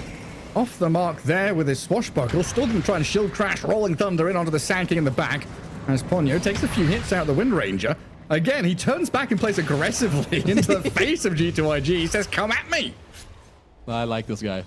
This guy has style. You know, he's the guy that instead, first instinct people teach you, step back, reassess. his reassessing is like, I'm going in. Yeah. The automatic response. Echo Slam in the mid lane. Makoto slays Baboko with a nice little move out of the tree fog line there. No, very good. You know this earlier lane ward that Ponyo did get to place on his nasty dive? Helps Mikoto to get the kill. Because, yeah, like, your first Echo Slam, you don't care. If it grants you any money at all, you're good. Because all it's supposed to do is try to speed you up to your Blink Dagger. So very nicely done. It's so funny seeing a sniper and a Phoenix play like their Earth Spirit, It's just like rolling into that bottom jungle, running at a Pango and saying, no farm in here. It's about the mindset, bro. It's not the hero you play, it's how you play. That's okay. Yeah, so you can see it on both triangles. People are just stacking. One team has Primal Beast, one team has Sand King. I mean, even Alk. But yeah, I mean, for now, Talon are pretty happy just keeping like the state of the map or the state of the game. Sand King gets to farm, Shaker gets towards his Blink, and you have Akashi who's getting closer to his Radiance. But when all these people like hit their Radiance into Blink and first item Sand King and the Blink on Shaker, I'll really see Talon like speed up the pace hard. Yeah, right now they're just, relaxing, flourishing in their lane, undisturbed, unbothered. But we'll see. G2IG also taking down some big stacks of their own, or the majority of it. It looks like leaving some for someone else, or just wanting to use this smoke to get into... This is kind of interesting, like using the smoke to help you with the majority of the Ancients, but since you don't have to show, because you're Primo and it keeps you smoked, you can like still kind of, like they were still kind of looking, oh, can we go mid, can we go top? So yeah, this is interesting. And they still do go into that mid lane, trying to line up a play onto Mikoto. The Fisher, has that blocked him out? No, nothing to say. It's found a little gap to pass through in onto this ES. Mikoto pops the wand, raindrops are there to buy him a little bit of time, and WS has arrived. Takes down Baboka, and they kept Mikoto alive, and look who's diving forward. Here's Ponyo, putting even more pressure back onto G2IG. But he was really tanky there on the Shaker. I mean, yeah, he is a hero with 600 HP, but he has Raindrop, he has a Bracelet, which is giving him some magic resistance. There's some wand charges too. So yeah, without the Snap 6 there, it's just not a kill. You need more damage. And then look at the map and where they go back to, right? Back into Ancients. WS is farming through. We've seen X-Nova try to, well, not just try, he has succeeded somewhat in blocking some of these camps with his Nugget illusions, but yeah, you're doing little things here to stop a big influx of gold for this Sand King. I mean, at least the good thing is for G2IG, like, I think they're very aware. They know that instead of contesting, we're just doing our own thing. But there's a lot of timings coming out for Talon. The Blink now on Mikoto, which is going to allow Akashi to just keep farming like 1 minute with his Radiance. Then he's going to have a Blink too. So yeah, this game is about to speed up a lot in like in 2 minutes from now. The Centaur Stomp into Naga illusions. A little bit hairy over in that Dire Ancients area, but looks like they're okay for now. And yeah, you've been talking about it, right? These timings are hitting. Blinks are up, Radiance is up. G2IG, they've got like Maelstrom Wind Ranger. They're getting into Mage Slayer on the Pango, little bits and bobs here and there. Are they going to be able to kind of hold their own in the next fight? Yeah, I think they should be able to, because it's more, Talon are going to be presenting a lot of problems, but they need to get a lot done. Like when you have this like Radiance Alk and then you hit your Blink, like you're like really strong because you just have a lot more gold than anyone else. They need to like extend their lead on that. They're up 1k, which is fine, but like the next 2-3 plays, if G2IG like fight it and they go even, that's a big win for G2IG. Monet feels something coming, tucking in behind the tier 1 bot. It is just such a scary map. And Radiant Vision currently in that top jungle and the Dire Ancient spot. So some decent vision there, kind of watching the angles of attack. Looks like nothing doing for Talon. Can't find an opening bottom lane. Trying to go to bottom jungle, but they have been evaded completely. Yeah. Not just a good read, like they are aware that the Shaker Blink can be there. They might still look to force mid anyway. They do need to be careful, like again, nothing to say. I mean, they spot nothing to say, a fraction of a second, and down he goes. Yeah, it's a max totem echo with that was at least 2 shrapnels and the assassinate. So yeah, even with your mage slayer, just not enough HP. Axe Nova trying to set up a defense of the tower here alongside Baboka. And the dive away though. And TP cancelled out with the Primal Beast there, I believe, just trying to stick around out on the map. It's very good stuff for Talon. Like, it was just 1 kill, but it's like the follow-up. Like, G2IG bring like 2-3 heroes mid, they TP on Primal, he's forced to cancel. In the meantime, Alk is farming top, Sanking is farming down bottom. Just Alk farming unbothered, right? Gets 2 waves, gets to farm jungle. Yeah, the I don't tier 1 think tower's he's still taken, standing. Like, has he taken hero damage in like the last 7 minutes? I don't think so. I don't think so, no. So yeah, he's got the blink available. Unless it's his own damage from concocting himself. Yeah, good dive in. Primal Beast has found the Phoenix. Finally gets the kill, but the Alchemist and the Sniper are going to make a meal out of this and get back onto JT. And not enough damage. Primal Beast far too tanky with the help of the cookie there as well. Well, nothing to say. Pokes his head around the corner. Can't really get too much done. Yeah, the next couple minutes, it's a 3k lead, and obviously that's good for Talon. It's a lot up to... Ooh, Mr. Nothing to say. Any follow-up? Oh, Akashi offers a lot of damage just with that acid spray into concoction. And Jokum just cleaning up as well. Like, oh, that's a kill for me. That's a kill for me. Yeah, assassinating. Damn, nothing to say. His game has really slowed down now. Like, he received 2 deaths in a row. He also just TP'd out. Yeah, Talon are looking really, really strong. And the nature of Alk lineups, they can really explode around his timing. Because now your map is shrinking. If you're G2IG, he's going to keep running around. He pushes wave with his Radiance, kills you with his Blink. Pipe completed as well now, on both sides, I believe. And it feels like it's come down in large part as the Alchemist just goes on to Monet. They found the Wind Ranger lurking in the shadows, kisses and pulverized, doing quite a lot to Akashi in the back, rooted up, turned on and killed. Alk down, WS follows, 2 big cores slain, as Monet stays alive, barely surviving to turn back. Supernova? Ah, it's not going to be enough. Oh, Monet. They'll chip it down. Assassinate is there, though. The Sniper peeps another one from long range, but might have to pay with his life. As this Pango... Oh, Mikoto! He comes in with a big echo. Turn again. Oh, double. Earthshaker grabs a double. Meanwhile, Sniper taken out by Pango. This fight has gone wild. Let's see if JT has any more spells in him. He does. It looks like he's got this Earthshaker all wrapped up with a bow for the Pango to come in. A little more damage required as the final Fisher there. It'll delay the inevitable, surely. Is he... Oh, hang on, he's blinked south. Pango thinking about chasing. Nothing to say, still full HP and ready to go, but the bottle refill, the damage from Pango coming back in towards Mikoto. Another onslaught trample. This should do it, surely. Finally, Mikoto, no, he's still slipping away. He's still alive. There's no freaking way. Ponyo has saved the day with the heals and that help through bottle refilling for the Earthshaker. As NTS is gone deep. This time a little too far, though, it feels. He's being slapped around by the Earthshaker yet again as WS comes in with another burst strike stun. Assassinate will come. No, it won't. He's slapped. The song from X Nova stops them in their tracks and gets the Pango out. It's maybe not over yet. Akashi? One. He's going in again. He's found the Naga Siren this time, but JT's got other things on his mind. Another onslaught trample to defend his teammates. Is it done now? Are we over? You know someone is yelling back. That was a actual crazy fight. That was obviously, as the network suggests, really good for G2IG. Like the fact that they could fight into it, because Talon at first, I think some of their TPs were still on cooldown from the initial play down bottom. But the fact that Mikoto blinked down and they double like, I would have never in my life blinked the path he did. I would have like blinked as far away from them as possible. Yeah, like the Roshan corner, right? You blink northwest, you go hide up there, but no, he's blinking back towards his Phoenix, getting saved. Oh, that was really Chad. As a net into kisses. Well, he's fine. Just stands there and takes it. Little dwarf man, very, very tanky, stout sniper. Well, so they have mech on Phoenix and a pipe on the Sand King. I will like they're up 2k gold, but it is an alchemist. I think they wanna be taking these fights, but they need to be kind of winning them. Because I will say it again, when you play against Alk and you trade in mid game fighting, like you're winning as G2IG. So it's kind of on Talon, I think, to make something happen.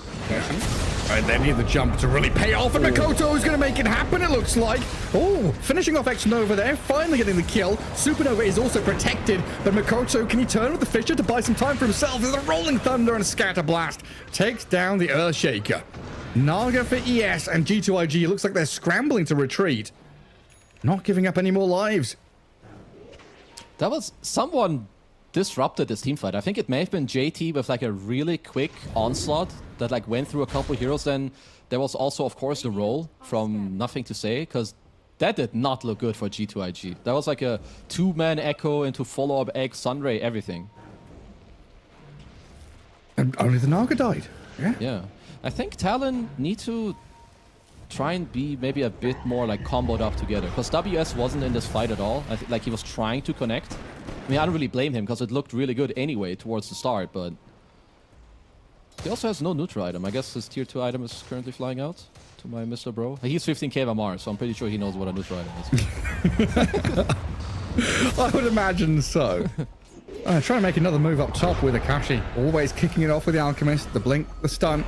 I see if WS on top of JT can get a pick off here on the Primal Beast, who has Pipe, Cookie, and 14-1 charges still up his sleeve. And they're diving forward, concocting, and Epicenter for good measure here to kill off the Primal Beast, but it's just not enough. How many times are we going to see these fellas escape from sure death?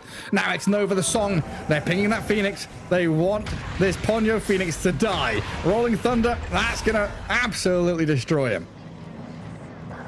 Okay, there may have to be a change of plan. I think you only go on Primal if you literally have every hero there. I think this time there were like 3 or 4, or like maybe he's out of position. Another thing that's perhaps slightly questionable is that Ponyo has 0 levels of Sunray. Like I think in this meta, this is like Phoenix's best spell. I know that they nerf dive a lot, so you level it to get the higher slow, but Sunray is incredible in this game. It protects your egg. It's super good with strength cores that you have and against strength cores that they have. So yeah, they just have to check a bit how they fight, because this game is, I think, not going according to plan right now in the last 2 minutes for them. Yeah, and I think it's one of these games where we could, quite easily see the line that it, should, from Talon's perspective, it should have taken, right? With that 3k lead, build it up to, 4-5, have this blink stun initiation to follow through. But the last couple of fights, it has felt like there's a problem with the archetype of heroes they have. Earthshaker, Alchemist, and Sand King all seem to be wanting to do the same thing in this game. Like I think at least with like some of the items that are coming out, it makes it a bit easier for them to like do separate things. Like I think Alk with this Blink BKB, he can literally go on like anyone. Like he can actually go like really deep into the backline. Maybe, and now Mikoto on the Shaker, he has Axe, so he becomes more elusive too. So I think maybe like now with these type of items, they can look for different stuff, because they actually, even though the last fights were maybe not great, they just finished BKB on Alk, Ags on Shaker, and a Crimson on Sand King. Yeah. I feel like now their power spike is like, it went up by quite a lot again. Oh, power spike. I love power spikes. There's gonna be a BKB on Monet, so he's also pretty happy. The next team fight is probably opening like up Roshan. Like whichever team bleeds a kill, I think the other team will be able to get themselves an Aegis. But it's been real good from G2IG so far, just to kind of weather the storm and hold on to this game. Fighting back against that inflation of the net worth by the Alchemist. And JT kind of playing in these dangerous areas and making Talon work for these kills. Look at the expenditure they need to use pretty much everything to kill him off. There's nothing to say he's Rolling Thunder, a bit of a disturbance there, but nothing too much past that. No, just very good. Like this time around, they have enough numbers. He doesn't have people around him. There's no Cookie or like Song to bail him out immediately. They just find him, and that's probably just, that should be Roche. Yeah, beeline straight towards the pit. Right across the Roshan. They do see it like on a ward. So yeah, it looks like they do want to contest. Or at least they want to like give themselves the option to contest, like walk close, maybe send in some illusions. They should have Song. So yeah, Song just came back up for X Nova as well. And they know there's no echo. I know exactly what's going on inside this pit in a second with that Naga illusion arriving shortly. Power shot into the pit as well. And high ground vision here, taken down quickly, but the Phoenix going to die for it, it looks like. Ooh, Supernova comes out in time, but Little Shredder counteracting the ulti of the Phoenix as the Song of the Siren catches the Sand King on the retreat. So Aegis grabbed by Akashi, Alchemist has it, and Talon, they're moving back in to fight and defend the Sand King, it looks like. WS burrows back towards the Alch, but the Shackle Shot is there, connecting on both of them. WS dead, Aegis claimed, and now the Alchemist has been left stranded. The rest of his team has run the hell away, and Akashi barely, with a BKB TP, gets home. Well, that is a nice... There was a lot of nice things happening. Like, first of all, Joachim saved his Phoenix with a grenade by pushing away JT from not polarizing him. But the fact that G2IG like go here and take this fight like this is very nice. Like just slowly moving in, giving yourself vision. Sure, they did get the Aegis, but like people dropped positioning and HP. I think Talon probably regret not just ditching the SK and getting the hell out with the rest, like earlier. It feels like they should have bailed on him. I mean, now you've killed Roshan, but what's your prize? Nothing. Your Aegis is gone already. You don't have that second life anymore. Yeah, like look at this concussor, like at the grenade from Joking. He's like, boom, pushes away JT, which actually allows the egg to go off, which maybe could have changed anything. What happened to Akashi's blink? No, okay, yeah, they just feel like they had to retreat, but then they decide to like kind of go back in. Just a bit awkward. Yeah, super tough, and then lining up for a shackle shot like that. Yeah, that was nasty. Monet, right place, right time. Now Akashi's being run at. Shackle shotted, a little shredded for the minus armor, and the damage from Monet just shreds through him. That's G2IG bringing their numbers to kill off the Alchemist. And this game it's gone from being, Talon looking good, building and building, to hitting this brick wall in the mid game. Yeah, this is also just like, this is why like small plays matter a lot. When they turned earlier and decided to help the Sand King, this is the only reason Alch's BKB right now when he died was on cooldown. Like maybe that can make him stay alive, but it's just good job by G2IG. They know it's on cooldown, they go aggressive, they find him, get him killed, because yeah, they're bringing this game back right now. Which is so deceiving how it's like 3k lead to Talon. Haha. Alchemist thinks. 18,000 net worth for him, but then you've got Wind Ranger, Pango, Primal Beast still all doing very well for themselves. And Makoto going to grab the Arcane Rune down at bottom. I mean, they do still have very, very good scaling on Talon. Like you have Phoenix, he has insane team fighting, and like Sniper 4 too. But I feel like with the more items that come out on Radiant, I just feel like the easier it becomes for them to actually deal with the dire heroes. Like if you get HP, it just becomes pretty hard for Sand King or Shaker to like really burst anyone. If you get more elusive items, you can also deal with like the egg and like finding the sniper. So it's not super simple for Talon moving forward if this game is to drag. And then even more so when you think about just killing core heroes, right? Like, okay, maybe you get a chance to snipe out a Naga or a Snapfire. You get the blink stun, the burst damage to go, come through and kill it. Monet right now, one death to his name in this game so far. BKB's there, Windrun, of course, part of the name of the hero. Seems very, very difficult to keep tabs on in a team fight. Never mind kill her off. Yeah, the good thing, I guess, at least in some capacity, is that they have heroes that if you're out of position for a moment, like you can get clutch pretty quickly. Like they have like instant stun, right? With like Blink Echo, Blink Burrow. So if they're like not really together or they find a nice angle, of course they still have the tools to fight. Maybe the smoke with the Arcane, but nothing to say at least for now. He reads it and pings the midway, so I think he kind of knows that something fishy is going on. Like no one's holding the mid-river ramp? Exactly, like no one's on any wave. Yeah, no one's anywhere. We had like Naga illusions all die out on the map as well at the same time, so that vision is kind of lacking. Speaking of vision, it feels like that's going to be the key to what you're talking about with Talon, having that immediate blink initiation. We've seen a couple of, 2-3-man echo slams, but now it's going to be, harder and harder as G2IG are more tuned into that, understanding how to enter these fights. You need that little bit of vision, a little bit of magic here from Makoto. I like this counter smoke. Like a lot of the time when you feel like you've just dodged the enemy team smoking, it's a good time to smoke, because it usually means that while they were smoking, your lane's pushed in, right? They might split or whatnot, but it looks like Talon also themselves had a good read on what was going on. But X-Nova, so both teams actually mirroring a lot. Like both teams also just bought a gem because they feel like, okay, we need to get map control, we need to have vision, and then get the jump to the fight that we want. And these fights are so freaking scrappy, and it's kind of similar story for G2IG needing that vision as well, because they need to see where Talon are jumping from. And again, that point about having 3 heroes that all jump. You know, where's the Alk, where's the Earthshaker, where's the Sand King? These are questions that G2IG have to be constantly asking themselves as you enter fights or enter dangerous areas on the map.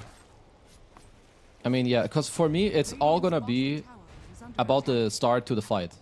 Because if Talon don't have a good one, I think the fight will be really scrappy for them. Because if someone doesn't get blown up instantly, like X-Nova, he can just song. Everyone heals up, they get the fight they want. Maybe they even get the song off during the egg, then they all focus the egg and then fight after. So it's like all about which angle can they take, who can Talon find at the very start of the fight. I mean, even nothing to say, and JT could just kind of onslaught or roll into the back, scout with their bodies, try and see where people are. Just like cancelling the Earthshaker blink dagger is such a big deal in these kind of games. It looks like Akashi wants to go for a nullifier, like just to maybe help get the kill, right? Like you dispel the Crimson Guard. If there's any force that's coming out, you dispel the Solar Crest as well. So just to like, it just goes to show that they understand what they need to do, because whoever they jump, this guy needs to die. So whatever you can itemize to help yourself with that, you have to do it. Who's down that? In that bottom corner, and the Phoenix. Oh, Ponyo, he's dived, he's TP'd away. Playing with fire, but able to TP all the way home. This guy has some dicey gameplay. I like it. Like he just goes, you know, he does some illegal stuff, but I mean, if they don't catch you out on it, then it's just good. Just forcing everyone down bottom. They saw them as well on like wards and running through waves. He's just rolling. Rolling it off the sniper. Little ball up and turn around. This hero deals so much damage. Like, Pango actually scales better, like, later on. Every time you bonk into them, you deal your attack damage nowadays. He also has, like, Nemesis Curse. If you proc Lucky Shot, you give them minus armor. Like, he literally killed Sniper in, like, 3 bonks. That was, not bad. WS. I'm feeling like something was coming there. Blinks away from some Naga illusions. And G2IG very swiftly moving into that bottom right-hand corner, looking to shove out the waves, it appears. It's very likely that the next fight we get is just Roche. Again. The second Roche that's respawning. Yeah. Like, both teams are just playing the map. And at this point, like, there's so much downtime. It's very easy, and, like, you're very free to talk about what you want to do and how you want to do it. And I think when it gets, like, this close to Roche, it's just, okay, guys, Roche is respawning. Let's play the bot half, get everything ready. I'll be close to items to be safe buybacks, and so on.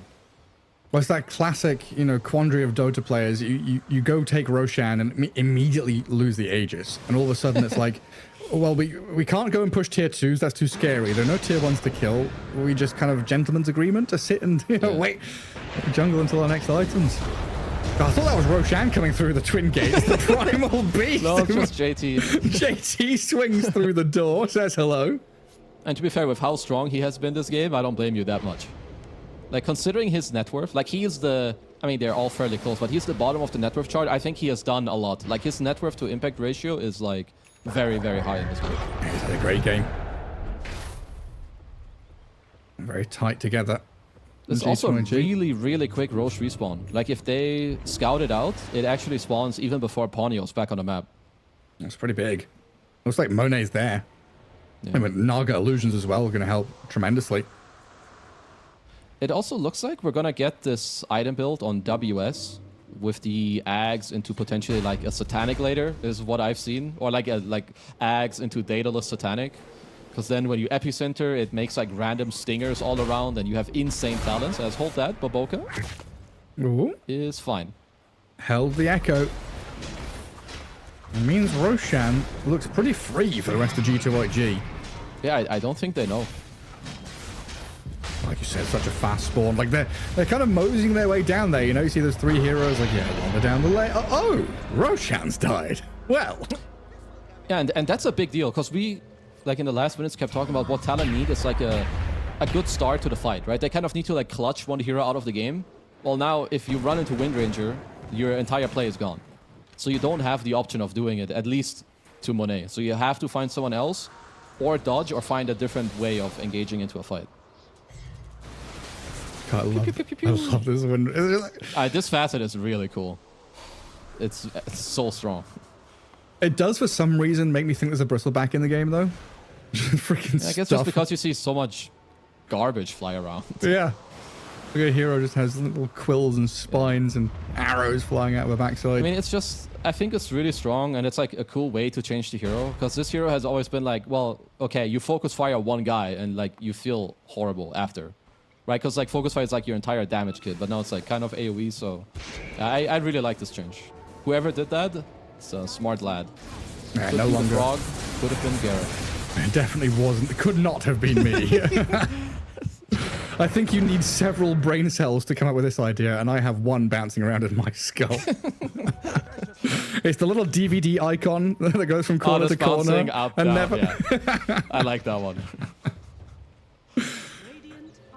That's all that's up there. Okay, so I mean, it's still a very even game in terms. Hello, Ooh, Mr. JT. That impact. Here he comes again. Echo slams out, trying to buy time for Makoto to maybe try and enchant Totem into the trees and hide. A good Fisher to try and block them away, but nothing to say is right on his tail. Yeah, well chased down here by G2IG to kill off the Earthshaker. I really like this little play from Nothing to Say. Instead of like keep rolling, he knew when Makoto bowed, he just stayed in his shard for like 2 seconds to then just follow him straight after once he jumped. I think that was pretty cute. He literally gave him like 0% chance of getaway. Yeah, incredible. And what? It's like, where does Talon go? It's like, we've been over what do they need, but where on the map should they be playing?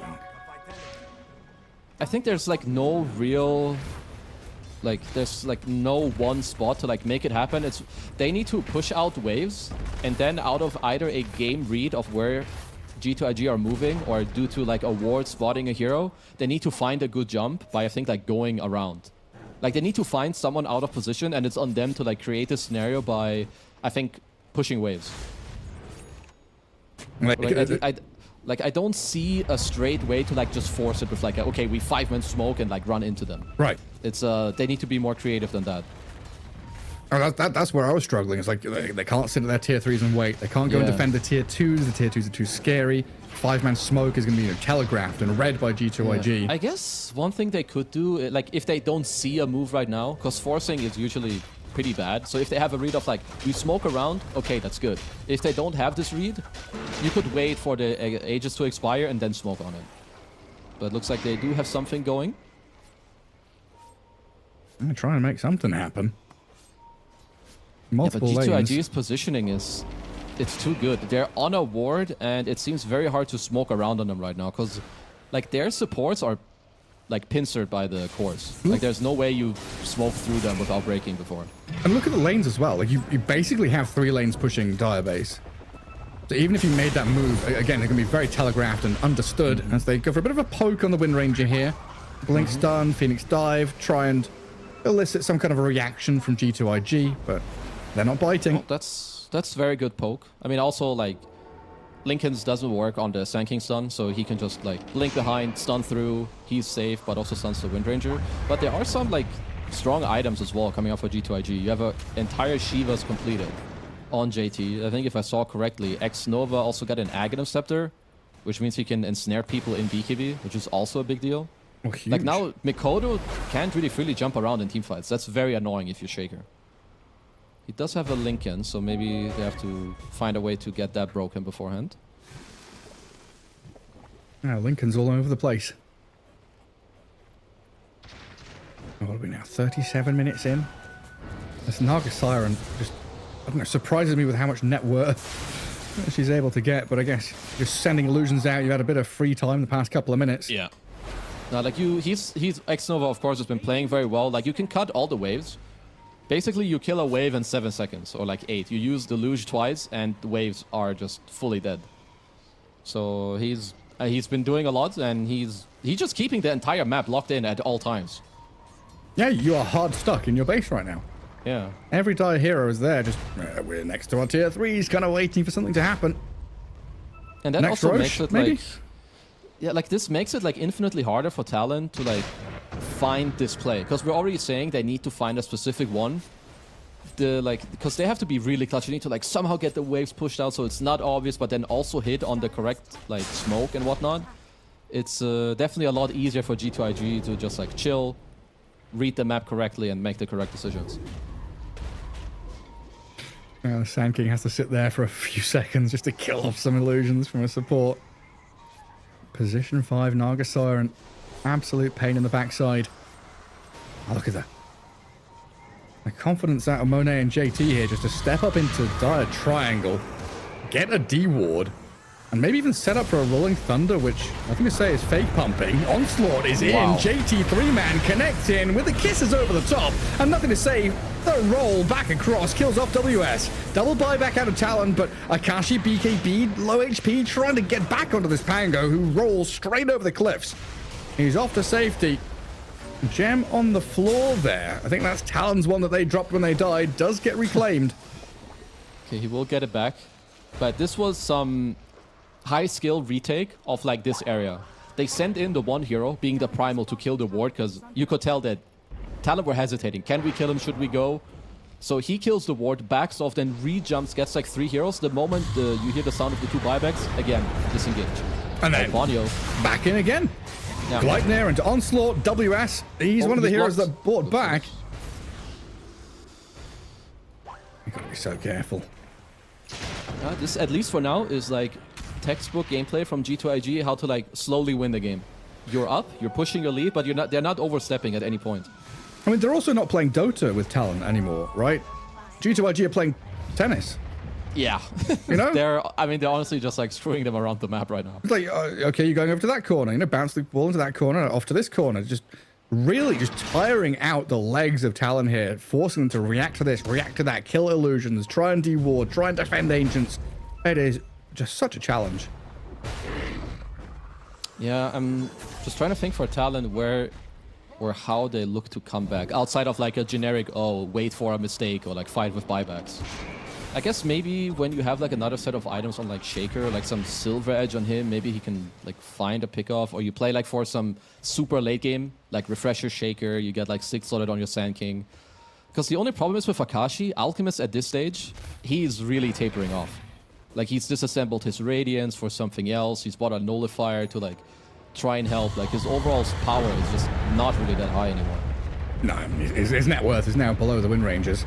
Like, has he already given Aghanims to anyone, or is it now the time you've got to start thinking? Oh, Phoenix.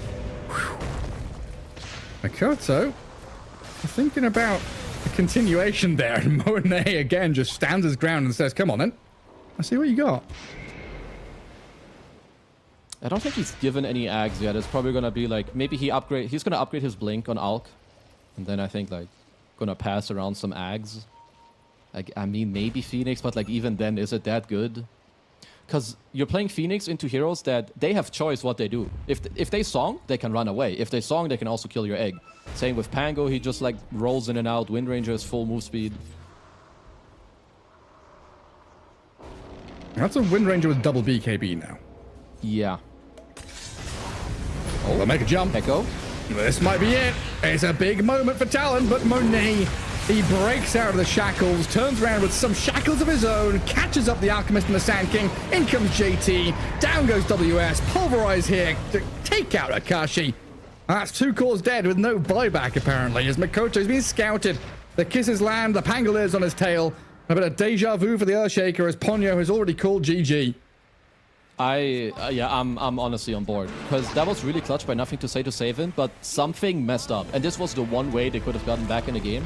Is getting that kill, and Monet is not allowed to pop his BKB there. I don't know who messed up or like didn't break the Lincolns to get the Alk stun in or whatever it was, but yeah, when that kill fails, I think the game's done. Yeah, I mean, it's a pretty good showing in that early game. Decent draft out of Talon that looks solid, but would you argue this is similar to our series earlier on, where G2IG are just kind of better mid-game, and it's that inexperience from Talon showing? I mean, maybe a little bit. I think like what's really reminiscent to me is that just, yeah, like they get outplayed in the mid game, but not necessarily by what they're doing, rather what they're not doing. They're not bringing enough numbers. Like here, they're up 4k gold. Look at the map. Like the Shaker and Sniper, they want to smoke top because they don't have TP. So you're deciding to take this fight 3v5 at the time where you're the strongest. So I think it's a risk you don't have to take. But on the flip side also, G2IG, they're here. They're ready to punish you. And this is just what really set them apart in this game. Yeah, it was wonderfully done. I mean, nothing to say on this Pangolier as well. I mean, Makota came back in with a nice slam there, but it's into the back lines and a couple of supports. It felt...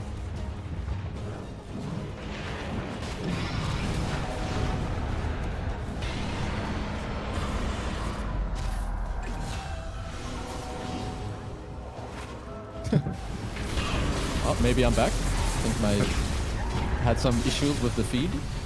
Me too. I just kept on talking. Oh, that's good. So I think we're back. I mean, you were talking about nothing to say Spango, if I did listen correctly. Yes. So what was the conclusion? That he pogged off? Good. Yeah, good pick. I'll repeat myself for your benefit. I didn't feel like it was a gotcha pick. It didn't feel like, oh, Pango's going to rule this game. Yeah. But he kind of did. No, he really did. And I think it even goes as early with, it's not just him. It's like the two supports, they go mid, they get the kill on the Shaker, he gets 6 first, they take his tower, and then like also his itemization. The only 2 times he died is when he had that back-to-back death in the mid game. But all he had to do was like control the early and mid game. And he did that. And then he did even more than that. So yeah, he's definitely exceeded expectations of what he was supposed to do in this game.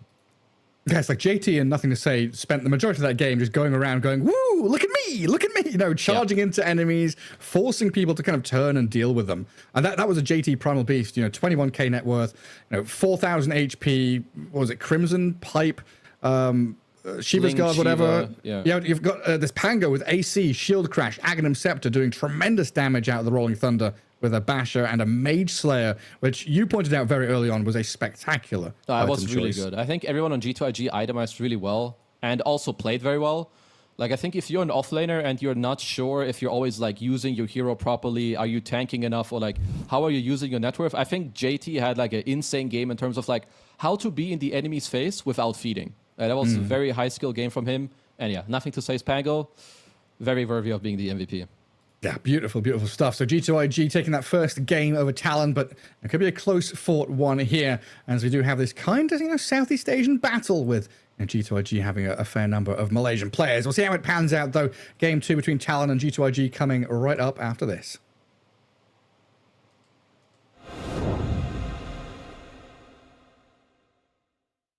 Hello, I'm here with JT from G2XIG. I want to start off by first saying welcome to Denmark. Have you been here much before? No, I never been to here before. This is my first time. First time, Yeah. okay. And how are you doing today in general? Feeling happy, confident, jet lagged? Feeling good because we came from Berlin. We boot camp we having a boot camp in Berlin. It's G2 Esport over there. Right. And then we fly here like within 1 hour, and then Easy. so no jet lag. Yeah, All that's good. nice. Yeah. So I think this is your second TI. Is that right? Yeah. It's my second TI. But do you still feel, obviously this is 13 years of the International, do you still feel like it has a special place for players? I mean, as a player, you deserve the win more than the prize pool, actually. So, I mean, the title is more than everything, like, as a competitive players. Interesting. So Team Zero almost cost you a spot at TI this year. Are you guys looking for revenge against them? Of course, they're just lucky. They shouldn't be here. They talk at us lots. Oh yeah? Azure should be here. Azure should be here. The Azure fans are loving that, I bet. So you're a position 3 player, right? That's my favorite position. What to you was the best time to be a position 3 player? And what was the worst time to be a position 3 player? I don't like this, but on tournament games, I like to maybe more on personal, solo. I'm having much fun, but you have to win. But this patch I don't like it. But on rank game, I'm okay because it's more easy to like for the team to keep going. Yeah. Yeah. You can just have fun and play a little bit more relaxed. is what you're saying. Yeah. But in general, I doesn't like it. All right. Ahead of the groups, I want to ask you what you think of the other 3 teams. So, Talon. Talon, they're high skill. They are they're high skill potential skill players. But in like as a team, I'm not sure that they are that good. But they're high skill player. That's all I can say. Maybe they can make a miracle. Like no one knows. Yeah. So you think individually very skilled? Yeah. In Talon. Yes. Okay. Interesting. What about Tundra? Tundra. They got Thompson. Of course, maybe Thompson can lead them like a good way to win the games. Yeah, because Thompson has more experience compared to the 4 of the players. Right. So, yeah. And what about Cloud9? No comments. No comment. No comments. No opinion. No opinion. Yeah, interesting. Okay. So, briefly, you don't have to give away too much. What do you think about the current meta of Dota? What does it look like compared to previous metas? Like, what's important? What's not important? Because this doesn't feel like it's just auras like it used to be. It feels like it's something else. So, what is the meta? I think current meta, they are more like the landing stage are more serious now. You have to be more details like on everything, like small camp, last hit, denies, all are important. If your lane get crushed and then enemy gonna snowball from your lane, maybe it's affect to mid, top. It's very serious problem, I think. That's interesting. Which teams do you think at TI here, and you can include yourselves, which teams do you think are the strongest teams coming into the tournament? Maybe GG and Falcons, 2 of them. GG and Falcons? Yes. So if you could sum up the season, your team's season up to this point, give me a sort of rundown of how it went and how happy you were with it. I wouldn't say I was happy, and it shouldn't be satisfied as well because the result, it wasn't that good like for all the tournaments, I would say, because like so many good players on my team, but the result wasn't that I expect. So I just hope maybe this TI can do better. Fantastic. All right, thank you so much for talking to me, and I wish you all the best in the tournament. Thank you, JT. Thank you.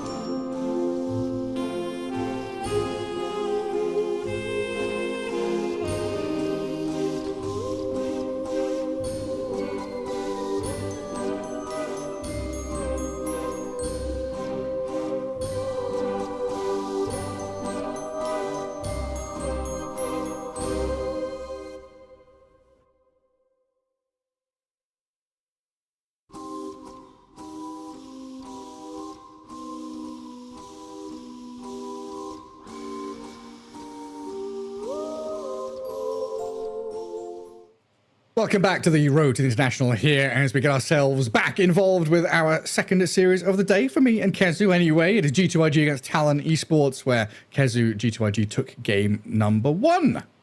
Yeah, and Thoughts? honestly, they what? Why are Thoughts? you trolling me? Why? You're making me sound like, oh, false. I was trolling. But no, No, they I said did. thoughts. Yeah, no, I get it. Can you think? Are you, I can. are you I capable? can't think. So 'Cause my I'm- thoughts on this game is that first of all, they really needed this win because they were 0-2 before that, and they didn't look too hot in their first series today. But I will say that they just looked very clean, kind of from start to finish. I think it's more on Talon to like step it up in the second game because, you know, people always like to talk about draft this, draft that, but we've now seen multiple times a team that's ahead, like 3K, 4K, 5K gold, they just lack in gameplay. Their mid play isn't good enough, or they get outplayed here or outmaneuvered there. So it doesn't really matter what heroes they have. They need to be talking about what they want to do with what they have. Because in the last game, that was not good enough. Yeah, and it feels like, you know, the longer Dota has existed, the less the laning stage matters. Like, sure, you can draft to dominate laning stage, and yes, laning stage can get you into a spot where you snowball and you build momentum. But there are these teams who are, you know, the upper echelon of, you know, Team Spirit, Falcons, etc., that find one or two team fights in the mid game that either level and balance the game or swing the game. You know, and this is that situation where we had it in the previous series where Beast Coast and now Talon have a little bit of a lull where they sit back. They're like, okay, relax, get some items. And that's where the big teams come in and they, you know, shut the door on them. Yeah, and that's why it's like, yeah, like you said, laning stage is great. It gives you gold. Like, it can make the game easier because you're up by a certain amount. But at some point, it's just about how well do you use, like, the gold you have, the levels you have, like, in order to win. Because, sure, if you're up by a lot, but you don't really know how to team fight and whatnot, or you don't know what you're waiting for. Like, maybe it's like, one guy needs his item, but it doesn't mean that everyone has to wait. The other 4 heroes can still play and like make space. So it's just about like having the right balance of when you play forward, when you slow down a bit, and then when you go again. Because last game, there's just an imbalance of like which hero went with each other to like make stuff happen. Yeah, it's like we talked about synchronization in previous games, right? And it's like, okay, you know, sometimes you hit that gold mine of we got all of our items at exactly the same time, we're ready to go. But that is such a rarity in Dota that you need to, you know, kind of be in position and make things happen, especially for objectives. You know, thinking about the way that these Roshans happened and how we've got Team Spirit, you know, smoking in behind, dancing around the pit, knowing that like the Roshan itself is the goal at the end of the journey they're taking right now. You know, they're looking for a team fight that leads them to Rosh. Whereas other teams kind of enter the Rosh pit thinking, this is the be-all and end-all. We need to kill Rosh and get the Aegis. But you do that, and then you lose the Aegis anyway. It becomes meaningless, right? So you kind of need that journey, which the better teams are much better at finding the angle to do so. And that's also maybe another thing where we can say, well, again, because Talon are one of the like younger, maybe not as experienced teams. When you make this call to go Rosh, like they were going to get the Aegis, and they did. It's very important, like maybe before it turns into a fight that you make the call, we're going to get Rosh and everyone instantly TP out or get out. If they come, we're not fighting. It's just like there's a small change that turns like a good call or like a potentially disastrous call into like a very clean, you disengage with your Aegis. Because like you said, they get the Aegis but instantly lose it. Now suddenly maybe that also makes the map feel weird. Yeah, it's like, what do we do next? You know, we're not strong enough to go take tier 2s. We're kind of sitting back and waiting for our next round of items. And then that gives G2IG, you know, BKB Win Ranger, etc. the next round for themselves, which makes the next team fights harder. I mean, because it's just like hard because sometimes we also need to remember that Dota is like very, I mean, the way you communicate and what you think is like very much, well, how you feel emotionally. What is the vibe like? You know, it is TI. It is like the group stage. Even if it's only that, it's going to be nervous to play. There's pressure on the line. So it's just, you know, whoever can from all the teams that are here need to like step up, try to like, you know, make the call, try to keep everyone calm and on the same page. Because so far from what we've seen, it's not individual skill that is winning or losing these games. It's how they play together as a team and like use their strategy. Yeah, it's like, where are you on the map? Why are you there? Do you have wards? Like has your position 5 already preemptively set this area up for you? Has your position 3 shoved the wave and shown on another lane to kind of, you know, bait your opponents in? All these little moves absolutely, you know, add up and matter to... We so often talk about entering a team fight. You know, it's like, what does entering a team fight mean? What are the levels and layers to it? There are hundreds, right? Dota is such a complex game. It's everything. It's like items, where you are, what info do you have to like make this play? Like and also in both the games where we saw the team that was behind at some point, they take like a calculated risky play. In the earlier series of Spirit Beast Girls, they smoke to the Tormentor and take the fight because they know maybe Pipe is on cooldown, maybe they're lacking some HP or they're out of position. In this game, it's the Roshan. They know they have to like commit Alk ult, some spells, and then they fight there. So it's just like knowing when you want to attack and doing it together. We'll find out if Talon have kind of shored up some of those issues, or if G2LG are going to be that strong heading into Game 2, as I believe our draft has begun, and we'll find out some more of these key heroes that are popping up. I'm just looking at the stats, keeping my eyes on the old Wikipedia tab, where Dragon Knight is currently up at the top with 9 picks, 7 wins, 2 losses. Now, small sample sizes right now, but currently it is him out there with no one really nearby.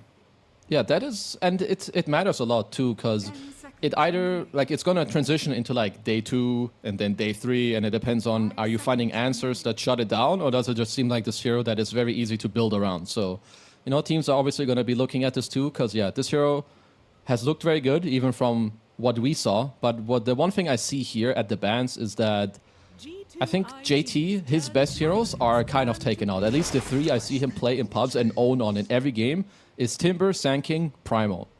And all of 3 of those are taken out, so I'm just gonna... I want to see what he can cook up. Because when he's on these 3, he's an absolute different monster. Where is Meepo nowadays? Because that was a hero that JT used to bang out and just win games on his own. I think this hero is in the dumpster unless he's a last pick and you have a Meepo specialist. Okay. That's fair enough. But there's the big boy, Dragon Knight, first pick by Talon. And the flexibility you get from this, outside of everything else, is ridiculous. Yeah. Now, this hero has to be, at least right now, from the info we have and what people have shown, it should be one of the best picks that you can take on this spot, where you close the first phase, your second pick, you can flex it till the very end. Because, yeah, he can go to multiple lanes, he can do multiple things in the game. You don't really, if you lane mid into a Nature's Prophet, you're fine. I feel like you're also not super susceptible to, his ult or his TP rotation. So all in all, this feels great for Talon. And Nature's Prophet himself, we've seen a fair number of bans out of this, and I know in the early games today, we also saw some Prophet played. Where is he right now? Is he carry? Is he position 5? Is he also as flexible as DK? Yeah, this hero is really flexible, but he can also play support. I would say that the best role is mid, then carry, and then plus 5. I would kind of rate it like that as well, because his treant is still insane. They did nerf it with the Ironwood treant facet, but this little... it's stronger than a hero level 1. If you let it man fight like a CM, she stands no chance. 2 CMs wouldn't stand a chance, I think, against 1 treant. Let me tell you now, I the majority of the time play heroes like IO and Warlock and, kind of late, healing supports in lane. Yeah, you're not doing Dude, I hit that treant and his HP bar doesn't fucking budge. And I'm like, okay, right, I see how this is. I'm going to go hide in the trees. Yeah. No, because this hero is really strong. And I've also seen some cool stuff. So they did change the ult that it hits everything you see. It's not a limited amount of bounces anymore. Every time it bounces, it goes up in damage. But what I've seen people do is when they go mid, they take their treant, they leave at level 1 because Sprout deals damage. They stack their Ancients, then put their Courier on the Ancients for their first ult. Ooh. And everyone it hits on the map, it's always full damage. So it's just a lot of cute and small things you can do. You can block camps with the tree. It's strong in the lane, you can stack. So there's just a lot of upside to this hero. Some nasty stuff. I love it when we have players, figure out little things you can do with couriers and stuff like that. Yeah. Back in the day, Eternal Envy blocking camps with it. We had the old Dazzle Tormentor taking with the couriers as well. You have the 3-3 delaying enemy team pushing base because he's pulling a wave of the courier. That's good fun. What an endless video game. It's truly a beauty. Oh, Shadow Demon. I mean, DK, Illusions of the Dragon, not bad. I mean, is there something deeper here? Not necessarily. I think that SD is just currently a really strong hero. He trades very well because of innate. Every time he hits someone, your next hit deals 2% more damage. Also, stacks are incredibly OP in this meta, and SD has a really easy time stacking. And also, there's a lot of Solar Crests and Crimson Guards, and whoever you ult, you dispel it from them. So just, again, a lot of upside as well to the hero. He's like the anti-aura, the anti-buff Yeah, pretty fella. much. It's like he makes it really easy to like kill one hero, and that's usually how most lineups break, especially in an aura meta. They're all about like keeping each other alive, right?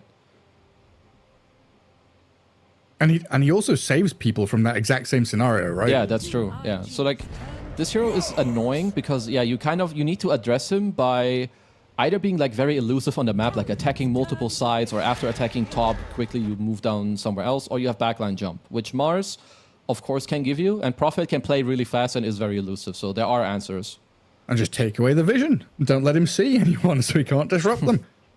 That's true also. Like this facet is very underrated. Like the no vision into the arena is... It's pretty good. I think it's another like incredibly cool like introduction to the game. Yeah, for sure. And what hit like him and Night Stalker having vision stuff was a really cool addition. Yeah.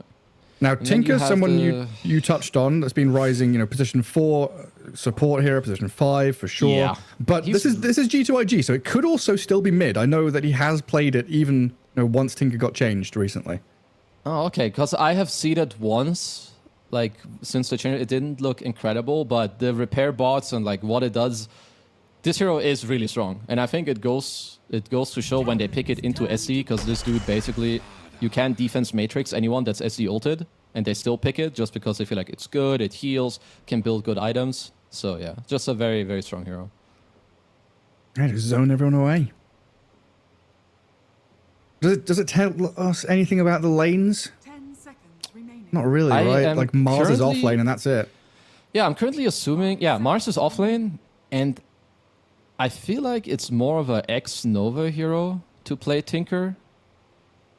So I feel like Tinker is your 5, Mars is your 3, and then, well, Prophet is your 1 or 2. So it doesn't tell us too much. Mm-hmm. We'll see if Talent can figure out what's going on over there on the old G2IG side. Yeah, and Joe Cam's about ready for liftoff. I don't know, he's in the Apollo spacecraft. Oh, he's leaving. Here we go. My boy is he's excited. Maybe they're talking about his pick. Oh no, he's going back in. He's docking. I'm docking. Okay, so there's a clockwork. Not a hero we have seen too often, but I do think this hero strong. Also has a... Maybe they like to go bowling. Last game they have Shaker, this game they have Clock. They can shoot the cogs around. And it's some more jump. I mean, Prophet generally doesn't like this matchup. Very annoying for Tinker too. Like this hero just doesn't want people getting on top of him. 5 seconds remaining. It feels kind of clunky. A fair amount of initiation out of this Slardar and Clockwork, but a Terrorblade now for G2IG. So TB Tinker, Mars with someone, and then Nature's Prophet mid. Is this really going to be a pos full aspect? I guess it. I mean, the Prophet could also be a support, because at least for now. 5 seconds remaining. Actually I feel like G2IG should pick a mid. Simply because I feel like their gameplay is like a little strange. Like if Prophet goes mid, I feel like he has to like pop off and like kill lanes, early TP, get your ulti and like get stuff going. Cause yeah, like then you have support Tinker plus some other supporters coming out, and then offlane Mars. Like you're very low damage, in my opinion, if your Prophet goes mid. Talon's turn to ban. So then why not put Tinker mid? I mean, I think he's a better support, even if they do have the best mid-Tinker player in Nothing to Say. So maybe they should just both be your supports. But let's see what Talent thinks. I'm actually kind of interested to see what their bans are. I got a little bit of time 5 seconds to go through the options. Am I still looking at... If your Prophet 5, or like so far, if this Prophet goes to a side lane, I feel like he's kind of happy. Like none of these heroes like really threaten him that much. You can tank Battery Assault with your tree, and you definitely outtrade an SD. Talon's turn to ban. Okay, so they ban SF, which leads me to believe that the DK is going mid. Otherwise, I don't see why the SF ban. And the sniper ban as well makes sense. Yeah.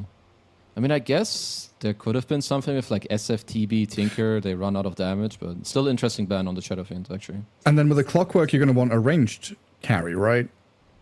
Like Slardar Shadow Demon off lane, DK mid, Clock +1 in the safe lane against a Mars and a... I think so. I mean, I guess SD could be in the safe lane if you want to run the Clock top, but I feel like you want Clock safe lane with a range carry like you mentioned. There's one annoying thing where TB Mars cover each other pretty well. I think that generally range carries are pretty good against TB. Like if you think about like Morphlings and Drow Rangers and whatnot, but most range carries hate Mars. And still even banning the Lina there as they grab the Phoenix. G2IG adding the classic support to go along with the Mars in that team fight combo. Okay, so it will be the mid Prophet. I will say that their two supports rely or rather play a lot around what their cores do. Like Tinker has, you know, the repair bots, Holy Locket, your Phoenix Sunrays. There is a lack of damage on the Talon side. So I can definitely see, even if the G2IG's draft looks a little wonky, if this TB gets like 2-3 items and there's a Tinker behind him and like he gets Sunrayed, where Talon could have trouble dealing with this TB. Do you think there's the same argument about the Dragon Knight in this game as well, though? Like, if Makoto has a decent mid lane, is able to scale and move around, Makoto could take over the game? Yeah, kind of. I think so. I do think it should be G2IG who have a slightly like faster start to the game, just because like Prophet has like built-in TP, gets level 6, DK is like kind of static, right, in terms of what happens. But yeah, if Makoto pops off, the only threat that is against him is like he has to get like Arena'd and Sunrayed or Egged on to really die until TB has a couple items. Sundered from, you know, 0 HP or something. Yeah, that's true. I mean, they did go with the Palm last pick. It's just a very good carry, right? And also Solar Flare is really good with your two other cores. Like Slardar, DK are very, very strong. And so it's not only can you kill the egg, you help your teammates to kill the egg as well. But yeah, the Mars matchup is very annoying as you cannot leap out of the arena. Yeah, I guess for me, looking at G2IG's draft, like I get what you're saying. I just struggle to... I don't know, I struggle when I look at a draft and I think, who's their hero that goes out and does shit? It's JT, right? Yeah. It's the Mars that goes into... Like you said, the supports have to play through their cores. So it's kind of JT doing stuff until Monet's ready, and then they go play. You know, nothing says he's going to be bouncing around. Whereas Talon have a lot more of like Shadow Demon sets up for the Slardar, Clockwork sets up for the Dragon Knight to move in. All these heroes can kind of be moving pieces on the map. I think the G2IG draft is like maybe a bit different because how I envision it is that Nothing to Say will do well mid. He's gonna like speed up the game. They play fast from like minute 5 to 12. But then when Talon get like levels, I think G2IG are just gonna resort to farming for like literally 10 minutes. Yeah. Get 1-2 items on Tinker, then finish like Manta +1 on TV, and then play Dota again. Just sit back, relax, put your feet up, and have a cup of tea.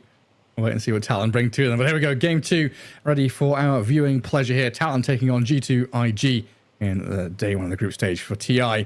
And already we get ourselves out on the map and find out exactly what we're going to be dealing with, because Talon, they're moving up high ground into the waiting arms of G2IG, who are here ready and waiting for them. The big God's Rebuke, the cogs down, Arrow coming across, but Ponyo's nearly dead, Maboka's falling quickly as well. Repair bot's going to work as they trade 1 for 1 so far. A double kill for JT though appears, as Makoto now being chased down to the bottom left. X-Nova being harassed and hounded by some illusions out the SD, but Makoto's the big ticket kill here, 3-1.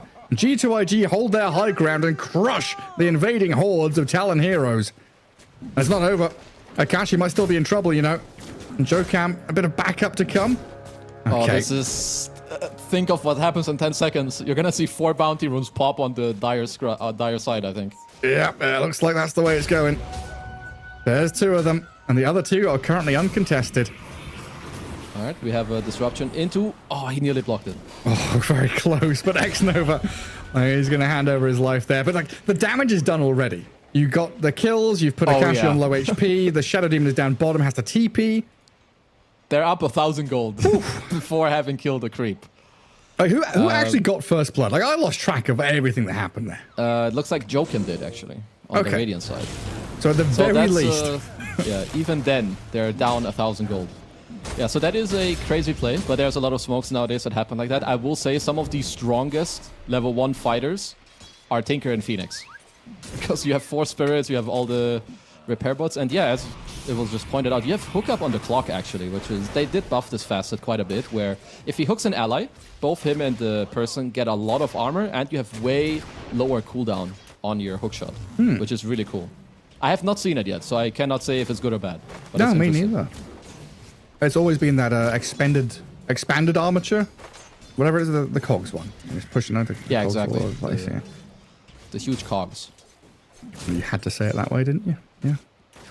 I said it very normal. You I'm did not even not. capping. You did not say it normal. What? Anyway, continuing about the game. Because they have 4 bounty runes, honestly, I would like to, and I see it already, I want them to play very aggressive. Like, you know that they don't have the early goal to, like, get more tangles or get these salves, but you do. So just, like, even if you take, quote-unquote, like, stupid trades, you really can, because you're going to keep forcing them to buy regen more and more while you could get tango. And, like, look at JT. This guy has double bracer and tango and gauntlet, like, 1 minute in.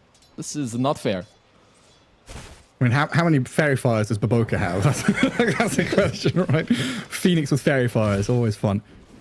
And Monet and X-Nova taking a couple of poisons to the face. They've got to pull into large camp, and a very nice move by Monet there to stack it up in the meantime. So denying a lot here from Talon in the top lane.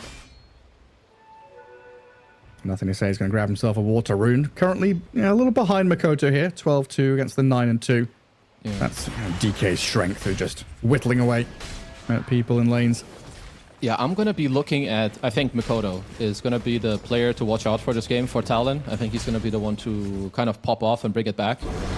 Because, yeah, his side lanes obviously should not be doing too well against the 4 bounties, but then if he can rile them up together, make them play with him, he's the one to bring it back. Ponyo and Akashi getting a lot of good damage onto JT here. He tries to turn back and fight them, but the job's done. They've killed him off while Monet dies up at the top lane. WS has slain the Terrorblade.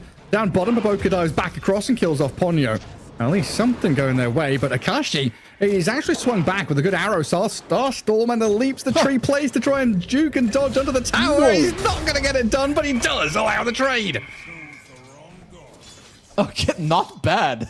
So first of all, I don't know how they got... First of all, they got both initial kills top and bottom on Talon after the bad start with 0 bounties. That's impressive. Then Baboka plants a double branch to give his Mars a return kill. That was actually very cool. Yeah, buys enough time, dances around the trees. And Baboka is always one of those very fruity players that does some funny stuff. Oh, yeah. And he was one of the original Monkey King players back in the day. Yeah, Monkey, Ricky. I feel like maybe it was Bounty. Kind of fits. Yeah. He's that kind of guy. So yeah, we saw what happened bottom. Monet up at top just died from over eagerness, or? I guess so, because you have repair bots to fight in, and you have laser against Slardar, which is like both pretty good protection. So I guess maybe he got caught off guard by some poison, maybe overplayed. And Ponyo getting beaten down by the Dire Ancients. He sees the Treant. I guess he was blocking a little stack there that I assume the Prophet was trying to make for himself.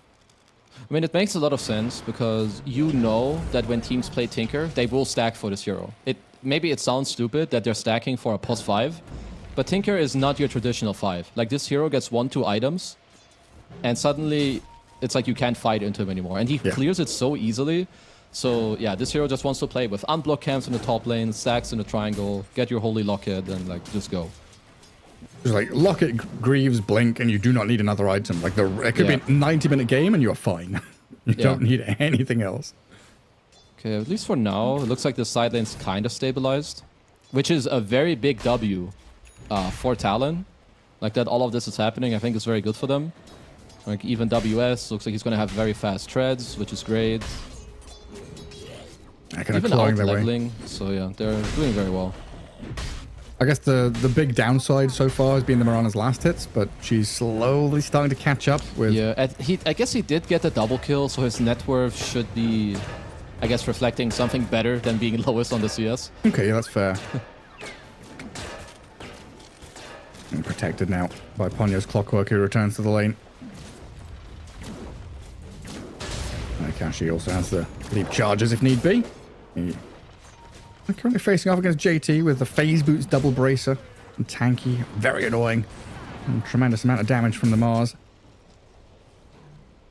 There's been a lot of action early on, you know, pre-level 6, first blood fight, lane stage has been crazy.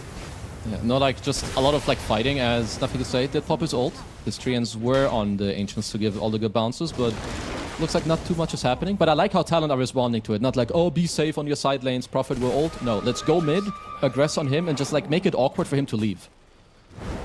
At the same time, Akashi's being run at by the Mars down bottom. Level 4 Mirana, 1 leap charge remaining. Phase boots. Can't get over the trees, but doesn't even use it. Dies straight up to JT. Yeah, this is a little troublesome, but at least you have a lot of pressure in the mid lane. At least for now. There's a defensive TP. Yeah, X-Nova's arrived.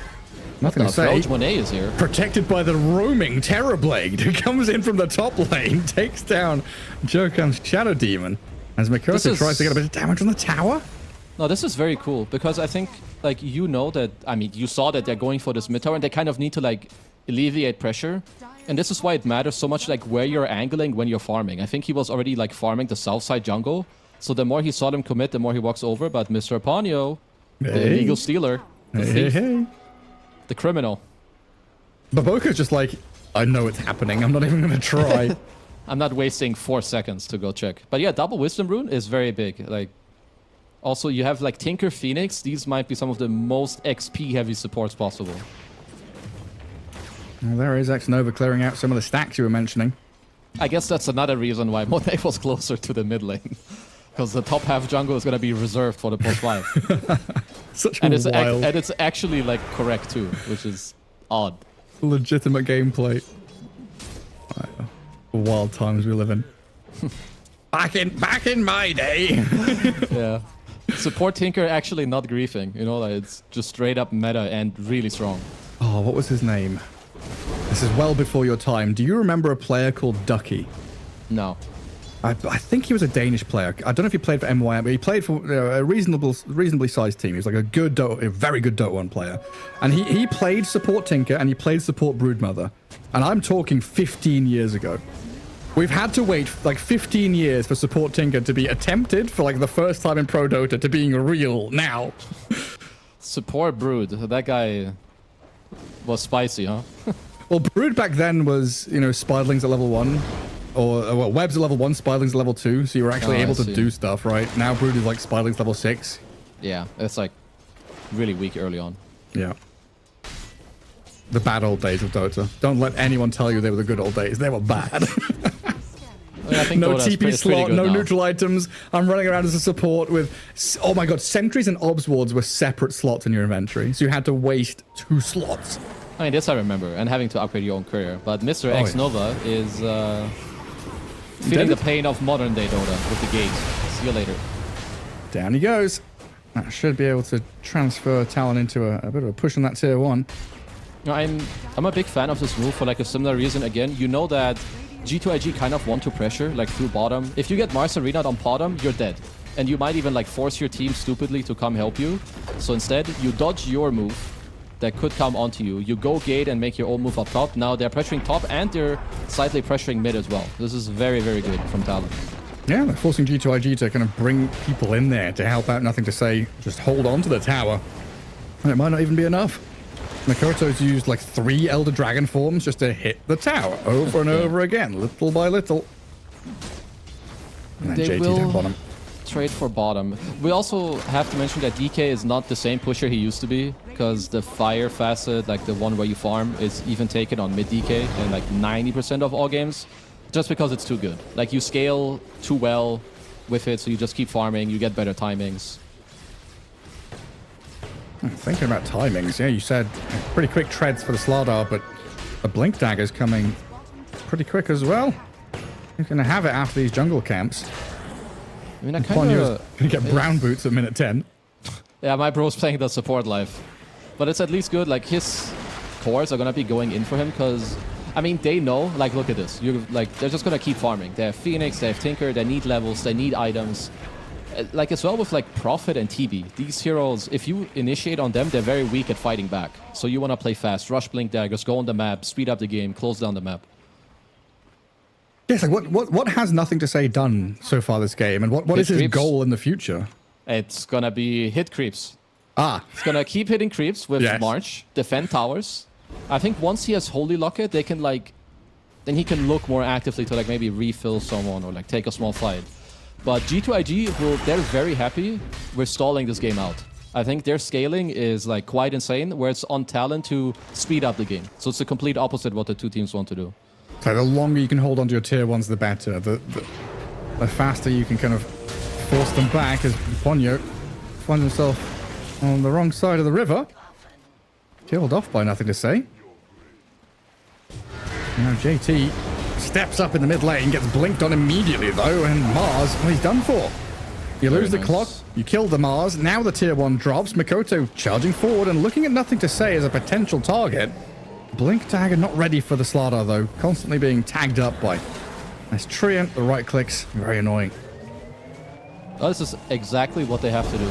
Blink reveal. I don't know if that was also DK's reveal, but it was at least Slardar. So go mid, get the stuff done, get the kill and the tower. Just baby steps. Because they don't need to kill everyone, but 1-2 kills slowly, keep punishing that they have so many heroes farming. This is good. And keep all the noise away from Akashi. Yeah, 5.5k net worth Mirana needs some... He needs recovery. Yeah. That's a difficult game so far. I guess that is alleviated quite a bit by the DK being top of the net worth. And Slardar not too far behind. They do also have pretty good Roche, at least later. I don't think daytime it will be too early, 15 minutes, but if they play top later, you have Slardar, even Battery Assault is good, and Solar Flare if you just want to pop it to take Roche. That could also help them to then take over the map more for the tier 2 areas, Tormentors and so on. Jeez, I forgot there was a Terrorblade in this game. You will not see him for a while. Literally 3 heroes on the Dire side, all they want to do is push waves and delay the game. TB, Nature's Tinker. Yeah. I'm not that surprised. I like that the stacks on Talon are low. It means that they're playing correctly. Yeah, 2 aggro to stack, which is exactly what they need to do. You can hit 1-2 cams, but then go back on the map and just try to make stuff happen. As JT, he's gonna be the one to try and speed it up a bit. Does have a blink available. Wants to try and show it off. I mean, Slardar's blink debut was really nice. Yeah, I mean WS perfectly drew on the map and pinged. I think he. This is sometimes when you have a lineup that's very slow, which G2IG's definitely is, at some point you want to balance it out, make a nice move. So very good read from WS to not die to this play. I think it's because he saw the TB move towards the lane, and as soon as you see TB not move to jungle but move to lane, you're like, well, something's not right. Yeah, that's true. He saw him angled to the left. That would make a lot of sense as well. I guess they've got that sly little ward up in the top jungle that I can see Monet moving around. But yeah, good attempt, JT wants to show off this blink, gets into position, doesn't work out, but they are still controlling the map quite nicely, apart from that wisdom rune, which gets stolen by Ponyo. Whatever happens after this game, the coach is gonna have to tell him, guys, minutes 7 and 14 what spawns? Both times Ponyo just walks in. WS this time around, maybe not as lucky. Yes, Arena speared. Baboka, a bit of damage from Xnova. WS attempting an optimistic TP, and Monet is there to clean it up. And Talon did bring a few heroes up here. They cancelled the Dragon Knight's TP, didn't want to get too involved, and now look at how quickly G2IG turned and snapped that 1 kill into a tower. Yeah, I don't think they want to be here. I think Talon are making a slight mistake by angling here with heroes. Well, unless I'm mistaken, let's see, because they're still here, but I think this fight is very hard for them to take. Oh, into layer upon layer of March the machines. Into layers of March meta. There's an egg available. So yeah, well, I think nicely done by G2IG. Sure, the earlier move failed, but they got a really nice lane ward, which then gave them the follow-up kill on Slardar and into the tier 1 now.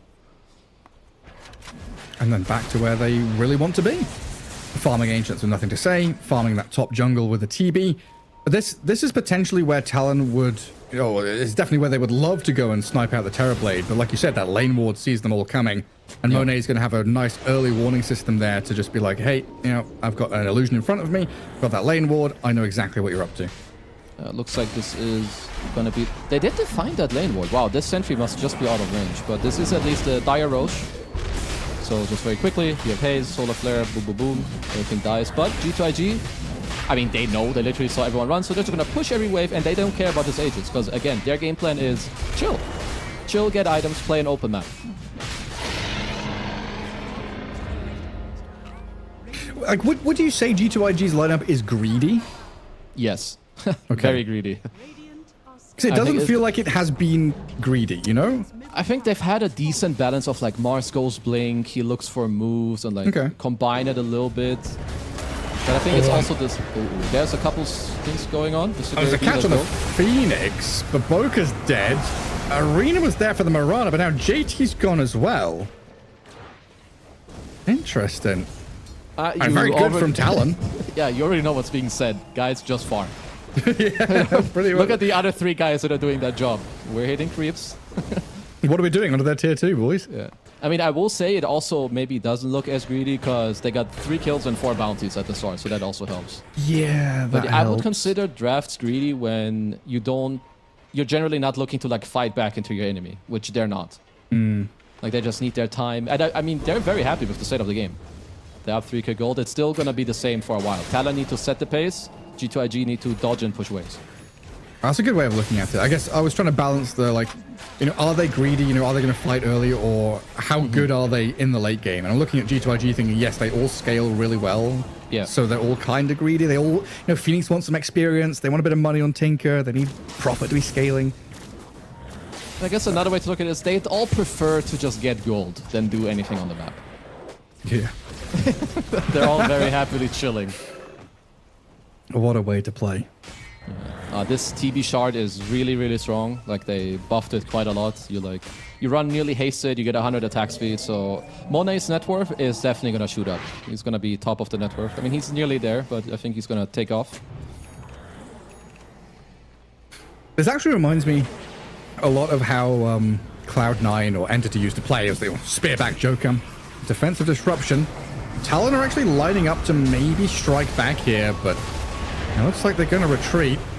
Akashi throws a Gleipnir and an arrow at them as they do move forward with nothing to say. Very aggressively into the waiting arms of Ponyo and Mikoto, but JT, Arena Spear connects on the Mirana. Monet, he's stunned up. He will turn with the Sunder and tries to fight back into the DK, but Mikoto offering a lot of damage, has to focus the Supernova, but not able to do the job as Baboka comes back and takes down that first life of the Dragon Knight. Well, they lost quite a lot there, Talon, even to buy back out the Shadow Demon. Yeah, I will say that I think G2IG are catching them off guard. Because if I'm a Talon player, I would not be expecting this move. But they have a really nice lane ward. Again, like it's another ward that is enabling this play in mid that shows them everything. A great spear back as well to like start off the fight. And then it's really hard to kill these people in the front line. Like they get defense matrix, 20 Holy Locket, they're fighting in March.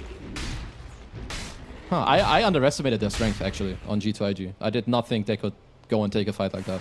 Yeah, I was about to start talking about how similar they were to another team when they start fighting. I was not expecting that immediate jump. It's very much one of those drafts that's kind of sit back and wait for your timing like 30 minutes in. You don't have a tremendous amount of stuns, but you've got incredible high ground hold, incredible team fight, and like the best draft for map positioning you could ever dream of, right? Yeah. But I think that's like why it's also like so good and just high skill to make decisions on the go, depending on what you see on the map. Like they have this ward mid, like it could just be the difference maker as to being like, yo, let's go here, we see them, let's take this fight and then go back to farming.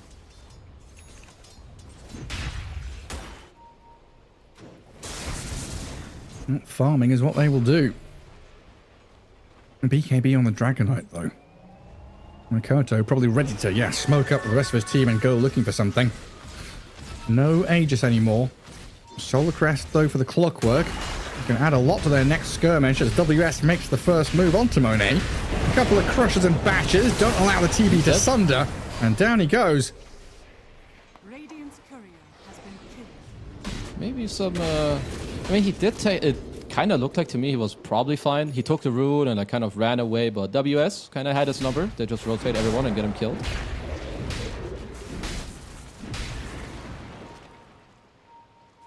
The question always is, you know, what do you get off the back of that? You get a bit of farming time? Maybe a third wisdom? Oh, you're right. We're 20 seconds off. Let's see. Is that Tormentor still there as well? Get the wisdom, steal the Tormentor. Oh, we're huge. Okay, people are TPing. Boboka is here. We'll get the wisdom. Oh, hook shot. Oh, not quite. Ponyo tried it. Not gonna work out this time. Wait, does he? Can he? No! That's actually very funny that he gets out. And they get the Torm in the meantime. Yeah, they made the best out of that. I like his move. It's really hard to steal the wisdom there because you have to like hook half a second before they go in and like whatnot. Through ancients, you know, around heroes. This time around, G2IG, you said it right, like, you know, Super, they can feel the presence of Super in the other room. He's watching from the green room on the TV, fuming and steaming, you know, like an old cartoon character. He's like yelling. He's like, guys, if I was playing, I would have taken that room. You know, like. Well, again, back to a bit of calm, but it's just G2IG, and this net worth lead hasn't really budged that much at all. They're the ones ahead. They're the ones who feel like they're going to be scaling and feeling better as the game progresses. And it's just, yeah, chain smoking time, right, from Talon. Yeah. Move after move, try and find a pick. Because I can't remember the last time Talon have, like, been across the river for an extended period. You know, these lanes are always on the Radiant side of the river. All of the obs and sentries are on the Radiant side of the river. Oh, Baboka. He can't get away from it. No. That's not allowed. Oh, okay. Mikoto with a long range breathe fire. He's being pinged out, though. Nah, never mind. There's like a flurry of pings from the Tinker saying that Dragon Knight's alone. Terrorblades is like, I'm not there. And they just profit. It's like, there's a farm to be had. I mean, I guess if you're Talon, yeah, they do want to speed up the game, but they're down a lot. Map is... Oh, they do find JT. What's the follow-up? Oh, I got the BKB off. Crush doesn't land, but the bashes will. Nothing to say he's in here, though. Aiming for the Shadow Demon as Jokan being pummeled. Mech was forced. He's already gone. Hook shot in, though. Ponyo. He's trapped, nothing to say, inside the cogs. Monet still has a Sunder to play with, but the Terrorblade's been stunned up. They've killed him off, though. Monet's dead. Nature's Prophet got shredded. Now X-Nova's the one being run at by this WS Slardar. Arrow misses, but who cares? They've got Gleipnir into Blink Crush. Beautifully done there from Talon. Oh, that was really, really nice. And there's also like, there's a lot of small things that actually happen in a fight. First of all, WS has Shard, which means anyone he crushes, they get hazed. Because of his facet, he gets armor. After Monet uses Manta, because he was already hazed by the Shard, he can reapply it normally. And the Solar Flare did so much on DK and Slaughter, just like hitting everyone. That was a great fight. I think even the hook shot from Ponyo, it also gave armor to WS. He must have had like 50 armor on the Slaughter that fight. As Akashi... Oh... Giving back a little bit, but it's okay. Stuck around just that little bit too long. A good spear back from JT, but we'll watch this back. And that's also the best target. The two strongest heroes in the team fight are they're dead first. And here he gets a double crush, gets a lot of armor. This hookshot too gives him armor as well. And there's Solar Flare just like buffing up everyone too. This is a great fight from Talon. They definitely caught G2IG off guard. And just layer after layer, right? Yeah. When you start the fight with two heroes, like a 2v1, G2IG kind of bringing numbers to help with their core heroes, but that, yeah, you're bringing heroes kind of piecemeal one by one to, you know, help the Mars, but that gives Mikoto such free reign in the fight to choose his target. He's like, do I want to go on the Prophet? Do I want to go on the Terrorblade? Who do I want to jump and kill? I mean, it's like if Mars starts the fight, like if JT starts the fight for them, probably very good. Or like that's their condition, right? He's like their team fighter. If he dies first, I think it's a complete opposite. Like the fight is done. You've lost all your team fight control. Then all your other heroes are just gonna get kited.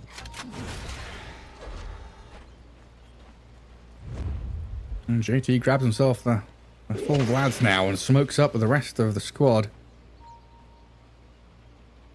It is about Roshan time. So it makes a lot of sense for G2IG, yeah, playing top left corner, nighttime hits, the wolves howl. And let's see what the actual play is. You know, does G2IG want to jump? Apparently, the answer is no, because it's Talon to make the first move onto the Phoenix and take him down. Baboka forced to buy back, but JT trapped inside the cogs here, being demolished by the Dragon Knight. A double kill from Mikoto. Monet has to pop the Manta kind of defensively right now. Supernova, it's placed down. Sunray onto Mikoto. They don't have enough. Oh, they do! My God. WS, where'd that attack speed come from? They've slain the beast. 5-man wipe. Incredible from Talon. Did not expect that.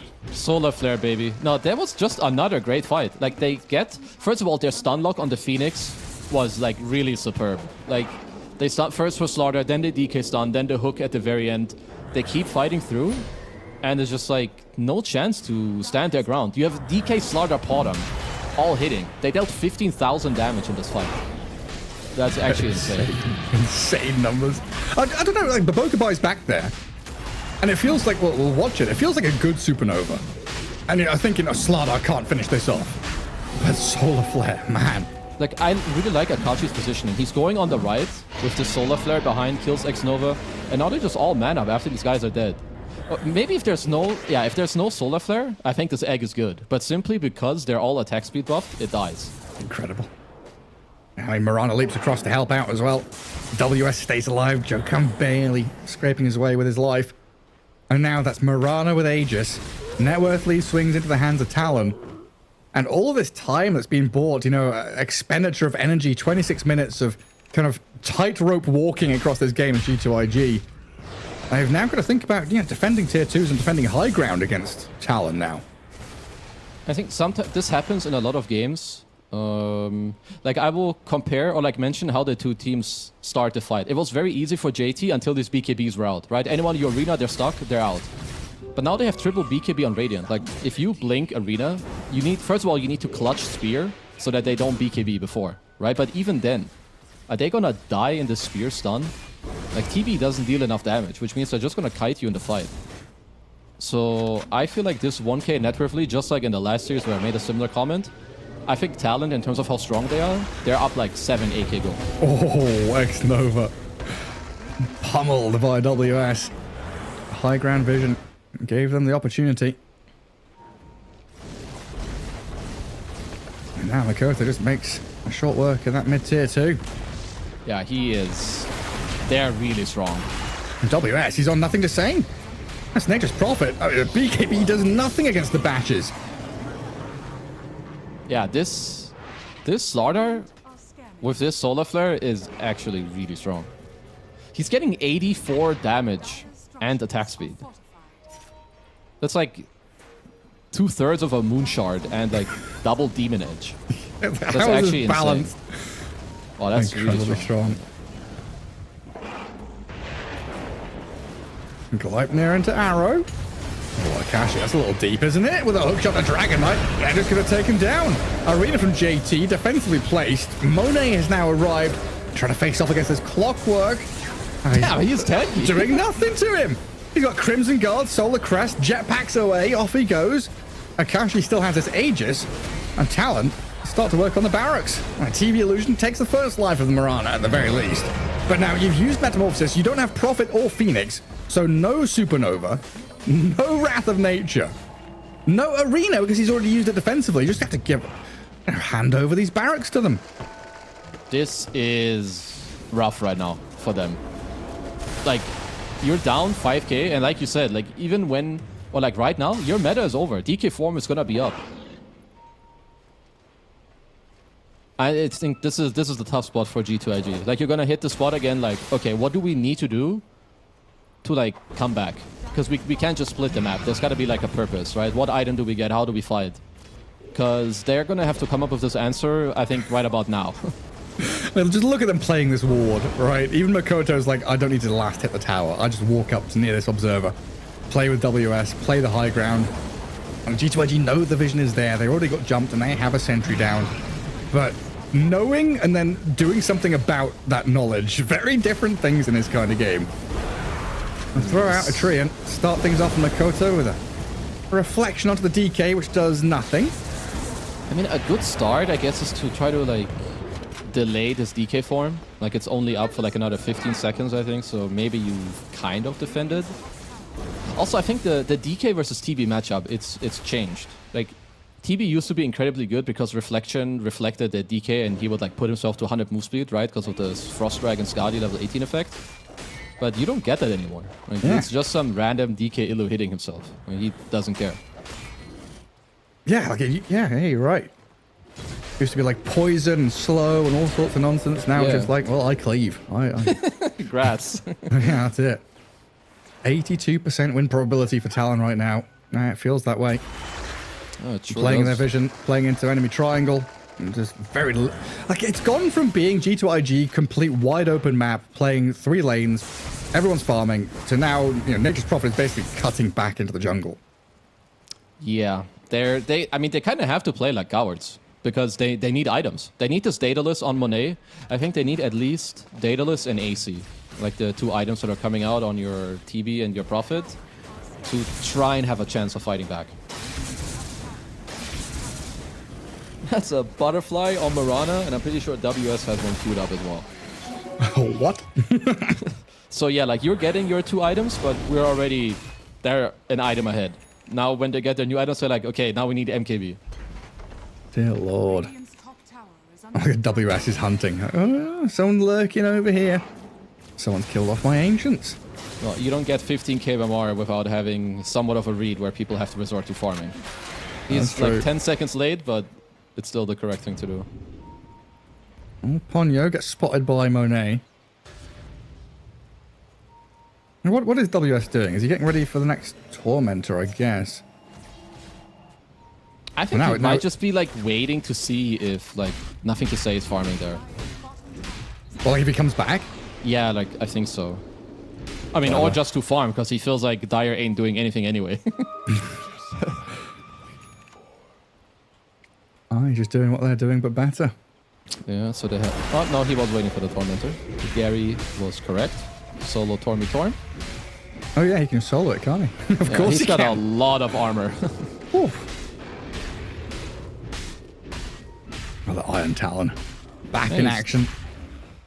The kiddo is being efficient. Talon in his inventory to farm, to swap for the tunic for the fights and the movement. Yeah, just a lot of good stuff coming out.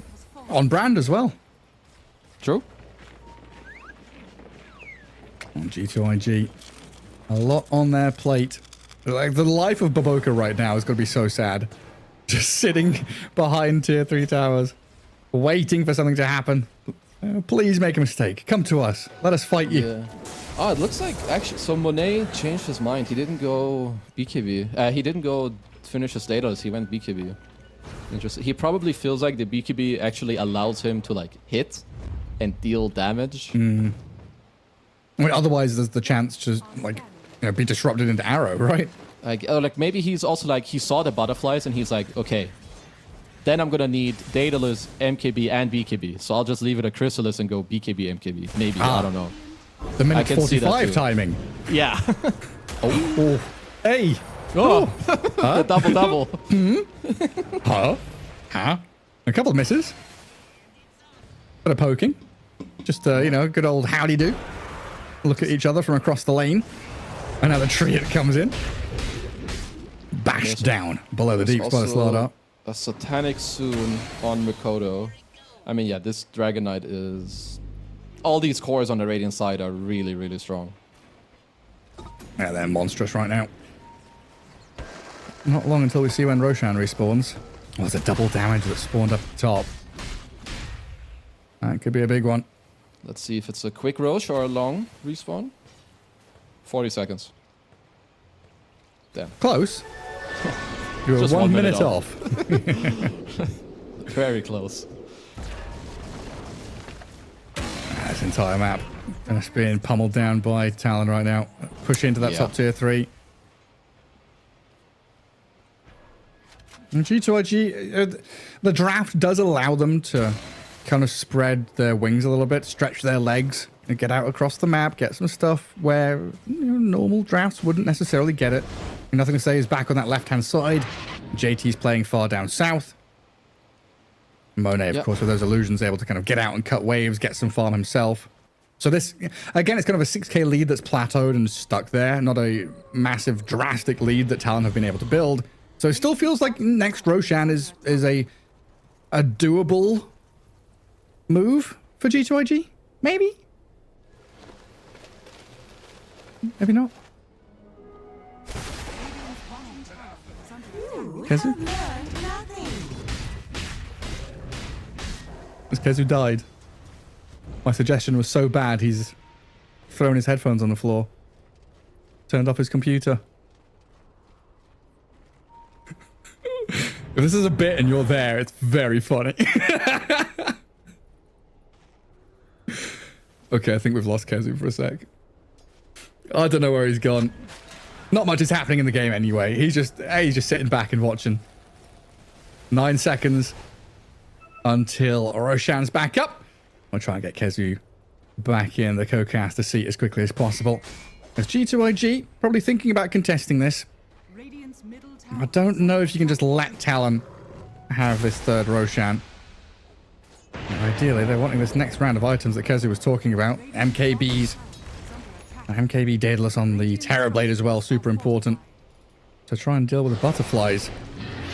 Hello, hello. Slardar and Marana have. Hello. Oh, it seems my internet died for 30 seconds. I thought you were trolling me for a good 30 seconds there. I was like, if you were staying silent that long, it would have been hilarious. But no, I'm he was really actually sorry. gone. I was like, oh, my vMix died or something. Nope, just my internet. Apologies for that. Did I miss anything other than Roshan Literally nothing happened until you came back. You came back and then Roshan died. Okay, so I guess nothing of value was lost other than me for 30 seconds.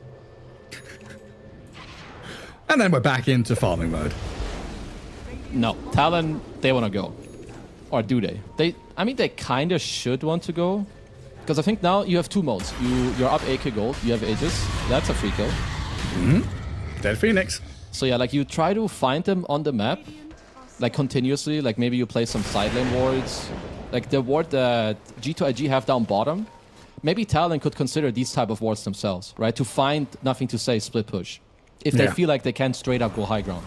Because they probably want like a kill and then go high. I honestly really thought G2IG would contest Roche. Just because you're now looking at Talon, you know, with all of these little goodies from the Roche pit. They're getting ready to go high ground. They're already ahead. They feel strong. Like, maybe it's one of these cases where if you contest Roche, you just give the game away. Whereas if you hold high ground, you have a kind of an easier chance with like buyback advantage and stuff. I mean, you probably have to give it unless you have like someone has a really clear view of how to fight. Because if like then your choice is, do we give up Roche and the game or just Aegis and like whatever drops with it? Like if they feel like we're just gonna hold, and I think G2IG, they are really good at long games. They're very experienced at playing hour-long games. So I think they feel right at home. Something they've trained spectacularly well. Yeah. Who were they playing? Who was that? Who were they playing against? Was that Azure Ray all the time? Like BO5 80-minute games, them and Azure Ray. Well, they had a few. There's like a couple of tournaments in a row where they had they've like had multiple ones. BO3, like 80-minute games. Yeah. Yeah. Now they know how to take it the distance. Oh, hello. Oh. Hello. That is so funny. He knows the campus farm, but gosh, he doesn't know he's here. Do the arrow. If he arrow and hits him, Reddit clip. Oh, the treant appears from nowhere. No. No, he got him. They glypnade him. Hang on, who wins this fight? Nothing to say he's going to win it by TPing away from danger and all the way back home. Just fight him. Yo. That's so fun. Like his instant response from this entire game has been like, we need to kill the tree, and so he arrows it. But then he's like, oh shit, he's here, and then he uses TP. The real That's hero. also funny. Well, that was the most entertaining thing that's happened in this game for a good 10 minutes. So I think Nothing to Say should do it again. Or go back to farm those ancients. He should go and get caught. Oh, a spear on the DK. Makoto saved, bubbled up. He does have the Aegis on this Makoto Dragon Knight, so 2 lives as well as the Satanic BKB. Arena's down, trying to catch out Akashi. First life for the DK gone. Marana, Akashi's dead, and so Jokam. Trouble now for Talon. G2IG hold their high ground and a double kill for Nothing to Say. Okay. Game's on. How did... Damn, I didn't... there was so much stuff going on, I didn't see what happened to Marana. Obviously, he got Arena speared, but yeah, I guess JT just straight up got him. Well, I will say that G2IG got to where they wanted to be in terms of items. They got Minute like 40? double MKB and BKBs and whatever. Yeah, 40 minutes is where they unlock Power Spike. What's that Demon Edge coming out on the Courier for the Terrorblade? And JT, what's he buying as well? Side device, I think, being attempted on the Courier. I've got lots of little bits and bobs here and there. No, like, fully completed items yet, but that next round that could appear is G2IG just run up to high ground. The ping pong effect. They come are to our high very ground. strong. They are very fast at killing buildings. How many lanes? 2 lanes? Maybe all, unless DK buys? 30 seconds. Let's see. I get this is a tough choice to make, but I feel like it could be off. 10-second BKB cooldown. Yeah, Observer sees it there on the Mars and the Terrorblade. Monet, you're going to finish off the second lane of Barracks. So what did Talon get? They got melee mid and neither of the Barracks bottom, but both tier 3s. Yeah. So Talon are like pretty far behind now in terms of where the map is. They really are. I think when they went for this double butterfly without like progressing the game, and G2IG just kind of got to like freely farm their double MKB, I think it really screwed the net worth right now. Like these butterflies are really not doing a lot. Because at the same time, MKB is a pretty good damage item when you play into high armor heroes. And all of the Talon heroes are high armor. So it's like they have like double effect on these MKBs. Radiant are scanning. Mr. Boboka. Serious value. Dead for a minute. He's gone. No pretty buyback. fast. X-Nova also in trouble. Both supports getting picked off. But then you look at the top lanes being pinged. They've got an Obzord. They see him. It has to be WS. To get the bashes, yeah. Oh, they've got Akashi. He's being speared up. Oh, this is dangerous. Gets off the BKB. JT not fast enough with a refresher spear. Meanwhile, nothing to say is being bashed over here. WS, he's caught his man. Down goes the Nature's Prophet. Ooh. What a wild game. That was close. If Akashi dies there, that's a near unforgivable death. But he barely makes it out. As he's godlike. He is still straight up hogging in this game on the Slardar. He needs to give the gem away. He needs a slot. Like he has 7,000 gold. Oh, yeah, that's nothing Is to that the say. ranged? Yeah. What level is he? Okay, this... I played Prophet once with this talent. So first of all, I don't know why Treants deal like 80 bazillion damage on a tower. But with this talent, I joke you not, they deal like 200 damage a hit to a tower. Yeah. Or maybe 300, I don't know. Yeah. If you've not seen it, there's a couple of creators, Jenkins and Dataleon. They've both made videos on it, and they are both very, very funny and sad because it's Nature's Prophet. Just was like just assault cuirass and sit in the trees, and you're through backdoor regen. These treants can destroy buildings. Yeah, like that's how strong they are. This is gonna be annoying. They're gonna have to keep tracks of that. But good job on the ward, and I think they just have to continuously try to do that. And it's aggressive positioning. Yeah, Joker. Very I'm trying aggressive. to get. He did get a deep ward. Immediately dewarded. Yeah. It's still making some space, at least for now. Mikoto gets to hit. Into the glyphed up barracks. I mean, racks really don't mean anything at this point, so yeah, they're just gonna give... JT? Okay, he's forced the BKB out of this DK. Fair enough, I guess. Yeah, I guess, I mean, DK's BKB is more important than Mars's, so that's a good trade. I don't know if it will make them defend. Baboka, dive, hex, spear back as well. Dragon Knight sent back in towards Monet with the Sun Ray on him. Makoto dies. Now Akashi, he's leapt forward, trying to kill off Nothing to Say. The Supernova lands. The MTS Prophet's dead, but buys back immediately. Oh my. Now Talon, 3 heroes down. WS about to be the 4th. Tries to stand his ground, but Monet is tall and powerful. The strong Terrorblade now marching forward in towards Jokan. They catch with the Gleipnir. The Shadow Demon bubbles for safety. A matter of seconds until Monet grabs his ultra kill. They've all 4 got buybacks. How does JT do that? He had no BKB and he gets a spear back on the DK. That's insane. I don't know if someone could have stopped that on Talon, maybe, but also that he has the confidence and the clutch factor to make it happen in the spot is insane. Incredible, yeah.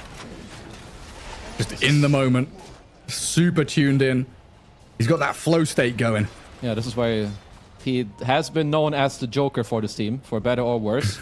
He definitely hit hard in that fight. Like, because that was like a layer of plays, right? The trade BKBs into the follow play. You better kill this treant. Tommy the treant. How many buybacks do we need here? It's Talon, start off with 2, might need a 3rd. The Phoenix, yet again, looks like he's going to be the casualty here for G2IG, just to leave him to die. So they'll lose the Mars and the Phoenix as Roshan respawns, but the buildings have all gone, so mega creeps for G2IG. Okay, so they did get megas. There's an 80-second timer on Phoenix. Oh, he just got buyback, actually. Oh, he did? I was about to say he doesn't have buy. You can try to go do something, but maybe you can go force it? Oh, NTS got 2 bounty runes. Oh, that's why. Not bad.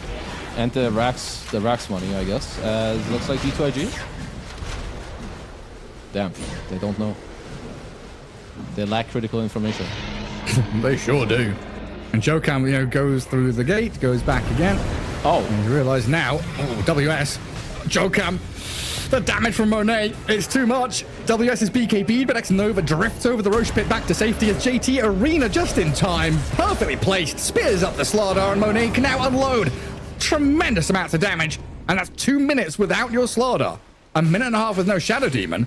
This might just be game over. I think that is probably it. They need to do a miraculous hold because they're up against Megas, 3v5 or 3v4 for now with no buys. And like Monet is just buying out. He has Aegis, he's gonna send himself a refresher, double Arena, double BKB. With an Aegis. Yeah. Good luck, Talon. You've had this game in your hands for so long, and G2IG are just snatching it away from you. Ponyo, Crimson Guard, a hook shot in just to try and defend his tier 4 towers, but he is killed quickly with no buyback available. Now Makoto, the dragon, flapping his wings and trying to stand atop the Ancient. Dived upon, hexed, burnt down by the Sunray and the Phoenix with a supernova, and GG is called. G2IG with a 2-0 victory here over Talon.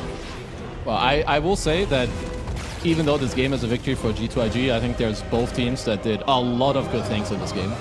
I will say if you're Talon, this is a rough loss because you know that you had this game. You were ahead in this game. You were like in control for a very, very, very long time.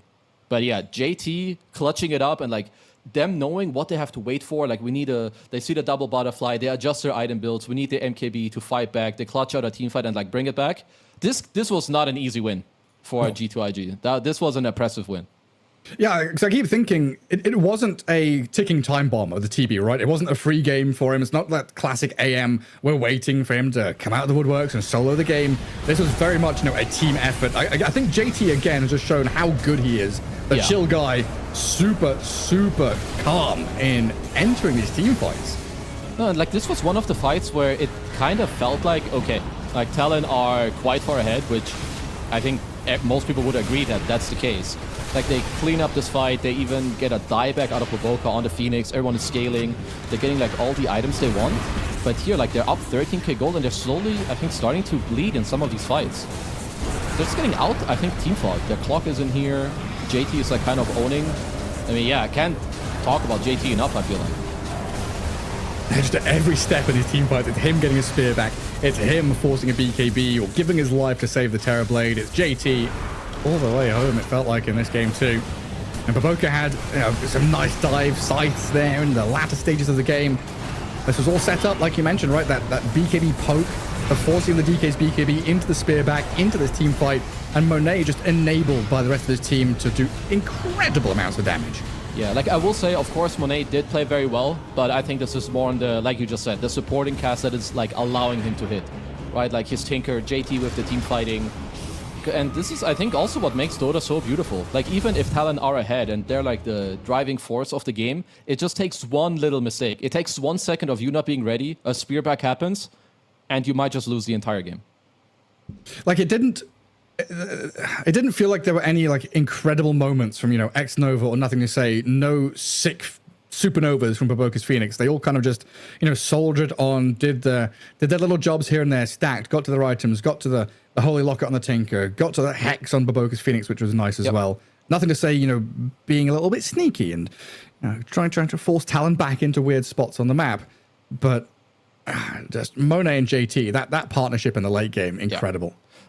It goes to show you when a team, I think, has high confidence, when they know what they need to do in order to win the game, right? Like they eventually knew that what they need is time and items. And I will say that in terms of gameplay, I will give the MVP or the center player to JT. But what I really love about Monet is when he's, instead of like finishing the Daedalus, he did the swap up to BKB, leave the crystals to then go MKB. And at that moment, they won this high ground defense into the double butterfly. That's also incredibly clutch. Yeah, because that's that kind of thing where, itemization in Dota is such a hard thing because you're planning ahead and you're thinking, what do I need for the game? Yeah. And then you're adapting on the fly to opponent's itemization, the double butterflies. You're like, what do I need for this moment? But, your gold income isn't an in-the-moment thing. You're saving up money and you're spending money kind of, fluctuating between values. And you're like, well, how much money am I going to have in 3 minutes? Am I going to have 3 minutes of this game to finish this item?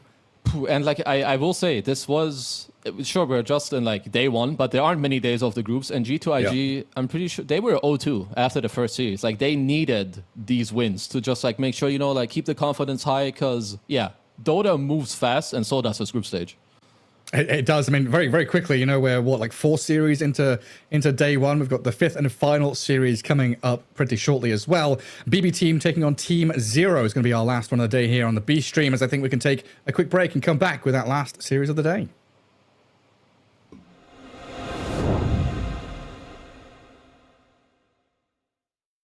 Hello, I'm here with Miero from Team Boom. So first of all, how are you doing? I'm fine. Yeah?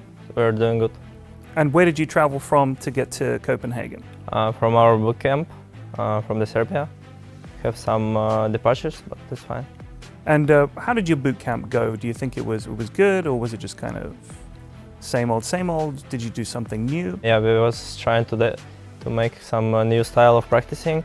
It was like in more and more replays as a team.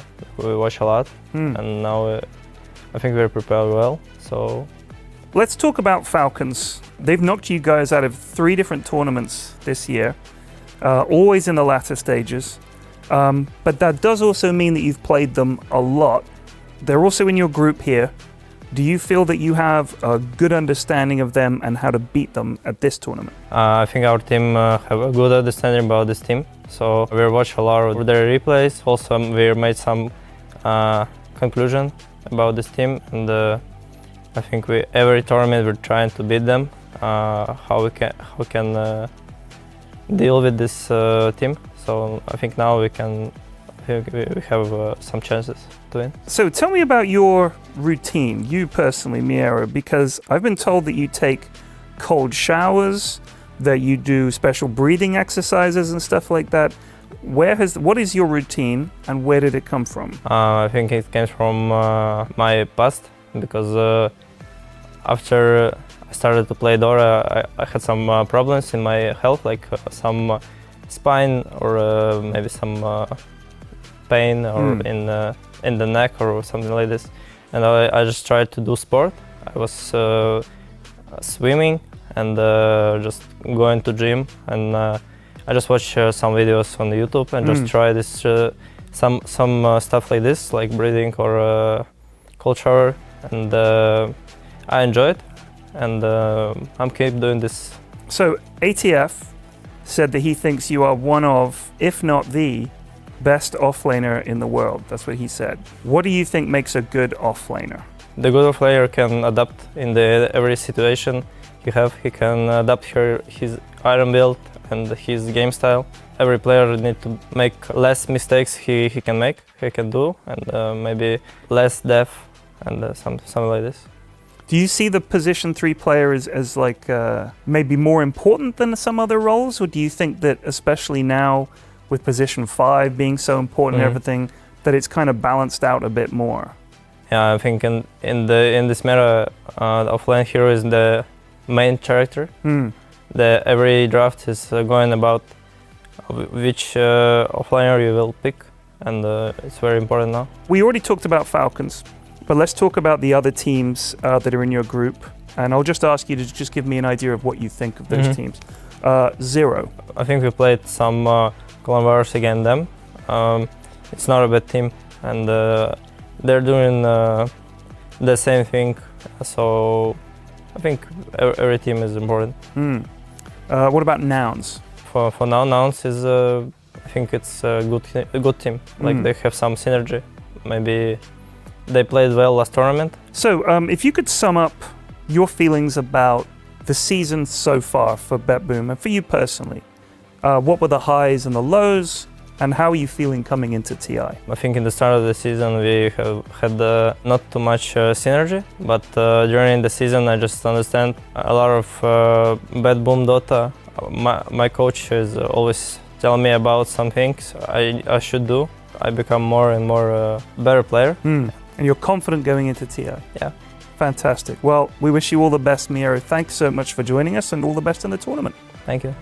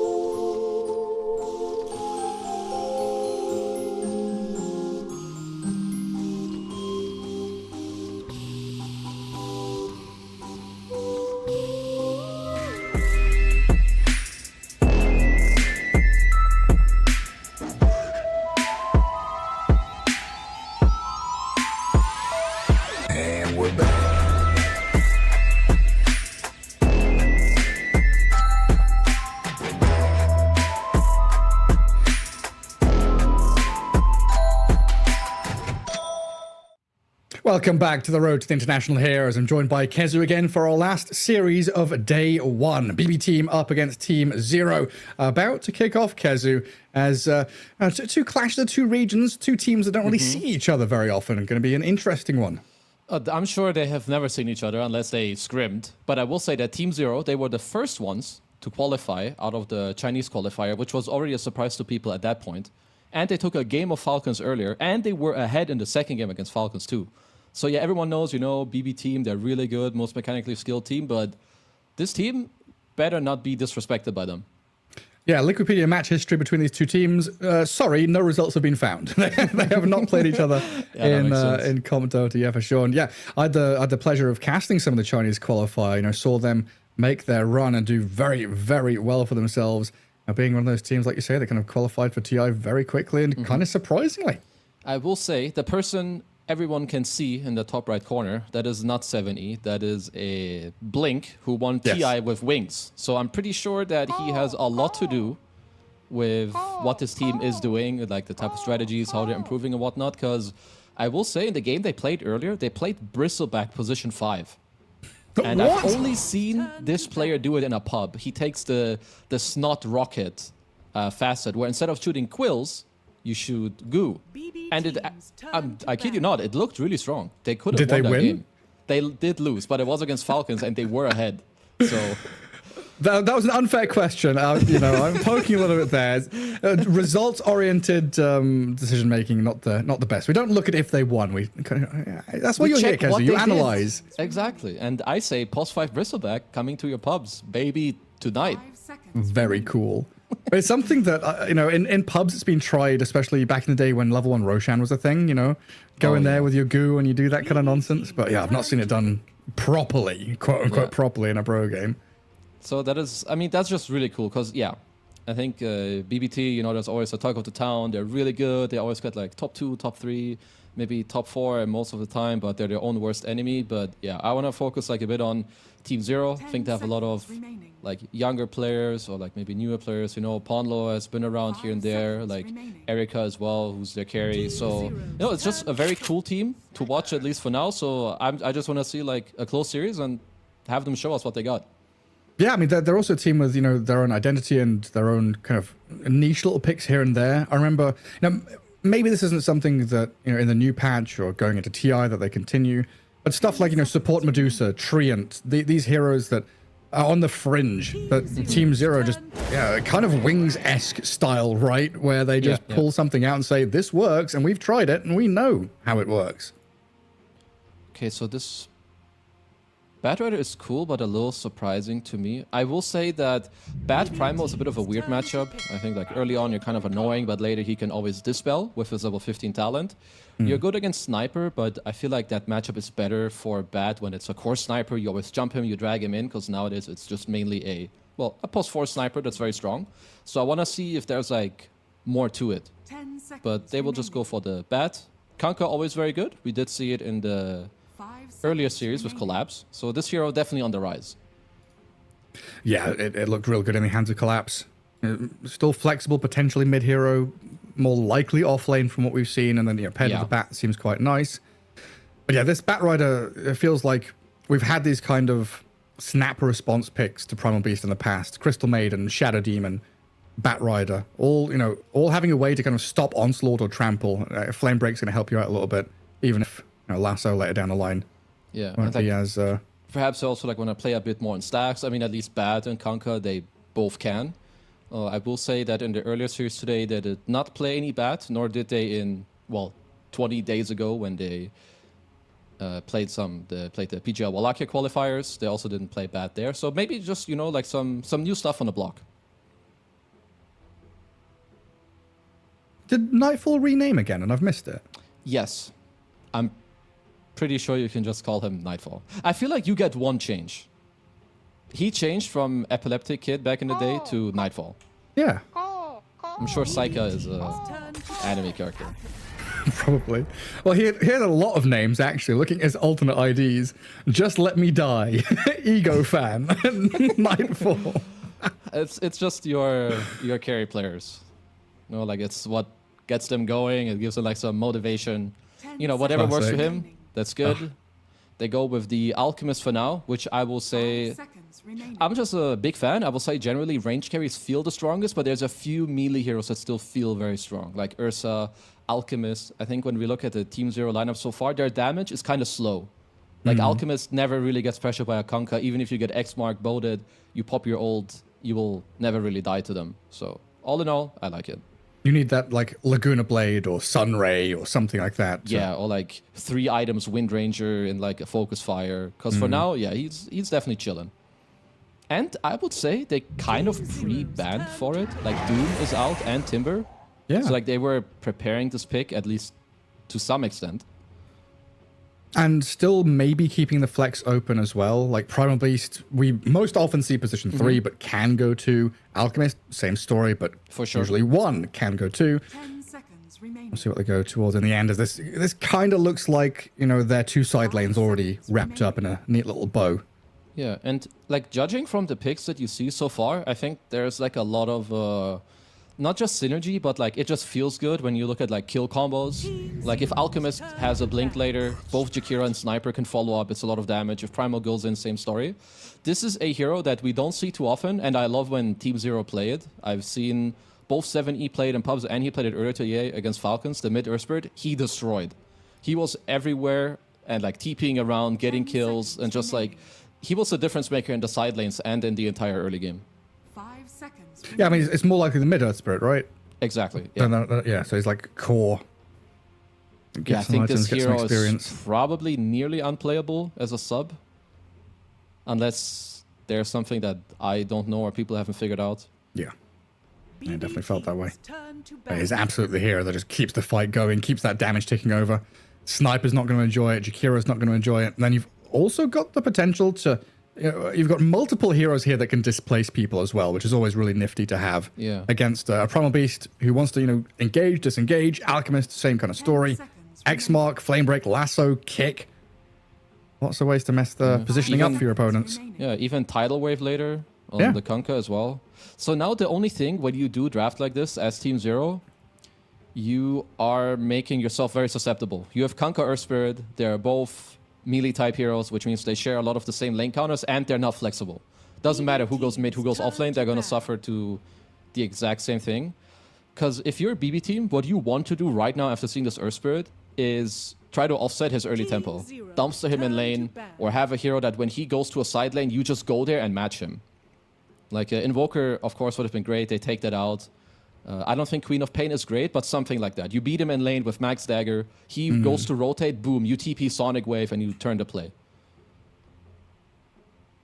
How many heroes like that are there in Dota right now, though? I mean, I'm not sure. Maybe it's also fine if you just have one that just does one of the 2 parts like really strongly.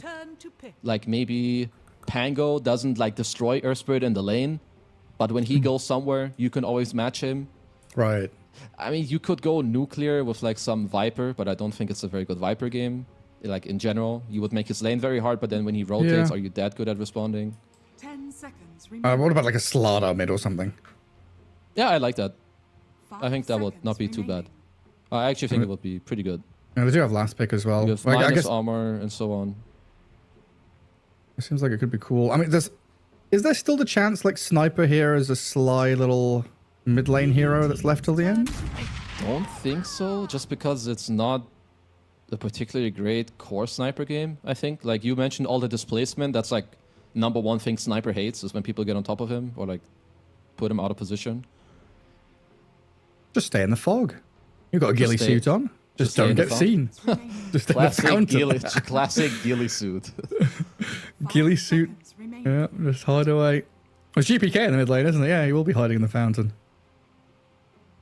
Gets X-torrented 3 times. He's done. I don't know. I could see Viper. Like, there's so much magic damage. How do you die? You dumpster him in lane. But let's see. I feel like you just need something that addresses the Earth Spirit, whether it's in the lane or in the game that you can match. I think this is also good.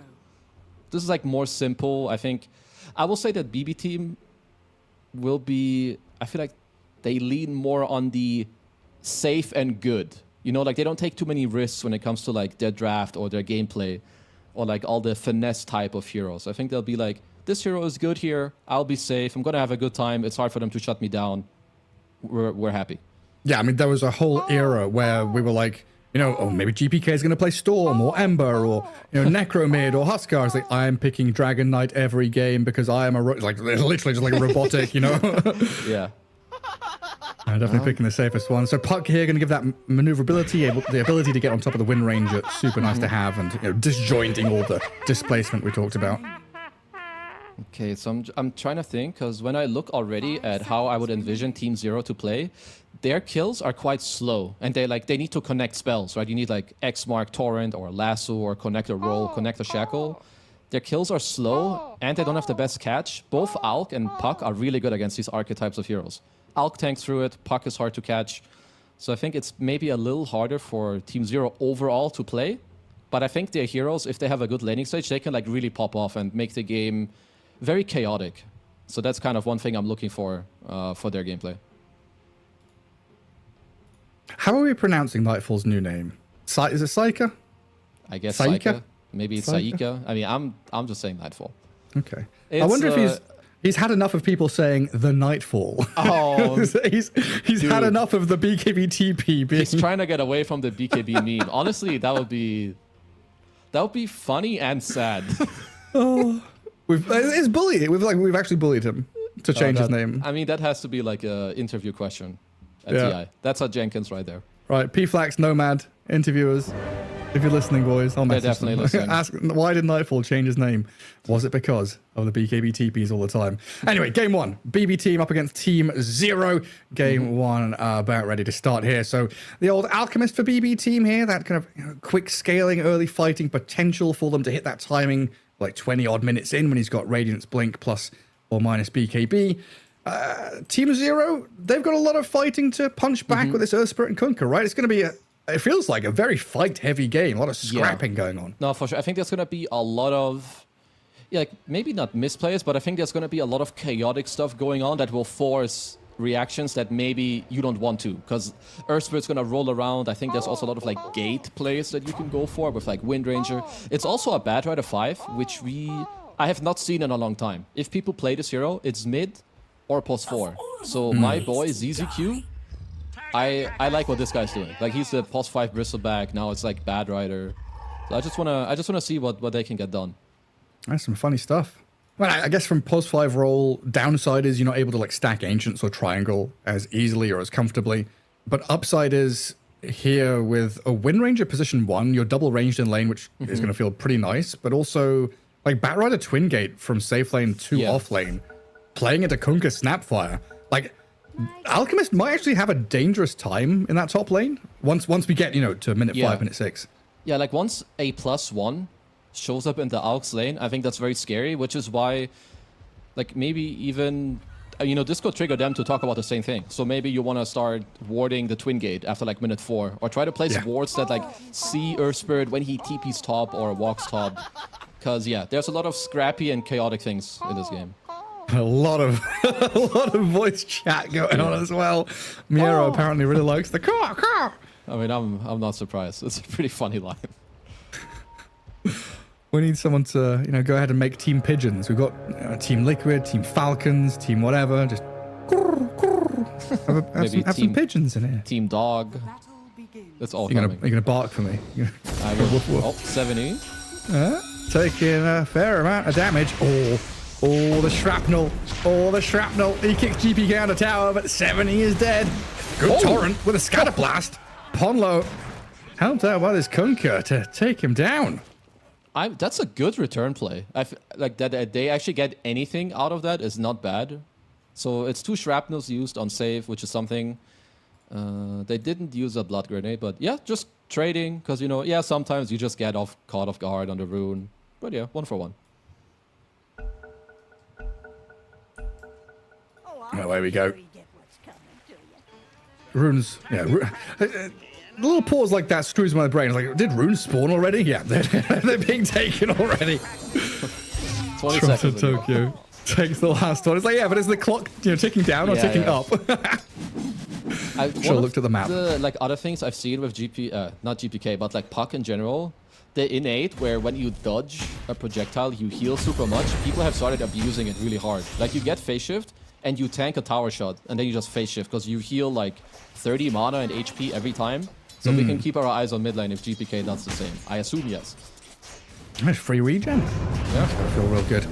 Does get rolled upon by 7E. Illusory orb, and there it is. I don't know if it worked, but I think it did. I think it did. I think I saw a little animation of regeneration under the body of the puck.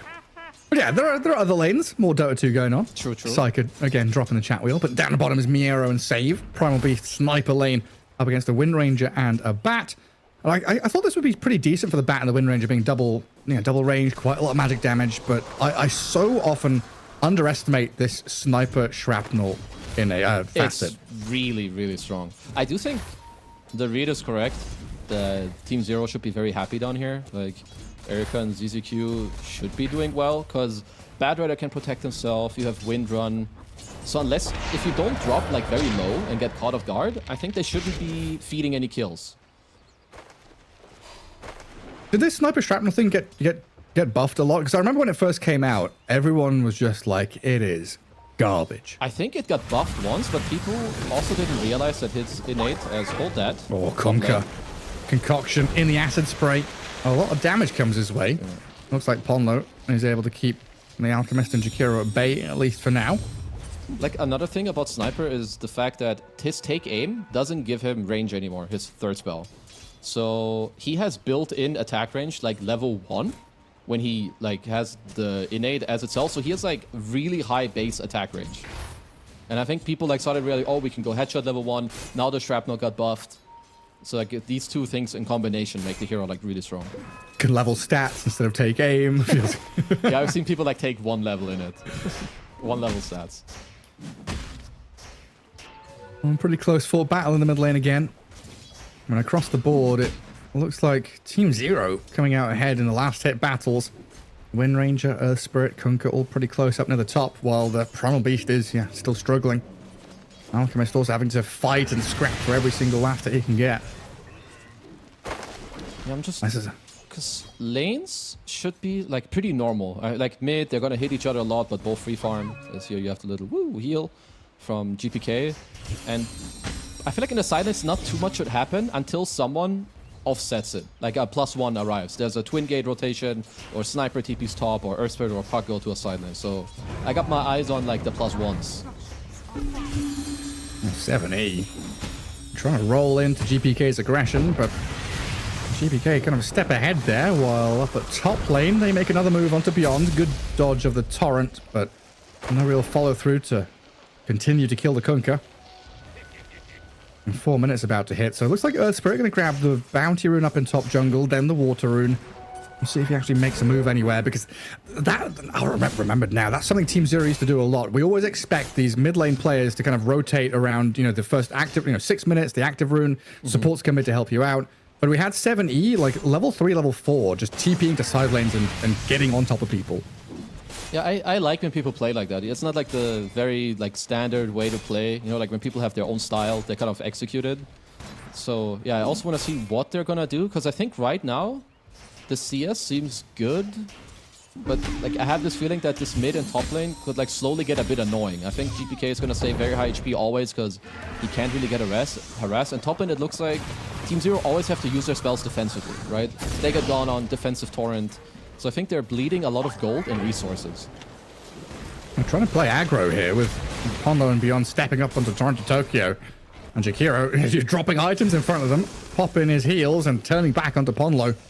Not quite enough to kill off the snap, but like you say, it's a lot of expenditure from Team Zero for not much gain.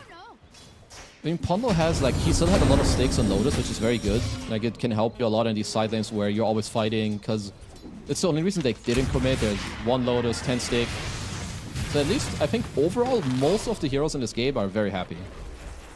Well, there he goes for it as well. The dropping of the items, the wand popped. Full efficiency from these players. Well, 6-minute rune, maybe one of the next moves of the game.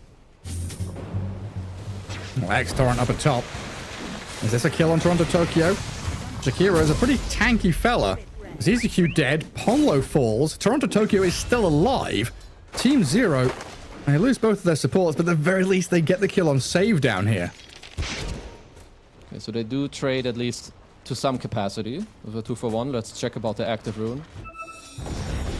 Let's see if Zero get lucky on the 50-50, because it should be a 50-50, I think. Ooh, the roll across. It's down the bottom. Shield rune probably going to go to the puck, although the Batrider is closing in on it. Up at top lane, meantime, the Psyker is going to throw the concoction at the Kunkka. And GPK orbs away from the Batrider. Well, ZZQ at least stole the shield rune away, which is good. So Save had to go and refill the bottle. So still fairly like stable game, I would say, for everyone. Nothing like strange has happened yet. Now there's Wisdom runes. Both mid laners are level 6. But I do think that 7E's TP is on cooldown for a bit, because he did have to TP out into the mid lane.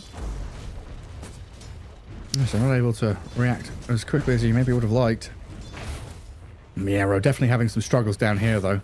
24 and 5 compared to the 30s and 40s that the rest of the cores are putting up. Big numbers in those last hits.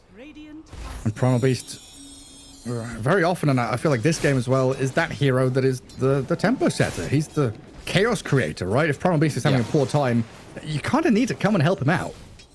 Yeah, like you either need to help him, or you need to create a scenario where he can like come to you. Like if they do, I don't know, like maybe a mid move with Coil, like he walks through the jungle when he has phase boots and like goes there. But I think for now it looks like everyone is just, you know, happily holding what's going on. So then we wait for the next moment, which could be, I think, 8-minute rune. Like stacking 8-minute runes, and whoever uses their first, like their mid laner better, is going to have a really good start in this early game. It's funny, it's still the early game. You know, 7 minutes in, lane stage quite often has broken down. It's definitely been a slower paced one to the previous series we've had, where it's been kind of a bloodbath, back and forth, action-packed. And I genuinely thought that this game was going to go the same way. But I guess we're looking much more at timings here. As Ponlo getting sniped out there by Toronto Tokyo and GPK. But that's Coil now used. That's GPK defending the top rune. Bro, he left the rune top. So he doesn't want it? I don't know. He didn't see it? I don't know. He's guarded by he's going to have it anyway. Maybe he was like, I want the CS in mid, and then went back for it. Or he just didn't know. Because it looked like it didn't spawn. Yeah, it felt like they all baited each other. Like the purple invis rune was it was invisible underneath the puck's hero model. There's some fun to be had. Okay, next Coil is in 40. I mean, Nightfall is definitely just happy farming, as he's an alchemist. He's had some stacks in the back of the lane as well. Let's see what's up. Let's see now, 1,000 ahead of the Wind Ranger, who's, you know, Erica also having a very good time. I also like that he went evasion. Like he bought the talisman, because there's a very high chance there's like a Wind Ranger that like pops up through this twin gate and like tries to gank you. So that's pretty nice. I like that. Hey, I mean, even the little threat, the little shredder. True. Easy dodge. Beyond, double bracer, phase boots into an orchid, it looks like. Kunkka going to add that layer of control for the puck. There's a chance that he may swap this up. I think if he keeps a good game, he may keep it as Toronto. Yeah, trying to stack up for the Alchemist, but he's been found. Oh, the neutrals! And they're going to stomp and smack around this poor Snapfire and Earth Spirit. Toronto Tokyo here is set up for a glorious fight for BB Team. Oh, and Psyche even gets one of the kills. The Alchemist snipes out the Earth Spirit. Didn't know this was a 6v5, because those neutrals are paid. What the hell was that? First they kill Toronto, and then they stomp them to keep them there, so they both get coiled. Very unfortunate. Nice. Now bottle refill into tank tower into full resources. This is really strong. I'm not sure it should work like this. That's very good, isn't it? Just dodging projectiles out the tower. Jaunting over towards the next rune. And has that been all 3 active runes for GPK? One was stolen, I think, by ZZQ. Because he's been on top of the money to like try and stop it a little bit. Okay, so Save and Toronto are smoking. I like this move. Like, Nightfall is pulling back his lane top, so he's safe. He's very safe farming. GPK can't really die mid, so now you go down to your primal and like try to help him. Right, try and get Miero involved. And he's bottom of the net worth of the cause. As GPK goes poking Ponlo in the mid lane. Lance of Pursuit doing a lot of work here. As GPK dodges the cookie, coils up the snap, Tries to orb over the top, misses it, but still gets the kill. Now the roll again from Earth Spirit, but that's not going to connect. GPK is very speedy and even goes aggressively again onto 7E. Not able to finish off the Earth Spirit, but definitely a statement of intent there by GPK. Damn, like, it doesn't just look good, it did a lot on the map. Like, top Nightfall's free farming. Bottom, they're taking bot tier 1. Mid tower took a lot of pressure, and he got a kill on the Snap who's under-leveled to, like, furthermore slow him down. At the very least, Team Zero gets some pressure on the top tier 1, but yeah, the rest of the map is very quickly, you know, a rug is being pulled from beneath their feet. And what we're looking at, Batrider trying to go Solar Crest. Did Kunkka change? We were talking about Kunkka's itemization, weren't we? So Orchid, if it's going to continue being a good game, he does commit for it. He buys up the Oblivion Staff, so that's what he's going for. Yeah, no, I think his game continued to be good, but not just that. You see that the puck is kind of popping off. If you don't build Orchid, he can just like go Witchblade Blink. At least this way, maybe you can like force him to go Witchblade Yules, which he doesn't hate doing it, but it still like slows down his like natural progression. Yeah, I guess also a good tool if you find the Alchemist farming in the jungle. Yeah. Before Chemical Rage, silence him up. And GPK is silenced. Earth Spirit throws a few spells his way. Coil expended as well. What was that? 2 heroes from BBT mid, 3 heroes reacted out of Team Zero, and they're just not able to touch GPK whatsoever. It's very annoying, because right now I think making a move for Team Zero is not easy, because it's not easy to go on GPK mid, but because it's not easy, he's constantly in your face, which means if this Earth Spirit isn't like there, he knows they're smoking. But touching the Alk top is also hard, so this Dota win probability of 80%, I can kind of feel it. I don't know if it's that bad, but I feel like you can tell that it's not good what's going on the map right now. It's like this, you take a snapshot of this moment in time and you think, okay, well, you know, Alchemist has Radiant, he's going to be scaling. Puck got his first item, gets another, you know, bottle refill with the water rune shoveled up. The smoke from BB team looking pretty good. Team Zero need this to connect meaningfully. They need this kill on the puck with the kisses, the Orchid, the payoff is big. Take down GPK and now move on to Toronto, Tokyo.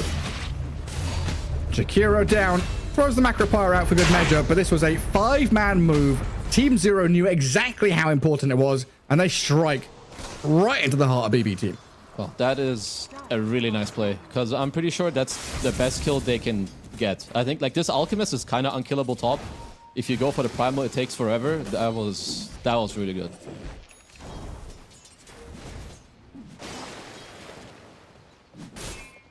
Now even forward farming in the enemy jungle.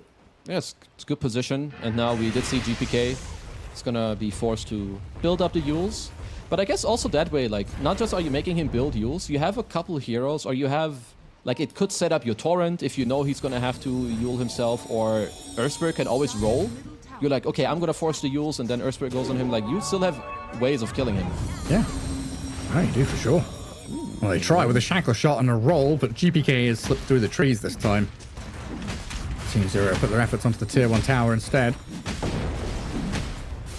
And this has all created a lot of space for Miero, right? That problem that was emerging, you know, talking about do they want to play into his lane and help him? Yes, they did. Do they now want to make a bit of noise elsewhere? Yes, they did. Miero has been given a lot of room to recover, and he's back up there now. Yeah, I mean, he's definitely chilling. He's been PvEing for like 5 minutes now on a completely like free bottom like area of the map. So, no, he should be happy. I think he's probably just going standard build. Yeah, Blade Mail into Pipe. I mean, we don't always see Blade Mail, but you're going up against a Wind Ranger carry. It's like the most flavor item of the month when you play against the Wind Ranger. You gotta get it. And that Earth Spirit with his own Blade Mail, normal stuff there for him.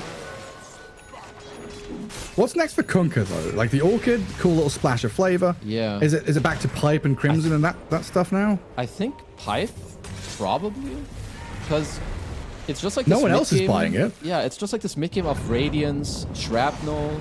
I mean, it's good against all 5 heroes on Dire, so unless you feel like you want this BKB because it really helps you own them, I think Pipe is too good for your team. Toronto, Tokyo. Under the tower. Looks like he's managed to get his Alchemist away from the lane. He's going to die.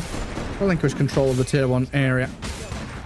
over to Team Zero. So, some good moves here from Team Zero to kind of come in, get a kill, get a tower, take a part of the map, move to the next section, kind of systematic step by step. There's a lot of things they're not answering, though, and again, one of them is this GPK puck, going in under tier 1 mid, catching out Erica. Good shackle shot in the dying breaths of the Wind Ranger, though, to allow 7E here to kill off Save, it looks like. With the help of Ponlo, the sniper will die. Damn, like, just to put it in perspective how much damage those two heroes did, they killed a 1700 HP Wind Ranger who had like 10 sticks with 3 shrapnels, ult, and the puck spells. That's... Yeah, I mean, nice play from both teams. They killed the mid hero while the rest are showing top. But Team Zero get themselves a return kill. And I think you can tell that Beyond isn't fully sure what he wants. You have 2300 gold on a Kunkka. I don't blame him. But I think Pipe is probably too good. So let's see what he will end up going for. I think he even bought the Ogre Axe and sold it at some point. I think I saw it pop up. Maybe mistaken, but yeah, definitely unsure of what he wants. Because like if you like the next couple fights, it's gonna be like full on out, both lineups clashing into each other, and I think a pipe will just really like help you to win that. And those are like the crucial fights you have to win. It's Alchemist's strongest timing. I think you need to full out fight into it, but maybe he feels like with a double BKB they do it better. I'm not sure. Stand there and weather through it all. Are you making sound effects for Sniper farming the jungle? I did, because he used take aim to always proc headshot. Pew, pew, pew, pew. Very good. Well, Beyond has found another target to kill. That's Kisses and Boat for a Jakiro. Not going to have them for a little bit, so freedom for BB Team here to maybe get a kill back, maybe press out on the map. Bat Rider going to be the sacrifice. Okay, feels like both teams are like doing the same thing to each other. Like make a move, get a kill, take a part of the map, and then die. It's like rinse and repeat. Maybe Miro, he's gonna break the rut we're in here with a trample onto the Kunkka. No, never mind. That's an X mark drag back. Mid lane, meanwhile, though, I think that's the Earth Spirit being caught out, but gets away from the coil of GPK. I don't fully... I know that Nightfall has done this in multiple pubs now, where he goes the Radiance into Manta, but usually it's Blink after. He's going for Radiance, Manta, BKB. It's very safe for my liking. I don't know if this is the best choice, but if he gets away with it, it's probably okay. Because I'm just under the impression maybe he can go Manta, Blink, and like they play forward and like fight into Radiant, but... maybe he feels too scared. Like he just wants the BKB first, then the Blink, and like then it's just like Exodia time. Because he's gonna look at his net worth. He's really far ahead of everybody. He's massive. I wonder, is it like a direct response to the Kunkka's Orchid? Or like I'm against Earth Spirit, I need to dispel from Manta and BKB? Yeah, I'm not fully sure. Or maybe it's like if Miero had a full pipe, then he could like delay his BKB and like so on. So yeah, it's just interesting to see, because I think many players would go something different, but I'm pretty sure it's going to work for them, so who am I to question? Well, I mean, 3k lead right now, still sitting pretty. The Wind Ranger is starting to get up there, though. 10,000 net worth for Erica. I haven't really seen too much out of her. 1-1 and 2, the score line, and whereas Kunkka 1-0 and 4, much more active. And quite often we see, Wind Ranger, hit kind of that Maelstrom timing, look for a kill with Focus Fire, get the Gluttony, and go look for another kill. But this has definitely been... But you keep using the word safe, right? Both teams, it feels like, are being very delicate with their moves. Yeah, I think that both teams must feel like that it's just, like, good for them. Like, they feel good about it. They know which timings they want to be, like, abusing down the line. There's a high chance that Nightfall feels that now with this trio of items, that they can just straight up fight into Radiant and then, like, maybe just take Roche, because now they have Pipe and BKB completed. So I don't really think he can die unless he gets caught out of position in a Chainstone. Oh, that was so close. They scanned, they knew the silence on Puck. The Yules is ready. X-Mark and the Orchid going to get taken away as the trample of the Bat Rider takes him down. Now the Puck jaunting away from danger as the kisses come raining on in, but missing completely. Pulverize out of Miero is going to connect onto 7E, but he's got a BKB and another roll to go. Ice Path and the control is there, but the Magnetize doing a lot of damage. This allows Erica to come back in with a Shackle Shot and the Focus Fire damage, trying to kill off the Jakiro and the Primal Beast. GPK now in trouble as well. The poke's going to jaunt back to the orb. Nearly dead. The power shot misses, though. Sat around 20 HP before getting away. In the end, though, we lost track of the alchemist who chased everyone else down and killed them all off. Okay, with how the fight started, I thought that was gonna be even better for a BB team. But then Erica came in and like kind of, you know, came around, got a couple of cleanup kills. Because like if they try to catch GPK, and it was pretty cool, like they forced him with the Yules and silenced him after, but they kind of lack damage, like through pipe and a solar crest that Save has. Their kills just are very, very slow.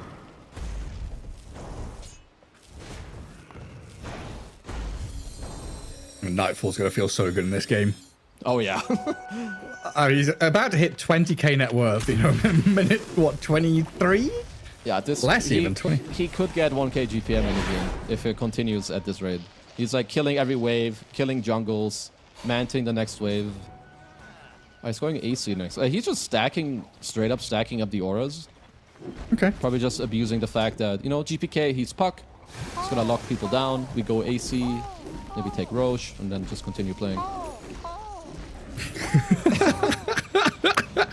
This one is pretty goated. That's gonna be so annoying.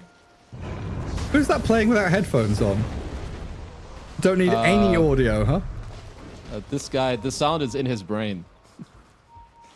7E just like magnetizes too loud. I don't want to hear all the buzzing noises from my Earth Spirit. That's definitely like more of a, like I feel like people like from SEA and like China region, it's definitely more common to see that. I've never seen like a Western player who like, add Mr. VTQ, dead. Yeah, I mean, I know Blitz does, or he definitely used to play without any game audio because he said it was a distraction. That's insane. For me, yeah, for Five me, of it's these just like onslaughts you, and it's like you should know, but you don't hear it. He just knows. He's got Blitz the game would sense. be really bad at playing against Monkey King, but I mean, I guess he doesn't have to. Oh, Tormentor. Stolen out by BB team. In comes the kisses, though, onto Miro. They X-mark back the Alchemist. He's forced to BKB. The backline is stabbed in by the Toronto Tokyo Jakiro, falling here. Wind Ranger gets the kill, but now the BKB is expiring. Coil is out, Shrapnel's thrown, GPK nearly dead. In comes another roll, silencing up the sniper, while Alchemist is being focused by the Kunkka. Everywhere you look, there's blood being spilled, and there's BB team heroes that are dropping like flies. Alchemist forced back in towards the tier 2 tower to get slain. I feel like I need a replay on this fight because I'm not sure what went so wrong. I mean, I know that Erica popped off. He literally ran into the backline, killed like, got 2 heroes to 0 HP, and then it looked like they all had to respond to him. And in the meantime, 7E just magnetized everyone. There's some BKB going off because I think with how strong BBT are, like how strong they are and the items they have, I don't think they're allowed to lose a fight right now. Yeah, it felt like it should have been a cakewalk. Alchemist is so strong, Primal Beast is so strong.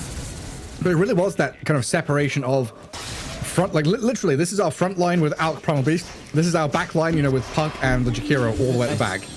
I think they're missing, we'll see it here. So they have a good initiation, like Primal, everyone is getting split. So Nightfall has to BKB and like he's going down below. They're just giga separated. That was a really nice initiation. Yeah, like they literally kept the Alchemist and the Beast, like X-Mark, Silence, they were stuck with the roll and the kisses on them. And that was without Bad Rider. Like, ZZQ was actually still dead. So that was a 4v5 that they won. And they don't really care cooldowns? Like, you know, Lasso, yes, yeah, kisses, actually, they sure, barely have but any. Yeah. It's like Shackler Shot, X-Mark, and Roll. You know, their 3 main skills on this Radiant team are like 4-second cooldowns. There's non-stop going. Well, I do think, so obviously that was kind of, I guess like a fight more on like Team Zero's terms, like where it is on the map, they're tanking Tormentor and so on. I think BB team need at least a secondary blink and they need to be the ones starting the fight. I think that's very likely like a big point that they're talking about right now.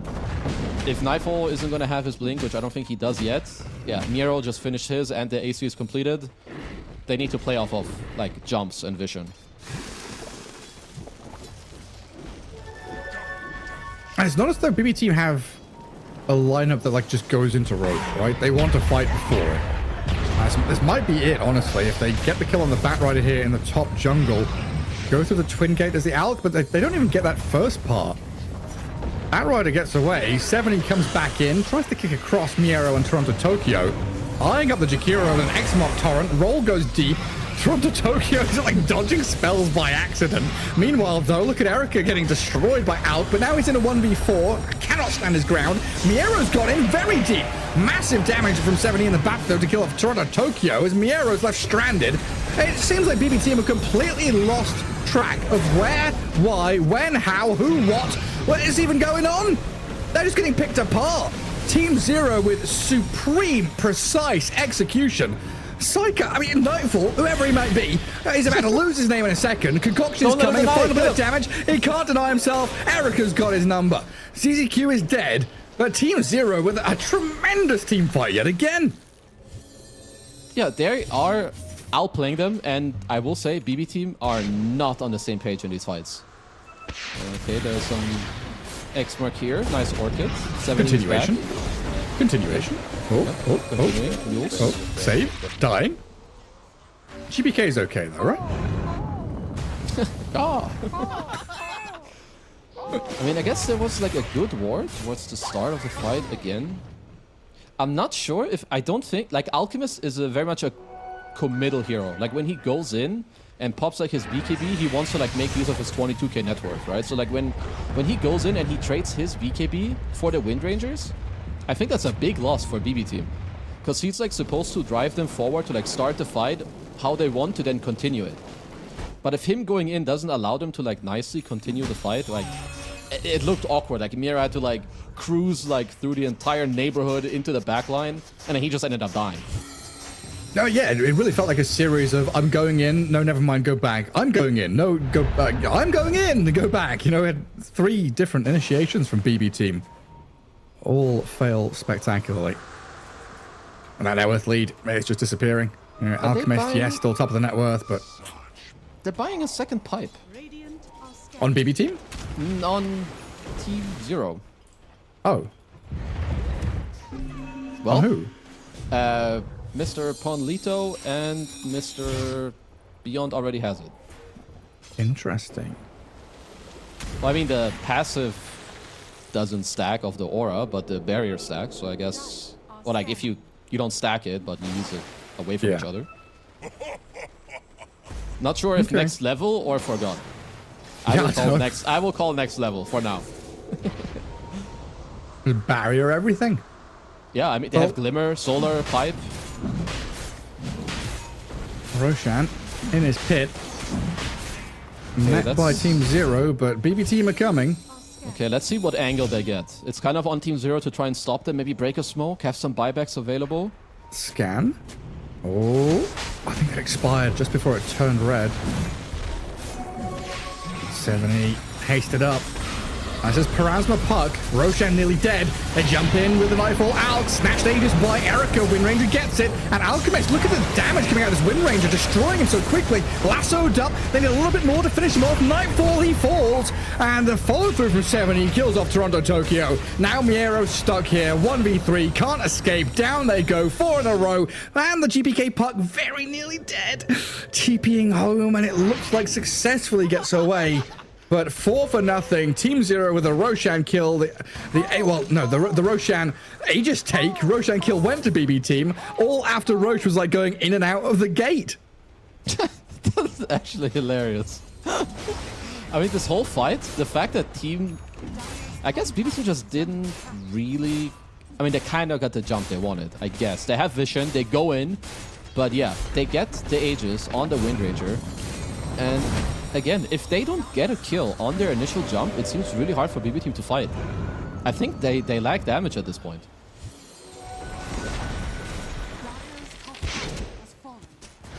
This Wind Ranger has gone from being like non-existent AFK farmer to like 1v5ing everybody. It's actually he's insane. Literally owning. Okay, so here, he gets off the focus fire and everything, instantly gets the Aegis. I mean, the fight is like already over at this point. Miero jumped in and got silenced by something immediately. I guess a stone? Like 7E, I guess insta-silenced him? Yeah, or beyond us that quick with an Orchid, I'm not sure. Yeah, maybe.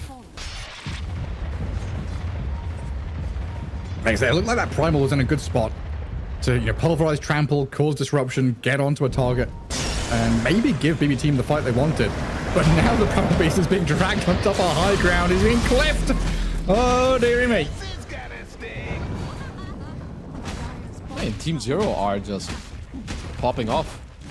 I think that, like, the way that they're currently taking fights, how they're itemizing, what they're doing, remind you at, what was it, minute 12, there was like an 80 to 20 win probability. And I'm pretty sure that one was fairly accurate.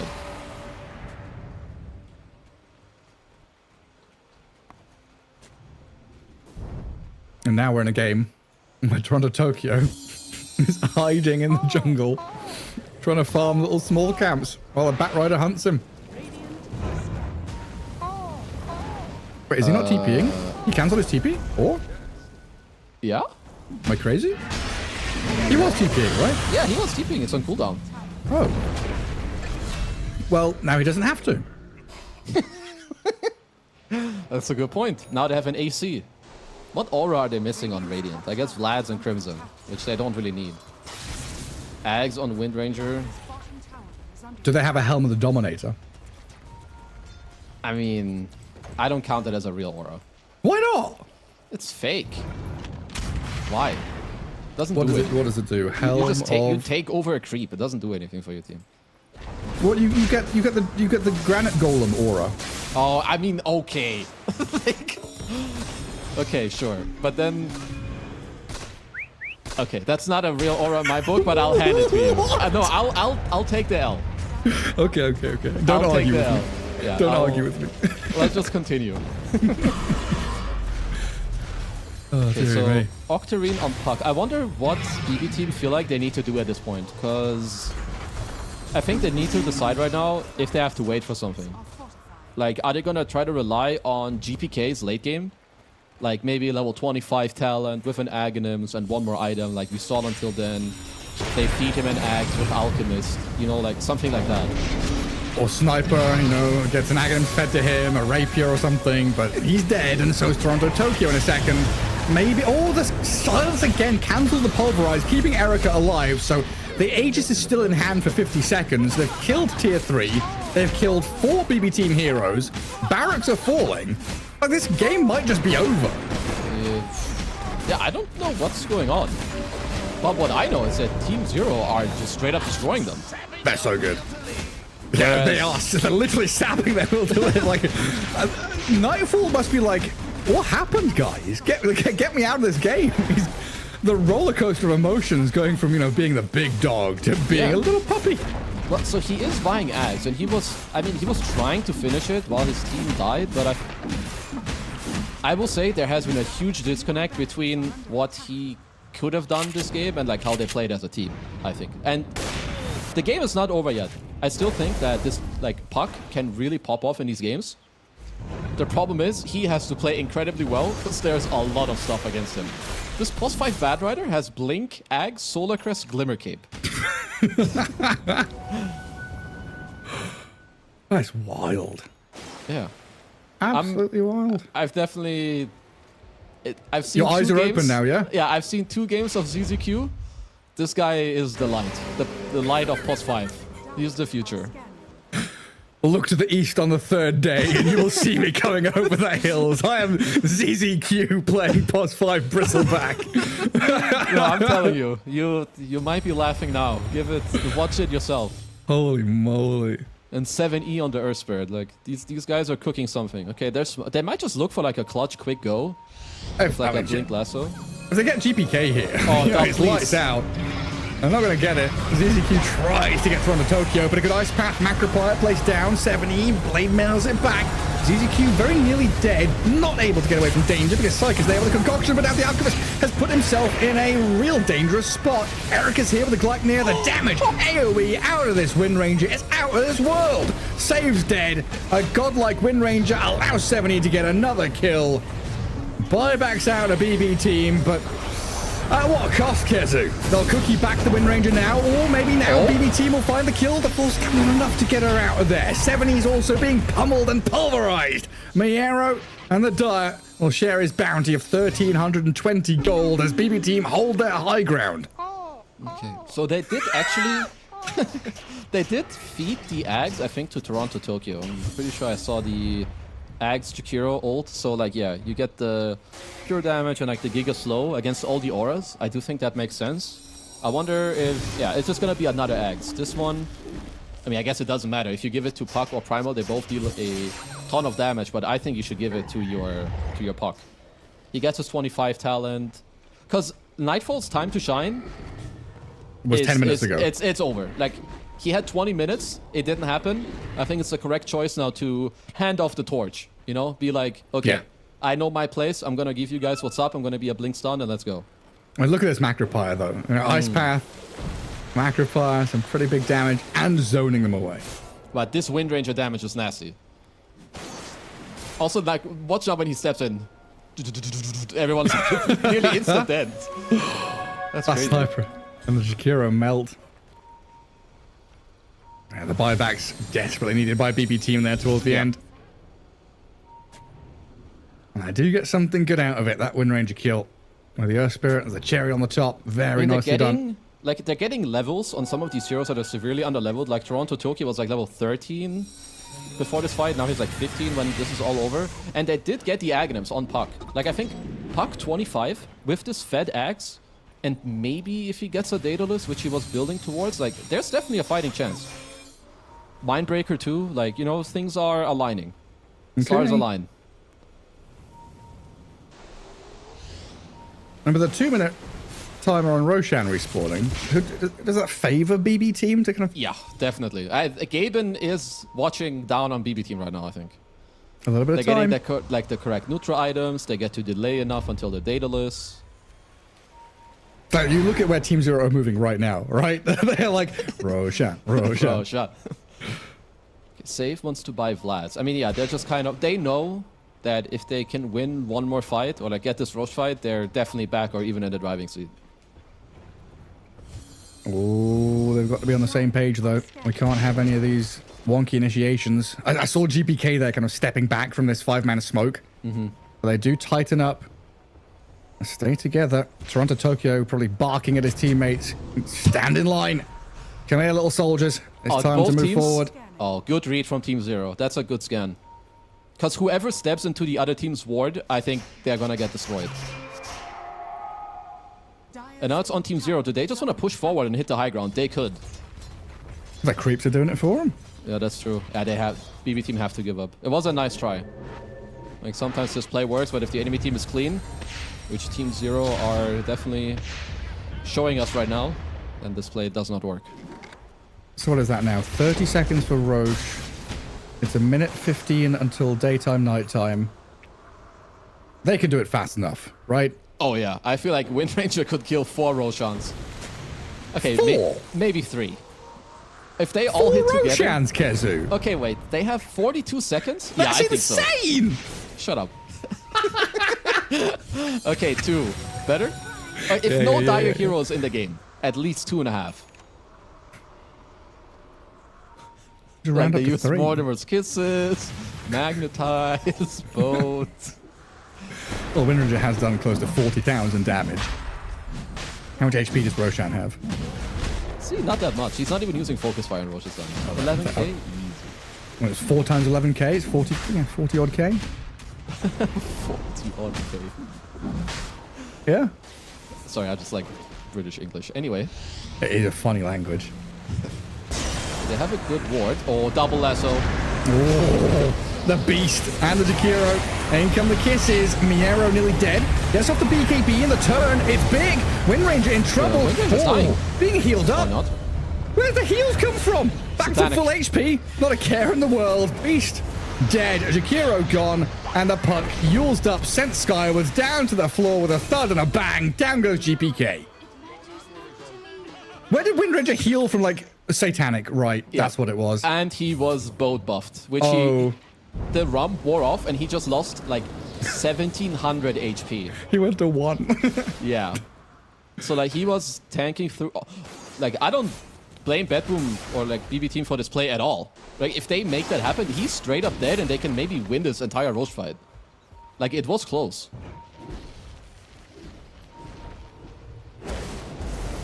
BB team is still holding on for dear hope, though. Does Puck have buyback at all? Like, is it ticking down? Is there 60 seconds just without Puck? 660 gold. So unless they have a lot of shovels and they're shoveling up some bounties. Ooh. Oh, that's 3. That's not enough. Does Alk... How much more does Alk get from 3 bounties? I mean, Alk has buyback. So does he do the Nightfall? I think he's just gonna give it up and wait for all 5 to be alive. Let the mega creeps come. God, he gets a refresher on Earth Spirit too.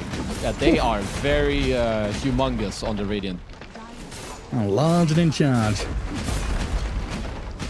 Yep, there goes mega creeps. And straight towards the tier 4s.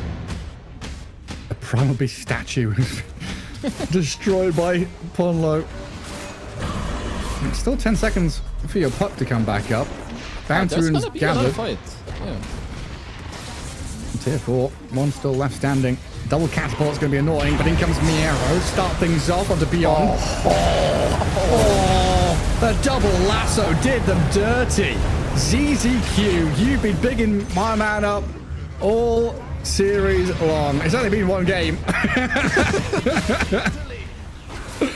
Beautiful stuff. This felt like BB Team's game to lose, right? That win probability, you said it seemed accurate. The game felt like it was going that way. Team Zero just come back with the cleanest execution I've seen in a long time. No, that was great. They did a lot of really, really good things. Like the way they were moving, just like waiting. I think also the Kanka Orchid, really good. 10 out of 10. Like when they instantly get the Orchid, they go mid, they get this kill on GPK, who was like, he was about to take off in the game. And then like they do all the things correctly, just very nice. I have to say that there must be some form of, maybe not disrespect, but underestimating your opponent. Because I think BBT, they did not show up in the way that I thought they would. And I think Nightfall, with the net worth he had, he did not show me the impact he was supposed to have with how much gold he had in this game. Yeah, so you kind of pointed at the Manta style in that game. And you're like, did he need to go for this? You didn't use the word greedy, but it was very safe and defensive, right? So he took that step back, went safe and defensive. If he had gone for the Blink Dagger or the BKB, do you think they could have pressed their advantage and closed this game out? I think so, because like your Puck, everyone in your team kind of wants to fight, right? And the one they're waiting for is the hero with highest net worth. So when they go to fight without you, they're actually, like logically, they're just behind. They're not strong enough because you're just continuously farming. But yeah, as opposed to Team Zero, like every fight that was happening, they have the right items, they're going in, like they're popping their spells, like everyone is just like fighting for their lives to save each other, save themselves, and get themselves a W. Some of these fights are so well executed. Like, that snap turn, when you see the target that you need to kill in the fight, right? They see the Alchemist, they're like, okay, everyone turns on, like swivels their heads, all the spells get thrown his way, and then the next target, snap into action on the next one. And this Bat Rider with a lasso is my dude. Not bad, because also, like, he went for the Solar into the Glimmer and then, like, the bigger items. So, like, also, like, sometimes I think people skip steps. You try to rush Blink. I think it can work from 4, but he's playing 5. So he goes like I help my team, we win fights, we bring back the game. Now I go the bigger and better items. So I feel like everything just really came together for Team Zero. Now, when Erica got involved at the right moments as well, that defense of the Tormentor, that fight there, the fight around Roshan, just kind of turning up at the right time was great on his part. But then you think about, how was it, why was it the right time? How was it the right time? You think 70, Beyond, ZZQ, Ponlo. These 4 did so much of the groundwork, the heavy lifting, trekking out on the map, scouting, hunting, finding kills, dying here or there, giving away a bit of space to BB Team, but always creating space for that Wind Ranger of YSR-04E. What a funny name as well. It's like, no, but honestly, like what they were all doing together and just like, as we said, showing up, going the right items. Like in the last fight, he has the Satanic, but he also has like the Axe to go around, have good positioning, gets the Age of Steel and the one crucial fight as well. It just looked like very natural. And like I was watching a team that has played together for like a long time, knowing what they have to do and having each other's back. Whereas when I looked at BB Team, I feel like I didn't watch a team that had each other's back. No, at least like 3-4 people. So it's just a big discrepancy. And I think if you're a caliber team like BB team, this cannot happen. I mean, one of those fights in particular, right, where we had the Alk jump the Wind Ranger, the Primal Beast jump in onto like the Bat Rider, you know, kind of one by one. They were all making individual moves. Definitely didn't feel like they were on the same page. Whereas, just crystal clear that Team Zero, outside of the laning stage, there was just like no redundancy, no messing around. Everything was listen to the call, go for that call. You're in position, you're making the moves and looking very crisp doing it. So game 1 to Team Zero there as they dispatch with BB team in that first one of the series. But one more of the night coming up. We'll see you in a couple of minutes.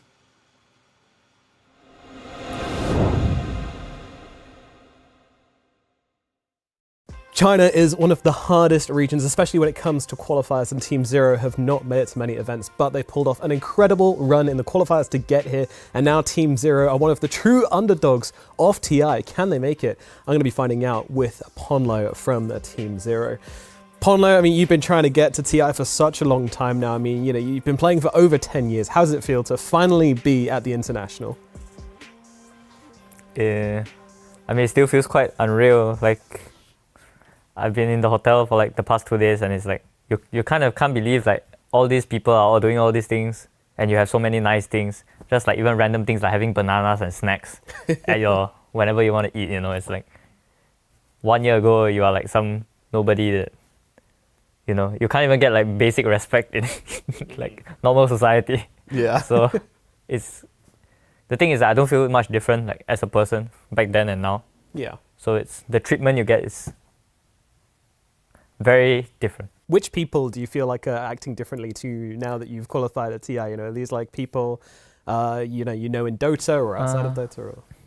Maybe it's not really about how people treat me differently. I think it's more like, I think before you get to TI as a Dota player, you kind of feel very small for many years. I felt very small when I attended events back then when TI was in Singapore. And I went, like, I didn't even feel worthy to go into the hotel lobby. Really? Like, because it's like, everyone here is just better than you. Like, there's no argument, who are you to say otherwise or think otherwise? Yeah. But now that I'm a player at TI, I don't feel that big anyway. It's just, it's just like, I get you. Now I don't feel small. Yeah. That's awesome. I don't even know if you've had a chance to kind of think about this or, take a step back, but what are your expectations? What are you aiming to achieve coming into this international? I think when we won the qualifier, I felt like perhaps some of the other teams were not at their best. I didn't feel like we were ready for TI back then. Mm-hmm. But then actually, in our recent scrims and that we boot camp in Serbia, more and more I feel like we could do something, here. I'm not going to say I think we're going to win it. We could be Wings 2.0. Yeah. It's possible. Yeah, a lot of things have to line up for that to happen. But I don't really care for that as much as I just want to play like good enough Dota that I'm not disappointed with myself. Yeah. That's what I want. And yeah, that's the most important thing. I mean, it's quite interesting. You're very honest about this. And, is that because you as your team, when you talk to each other, do you have these open conversations? Because, it's been a tough year for you guys. Have you been able to address that as a team? I would say we are as honest as you can be, pretty much. We are like, we told between the line of honesty and being an asshole pretty often. Yeah. I mean, that's the thing about a young team is you can be like this with your teammates. Whereas perhaps with older players, there's about a lot of like, oh, you have to respect this person, you can't say certain things, blah, blah, blah, I've been there.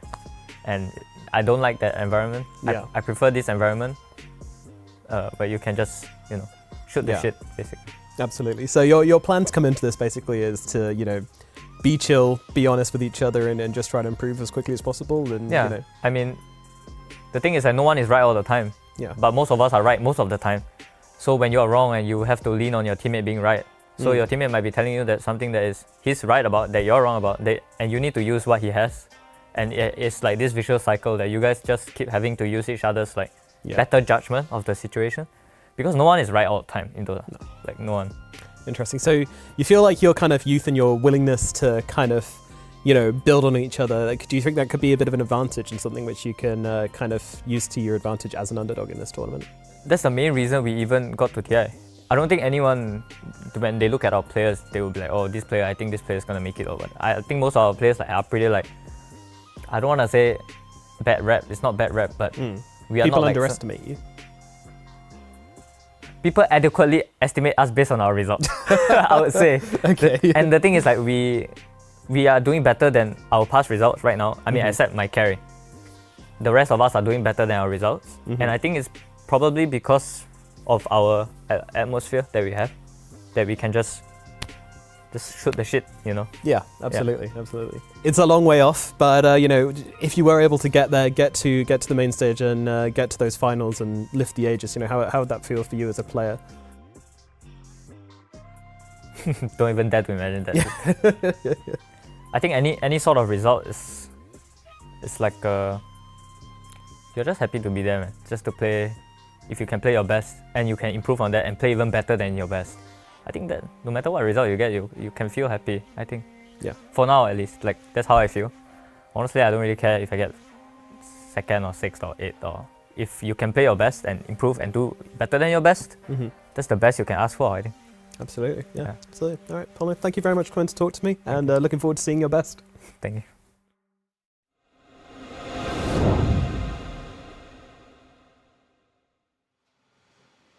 Always great hearing from Ponlo there. Always, very clear, concise. I love it when people kind of take that, 2-3 seconds to really think about the question, think about the answer. And he's always kind of just a naturally charismatic and funny guy as well. I mean, like Ponlo and I, we played together, it was like 2 years ago in Quincy or whatever. I will not say it worked out incredibly well, but he is first of all, he's a very hardworking. He was the first player that when I talked to him about like, what do you think about yourself? He straight up went, I don't think I'm talented. I just put in the hard work. Wow. I've never heard this ever from any other player in Dota ever. And I think you can just tell that, he has like a good attitude. Like he understands like what it means to be a team. You need to use each other's ideas. No one is right all the time. It doesn't matter who you are. Miracle, Yatoro, like doesn't matter. They're going to make bad calls. So help each other make it better. And I think that was a great interview. I think people like to hate on players who sometimes have had a bad performance. I know Nightfall has hated on Ponlo in the past, and now he just lost to him. So joke's on you. That's how Dota goes, right? You play with someone in a pub, you chat some shit, and then all of a sudden you're losing to them. It suddenly happens. Yeah, because it's all like Dota moves so fast, and generally people will only care about the right now. What happened to you 2 weeks ago, no one cares. If I'm beating you right now, then I've got the upper hand. And I think most people, they will feel like this. Right now, what matters is the road to TI and this exact game that they're playing now. And that's kind of what Ponlo was talking about there as well, right? People adequately sort of look at their results and estimate how they're going to perform, and they are slowly kind of incrementing on those performances to get better and better and qualify for TI. And he's like, yeah, it doesn't matter if we don't lift the Aegis or we don't place well or, we bottom out of our group. As long as we have improved from our, last series to this one, then that's good enough for us. Yeah, and I think that's also good. Like this, what are your expectations? I expect we're going to win TI. It doesn't need to be that. It just needs to be, I want us to play well and show what we have. Because if you do that well, that is what's going to make you win TI, not like how you feel or how you fake how you feel and so on. So I just liked actually everything I heard in that interview. I think it was one of the better interviews I've actually heard in a while. 100%. 100% agree. I mean, it kind of, call back to what we were talking about earlier on today as well, that kind of, the game knowledge and the mechanical skill, is there for every one of these players at TI. Yeah. But then there's that kind of next, the meta level, the meta understanding of, how do we get from A to B? How do we progress from here to there? How do we get better, etc., etc. Dota is such an iterative game that, not just from game to game or series to series, but within a game, every minute passing, something is iterating, right? You're changing your decision-making, your itemization, this or that. And it's the underlying understanding of, like he said, leaning on your teammates, knowing that they've got your back or you've got theirs. No one's right all the time. We can make mistakes, but as long as we find the remedy to those mistakes in the next minutes or in the next game or in the next series, then that's what makes us good Dota players. Exactly. It's just like, how do you work towards like the next thing that you're doing as a team, in game, out of the game?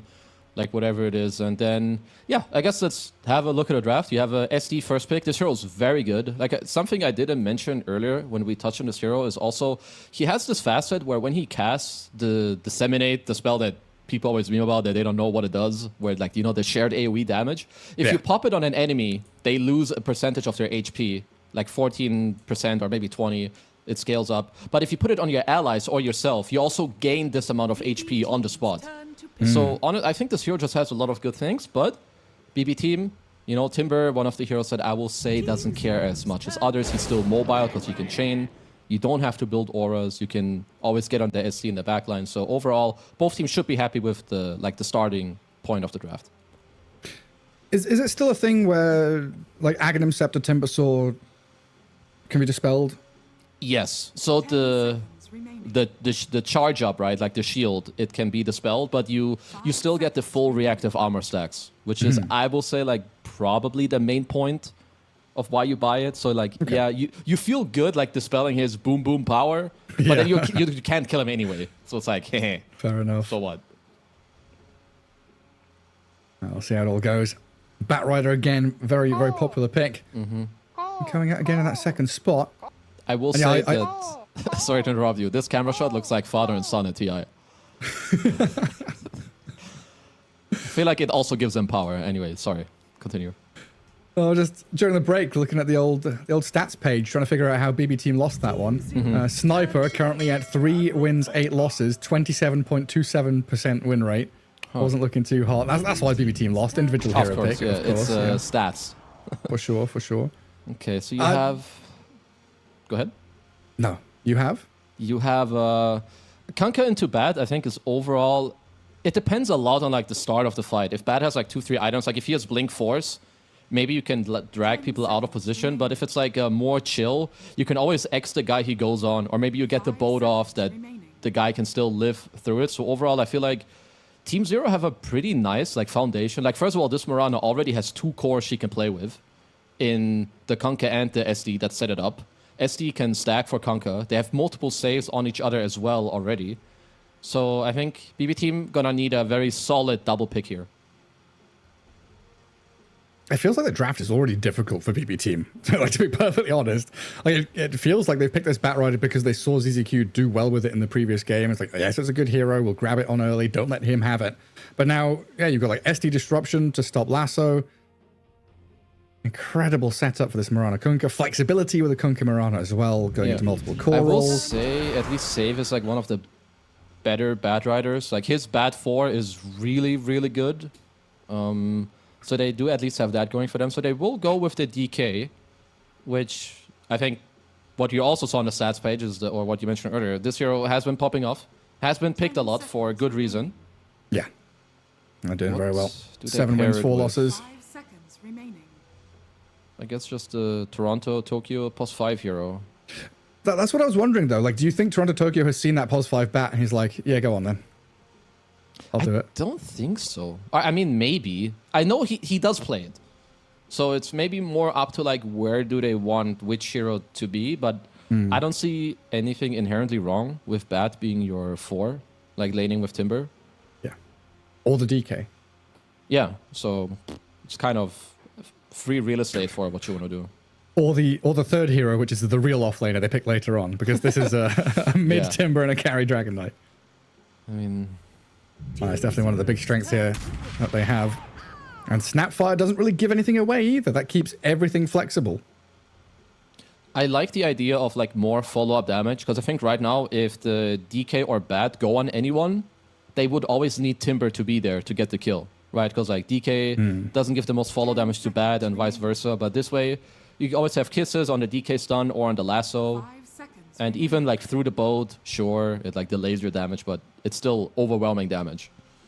And it's, I don't know how to say this, but it's damage that moves. You know, kisses. Yeah. Someone leaps away, you can still, the damage still follows. You can still kind of aim ahead. Someone's boated up, you into the trees. It's not static damage, you know, like a DK or whatever, just stands there. Yeah, and hits, or like if they get disrupted, you can shoot someone else for a few seconds, or layer it in the air while they're coming out of it. So It kind of Yeah, I just think, keeps like- the machine rolling while someone's disrupted or boated or X'd or whatever. What if that was, you know, like the Pango shard where he stops rolling? What if you gave it to Snap where like you stop shooting? Or like you charge it up for a few more seconds and then you shoot again. You turn on the safety to charge up the gun, the ion cannon comes You're out. like, yo, Mortimer, hold up. Just start shoveling coal or Yeah. ice cubes or whatever you're doing into the lizard's head. Sounds kind of base to me. Okay. Just imagining the engine room scene in Titanic with all the dirty men shoveling coal into the engine. So just little. Oh my god, what's her name? Mortimer. Mortimer is the lizard. I mean, it's the Beatrix. What? Is that her name? Don't quiz me about Titanic. No, what's Snapfire? The woman. What's her name? I don't know.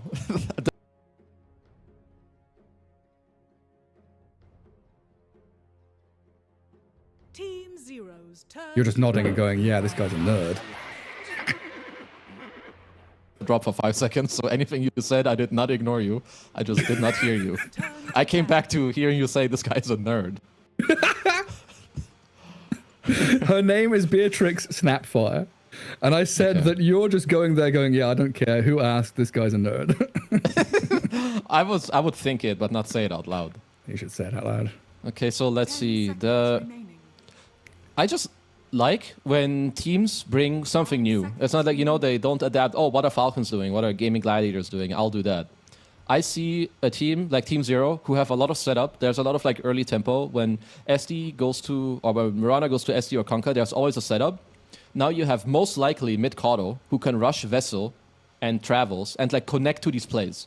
There's like a very easy setup, SD, like there's an arrow, you TP there, you have earned travels, and it can really shut down like both DK and Timber.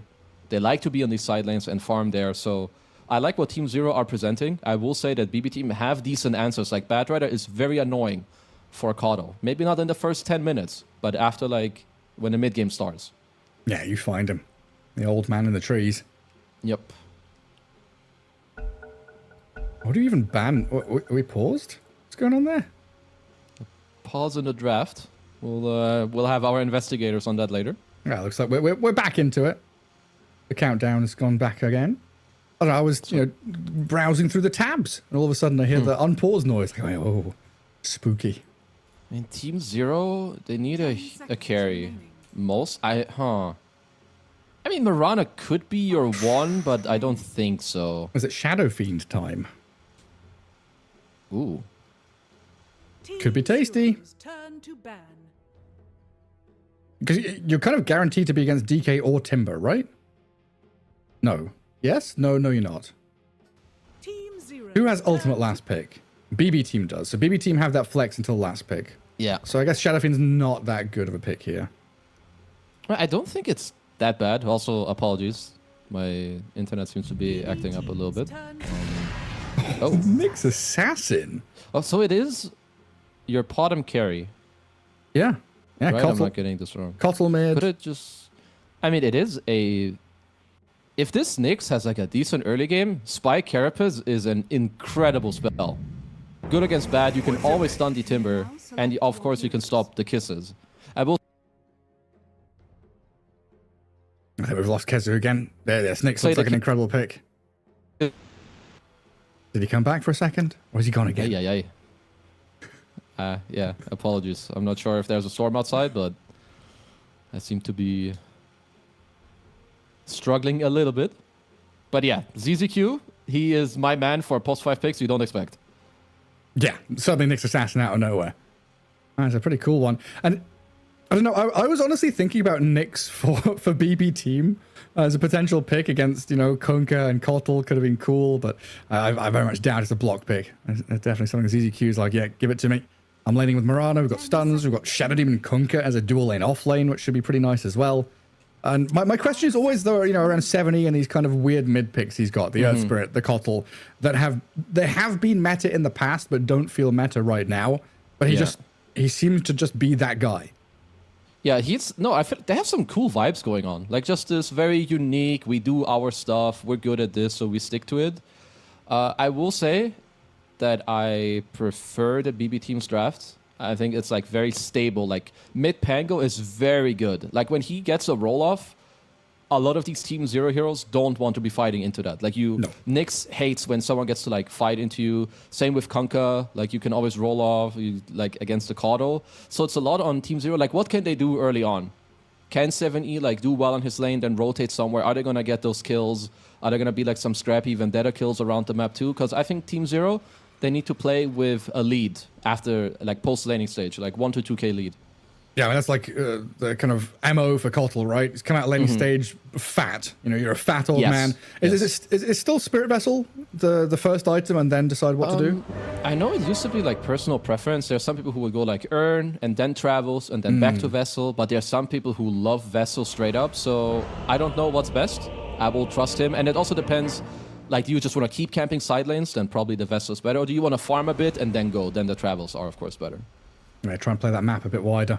Yeah, we'll see. I mean, they do have a lot of catch, so the Travels could have a lot of use there as well, where, you know, your Nyx scouting or your Kunkka X marking, setting things up with a Shadow Demon disruption, able to bring the numbers pretty quickly, could be quite handy.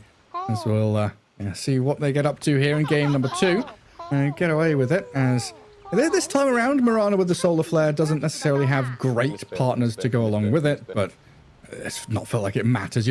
It's not like old Drow where you need to pick a bunch of ranged heroes. Like, I guess it's kind of like, like you said, like it's mainly just for yourself, but it was really strong what we saw Talon do earlier, right? Like the Slaughter DK, that was no joke. Because this time around, these might be some of the worst Solar Flare heroes possible. Kotl. Clap. Nyx. I mean, Nyx is universal. Yeah. You know? He can scale. He can hit by a couple of Wraith Bands. Who was it? Was it Antares? God, who was it? There was a Kotl. It must have been. It was playing Kotl and Skywrath. Or a Save, wasn't it? Save Kotl buying Abyssal Blade. Yeah, he's the Abyssal Blade. Antares is the Skywrath guy. Skywrath mage. Yeah, you're right. Stop those black holes from coming in. I'll see what they get. I mean, you know, Kotl here with Solar Flare and Abyssal.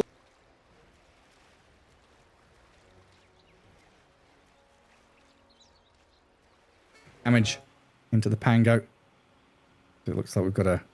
Oh, they're lagging too. Nice. Maybe it's I'm connected. Well, I was going to...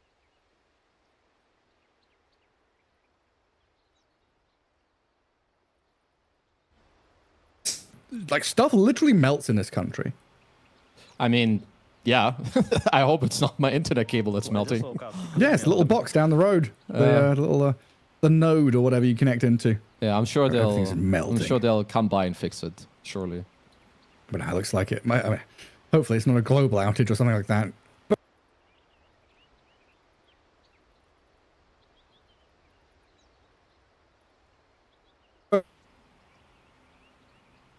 Something that's always fascinated me is like connections between cities and country stuff.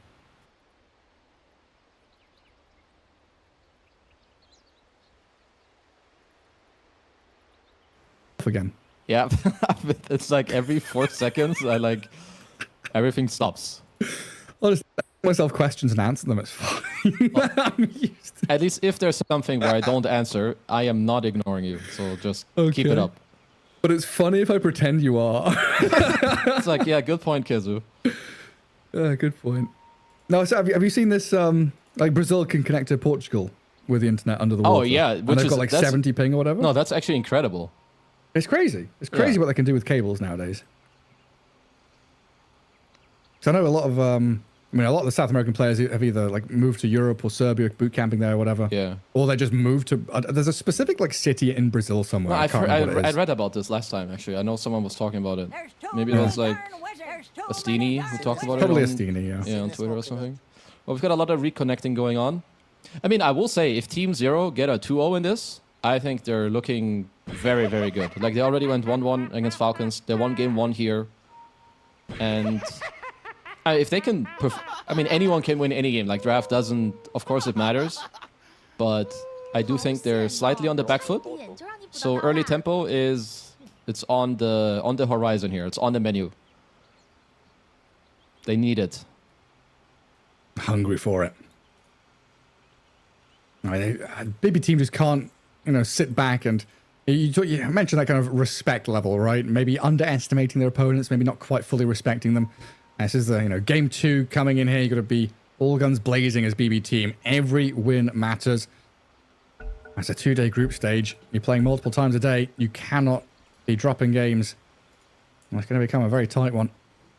It looks like we are back underway. Hopefully everything's all resolved and we'll have a nice clean game here. As BB team do start things off with 3 bounty runes to the 1 of Team 0. Well, of course, that is a good start. Let's see, Toronto is still... Who are you? There's a voice in my head. What? Hello? Oh, sorry. It's Kezu. Hello. I didn't expect you there. Wow, you're really funny. I didn't even disconnect at all. The last, 1 minute has been good. Oh, Gary. Bat Rider with a funny little sentry block of the camp of the Cottle. Or it's already pinged, though. Shadow Demon's like, there's no bat here. He's up to funny business. Yeah, I mean, they did, see him with, daytime. And, I mean, what else is he going to do if not that? So they're definitely going to be looking to deboard that. Because I think Kata is a very, I like to call it a dishonest mid-hero. It's like, my cat could play Kata. She presses Illuminate, pushes mid, and then you stack a camp and hit jungle. Yeah. So you don't play the lane. Yeah, exactly. You don't have to. It's like Primal Beast. You take some waves, you go cut. So yeah, they want to try to slow him down a bit. It, of course, makes sense. Who was... There were 3 of them. There was Sniper Cottle... Oh, Zeus, of course. Sniper Cottle Zeus were the 3 dishonest bastards just winning lanes by doing nothing. I mean, I agree. Zeus just presses Q on every wave 8 times. By clarity. Here we go again. Well, none of that. Dragonite 6-1. Doing okay down bottom. Currently just facing off mano a mano against the Kunkka. Well, it looks like the Bat Rider chasing Shadow Demon around. While up at top lane, Erika and ZZQ, Mirana and Nyx. I don't know how this lane is meant to play out. Melee support feels good, but it's not a tanky strength one. He does have a stun. You've got an arrow to follow, but I don't know, Timber, Snapfire. I think that seems nasty. Team 0, Erika and the Mirana should definitely farm, but I think they should slightly lose. Or if Mirana has a good game, Nyx will be the one to suffer a little bit, at least in my mind. Because every time he walks in, he's going to get hit by Snap and then queued by the Timber. I guess the big thing is Timber doesn't lose this lane, right? Timber just is free. Pretty much. Which I guess is also another thing. Later you can focus on stacks as save, and then when GPK gets closer to 6, you can rotate mid. Even just a scatter blast and a blood grenade could be enough for the Pango with a roll to just get a kill on the Kato. Yeah. And Save being very vocal about how they're playing out this lane. And steps forward, forces the Nyx to play the left-hand side, but a cookie is a good one there. ZZQ turning with this Mirana arrow over the top of the Nyx stun, and Miero very nearly dead. A couple more hits should do the trick, and first blood's there for Erika. ZZQ's still alive, does get scatter blasted down by Save, but a lane where we're feeling like Timbersaw should just be free gets taken down very quickly. I didn't mind the play with the cookie in and forcing the carapace and so on. The problem is I think Miero just used Whirling Death 0.1 seconds too early. Instead of dealing damage to the Nyx, the carapace was still up, so he took all the damage himself. Because they had the first blood there otherwise. Rough stuff. Every little move, every little play. It's just a matter of frames, a matter of seconds. And now that's going to feel really good for this Mirana. Get first blood. Oh, get a kill in the lane, sorry. Yeah, no, getting a kill, you have a lot of wand charges too. If you ever get left alone later, you can sustain nicely, they can't really kill you. Because if you're CZQ, it's probably good if you can play on pulls. Maybe you go Mind Flare, creeps, every now and then, just an in-betweener, because, yeah, I don't know if you will get another kill in this lane, right? So you just play on, you help your Mirana, give him solo XP, and looks like he's doing just that. Pon low. There's some sticky napalm stuck on him, but they've got the turnaround. Disruption Torrent forces Toronto Tokyo there to pop a Lotus. Does hold on to his 6-stick charges, though, at least. I'm thinking about turning back on Kunkka, but I'm not going to go for it. It's a very good Bad Rider lane. Lanes where you can just kind of freely play around against low damage, you really, really enjoyed it. SD Kunkka, again, very slow. You just keep sticking there, you hit them as they're high-fiving for the rage creep. Oh, Kunkka gets it. This top lane has got me thinking, Kezu. I see Mirana Nyx, and I think they must be against a Chen or an Enchantress or something like that, but they're just not. 2 heroes that can just insta-kill creeps. Yeah. I guess they're going to have a good time to go back in jungle or something, but... Toronto Tokyo, towing the line there a little bit. Pops his wand. Oh, 3 stays poisons. alive. Yeah, there's just a lot of like back and forth, but Kanka's very happy bottom, as now we have some fights up top. Mr. Save. That's fine. And GPK even moving in to try and scout out to see what the Cottle's up to. That Radiant Observer ward under a dire sentry near that camp though for now. I mean, he at least... Yeah, this ward is gonna die. That's actually not a very smart observer placement, because he... Oh! Well, they gotta kill... Yeah, they've got him. They do. Another one. I don't know if I should eat my words, or if Miero should eat them for me. Assassinate. He's died twice now to this... Is Nick's assassin just a counter to the Timbersaw? I mean, it is later on. I don't think it's really supposed to late.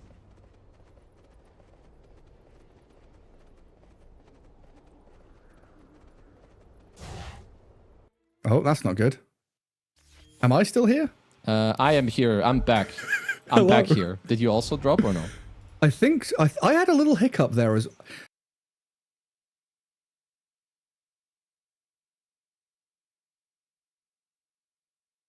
At the lobby, unfortunately, and the... I am back. Oh, sorry, that's my fault. I have my lights on as well.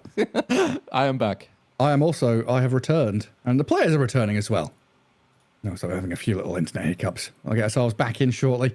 Yeah, I don't know, is the next assassin just carapacing the Whirling Death perfectly, and that's what's upsetting Miero in that top lane? I mean, at least I think what happened on this dev just now is that he was trying to like contest the pole, and then they just got an impale into arrow, so they still had the carapace available, which means he couldn't chain out. Right, because if he chains, it will just get cancelled instantly because the carapace is still there. So I think they're just getting outplayed, like making some mistakes, which, you know, it happens. And Team Zero are just fully capitalizing on it. Yeah, it's like stepping up to the small camp to kind of contest roaming mid. Yeah, because let's say you talk about the fact, okay, we want the supports to play around mid, so then maybe you either A, you play more safe, or B, maybe you take a second level in reactive armor. Because I think Mirana Nyx, if you know what you want to do and you play accordingly, you cannot die unless you're trading kills. Which was the idea on the first time, right? That was just a mess up. Yeah. It's going to be on Mr. GPK. He is doing very well. He was very far ahead before Mr. 7E blasted like 15 creeps in the jungle. So he is 6. They should look to play through him. Honestly, he's still 500 ahead of the Kotl, though. It's kind of surprising, but I guess Kotl still has like a large camp stack, can still build some up as well. Maybe dip a little deeper into the jungle. When does Kotl make the first move? Does he finish Vessel first and then go? Or like he has earned now, right? Honestly, I'm not sure. I mean, whenever it's basically very free, I think it's about like if he's set up for it. If they have like, yo, we can impale arrow top, he will go there. Yeah. If there's like, oh, we have X mark Torrent bottom, like he's probably telling his team, guys, I'm strong. If there's a side lane play, go for it. But there's a high chance that like BBT, again, when you have a mid laner that wants to rotate, the best thing you can do against it is go to him. Force him to like stay mid, make it annoying for him. Don't give them like these easy side lane plays. Don't let him disturb or bother Mr. Nightfall, who looks very focused there in his camera. Heading away at creeps, farming up a storm. They're trying to get on top of Beyond right now. With a cookie and a blood grenade, they should have this one. Kotl has arrived though. Oh, hang on. Beyond getting tagged up by the sticky napalm, and the damage of Toronto Tokyo barely staying alive, but that one final hit will take him down in the end as Ponlo has arrived. Not offering that much damage, just a bit of control on the bat, while the Hango Rolling Thunder is coming here to clap down on the Kotl, and that's the rotation you didn't want as 7E. Yeah, that's big. Maybe more? Ponlo? He's been found by GPK. 4 seconds for the disruption. Dodges the swashbuckle, but a couple of taps of the rapier, maybe. Oh, save, well done. That was close. I do respect the fancy footwork. Dodging the Pango roll, then dodging the swash. Okay, Wisdom Steal. Oh, ZZQ!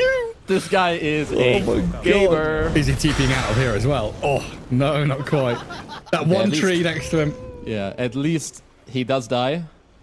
My bro is on the money in terms of what he needs to be doing on the map. But yeah, that was a really, really good rotation from BB team. Like going down bottom, starting the rotation, and kind of knowing that Caudle will go there. So you just bring GPK to reinforce. Yeah, very well done. He's really, this time, respecting what Team Zero are bringing to the table.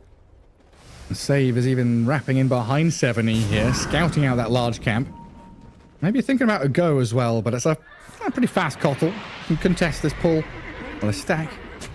He can't really touch the Kotl himself.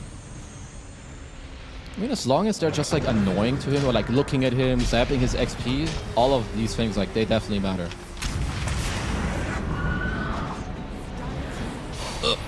Save. Oh, is dead.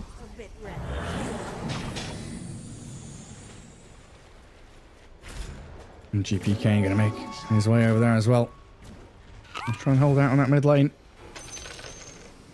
Drops the smileys.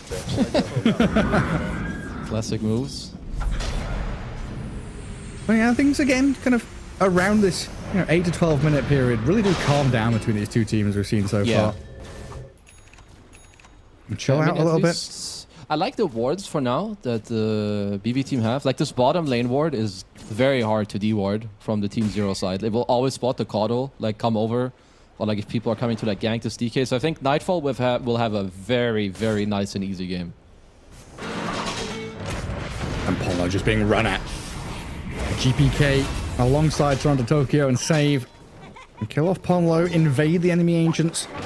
Making life very difficult for Team Zero here to kind of pivot, like you say, out of that mid lane into bottom. Kotl's kind of stuck in the mid. And GPK going to gather up some neutral items here from the large camp. Yeah, like this, the macro play is very good right now. You just leave the Timber alone because they can't really touch him unless he plays far up and Caudle goes there. So you play mid bot, you save your DK, you see their stacks because they have Conquer, they have SD. So all in all, pretty good. But I mean, Erika on this Mirana is silently farming away. Like, he's about to have a 10-minute Maelstrom. That's monstrous. He's getting pretty big. Not too much to stop her right now either. Like, how do you even come up and kill her? They're gonna need items, Blink stun. I think. Yeah, like you need maybe Toronto. This is probably a Blink game for your bat. Because I know DK doesn't really love to go Blink until like maybe third item. I mean, they would prefer even not to buy Blink at all. Like we saw Yatoro do earlier, but... Yeah. Yeah. GPK will buy one, and I think Toronto may also. Right, there's some way to gap close, get on the Mirana, one way or the other. All Ancient stacked up by the Timber on the far left side. Back clearing out some large camps. They are bottom, like in the meantime. At least I'm seeing like ZZQ is scouting, but Nightfall has a pretty good position, at least for now. Like they need Caudle with a Vessel charge for this play, and that's like really awkward to connect. Very difficult to get there. Instead, making a play top. Solar Bind into the arrow. Damage from Illuminate. Plenty. Just with the 2 cores. That's without like a stun to start it off. It's just Solar Bind. So powerful. No, that's actually a good... I didn't see the entire start, but they just Solar Bind. He chains away. He's Giga slowed, and then you just arrow. Yeah. Okay, down bottom. He's just poking. poking. Easy Q. Says hello, goodbye. Okay, this guy is Jin Q from POS 5. Actually, ZZQ Jin Q. This guy is like doing... Cheeky. I like it. Like, this guy, I don't think he cares who he plays against. He's happy to be a TI, and he's just playing his little gameplay. I love it. Like, he's just a cheeky little fella doing cheeky little things. Yeah, as you should. Oh, it's the big red Griffin. Griffin Knight. Who gets onto the Nyx Assassin. And BB team, they brought 3 heroes down here. And killing Nyx Assassin. I mean, both offlaners are definitely struggling in this game, which is... It's better for Team Zero, because it's like easier to play through your Conquer for sure. Like he can build whatever he wants. He says like X mark bolt.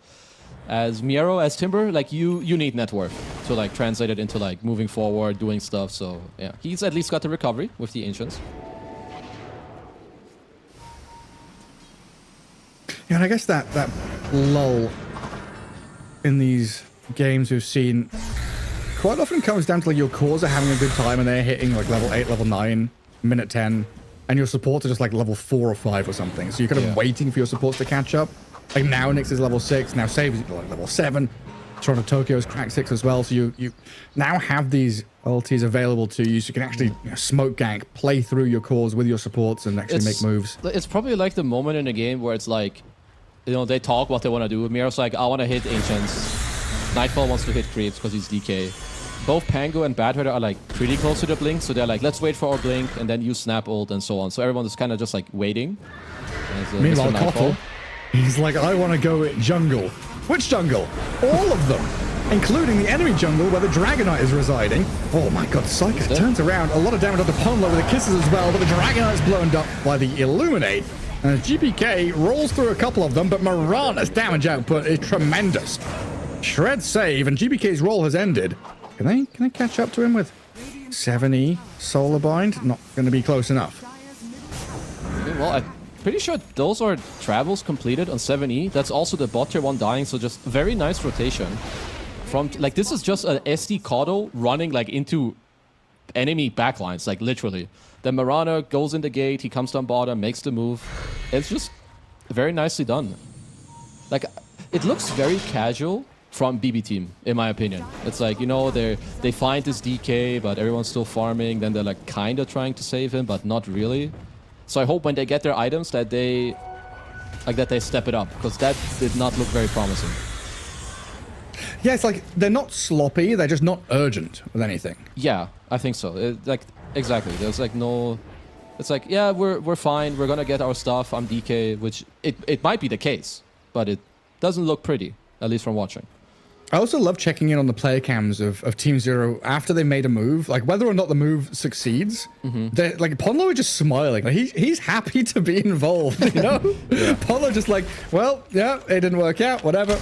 Smile and move on, or looks very happy when it does pay off. I mean, there's some stuff coming up for both teams, right? So, yeah, I mean, Nero gets a part of Ancients. There's a good ward in Sentry from Save, or like at least a Sentry, to see if ZZQ is going to do some shenanigans to come and contest. But Blink is completed on the Bat, and I believe it was a Gleipnir completed on Erica as well. So, another set, like a way of catching for both teams. And now it's like, who is going to try to use it? Because any lasso, it should be a kill. I think I just saw Orchid on the Kunkka too. So it's a big old checklist of, you know, item, all hitting for both teams. I really like, I mean, I like the Orchid again. I think if you go Pipe, BB team, they probably don't really want to team fight you. And like Pipe is good for like 5v5 clashes. Whereas this Orchid, it just keeps helping you like play faster, which is exactly what you want to do. Oops. Random smoke dodge. That's hilarious. They does because they thought he's a Vendetta, but he's just walking by. Incredible. Even pinging high, like they've got vision here, they've got vision there. No, they don't. Like, will Blink Lasso, the next with a save, isn't it, from Ponlo? Disruption, then Carapace leads the X-Mark boat. Save caught up in it. Two-man torrent connects from beyond. Down goes GPK, and Toronto Tokyo in trouble as well. The Bat does kill ZZQ with, I guess, the Firefly and damage over time, surviving on Toronto Tokyo, but Miero's dying. Erica on as Mirana, just massive payload of damage to kill off a couple more. God damn, what's going on? Man, Team Zero are doing some good stuff. So I will say, I mean, the smoke dodge is like half random, half like game sense, but then like the follow fight, Lasso comes out, quick disruption, really nice bolt torrent combo with the impale as well. Like you said, Erica's here, everything gets used. Just make it look so easy to get this triple kill. Very smooth.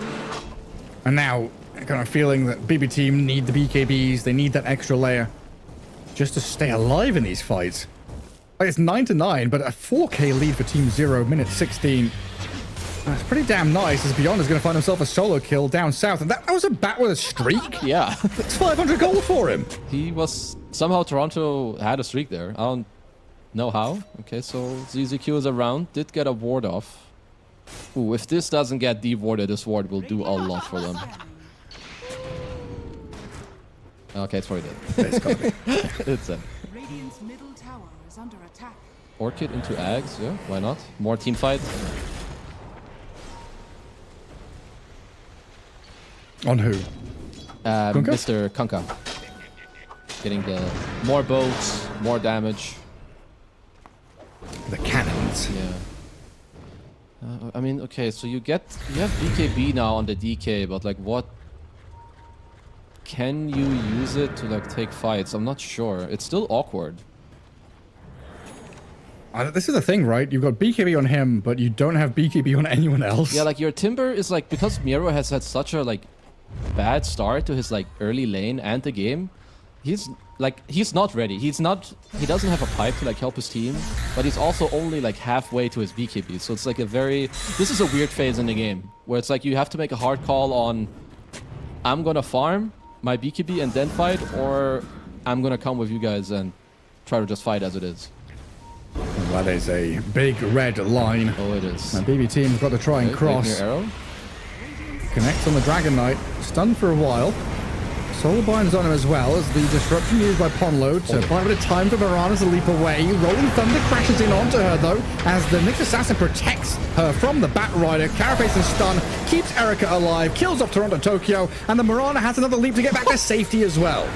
Incredible stuff here as Team Zero are toying with their food.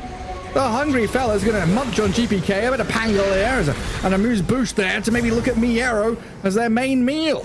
Timber Sword trying to get out of here, but he's silenced up now, pushed back in towards Beyond. ZZQ can come in with a Carapace and a stun. Oh, he's dead. He's overplayed his hand a little bit there, but still taking down Miero's Timber. They couldn't kill a Mirana who, by the way, he only had one leap in that entire fight too. Like there was first of all, great disruption, then an amazing boat, and he kept getting healed. They also used Disseminate on him with the faster to feed him HP, then like double Illuminate. I don't know if there was Lotuses too, but yeah, this is really a really bad sign for BBT. They get like a good initiation. Yeah, there's a disruption to delay it, but like look at this bottom. Everything just gets used on him. Lasso, roll, flame break, keep running back and forth, gets bonked again. Oh, Coco's rum. Incredible stuff, isn't it? I mean, I guess they're fighting. Nightfall he didn't have form. So it's like he's not a hero. So maybe that matters. Well, I mean, at this point, you're down 9k gold. Team Zero, they are cruising. Well, yeah, it feels like a minute ago I said they have a 4k lead when they're killing Bat down bottom. Yeah. Now it's up to 9k. And we're still yet to think about, Roshan or taking tier 2s already in a tremendous spot. I mean, Ponlo has a full Solar Crest. He's got Blink queued up. He's got his eyes on some big items. Yeah, I guess that was also thrown on the Mirana last fight, or at least a Pavis. So they're in Trouble City. Pretty sure that BB team will resort to farming. Like, I'm pretty sure what they feel like they need to do right now is get a Force Staff on Toronto Tokyo so that when he blinks, he forces the guy away from the disruption. Finish his Ags on the Pango and the BKB on Timber, I guess. Because I have not felt Miero in this game. No. He's had a pretty rough one. Yeah. It's just like to get there, the moves they've got to make, and they're going to have to like push out lanes pretty far and then kind of BKB TP home just to try and bait Team Zero into spots far away from where they want to be. It's Roshan time. Roshan will be theirs. They are holding the Solar Flare, so they're okay with this taking longer, but then having the spell for a potential fight later. Definitely okay with that too. Aegis Mirana. Oh, Nyx Assassin. He's coming around the corner. Dragon Knight. Dragon Knight has BKB TP, right? He does. It's Nightfall. He's always going to have it. He's ready. Yeah, he is ready. I mean, the thing is, he has to be careful, because Nyx can easily catch a DK with the Fire Facet. And he always cleaves, so very easy Carapace setup. They even dusted. Like, just like feeling the Nyx was coming. They don't want to... they're afraid. They don't know where Team Zero is, so they don't want to just hit the Tormentor, I think. I can respect that. And what is this? Triple Observer Wards? Radiant have one Observer Ward at Tormentor, one High Ground, and one to the right of the Radiant Ancients. So once the smoke breaks, they're going to see where Team Zero are, and they're kind of signaling and circling it now. That's going to lead to Toronto Tokyo and Nightfall here just move across the map to the opposing side. Like, you're never going to entertain Team Zero here in a fight, are you? You're just dodging as much as possible. Yeah, I just don't think they're really capable and or ready. Because I will say that Team Zero with their draft, they're kind of designed to be ahead. I don't think they're designed to be this far ahead because they are in a really good grasp. Like they have a really good grasp of this game. But BB Team have very good scaling. Like we've all seen DKs, Pangos, late game. You have good jump with the bat. He was dead. He was dead. He is deaded. Super deaded. Oh, BKB on Mr. 7EEEE. E. That was 5. You can... How many E's does he have? Pull up the other ones. Maybe he has 7 E's. You think that's why he's called 7E? Oh, maybe. Man, he just looked in the 2, camera. 4, I feel like 6, 7. he heard me. I think he does have 7 E's. He's like, finally. Someone understands me. He gets it. Yeah. 9k lead. Nice blink there by Mr. GP Keck. Oh, nearly. ZZQ almost had it. Erica definitely had it. Yeah, Bolt, I will talk about it later. Nightfall has been out. The Psyker. Yeah, the Psyker. When you have the Mirana shard and like you leap on like this wave and like you belch on them or whatever it is, and then you kill everything with the Starstorm, people take so much damage. The other day I saw a Broodmother get one-shotted. By the Mirana belching. Yeah, it's like the Mirana like this, and then the Starstorm, and then it hits like everything. Yeah. I don't know exactly how it worked, but it dealt like a gazillion damage. Yep. Sagan's leap path. There you go. Sagan. And Toronto, Tokyo. Deadio. Didn't he? Yeah, he died, just respawned, and died again. Yeah. He do be dying. Quite often. Now BB Team a little bit stuck in their base. Yeah, they have to Miro try to get out. And Miro is out there, trying to push lanes, trying to find a bit of wiggle room. This is very much Team Zero, just building 4K to 9K to 13K, using this Aegis to really just keep BB Team under their boot. So we're trying to get into a Shiva's Guard for the... Does anyone on Dire have a gem yet? I think it would be pretty good if they could try to clean one up soon. Because especially like when you're so far ahead, the only thing the enemy team can do is like try to place good wards and like see you. Nero. BKB TP? Yes, he's fine. Bye. Oh. I think it's not enough. They nerfed. Is it long enough? No, they nerfed X too much. Oh. It's only 3 seconds. Sad. Sajga. Well, the more often they use BKBs, eventually they can't. Because then it's a 6-second BKB, you TP for 3, and then he can just X you and you're always dead. So you can only do the Psyker so many times before you get beyonded. Oh god, did you see him screaming? No. Who? The Nightfall. The Psyker? Look, yeah, the Psyker looked like he was getting quite animated there. He's calmed down a little bit now. I mean, it's not an easy game. So you have 30 seconds on the Aegis to be eventually gone. But the high ground push is coming. Yeah, like they have to. Again, you've reached a state where you better have an answer. And hopefully for you, you have the right one. Can you attack from the front and like burst? Do you need to go around? Do you need to like do we just the guy? Yeah, do we just give up? Just give up the barracks, right? I mean, it's an option. Okay, so they're respecting, because ZZQ looks like he wants to just scout for now. He's hunting. I mean, if that next gets a TP cancel, that could just crack this Radiant base open. Doesn't find anything though, so it looks like Team Zero just going to back up, D-ward, and fall back. So Batrider has a gem, but I don't think the Dire have one yet. I think that is that is a sentries. big plus for BB Team. The fact that they can try to like remove these wards, because it's all about vision and or like a game read. Because you can tell Team Zero, they don't feel comfortable going high ground, and I don't blame them, which means they need map picks. And you need vision and or good reads. Oh, the next assassin. He immediately blown up thanks to the gem. And the ward. Disappeared. Mirana leaping in. Ooh! Slays Toronto Tokyo. The wall crashes on her though. Mirana BKB's up. They've killed off Miero quickly, and now look at Psyche just disappearing under the Mirana's damage. Okay. Erica offering so much DPS. Yes, you killed my 2 supports, but look how quickly you disappear. GPK got caught up as well. It's a 5-man wipe.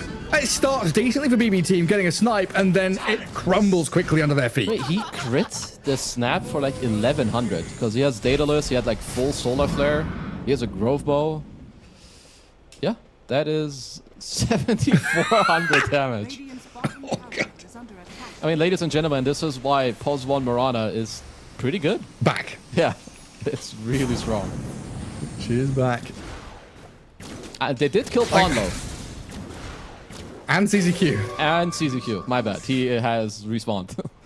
2 supports for 5 though. Yeah, not great. Because he just goes in like Solar Flare Leap and he like 2 shots his bat. And just look at DK. Like this is supposed to be the carry to carry matchup. This looks more like Pos 4 jungle versus enemy Chad carry. When you say look at DK, the Timber Saw is meant to be a tanky offlaner, right? Supposedly. But it's just a couple of hits from a Mirana. Goodness gracious me, Team Zero, they are on one today. Yeah, and they're doing the right things. We can see that they're not like forcing things unnecessarily, right? Like the bottom high ground.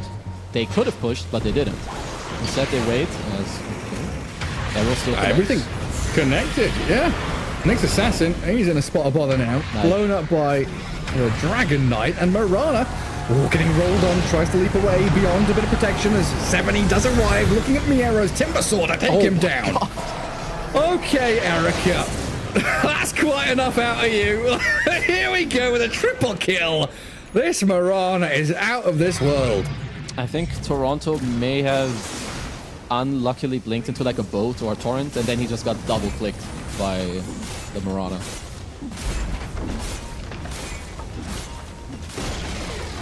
That's a good hero, that. I'm always a fan of like looking for how one team can win. I think the window is like getting really like it's closing. I'm starting. There are no windows. Yeah. This map is now an IKEA. There is one door in and one door out. No windows, no sunshine, no nothing. Yeah, there's because you need time, but I don't think you're gonna get it. Like this Mirana is so strong. If you all in her, you can't because there's SD, there's Nyx, heals, boats. But if you go into all the other ones, they can save, and then Mirana kills you. It's like you have to somehow bait Team Zero into a bad fight in your base, I guess. Oh, look at the catch from ZZQ. Doesn't have the follow through that deep though, but he does get away with his life. Still holding the mech and full wand as well. And now Solar Bind into X-Torrent. Toronto Tokyo having a really rough one. Just can't stand his ground, can't fight back, but maybe with GPK here, Makunka gets disrupted, saved from the roll and the kisses for now. And Beyond looks like he's going to be perfectly fine. Max and healed back up by the Illuminate and the Nyx Assassin. Nightfall will take down ZZQ, pops the Dragon Form. 7E and Beyond playing forward as in the back, Miero is being rooted and killed off by the Mirana. That's got to be it now, surely. GG called. Team Zero with a 2-0 over BB Team. Yeah, I mean... Nightfall. Dead. It's going to be the last one.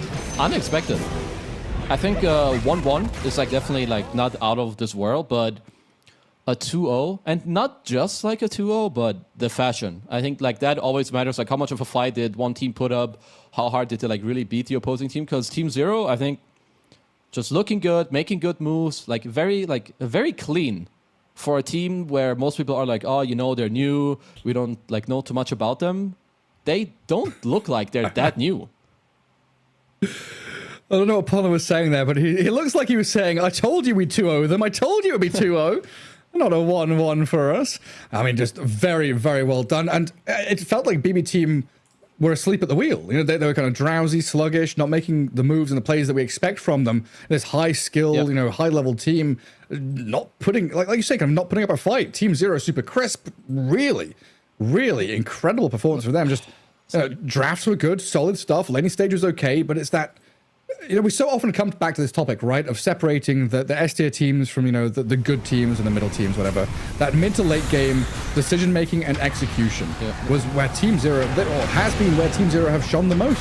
Yeah, because I mean, we should be commending them, and we are, because they did, like, so many things nicely. Like, Erica is 17-0 in this game. He lives through this fight because, like, they're playing nicely, helping each other, knowing what they have to do. And when I look at BBT, I'm just like, they're the ones that nearly always win their lanes. But like bottom lane was kind of a wash. They made a lot of misplays in the top lane to like have such a bad game. GPK had a really good early game and there was like 1 or 2 good plays, but they didn't connect with each other in either of these 2 games like nicely, in my opinion. Like I didn't see a single good like 5-on-5. Whereas Team Zero, you know, they're doing, like, look here, every time one of their boys get gone on, everyone is coming. The whole family is going to show up. And you better be ready for the family meeting. Because they were not.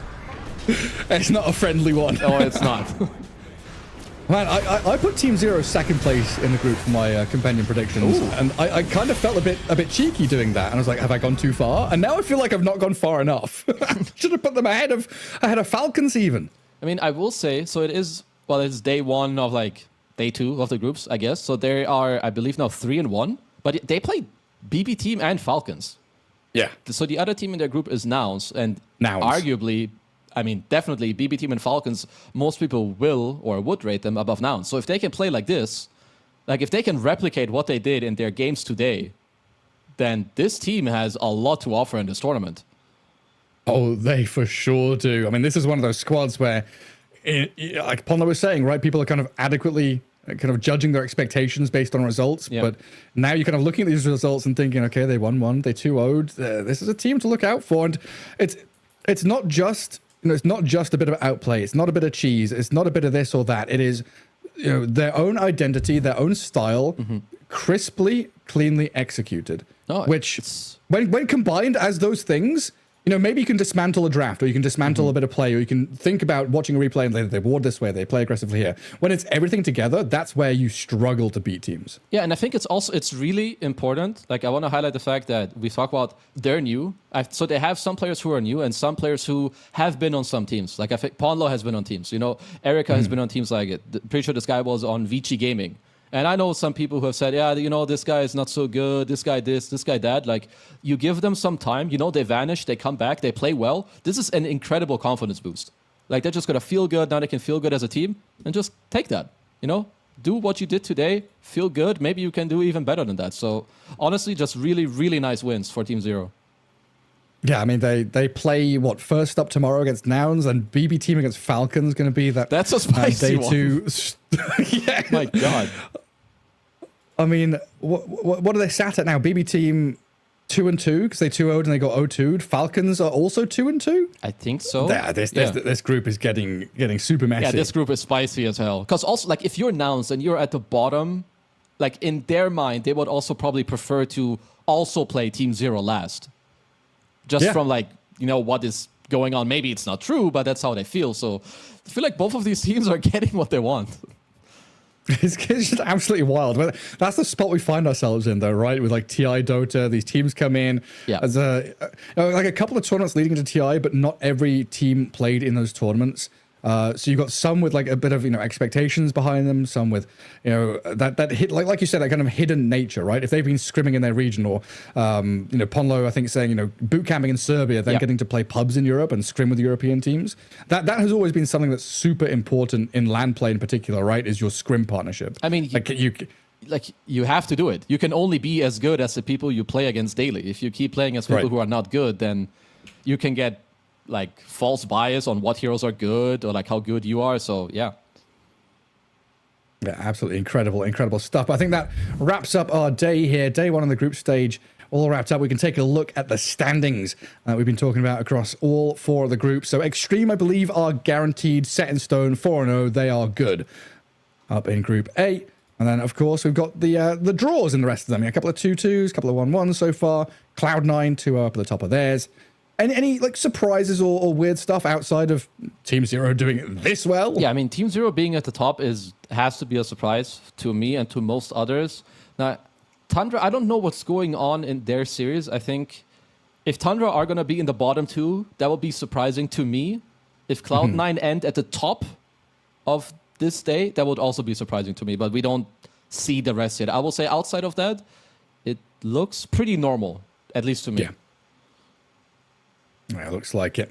I can take a look at the schedule as well for stream A and B. We're on the B stream currently. That's where you're residing and watching some beautiful Dota 2. And of course, there's that A stream with the panel and the other games going on. I think there's 4 streams at the same time, all simultaneous here. So stream B, our schedule, 1 dub against XG, Team Zero versus Nouns, and Tundra versus G2IG. I mean, I will say that the Team Zero versus Nouns, I thought before the tournament I wouldn't be too hyped to see it. I am really hyped to see it now. That's crazy how stuff changes. And then Tundra against G2IG. It could be an interesting one over there as well. And then, of course, over on Stream A, Tundra, Cloud9, Falcons, BB Team, Team Liquid, Team Spirit. God damn. TBD against TBD. Whoa, there are some giga spicy matches here. I think, like, just first of all, that Falcons and BBT lost the games they did the way they did today, and then they play against each other tomorrow is already a big one. You've got Spirit versus Liquid, and then, of course, TBD versus TBD. You know, always very good teams. Yes. Of course, you had to make that joke. I had to like hold myself back. Like, don't do it. Don't say anything. It's not funny. I had to do it because you already mentioned them. So. But yeah, I think in that kind of situation, it's, you know, the scariest animal is the one backed up into the corner, right? Yes. So BB Team and Falcons, I think you have to look at that series and think they're going to be playing their asses off. Yes. To try and beat each other.